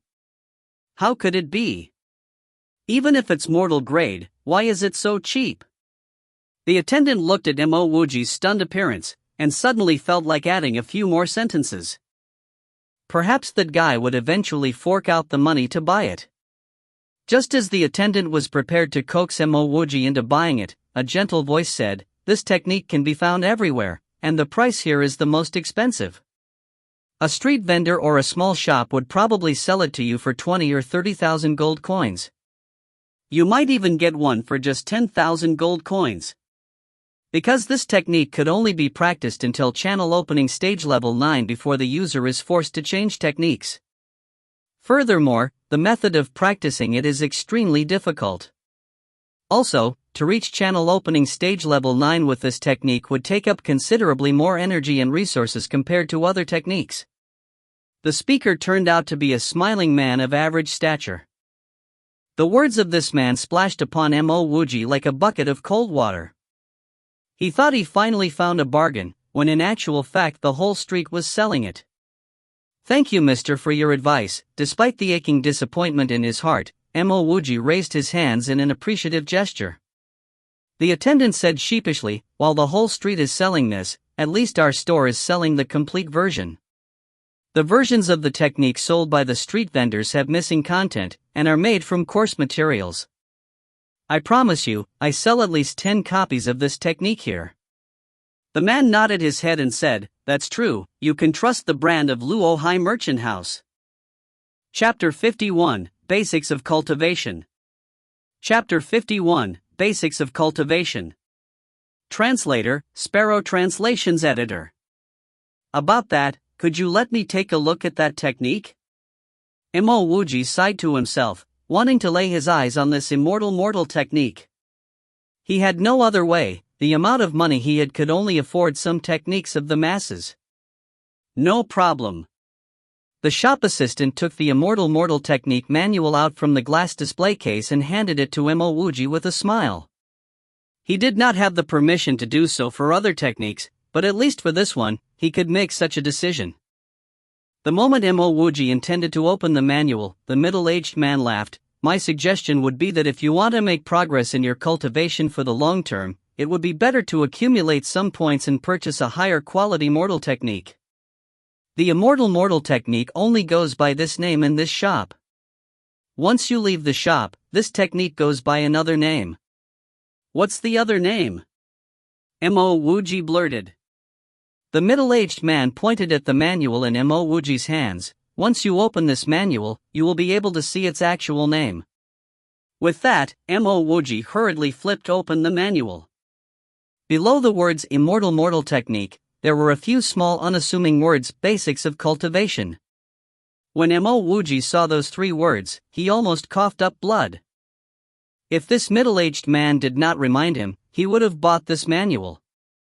What's more, if anyone asked him, he would say that he was training in the Immortal technique, which might make him a big laughing stock. The shop assistant saw that something was amiss, and quickly added, "This is the most basic of the beginner techniques. If you train with this technique, even if you change to another technique in the future, there will be no negative effects. I can assure you, there are no other techniques that are more foundational than this one." Wuji retorted snidely, "Of course there will be no negative effects. Didn't I just hear that training this Immortal technique requires a large amount of time and resources? By the time I have the ability to change to other techniques, won't I already be close to dying from old age?" The shop assistant chuckled, but did not rebut what Wuji said. The middle-aged man spoke once again. Technically this shop assistant is not wrong. Even though the technique takes up a long period of time for training, but it has been passed down for countless years, and went through all kinds of refinement, thus making it flawless. Whenever you have a higher quality cultivation technique, you can really swap it out at any moment. Wuji flipped the manual open. The shop assistant did not lie about its contents. The technique was highly detailed, not only stating clearly how to circulate spiritual energy, but also showing diagrams indicating the direction of flow within spirit channels. On top of that, there were introductions to certain parts of the spirit channel network in the body. Wuji never cultivated before, and no one had ever taught him how to. The positions and names of spirit channels were completely foreign to him. What more the direction of flow within them? The shop assistant took out another book and passed it to Wuji. "My friend, if you purchase the Immortal technique from me, I will also give you this introductory book on spirit channels for free." Wuji closed the manual, saying to the shop assistant, "Could you stop bringing up Immortal technique? What I want to buy now is this Basics of Cultivation. Speak. What is the lowest price that you can offer?" "That's right. I still have 250 points, how much money would I have to add on top of that to get this manual and the free gift?" He was rather impatient. Either he bought this manual, or he would leave the shop empty-handed. The amount of money he had could not purchase anything else. Hearing that Wuji really intended to purchase this Basics of Cultivation, the shop assistant immediately broke into a smile and said, "Just add 70,000 gold coins. I'll add another 50,000 gold coins. If you are willing to sell it, I will take it off your hands immediately. Otherwise, I'll go to another shop." Wuji said without hesitation. Subtracting the money spent at the hotel, he only had approximately 100,000 gold coins on him.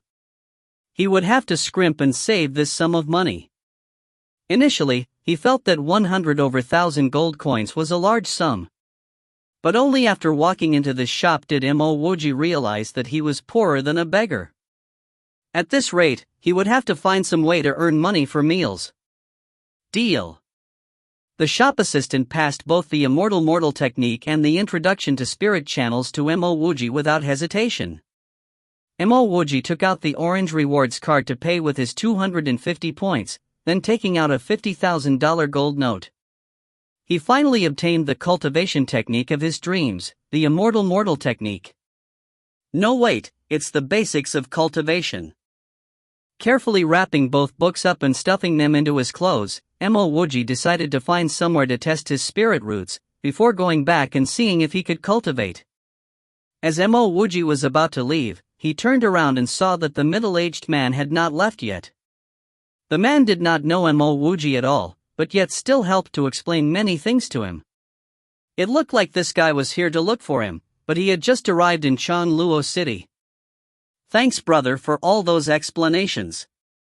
I noticed that you've been here for quite some time. Could it be that you're here to look for me? Wuji respectfully asked. The middle-aged man smiled and nodded. I didn't help much just now, and you still purchased this manual in the end. But you're right, I'm here for you. Without prompting from Wuji, he explained, this is a token representing a service disciple of the Formless Blade sect.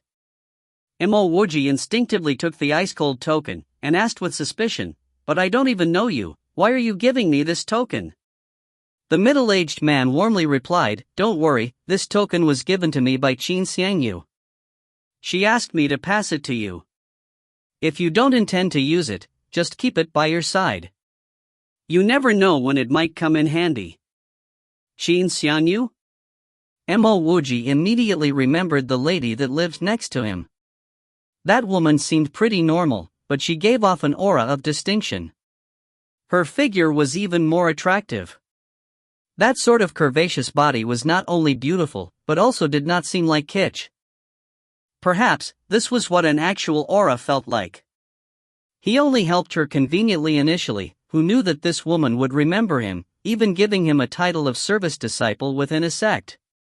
This didn't make sense. Qin Xiangyu was a servant like him.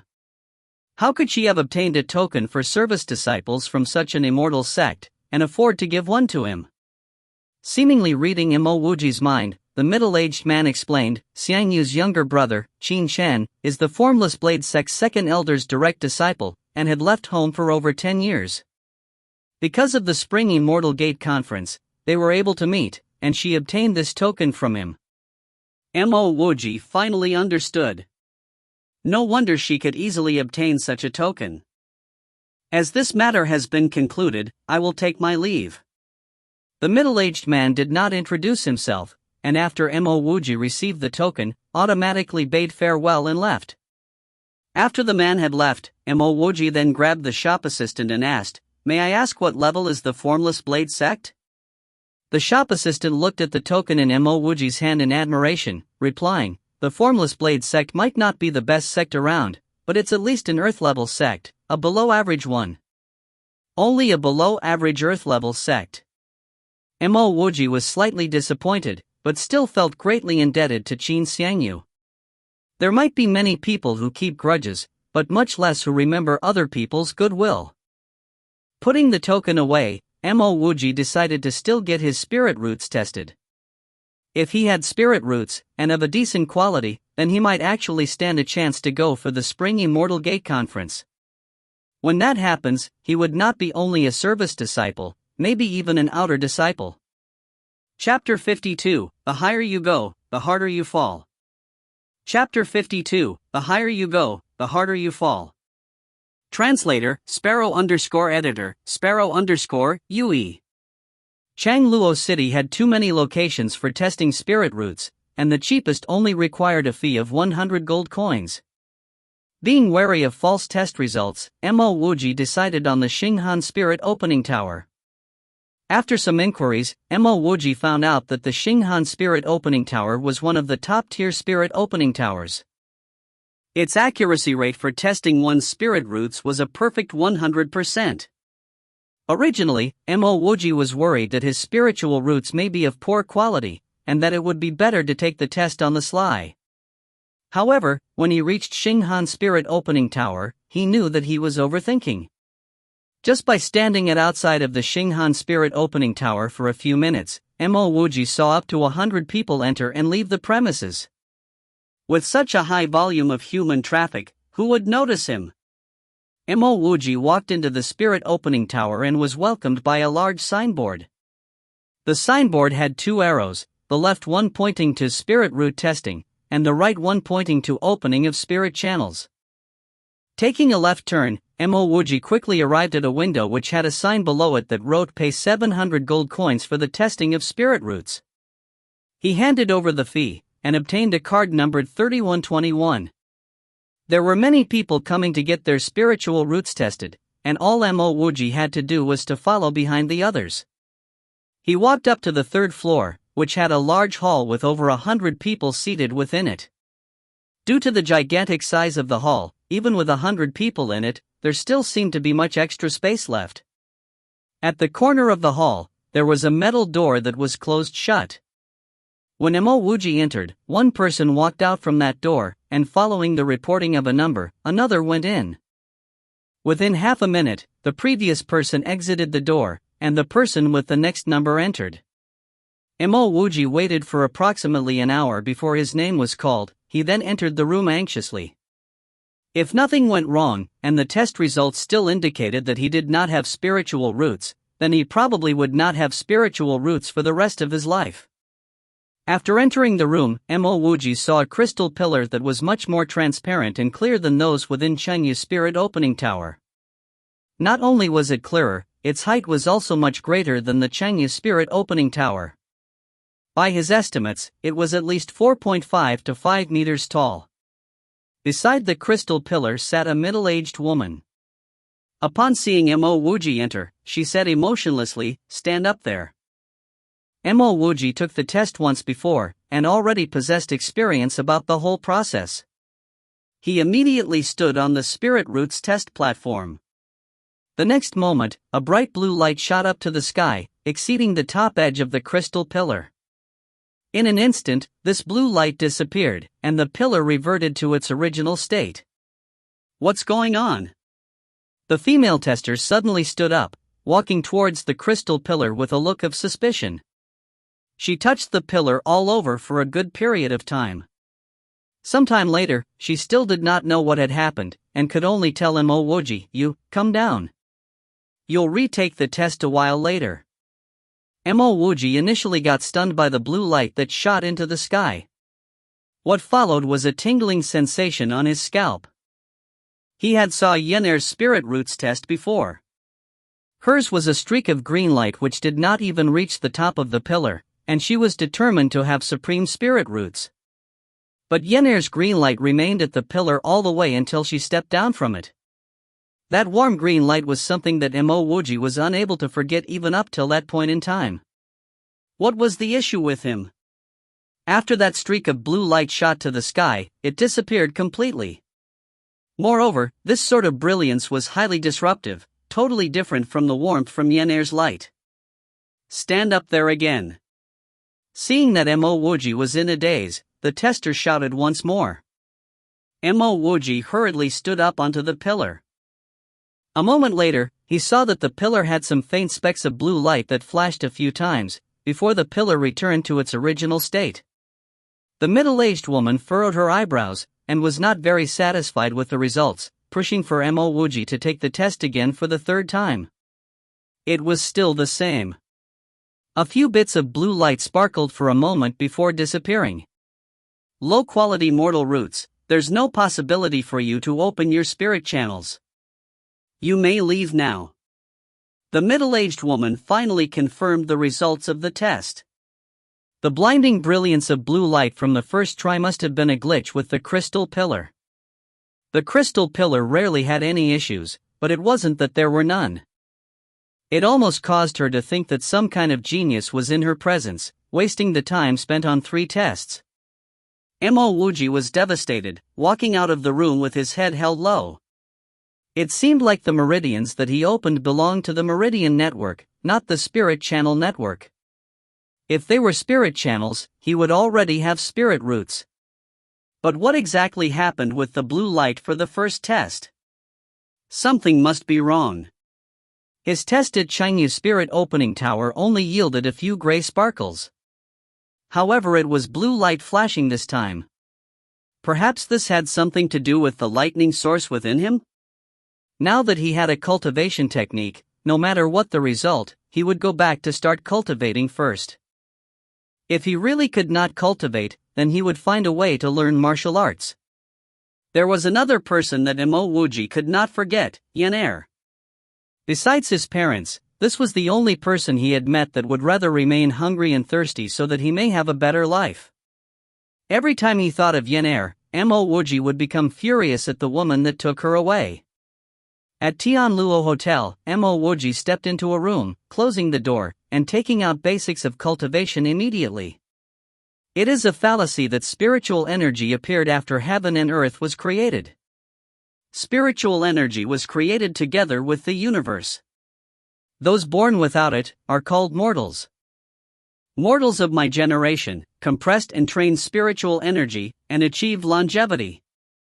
The introduction was already so grand, which made Wuji look forward to what lay ahead. When he saw the terms compress and train spiritual energy and first through the earth vein, he was stunned. He had no idea how to do it. If he could not even do this, how would he carry on cultivating? Cultivation really required the guidance of a master. Wuji sighed in his heart before quickly taking out Introduction to Spirit Channels. Finally, he found what earth vein referred to. The first step was to let spiritual energy flow through a spirit channel called the earth vein, then circulate it through the whole spirit channel network. Wuji had already opened 3 spirit channels, but unfortunately no matter how hard he tried, he could not absorb any natural spiritual energy and pass it through any of his meridians. Could it be that this was the end? No. Wuji was not satisfied and wanted to try the spiritual energy circulation again. Continuously working at it for 3 to 4 hours, Wuji's legs became numb from the prolonged sitting. Bang, bang. Just as he was about to lose all hope, 2 loud knocks on the door were heard.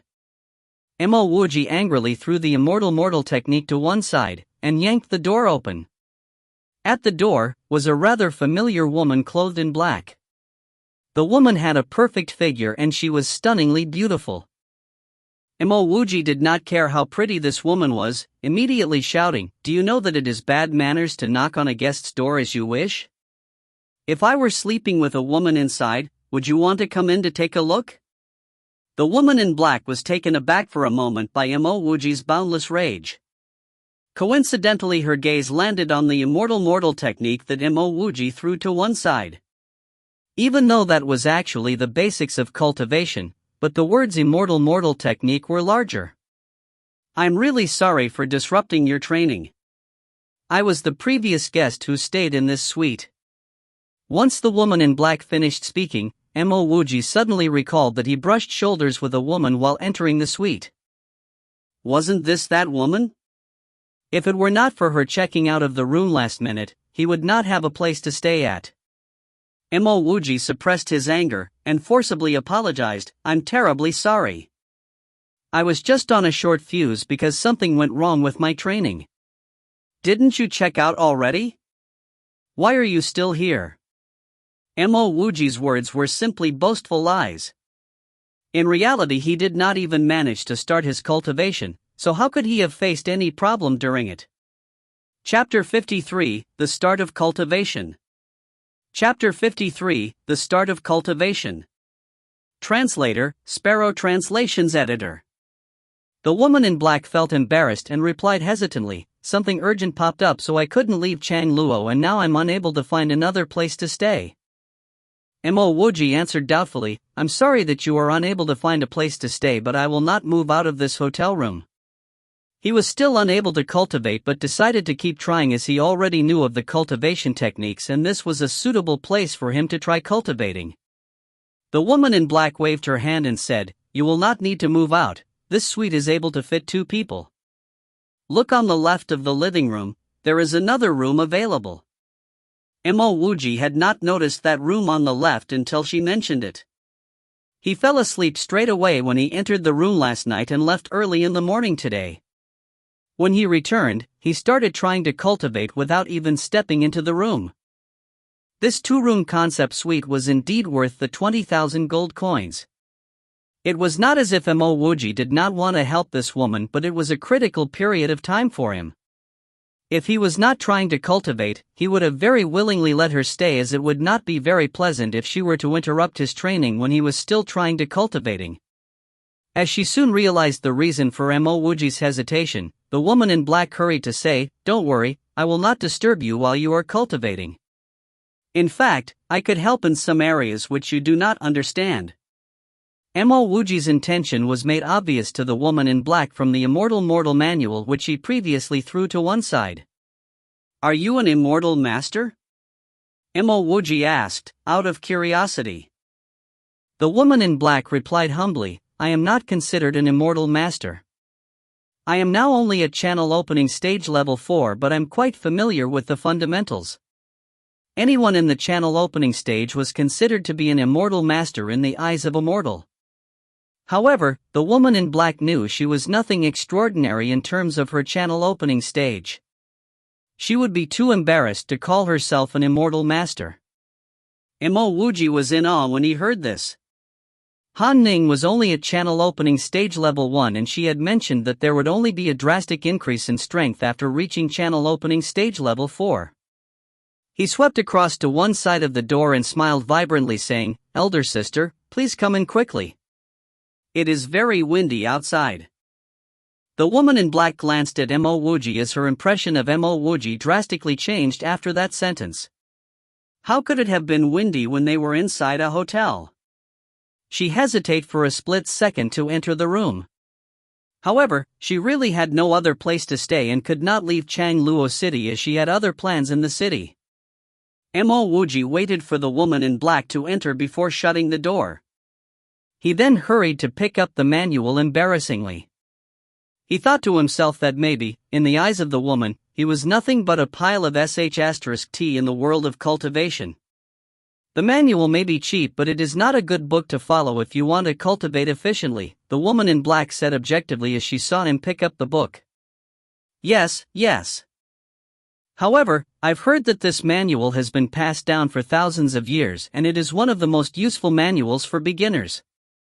I believe that if I want to start cultivating and get stronger, I should get my basics right first. Since I have decided to start cultivating, I am not afraid of working long and hard, Wuji said confidently, even though the truth was that he could not afford any other manual.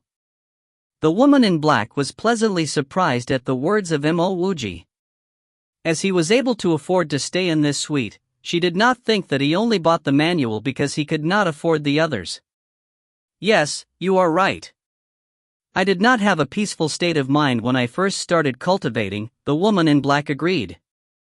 If she had seen Wuji throw the manual on the floor in frustration before she knocked on the door, she would have realized that Wuji was nothing but peaceful. Wuji took out some tea leaves and offered to make a cup of tea for the woman in black calmly. "I am Wuji and I just reached Changluo recently. I am planning to try my luck at the Spring Immortals Gate Conference. How may I address you?" "My name is Shen Lian, but you may address me as Senior Apprentice Sister Shen." The woman in black paused before continued by saying, "I am going to stay here for a long period. Should I pay you some rent?" Why would Wuji want to collect rent from Shen Lian? If he had more money on him, he would immediately give some to Shen Lian. "Senior Apprentice Sister Shen, everyone will go through a tough period in life. Moreover, I wouldn't be using the room if you did not approach me. It would be too crude to talk about paying rent," Wuji said with a straight face. Shen Lian looked as though she was not very good with words. Therefore, she stood up and bowed to Wuji upon hearing him. Wuji said quickly, "Not trying to hide anything from you, but I've barely started cultivating. There are many things about cultivation which I do not understand and will need to learn from you." This was Wuji's purpose from the start. Shen Lian looked more comfortable talking about this topic. She also did plan to give Wuji guidance, thus she replied, "You can ask me about anything." Wuji's spirit was immediately lifted. None of his friends knew about cultivation. His only friend who was able to cultivate was Han Ning. However, the difference in their stature made it difficult for him to ask her more. Senior Apprentice Sister Shin, you are currently at channel opening stage level 4. May I ask how many levels there are in total? And how many spirit channels must be opened to be considered capable? Mo Wuji asked everything under one breath. Xin Lian did not need to think for long to answer in detail. The fact that you are trying to cultivate means you possess spirit roots. The next step after having spirit roots would be to open the spirit. The number of spirit channels opened on the first try would represent how strong you can be in the future. Normally, it is considered decent to open about 5 spirit channels on the first try. Those with top quality roots will be able to open more than 10 spirit channels. Speaking of top quality roots, Mo Wuji could not help but think of Yenair. How many spirit channels can a genius open on the first try? Mo Wuji asked. That is very hard to say. Those who can open more than 10 spirit channels are already considered geniuses. I've met a genius who once opened up 17 spirit channels. I heard that he was the first one in over a few hundred years to open up so many, Xunlian said in awe. Will you be in the channel opening stage after having spirit channels? Xunlian shook her head. After having your spirit channels opened, one must cultivate. Channel expansion is the continuous expansion of the spirit channels within your body. The more spirit channels expanded would result in greater power and possible achievements in the future. There are a total of 9 levels in the stage. At the 9th level before the promotion to the spirit building stage, if you are able to open 99 spirit channels, you could very well become an expert. Does this mean a cultivator can open at most 99 spirit channels? There were still way too many things that Mo Wuji did not know. Xin Lian nodded then shook her head. To be capable of opening 99 spirit channels is already very rare. It is considered to be very impressive to have 1 or 2 of such people in an empire over a century. However, opening 99 spirit channels is not the limit. There were myths about a genius being able to open the 100th spirit channel and then proceeding to the 10th level. However, this is only a myth and there was no such person capable of doing this. What is the purpose of proceeding to the 10th level if it wastes so much time and effort? Mo Wuji questioned. Xin Lian said, it is not a waste of time. Do you know about the 3 realms of cultivation? Mo Wuji shook his head in embarrassment as he did not know much at all. Chapter 54, 10 Breaths. Chapter 54, 10 Breaths.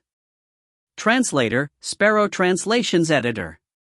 Xin Lian silently watched Missouri Wuji place the basics of cultivation by the side, and explained, cultivation has 3 realms, the mortal realm, earth realm, and heaven realm. Each realm is separated into 3 stages, each stage separated into another 9 levels. The channel opening stage is the first stage of the mortal realm. The second stage of the mortal realm is the spirit building stage, and the third stage is the transcending mortality stage. Beyond the transcending mortality stage is the earth realm. The earth stage's first stage is the Yuan Dan stage, the second stage is the true lake stage, and the third stage is the nihility god stage. Seeing that Xin Lian could no longer carry on, Mo Wuji anxiously asked, what about the 3 stages of the heaven realm? Heaven realm? Legend has it that experts from quasi-heaven sects have crossed into the heaven realm. However, those people do not show themselves, and most of them remain at the first stage. So the 3 stages of the heaven realm are completely unimportant to us. Knowing them serves no purpose, Xin Lian said while sighing. In the past hundreds and thousands of years, how many experts within the 5 empires actually managed to cross into the heaven realm? Mo Wuji also knew that Xin Lian was not spouting nonsense. The heaven realm was indeed too far out of his reach. Thinking of what Xin Lian just said, he asked with a tinge of uncertainty, you previously mentioned that cultivating to the 10th level of the channel opening stage was not a waste of time, but what does all that you just said have to do with the 10th level of channel opening that we were talking about before? Xin Lian replied, because at the ninth level of transcending mortality, many people will try everything to go beyond the mortal realm, and take a step into the Yuan Dan stage, the first stage of the Earth realm. Isn't that very normal? Mo Wuji was really puzzled. Even if he did reach the ninth level of the transcending mortality stage, he would also try all that he could to get into the Earth realm. Yes, it's normal, but very few people are aware that there is one more stage after the 9 levels of transcending mortality, Shunlian said. What stage is it? Mo Wuji wanted to know. A tinge of desire appeared in Shunlian's eyes. It is called the extreme mortal stage, and it is the 10th level of the transcending mortality stage. Even though there aren't many who know about this 10th level, but there are still some who do. But there has never been someone who could really force their way into the 10th level of transcending mortality. Not because they didn't want to, but because they simply couldn't. In order to force your way into the extreme mortal stage, you must cultivate to the 10th level for the first of the 3 stages of the mortal realm, first for the channel opening stage. After that you would have to cultivate until the 10th level of the spirit building stage 2. Only then would you have even the slightest chance of stepping into the 10th level of the transcending mortality stage, the extreme mortal stage. At this point Xinlian took a quick look at Mo Wuji, before continuing slowly. In reality, simply cultivating to the 10th level of the transcending mortality stage is nearly impossible. What more of doing that for all 3 stages of the mortal realm? Wouldn't you think that going for the 10th level of the transcending mortality stage is just a waste of time and effort? Then how would it benefit anyone to step into the extreme mortal stage? Mo Wuji knew that there would be countless benefits to the extreme mortal stage after listening to Xunlian's explanation, but he did not know any of them. Even if it were something out of his reach, he also wanted to know what it was. Xinlian replied, firstly, cultivators that enter the extreme mortal stage would have a brighter future. Secondly, they would be stronger than others at the same level of cultivation. Normally, for those in the mortal realm, even if they are at the peak of the 9th level of the transcending mortality stage, or halfway into the Yuan Dan stage, their strength is still greatly inferior to those really in the Yuan Dan stage. But for those in the extreme mortal stage, they can actually go beyond their current stage and barely be able to fight against experts in the Yuan Dan stage. This is the greatest difference. Even though Xunlian said many things, Mo Wuji did not hear about any of them before. But he knew that Xunlian's level of wisdom was sufficient for him to ask her to be his master. Senior Xun, I know nothing about cultivating. Please guide me. Mo Wuji stood up and bowed respectfully. Xunlian took a sip of tea and said, I can see that. I'll explain the distribution of spirit channels in the body and how to absorb spiritual energy. For the rest, I am unable to teach them to you. You'll have to learn them by yourself. Thank you, Senior. This was precisely what Mo Wuji lacked. He had no idea how to start cultivating. On the other hand, Xunlian did not selfishly withhold anything from him, and taught Mo Wuji how to utilize the open spirit channels to circulate and then absorb spiritual energy. She also taught him how to do a minor circulation and a major circulation, even telling Mo Wuji how to synchronize his mind and the open spirit channels to absorb spiritual energy. Not able to memorize everything on the spot, Mo Wuji even took out pen and paper to record all of it down. The teaching and learning went on for a good half day. Xunlian's mouth was parched and she stood up to say, I need to rest now.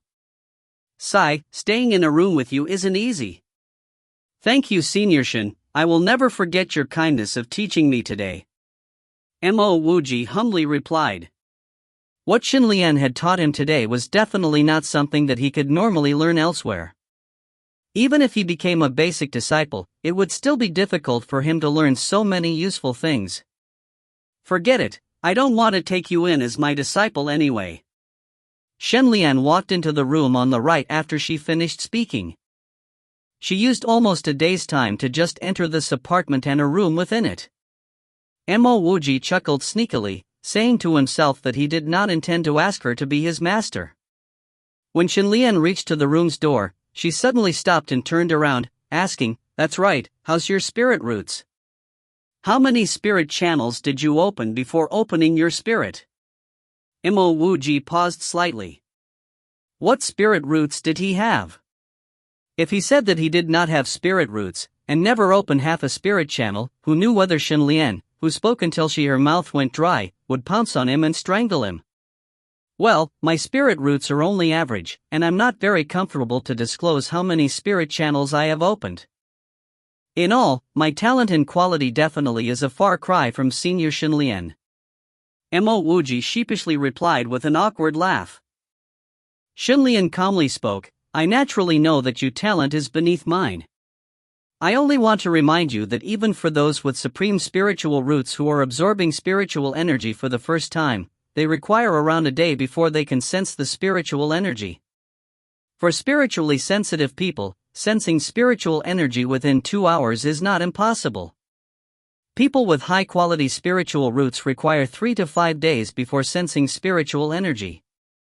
People with intermediate quality spiritual roots need around 10 days, while those with low-quality ones require a month or even years. Completing her last sentence, Xinlian pushed the door open and entered her room. The last sentence seemed to be targeted towards Wuji. He laughed and grabbed his technique manual, swiftly entering the room on the left.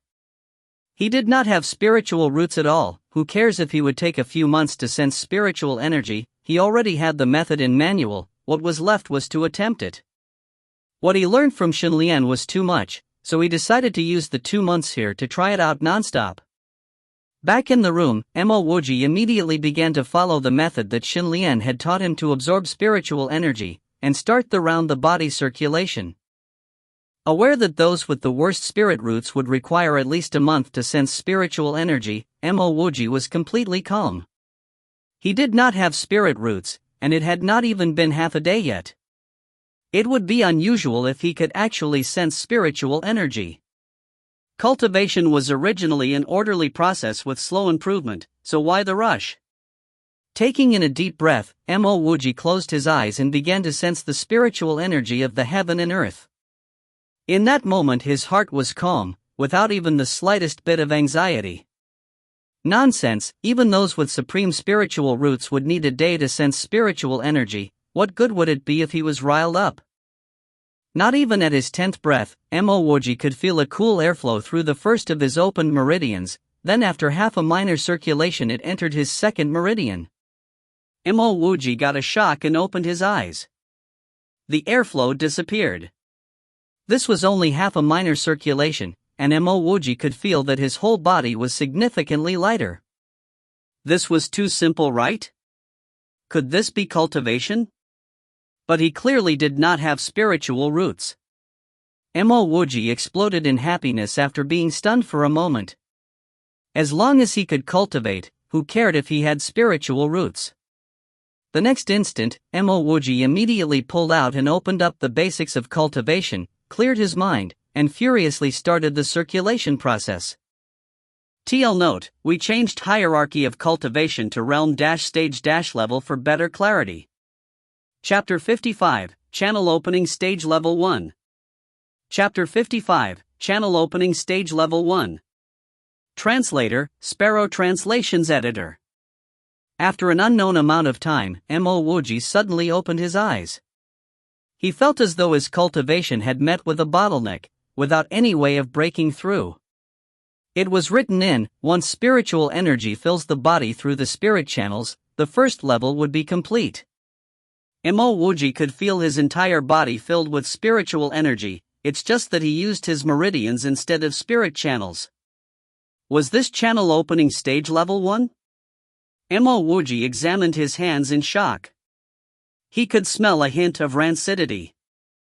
Wuji immediately understood that this was the smell of the body's expelled impurities. He had really reached channel opening stage level 1 and he just met with his first bottleneck. However, Wuji was clear why he met this bottleneck. It wasn't because he couldn't cultivate, but because he had progressed too fast. All 3 of his open meridians were filled, resulting in this bottleneck. Cultivators would need to open more spirit channels to overcome this bottleneck and continue their progress. For him, he would need to concoct more channel opening solution and find a lightning source to open more meridians. More meridians would mean more progress. Ha ha. Mo Wuji laughed heartily. Cultivation did not amount to much, it was so simple. He felt hungry, but he wasn't that hungry till he couldn't move. He had probably cultivated for a day. In a single day, he actually reached channel opening level 1. What other thing could bring him that much joy? Mo Wuji rushed to the washroom to wash off all the impurities. After putting on a clean set of clothes, his entire body felt refreshed. At this moment, he felt like he could eat an entire cow. Even though he was hungry, he also felt relaxed both in body and spirit. He merely took a few light steps, but he could travel a great distance. Perhaps this was the lightened steps which Han Ning mentioned. His body felt light and nimble. Even though his methods were different from conventional cultivators, Mo Wuji decided to step on this cultivation path. The truly deserved its illustrious name.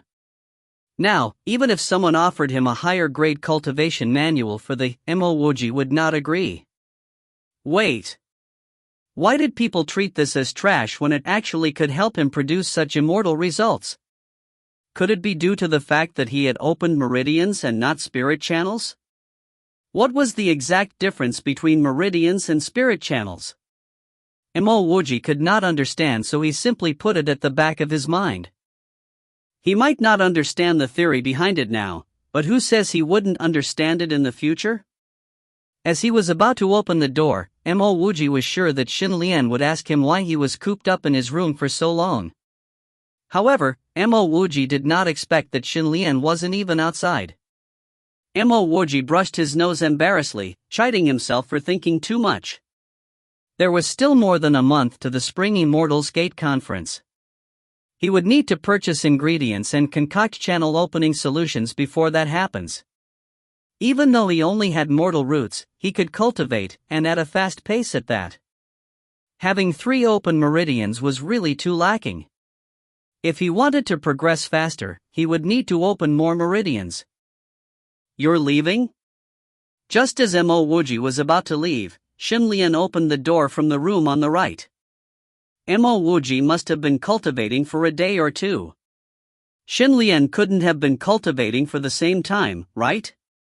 Yes, I'm going out to buy some ingredients. Mo Wuji suddenly came to the realization that he would also need to purchase some drug refining equipment, which would cost quite a bit of money. Furthermore, things would naturally be more expensive in Changluo than Shanyu. Do you have money to lend me? I will definitely return you the leftovers. As this was a matter regarding his cultivation, there was no reason why he needed to be shy about borrowing money. Shen Lian stared at Mo Wuji. Didn't you reject the money I offered you for the room? Mo Wuji waved his hand. Naturally, I won't ask for that money. It's just that I'm buying ingredients now, and I'm afraid that I might not have enough gold. If there's money I did not spend, I will definitely return it to you. Suddenly, Xin Lian's face turned red as she stuttered, about that. I don't have any money right now. But I will get some when the Spring Immortals Gate opens. Mo Wuji's eyes widened as he looked at Xin Lian. You don't have money? Didn't you offer to pay rent previously? Were you lying to me? The blush on Xin Lian's face extended down to her neck and she said awkwardly, I taught you the important fundamentals of cultivation. That should be more than enough to pay for the rent. Mo Wuji understood that this lady here was simply speaking empty words when she offered to pay rent. If he really did ask for it, she would probably come up with some other excuse. Knowing that her lie had been seen through, Xin Lian lowered her head and said, It's because I ran out of money that I had to move out. Xin Lian was speaking the truth. She returned to the hotel knowing that this suite had 2 rooms. She wanted to negotiate with the current guest. When the Spring Immortals Gate opens, she would be able to repay him twofold. Seeing Mo Wuji's frustration with cultivation, she put in great efforts to teach him the basics of cultivation. If Mo Wuji had a conscience, he would not pursue for the rent. What happened in reality was actually in accordance with her expectations. Wuji did not ask for rent, and was even extremely grateful to her. How could she expect that Wuji would actually ask to borrow some money? If she knew that would happen, she would definitely not open her room door. But she had no other choice, she could no longer bear the hunger. Goo goo, Xinlian's stomach rumbled loudly. Wuji subconsciously looked downwards. Xinlian's entire face swelled a bright, rosy red. She had not eaten ever since she first entered this suite. She had been paying close attention to Wuji's door. The moment it opened, Wuji would definitely be leaving to have a meal, and she would hop on for a free meal. You don't even have enough money for a meal? Wuji patted his forehead speechlessly. This was his first time meeting a woman who did not even have enough to eat. It would seem normal if her circumstances were like his and Yan'er's. But she was someone who previously stayed in this Grand Tianluo hotel. She was definitely not someone poor, she probably spent all her money unknowingly. Xinlian became more awkward, but she raised her head in a straightforward manner. That's right. I don't have any more money, and I was just intending to follow you for a meal. If you are willing to lend me money, I would answer any questions you have on cultivation. Wuji answered weakly, let's go and eat. He was intending to borrow money from Xinlian, but now he was the one lending her money. He was even treating her to a meal. What logic was that?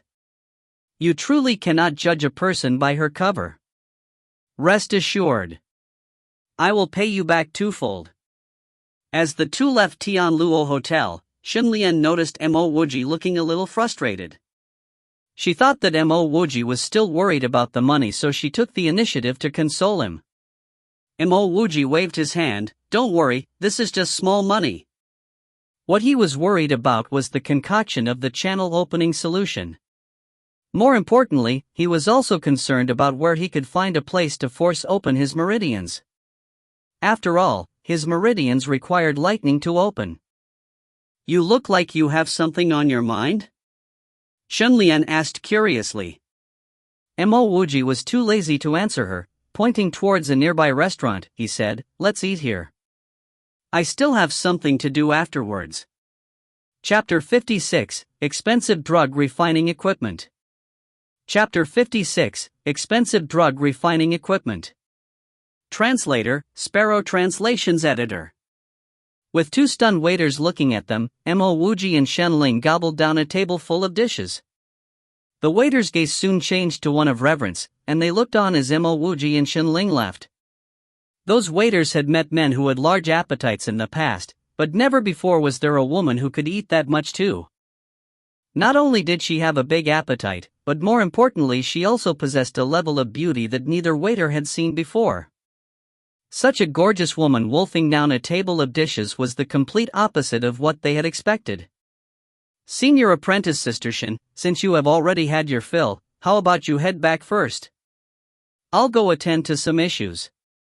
Wuji urgently wanted to shake Xinlian off before going to buy medicinal ingredients and drug refining equipment. Xinlian was still wary of Wuji when she initially interacted with him, but now after a meal together and a long discussion about cultivation, she felt more familiar with him. Xinlian threw that bit of caution to the wind. I have nothing to do back at the apartment and was planning to go shopping anyway. What are you going to buy? Perhaps I can give you some suggestions. It became apparent that he would not be able to get rid of this nuisance. Wuji had no choice but to reveal his plan. I intend to go to buy some equipment for refining drugs. Why would I need you to tag along for that? You are going to buy a pill furnace? How does one who has not even started cultivating buy a pill furnace? Xinling asking in a surprised tone. Wuji explained himself, I'm not going to buy a pill furnace, only some normal equipment for refining drugs to try my luck on the path of a drug refiner. You're also aware of my lack of talent in cultivating. If I can become a drug refiner, even if I fail to cultivate, I'll still be able to earn a living. Xinlian nodded empathetically, you're not wrong, but there's no future for a drug refiner. If there's something that's worth learning, it would be the skills of a pill refiner. Will you teach me pill refining techniques? If you're willing to, then I won't mind learning how to refine pills, snorted Wuji. Awkwardly, Xinlian replied, there's too much investment required to become a pill refiner. Since you can't cultivate, it'll still be better for you to learn the ways of a drug refiner. How could she not know how hard it was to train in pill refining when her own father was a pill refiner? Realizing that her suggestions were not that realistic, Xinlian added on, in the whole of Qingluo City, Xingyi Pill Pavilion has the best pill furnaces. Not only are the pills there top-notch, but they also make the highest quality pill furnaces. But my recommendation is for you to go to Luo High Merchant House. Even though their pill furnaces are not as good as those at Xingyi Pill Pavilion, but their drug refining equipment is the best in the whole Xingyi Empire. Let's go to Luo High Merchant House then. Wuji said without hesitation. He was not going to refine pills anyway, and what's more was that he knew Luo High Merchant House pretty well. Sir, what are you looking for today? I'll definitely show you the highest quality goods with the lowest prices. Wuji immediately found the shop assistant that sold him the. Do you have any immortal grade drug refining equipment, something on the same level as the? Wuji said while patting the assistant's shoulders. The shop assistant felt rather embarrassed. He had tricked Wuji into buying the manual, and now Wuji brought it up, obviously reminding him not to fool him with something similar. Kakik, a crisp laugh came from the side, as she heard Wuji praise that, she could not hold it in any longer. It was one thing to skillfully package a book that could be found everywhere, but it was another to describe it as a top-notch technique. What a joke! Wuji turned around to see two women, one of which he recognized. Chu Wan-er, the woman he had met on the ship, was the last person he expected to meet here. So it's Senior Chu. Thanks for helping me defuse the situation on the ship. Wuji greeted her with a heart full of gratitude. Slightly embarrassed, Chu Wan-er replied, sorry about that, my friend was not intentionally laughing at you. However, it was apparent that it was Chu Wan-er's friend who laughed. After Chu Wan-er finished speaking, she instinctively took a glance at Xinlian. She could not understand why Xinlian, someone who appeared to be a cultivator, would hang around Wuji, who had only mortal roots. Wuji waved her off, it's fine. Maybe to you it's just a mere, but for someone like me who has never cultivated before, it is the highest quality which can make a mortal immortal. Just take it as I'm ignorant about the outside world. This time even the cold and unfeeling Chu Wan-er could not keep it in anymore and burst out in laughter. Sir, I have a set of the drug refining equipment that you're looking for. It's called the Eternal Evergreen. Unlike it's really named the Eternal Evergreen. It was imported from a faraway land, and has been idling in the shop because not many people use machines to refine drugs. The quality of this set of equipment definitely outclasses the rest by many times, and the drugs that it produces are of high purity. The shop assistant frantically added on to his description of the equipment, seeing that Wuji was staring at him again. How much does it cost? Wuji asked directly. He had bought many low-quality equipment back in Chengyu State at around 1 to 2,000 gold coins. Even if the equipment were much better here and there were a tenfold increase in price, he would still be able to afford it. 370,000 gold coins. The shop assistant's words completed rained on Wuji's parade. He barely had 30,000 gold coins on him, nowhere close to 370,000.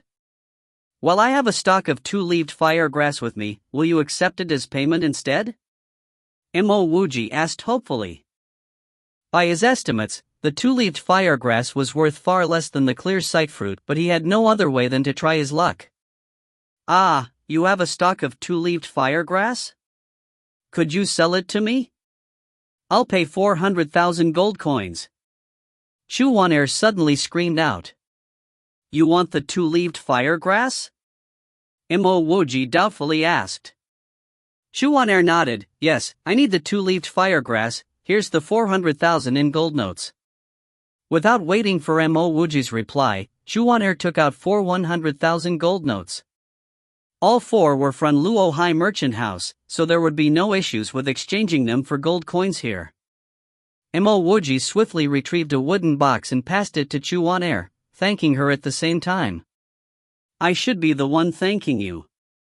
I'll be making a move first, until next time. Chuan grabbed the wooden box, tugged at the woman beside her, and quickly exited the merchant house. The 4 gold notes went into the shop assistant's hands. Could you help me get the highest quality drug refining equipment that you mentioned? The shop assistant never thought that he would close such a big deal this fast, and he rushed to keep the gold notes, before replying respectfully, please wait for a moment, I will deliver that set of drug refining equipment to you immediately. Once the shop assistant left, Xinlian started to speak, I find this very weird. Even though the 2-leaved firegrass is quite rare, but it's still not worth that much. The senior Chu that you're acquainted with seems to train mainly in water-style techniques too. Why would she pay such a high price to buy your stock of 2-leaved firegrass? Mo Wuji replied coldly, none of your business. In reality, once Chuan said that she urgently needed the 2-leaved firegrass, Mo Wuji knew that she was lying. She was not well versed in telling lies, as it did not suit her personality at all. However, since she already made her offer, it would not be polite for him to refuse. Regardless of the reason behind her actions, Mo Wuji still accepted this act of goodwill, taking note of this instance of kindness. Wan, don't tell me that you have feelings for that kid? I know that you need the 2-leaved firegrass too, but why would you give him 400,000 gold coins? Chuan was grilled by the woman beside her the moment they stepped out of Luo Hai Merchant House. Chuan calmly replied, he only has mortal roots. Upon hearing that Mo Wuji only had mortal roots, Chuan's partner immediately knew that she definitely did not fancy him. But she still looked at her with eyes full of doubt. Chuan continued, even though he is just a mortal, the level of determination and resilience is something that I've never seen before in my whole life. Being struck by wave after wave of lightning, even cultivators would have retreated, but he didn't. Time after time he was beaten back by the streaks of lightning from the lightning crocodiles, time and again he forged forward, at last using his mortal body to kill both lightning crocodiles. So what? He's just another musclehead. Chuan shook her head, if he were a musclehead, he would not have killed 2 lightning crocodiles. This incident proved that he knows where his limits are. He knew that during the fight to the death, both lightning crocodiles would die in his hands. Unfortunately, he's just a mortal. Chapter 57, Always Friends. Chapter 57, Always Friends. Translator, Sparrow Translations Editor. The sales assistant quickly brought over a set of drug refining equipment. Mo Wuji had seen such equipment countless times before. In fact, he had been among the few who used the most premier equipments back on Earth. The moment the Eternal Evergreen was brought over, Mo Wuji could tell that it was good stuff. It was far better than the trashy equipment back in Chengyu. Even though its features were not the same as those on Earth, Mo Wuji actually felt that it was more suitable for refining drugs. Your Eternal Evergreen has arrived. It looks quite advanced, Xinling spoke in a disapproving tone. It would be fine if Mo Wuji had a lot of money. However, she knew that Mo Wuji did not have that much money. As a person who was not wealthy, not only was he staying in a grand suite which cost 10,000 gold per month, he even spent 370,000 on useless drug refining equipment. It was simply preposterous. She did not believe that Mo Wuji would be successful, albeit in drug or pill refining. Not everyone could be a drug refiner, one needed knowledge as well as talent to be one. Mo Wuji thoroughly checked through his equipment and said casually, I already have the Immortal Mortal technique. I should call this equipment, Basic Drug Refining Kit. If not, people would get jealous. Xinlian almost laughed out loud. This drug refining equipment and that basics to cultivation would call for jealousy? Sister Xinlian, can you help me bring this equipment back to the hotel? I still need to get some ingredients. Mo Wuji saw Xun Lian's face revealing an unhappy expression and he did not continue talking. He hurriedly took out a 1,000 gold note and said, "If I return late, Sister Lian can take this and have a good meal. You don't have to wait for me." Xun Lian did not even have money for a meal. When Mo Wuji took the note out, she immediately snatched it and kept it. The reason she followed Mo Wuji was to find a chance to borrow money from him. She couldn't have been waiting and following him for meals all the time, right? 1,000 gold was enough to last her for some time. After sending Xun Lian off, Mo Wuji started exploring and shopping for ingredients. Changluo was the royal empire of Xinghan Empire. As long as you had money, there was nothing you couldn't buy in Changluo. At the end of the day, Mo Wuji returned to Tianluo Hotel with a huge bag. He purchased enough ingredients to brew 50 batches of the channel opening solution. The price of the ingredients he required wasn't high, so he bought as much as he could. For instance, for Lingji fungi, he tried to purchase those above 200 years old. For Lingji, anything below 1,000 years in age would not be considered a spiritual ingredient. Furthermore, 1,000-year Lingji itself was graded as a low-grade spiritual ingredient, and wouldn't cost much. Additionally, he bought a whole pile of dried rations. The worst thing that could happen while refining drugs is interruptions and disruptions in refining. Thus, it would be quite some time before he would actually leave his room. When he returned to the suite, he did not see Xun Lian. Xun Lian had put his equipment in the living room. Mo Wuji did not need to know much about Xun Lian to know that she must be from great origins. Naturally, Mo Wuji would not try to find out what she was doing or intended to do. Returning to his room, Mo Wuji immediately started the concoction of the channel opening solution. Mo Wuji had concocted tens of batches of channel opening solution before. Thus, it was as simple as flipping his palm to him. For a few consecutive days, Mo Wuji did not leave his room. Xun Lian could smell herbal smells emanating from Mo Wuji's room and knew that he was refining drugs. As a cultivator, she knew that it was taboo to disturb others whether it was in cultivation or drug refining. Furthermore, she was not familiar with Mo Wuji, so she wasn't really concerned about what went on throughout the night in Mo Wuji's room. After every 3 days, Mo Wuji would take a break and go out for a stroll before returning to his work. In such a manner, Mo Wuji spent approximately 20 days to finish all 50 batches of his ingredients. In these 20 days, he lost a lot of weight. With 50 batches of ingredients, he managed to concoct 46 bottles of channel opening solution. If he was not doing it in a hurry, he would not have wasted any of the ingredients. When he came out again, he still did not see Xun Lian. Spring Immortal's Gate was opening in the coming few days. Mo Wuji had to grab all the time he could to find a lightning source to force open his meridians. It was not entirely impossible to find a lightning source here. Changluo was near the sea, so he might actually be able to find some 6-footed lightning crocodiles. However, Mo Wuji did not dare to find the lightning crocodiles alone. It took him so much to finally cultivate, he wasn't going to simply send himself to die. Perhaps he could look around Changluo, and maybe find a team to hunt for lightning crocodiles. Wuji, as Mo Wuji was about to enter the Changluo Union Gate, a familiar voice called out to him. "Jinni, why are with Beware?"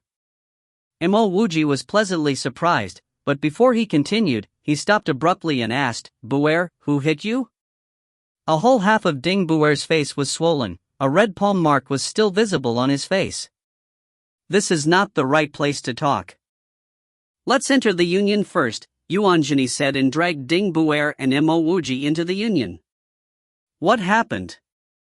Mo Wuji did not even sit down as he stared at Ding Buer and asked. Ding Buer was not as carefree and generous as Yuan Jinni, but he was still a good friend. Furthermore, if not for his calls back in the Thunder Fog Forest, Mo Wuji might not end up where he was today. Ding Buer waved his fist angrily and said, "It was Chow Hao. If I ever have the ability in the future, I will definitely trample that B******'s head right under my feet." Ding Buer did not continue, he knew he was merely talking nonsense.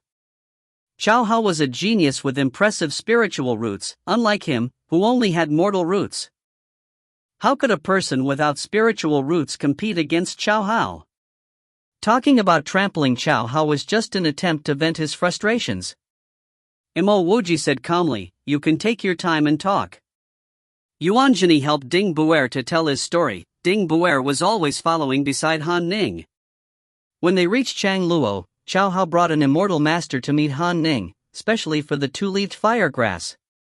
The two-leaved firegrass was particularly important to the immortal master.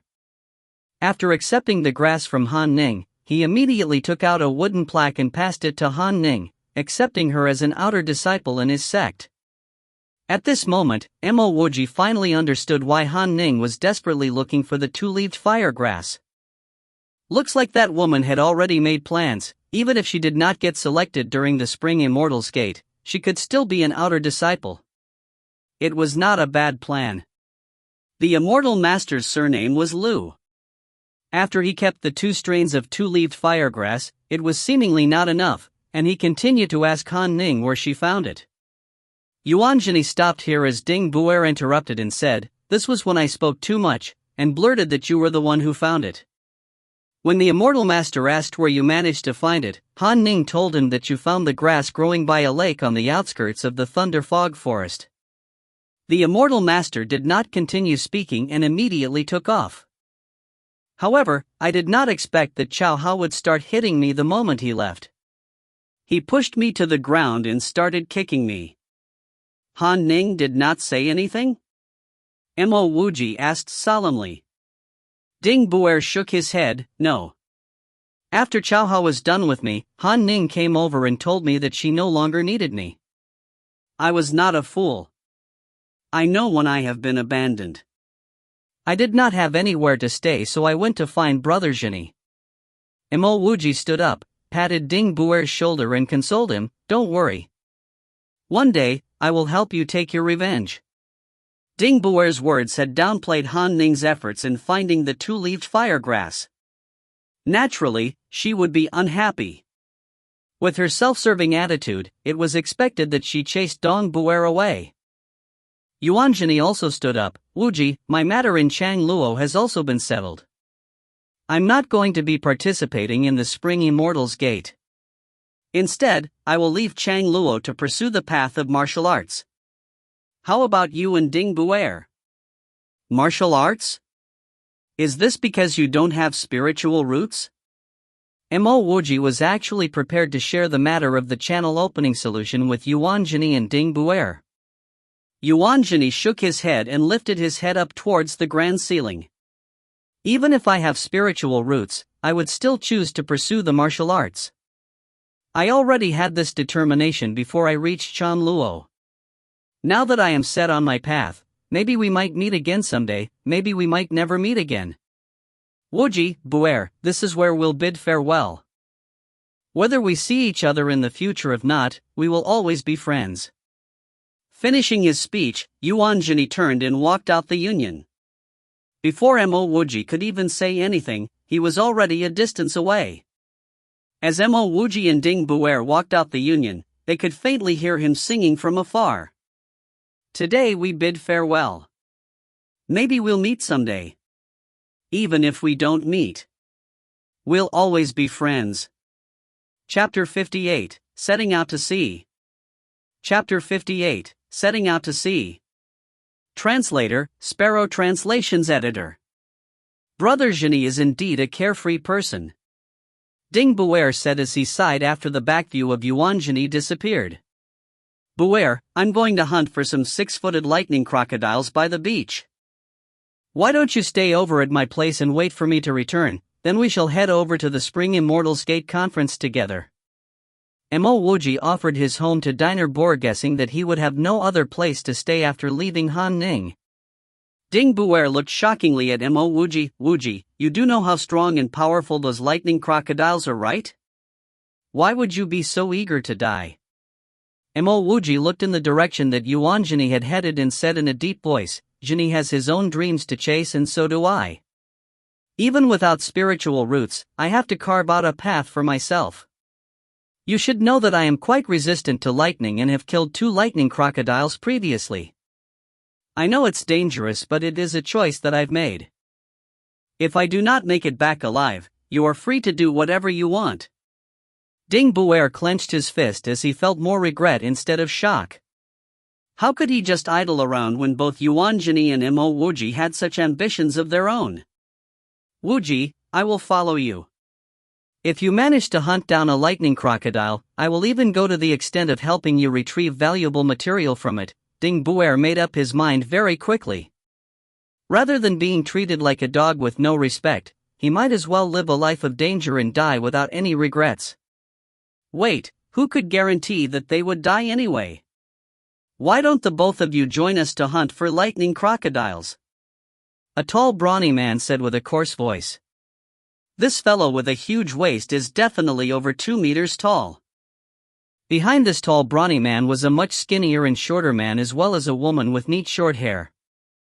Are the 3 of you planning to hunt for lightning crocodiles too? Mo Wuji asked skeptically because he did not believe there was such a coincidence. The tall brawny man said while laughing, you do not have to worry. We are not out to hunt for lightning crocodiles. We crossed paths with a lot of lightning crocodiles on the way to our destination, so we could be of use to each other. May I ask, what are you people searching for? Mo Wuji asked bluntly because he felt that it was important to know each other's intent if they were going to help each other. This is nothing worth hiding from you. We are going to search for the eggs of a winged sea leopard. The price of these eggs are bound to skyrocket as the Spring Immortals Gate Conference draws closer. If we are fortunate, we could use these eggs to become a service disciple in a sect. In fact, if look around you, you'll notice that most of these teams are out to search for the eggs of a winged sea leopard. What kind of sea beast is this? Mo Wuji was very confused about these demons. The tall brawny man replied, Ha, if I did not hear that you managed to kill 2 lightning crocodiles, I would have doubted your strength. The winged sea leopard is not a sea beast. It is a lesser demon and its greatest ability is flying. Many cultivators choose the winged sea leopard as their mode of transport because as long as you have their eggs, they are very easy to tame. Furthermore, the winged sea leopard can travel on land and water. There are still some wild winged sea leopards hidden along the beach of Changluo. The combat effectiveness of the winged sea leopard is not that strong as compared to the lightning crocodiles, but the frustrating thing is that these winged sea leopards usually choose to stay in areas with lightning crocodiles around. Lightning crocodiles are very good at long-ranged attacks and their lightning attacks are especially hard to block against. Mo Wuji believed his words, but he was still unable to figure out the reason why they wanted to team up with Ding Buer and himself. Even though he mentioned that he managed to kill 2 lightning crocodiles, who knew what methods he used? How could the 3 of them be so easily convinced that they were strong enough? However, Mo Wuji did not think he had anything to lose by teaming up with them, hence answered, Alright, I agree to team up with you under one condition. If we are under attack by too many lightning crocodiles, everyone has to help out. In addition, we would love to have some of the eggs if we manage to collect more. I like it, that's a deal. My name is Ji Guang and these are my companions, Gao Wan and Sun Lian. Do you need time to prepare? We can leave right away if you're ready. Mo Wuji hurried to reply, Why don't we leave now? I have nothing much to prepare. How long will the trip be? Ji Guang replied, We will take at most a day to reach the 7-angled sea. We should be able to find the eggs in a couple of days if we're lucky. If not, we'll not be able to find it even after the Spring Immortals Gate Conference starts. However, do not worry because the 3 of us want to visit the conference as well, so we will not waste our time there for too long. There were rumors where Changluo City got its name because it is a city located near Changluo Sea, thus it is also known as Seaside City. Changluo Sea is vast and boundless with numerous danger sites. The danger site closest to Changluo City would be the 7-angled sea. The 7-angled sea consists of 7 continuous sea canyons forming a small sea in between.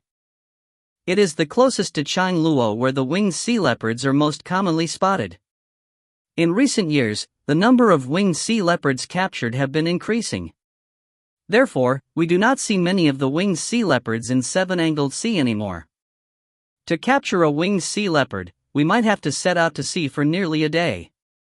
Mo Wuji and his team left before the sun set and reached the seven-angled sea in the morning. There are indeed quite a lot of people here. Mo Wuji could notice a large number of beast carriages and even some flying beast carriages parked here.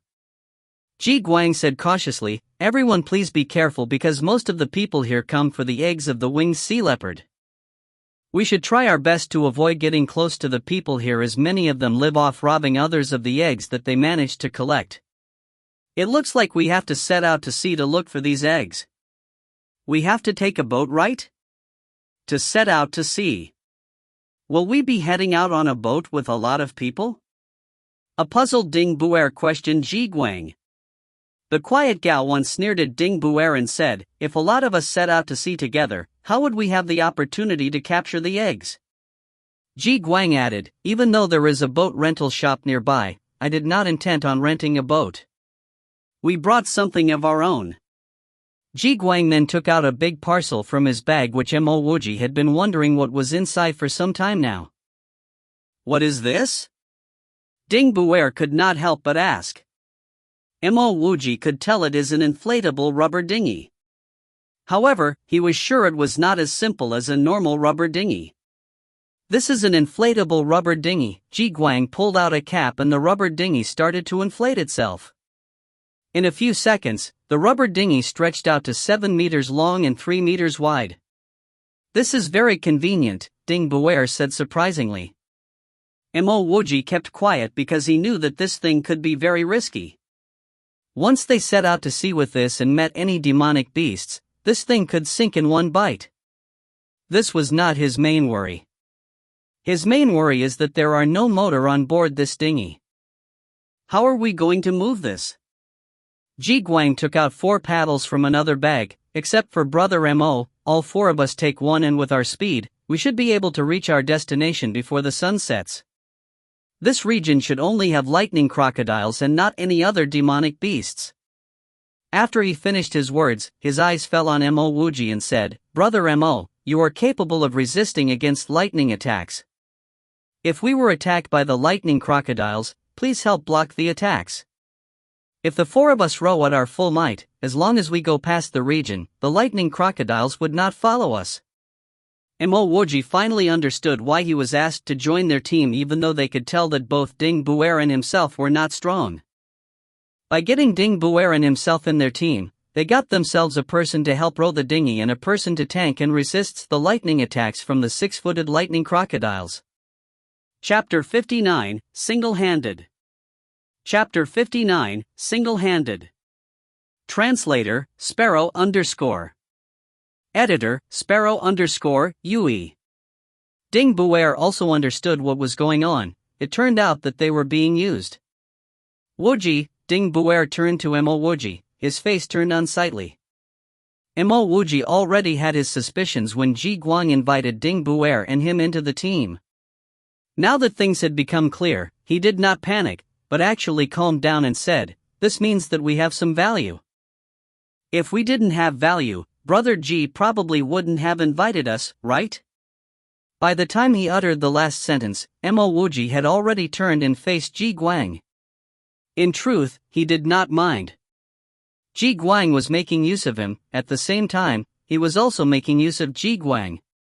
If Ji Guang did not lead the way, it would have been extremely difficult to get here.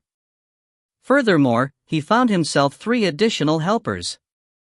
Ji Guang felt that he was making use of Mo Wuji because he didn't know Mo Wuji actually wanted to be attacked by lightning. Lightning was a nightmare for people like Ji Guang. However, it was the highest opportunity for Mo Wuji. If he did not have anything to offer, it would have been as he said, no one would be willing to accept him and Ding Buer into their teams. "Good, Brother Mo sure is open-minded. Come, let's set off." Finishing this sentence, Ji Guang hopped on the leather boat.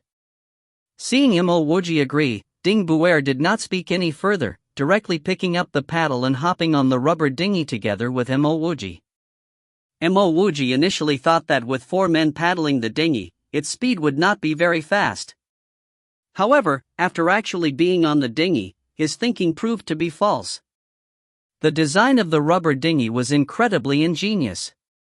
With just 4 people paddling, the dinghy was seemingly gliding through the water, with a speed as fast as a motorboat. Wuji observed that the rubber dinghy was able to minimize the water resistance. However, it had some weak points. With just 4 people, there weren't any shifts and rest time.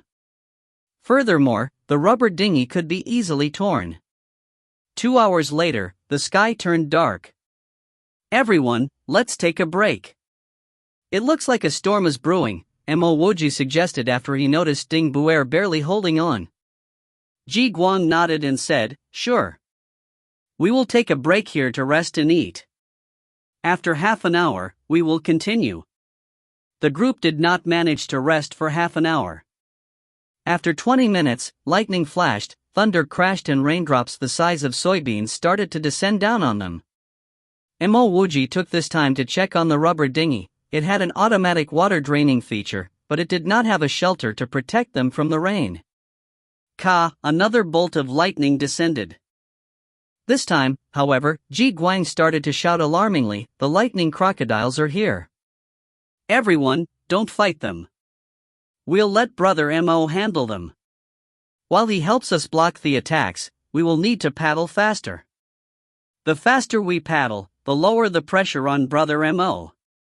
Ji Guang did not manage to finish speaking as an enormous lightning crocodile pounced towards them. Before it even landed, a flash of lightning had already approached Wuji, who was standing at the rear of the dinghy. Wuji had no disapprovals with Ji Guang's plan. These lightning crocodiles easily bore grudges, they would fight to the death when provoked. It was best to avoid directly confronting them. This time, Wuji brought a saber. He did not need Ji Guang to remind him. He immediately drained a bottle of channel opening solution and used his body to block the lightning. At the same time, he thrusted the saber towards the lightning crocodile's throat. Wuji was already considered a channel opening stage level 1 cultivator. He was no longer a rookie and he immediately started on the spiritual energy circulation technique. Previously, he had to rely on great efforts and some luck to draw the lightning into his meridians. Now with the help of the circulation technique, he easily drew the lightning bolt into his meridians. Wuji almost cried tears of joy. He was right in finding a cultivation manual. If he did not have a cultivation technique, how could he have drawn the lightning bolt in so easily? With another lightning bolt, Wuji felt as though his 4th meridian was almost completely opened. The rubber dinghy rocked heavily. At the rear of the dinghy, Wuji was stabbing the lightning crocodile's throat without stop.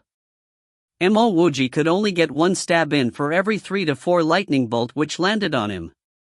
Despite being struck, Wuji was indescribably happy. After reaching channel opening stage level 1, he knew how fast his progress could be. Furthermore, with the spiritual energy circulation technique which drew the lightning directly into his meridians, the damage he suffered was reduced.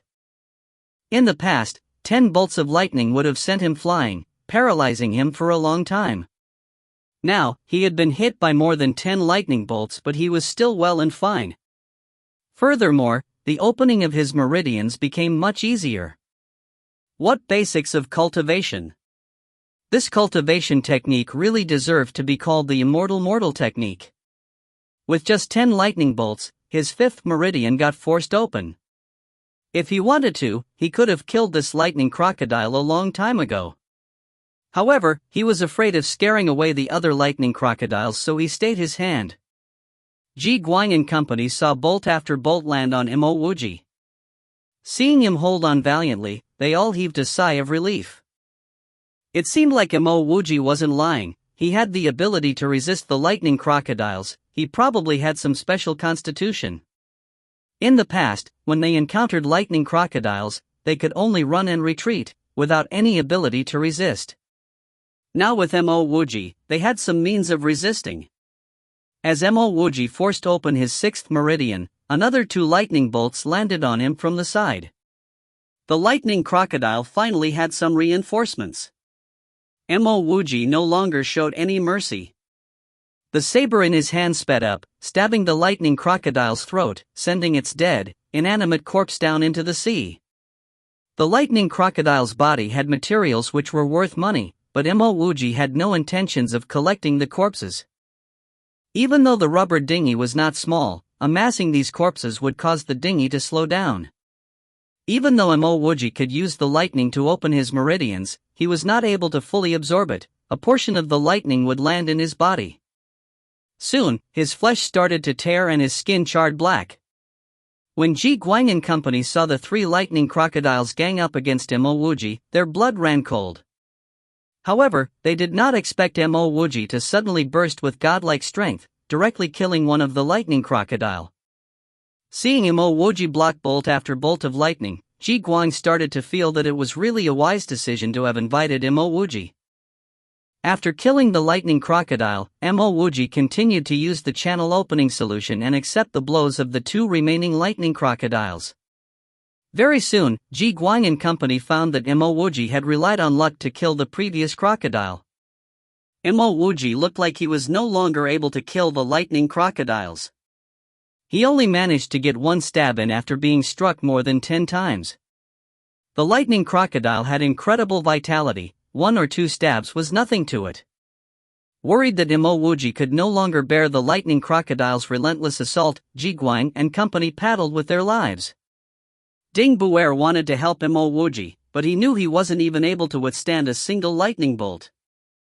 As a result, he could only paddle as hard as he can, to get out of the lightning crocodile's attack zone. However, the lightning crocodile moves extremely fast in water. How could they be so easily ditched? Under the crazed storm, the rubber dinghy sped forward. At the rear, Wuji was fighting the lightning crocodiles in the rain. The constant flashes of lightning let Ji Guang and company know that Wuji was not dead, but still fighting on. Wuji had already lost the initial excitement and agitation in his heart. He no longer showed mercy. Slowly, each movement he made started to get harder. Even though these lightning bolts could help him endlessly open his meridians, he was too weak to exploit it. His physical body, being only at channel opening stage level 1, was reaching its limits. Kaka, 3 consecutive lightning bolts landed on Wuji, 2 of which were circulated into his clogged meridians, while the last one roasted a large part of his meat. When the 19th meridian got forced open, Wuji fiercely gritted his teeth and rushed towards the lightning crocodile. He cannot fall. If he falls, he would directly be killed. All his previous efforts would be wasted. He was a mortal with mortal roots. He needed to persevere and push on to succeed. Half a day passed, even Ji Guang started to grow weak. He did not know how Wuji could last for so long. The heavy storm made the rear look extremely hazy. Ji Guang and company did not even know what was going on back there, and how many crocodiles Wuji faced. Wuji was like a tough nail, single-handedly holding the rear. He was strong and infallible. Even Wuji did not know how many lightning crocodiles he met. If the rubber dinghy was not constantly moving forward, they would have been surrounded a long time ago. He had killed more than 10 lightning crocodiles, but the lightning crocodiles seemed to be coming unceasingly. The 26th meridian finally opened. Wuji finished another bottle of channel opening solution and discovered that he only had 7 bottles left. At this moment, his entire body felt weak, all the bones in his body felt like they were broken. He was able to stand on sheer willpower alone. Another lightning crocodile was struck into the sea. At the same time, Wuji's 27th meridian was perforated. Yet another lightning bolt landed on Wuji's chest. Even though he had opened 27 meridians, his ability was still at the channel opening stage level 1.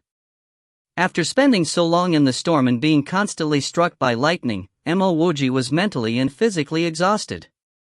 Ultimately, he was made of flesh and blood, and not steel. He could no longer hold on and collapsed heavily. Chapter 60, Only with Power Comes Respect.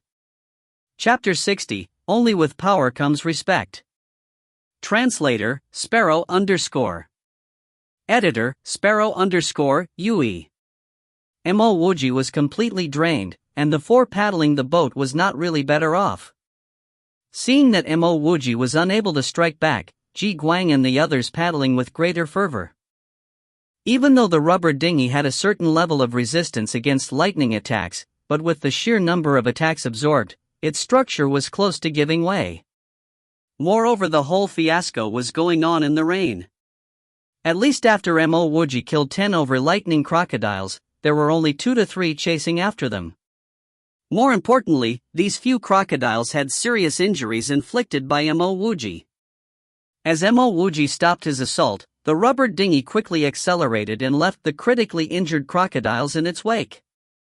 Without the boat in sight, the crocodiles soon lost any reason for their rage. Lightning crocodiles were rather peculiar demons as they bore grudges. The greater the grudge, the greater their vitality, offensive strength, and explosiveness. They would also recognize targets too. Unless faced with overwhelming attacks that left them with no way to fight back, they would not retreat. Around 2 hours later, the storm ceased, and they arrived at a small island barely 500 meters wide. Wuji had recovered some energy, but on the other hand Ji Guang and the 3 others were overcome with fatigue.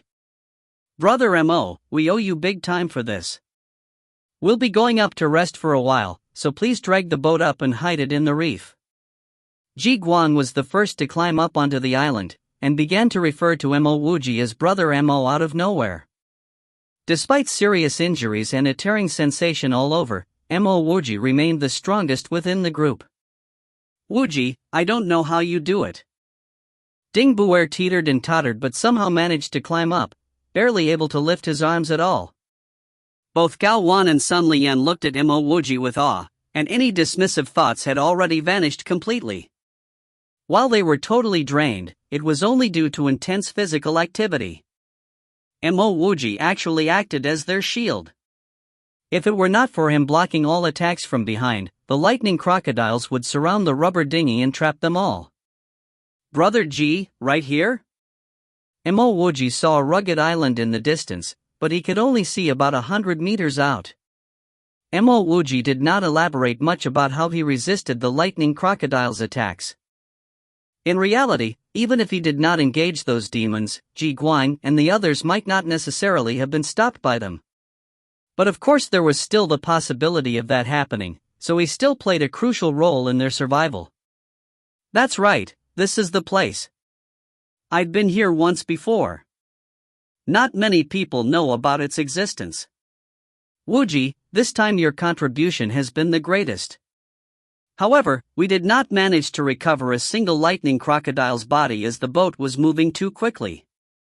How about this, as long as we find more the 2-winged sea leopard's eggs, you'll get one first. Ji Guang spoke with sincerity, a 180 degrees change in the way he treated Wuji. No one disagreed with Ji Guang's proposal, because power was everything. With the ability to block lightning crocodiles all the way while killing over 10 of them, Wuji appeared to be stronger than Ji Guang himself. This strength won the respect of everyone in the team.